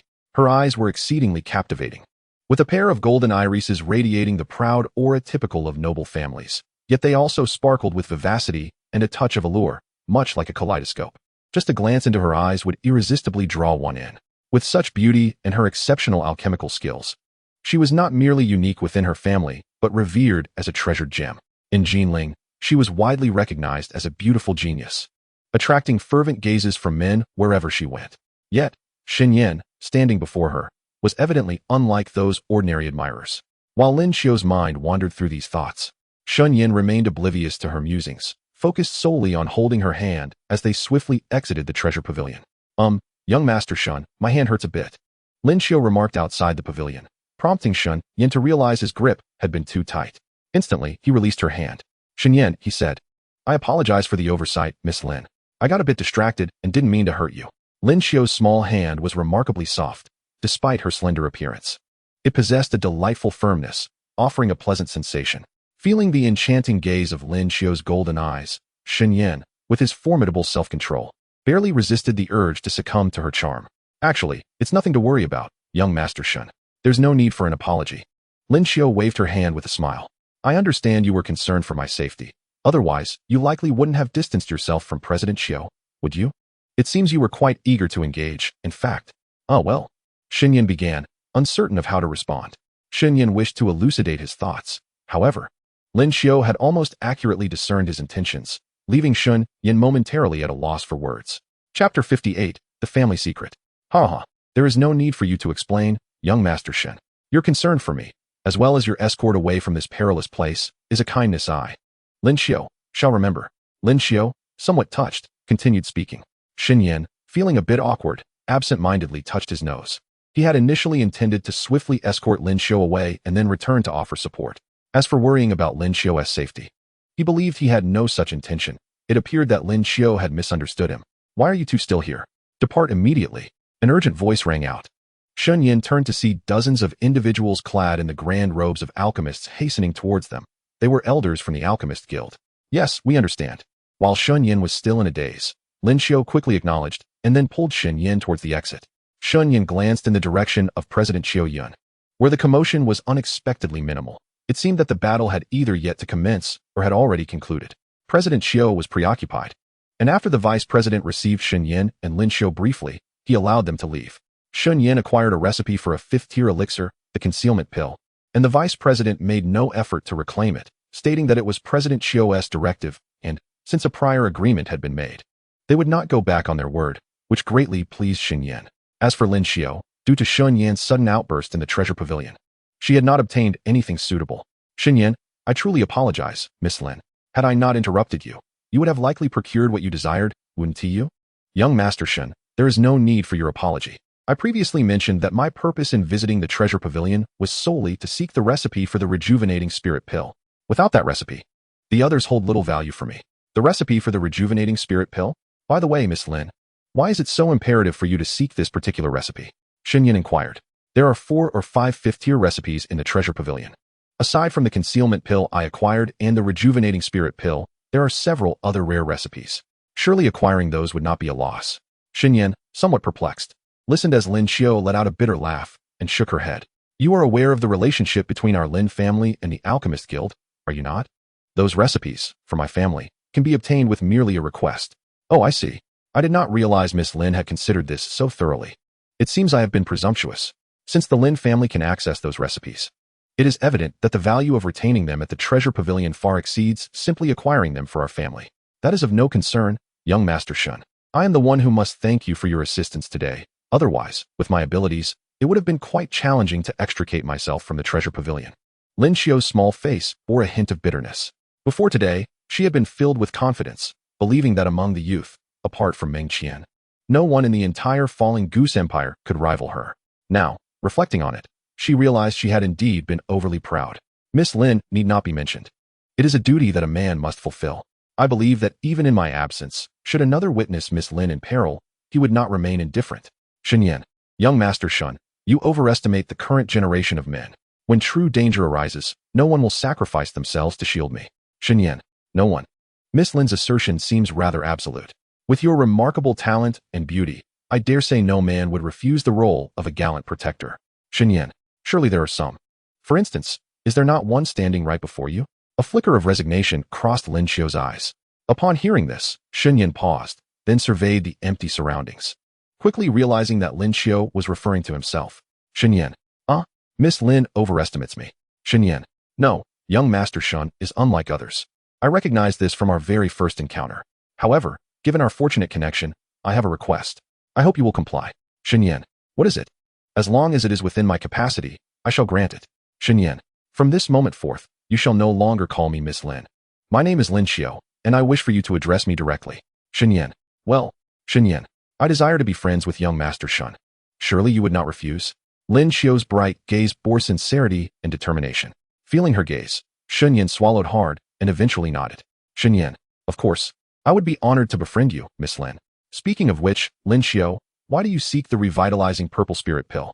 Shen Yan, upon hearing this, Lin Xiu's body hesitated slightly, her eyes darting away from Shen Yan's gaze. She seemed to harbor some unspeakable concern. Shen Yan, Lin Xiu, whatever difficulties you face, feel free to confide in me. Though I am aware of my limitations, if you ask, I shall do my utmost to assist you, for we are now good friends. Are we not? Shen Yan spoke gently to Lin Xiu, his earnest gaze ultimately dismantling her fragile defenses. Young Master Shen speaks truly. Shen Yan, since I now call you Lin Xiu, you may address me as Shen Yan. We are friends, so there is no need for formality. Shen Yan, well, then, Shen Yan, I shall speak frankly. Lin Xiu contemplated for a moment, ultimately choosing to trust Shen Yan, believing that her judgment was sound. Trusting him was akin to believing in herself. The reason Lin Xiu sought the revitalizing purple spirit pill was to heal her grandfather, the patriarch of the Lin family. The Lin family is one of the 5 prominent clans of Jinling, boasting a wealth of enterprises and significant influence nationwide, a family renowned for its legacy, all of which was built through her grandfather's tireless efforts. However, as time passed, Lin Xiu's grandfather aged, and the myriad injuries sustained in his youth during battles, as well as the lingering effects from a failed attempt at ascending to the rank of Dou Huang through elixirs, have now come to haunt him. Today, her grandfather's strength is no longer at its zenith. Thus, the Lin family, solely sustained by the patriarch, is increasingly burdened as his strength wanes. Were it not for the backing of the Alchemist Guild, the Lin family might have long ceased to be one of the prominent 5 families of Jinling. Shen Yan, I see. Lin Xiu, may I inquire what level your grandfather attained at his peak? Shen Yan, My grandfather reached the pinnacle of the Dou Wang stage. According to the elders of the family, he was once an elder of the Shen Yan sect, but he left in shame after failing to ascend to the Dou Huang level. Shen Yan, your grandfather was actually an elder of the Shen Yan sect? This must be a closely guarded secret within your family, correct? Shen Yan, indeed, it is a family secret. Shen Yan, since it is a secret, why would you divulge it so readily? Are you not concerned I might disclose it? Chapter 59, Returning to the Northern Capital. Shen Yan tentatively inquired, to which Lin Xiao merely brushed her hair behind her ear, a glimmer of resolve flashing in her eyes. I trust my judgment. Young Master Shen is not a villain. And besides, did you not just say we are friends? Naturally, there is nothing I wish to conceal from a good friend. Lin Xiao's words deeply touched Shen Yan, prompting him to gently pat her shoulder. Shen Yan, Lin Xiao, I appreciate your trust. Rest assured, I will take care of your grandfather's matters. Shen Yan, take care of it? Young Master Shen, do you possess the recipe for the rejuvenating purple spirit pill? At Shen Yan's touch, Lin Xiao's body trembled slightly. Yet out of consideration for him, she did not withdraw immediately. Instead, she silently acclimated to it. Shen Yan, Lin Xiao, please refrain from calling me young master. It feels too formal. Just call me Shen Yan. No, how about brother Shen Yan? Shen Yan, noticing Lin Xiao's subtle reaction, Shen Yan felt a bit embarrassed and withdrew his arm, recognizing that Lin Xiao was a woman, and he should not engage with her as he did with Li Xingnan. However, gazing at the somewhat delicate woman before him, he could not help but recall Ling Wanqing and Xiao Qingman. Brother Shen Yan? Lin Xiao nearly choked on her own saliva at this earnest address, a rosy hue blooming on her flawless cheeks. Subsequently, she chuckled, Shen Yan, do you truly believe I am younger than you? Furthermore, brother Shen Yan sounds rather cheesy. I could never utter such a phrase. Shen Yan, is that so? Could it be that you are older than I? Pray tell, how old are you this year? Shen Yan had genuinely never considered that Lin Xiao might be older than him. Although she possessed the physique and appearance of a mature woman, he had previously assumed they were of similar age. A woman's age is a mystery, one not easily disclosed, especially to men, even if they are friends. Such information remains elusive. Therefore, I shall not reveal my age. But you, Shen Yan, must be under 20, I presume? Lin Xiao assessed Shen Yan with a scrutinizing glance. Shen Yan, Lin Xiao, you are correct. I am merely 17 this year. Indeed, it is appropriate for you to call me sister. Brother Shen Yan, I am indeed a few years your senior. Lin Xiao chuckled softly, and a rarely seen smile graced her cool countenance, reminiscent of clouds parting to reveal the sun. Shen Yan, after a mere 5 seconds of gaze, quickly averted his eyes. Brother Shen Yan, where do you plan to go next? Lin Xiao inquired as they continued their leisurely conversation outside the Alchemist Guild. As for me, I intend to return to Baidu for a visit, Shen Yan replied. Baidu? Oh, you are heading home then? Lin Xiao remarked. Yes, it has been nearly a year since I last returned home, so I wish to go back for a while. Shen Yan explained. Since it's a homecoming, there is no need to rush. I would like to invite you, brother Shen Yan, to stay at my family's residence for a few days. What do you think? Visiting sister Lin Xiao's home? That seems rather inconvenient. Shen Yan hesitated. Not at all. My family is always welcoming, especially my grandfather. He would be thrilled to host a genius from the empire like you, Lin Xiao assured him. Sister Lin Xiao, you exaggerate. I am merely an ordinary person, Shen Yan replied modestly. Come now, with you calling me sister so readily. How can you still be so humble before me? If you are ordinary, then true talent must be non-existent in the empire, Lin Xiao teased. Let us not dwell on that, brother Shen Yan. Shall we return home together? Seemingly attuned to Shen Yan's reluctance, Lin Xiao boldly grasped his arm, as if fearing he might flee. Sister Lin Xiao, I can accompany you home, but I am not alone in Jinling this time. I have a friend waiting outside. Perhaps you could go ahead, and I shall visit the Lin family after I find my friend. What do you think? Shen Yan proposed. Is that so? Lin Xiao's expression turned slightly regretful. You must not deceive your sister. If you do not wish to visit my family, just say so, and I will not hold it against you. Absolutely not. I, Shen Yan, am a man of integrity and would never lie to my sister. Once I locate my friend, I will indeed visit the Lin family, he asserted. Now that you say that, how could I not go? Shen Yan mused to himself with a wry smile. Very well. I shall not insist further. I will await your arrival at home. Ultimately, Lin Xiao chose to trust Shen Yan, and they exchanged brief farewells. Watching her depart, Shen Yan sighed in relief.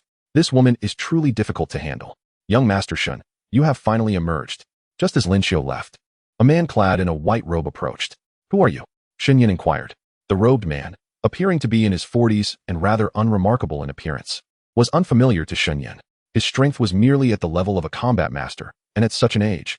Remaining at this level suggested a talent that was nearly negligible, prompting a chill in Shen Yan's tone. Oh, I am a retainer of the third prince. Here at His Highness's command, waiting for you, young Master Shen, the man explained. Third prince, is it Meng Qian? Shen Yan asked. Indeed. His Highness instructed me to convey that he will be awaiting your esteemed presence at the Jinling royal residence. The man spoke with great respect, and upon hearing this, Shen Yan scratched his head. Meng Qian's intention to seek him out was undoubtedly related to his sworn brotherhood. However, the true motivation behind this was not merely camaraderie. It was evident that he sought to enlist Shen Yan for his own purposes. Very well, Shen Yan replied. Please convey to His Highness the third prince that once I have completed my current obligations, I shall make my way to the royal court. Is that so? The man seemed somewhat reluctant to accept this outcome. Nevertheless, Shen Yan had other pressing matters and could not afford the luxury of feigned pleasantries with Meng Qian at this time. I have urgent business to attend to and cannot leave at the moment. Just inform your prince that I will seek him out once my tasks are finished. That should suffice. All right then, young Master Shen, do attend to your responsibilities swiftly, so as not to keep His Highness waiting for too long. I take my leave. As he watched the man in the long robe depart, Shen Yan shook his head in frustration, cursing under his breath at the man's obliviousness to the burdens he faced. Since arriving in Jinling, the complexities of human nature had become increasingly apparent to him. With a sigh, he refocused. Recalling that Hu Jire was keeping watch as per his instructions, he needed to locate her immediately. Jinling, the holy capital, stood as the largest city of the Luoyan Empire. Though the northern capital, where Shen Yan's family resided, ranked among the top 3 cities of the empire, it paled in comparison to Jinling in terms of both population and prosperity. Navigating through the expansive streets, Shen Yan felt no inclination to appreciate the scenery. He hurriedly pressed forward, determined to reach his destination. Chapter 60. The Pavilion of Long Affection. Lin Yijuan. Dihu, what do you intend to do? A sudden, piercing voice interrupted his stride, causing Shen Yan to slow. Miss Lin, are you unaware that your grandfather has betrothed you and your sister to my D family? What? You speak nonsense. Huh. If I speak falsely, then accompany me back to my residence, and you shall see for yourself. As Shen Yan maneuvered through the onlookers gathered to witness the spectacle, he soon caught sight of a few figures at the center. A graceful, brown-haired beauty stood encircled by several burly men, while a man clad in a red robe grinned triumphantly at her. It appeared that their conversation had just unfolded.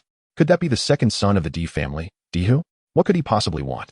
The beauty was a prodigy from the Lin family, one of the 5 prominent families of Jinling. Surely, even Dihu would not dare to impose upon her. Ah, my dear fellow, you may not be aware, someone interjected. Know what? Though the Lin family still holds a place among the 5 great families of Jinling, their fortunes have waned in recent years.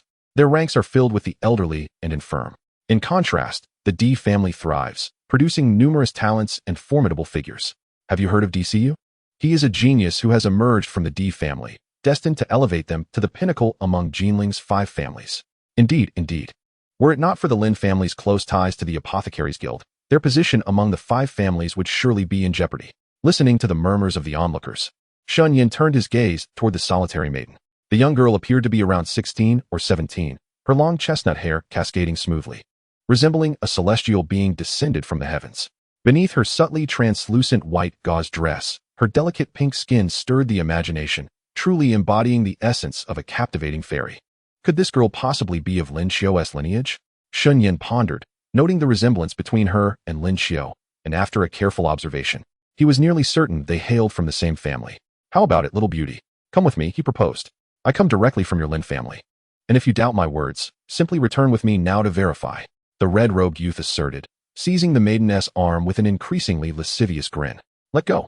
I can walk by myself, so you better step aside. The girl, Lin Yijuan, retorted angrily, forcefully wrenching her arm away, though the grip had left her skin slightly flushed. Lin Yijuan, do not be ungrateful. Your grandfather has proclaimed that from this day forth, you are to be my wife, while your sister is to marry my elder brother. I advise you to treat me kindly, or else you shall face dire consequences once you are bound to our family. Dihu, I would rather die than marry you. Abandon all hope and let me pass. I wish to return home. Return home? Very well. Go ahead. The red-robed youth relented momentarily, allowing the surrounding thugs to part and create a path, as Lin Yijuan walked away without a backward glance. Young master, are we truly letting such a beauty go? Several burly men encircled the red-robed youth, expressing their dissatisfaction as they watched the girl depart. However, the youth merely smirked in response. Fear not, my friends. This girl will inevitably find herself in my grasp sooner or later. When that time comes, you shall not be deprived of your share of rewards and feasts. Ah, splendid. That is truly delightful. The men cheered exuberantly, while Shen Yan, observing the scene, stroked his chin thoughtfully. It seems the Lin family is in peril. Today, they shall surely face calamity. Lin Xiao has just returned. I fear she is still unaware. Shen Yan mused, sensing the faint thread of his soul intertwined with Hu Jire's. He murmured softly, realizing the urgency of locating her without delay. Ah, my dear disciple. Are you feeling anxious? A teasing voice suddenly interrupted, startling Shen Yan, despite his belief that he remained unperturbed. Yet, his body instinctively reacted. A remnant habit from his previous life that had not yet faded in this new world. Master, do you have some free time? Shen Yan inquired. Do not attempt to divert the topic, my dear disciple. I have always been quite available. Now, confess honestly, are you concerned about that Lin family beauty? Stone Jian had discerned Shen Yan's intentions and, through their previous exchanges, recognized his talent for evasion. Indeed, I do harbor some concerns, Shen Yan admitted. Shen Yan answered honestly.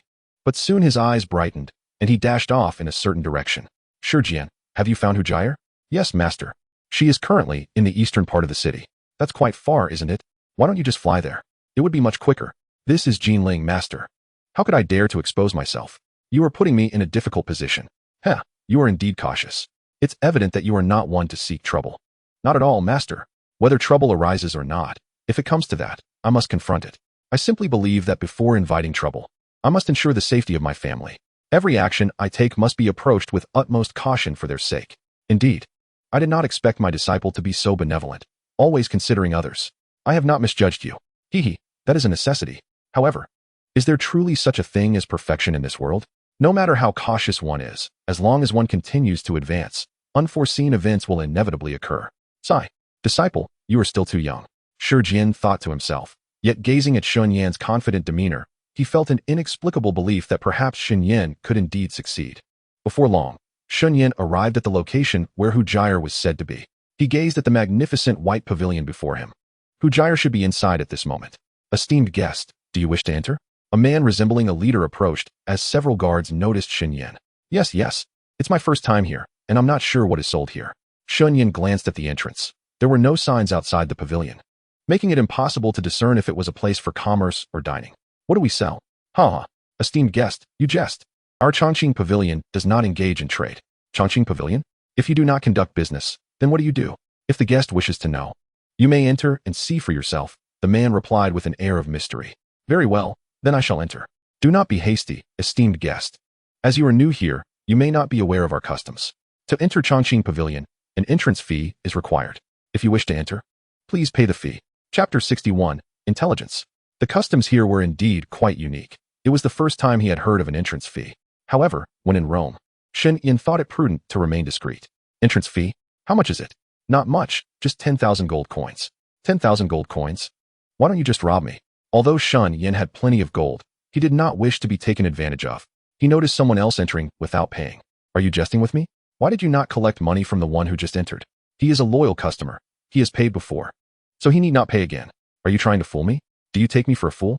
At the entrance of a towering loft, Shen Yan found himself encircled by several guards clad in identical black robes. Initially, they attempted to persuade him with gentle words, assuring him that entry would be granted upon payment of a fee. However, Shen Yan was resolute in refusing them, as they sensed his unwavering stance.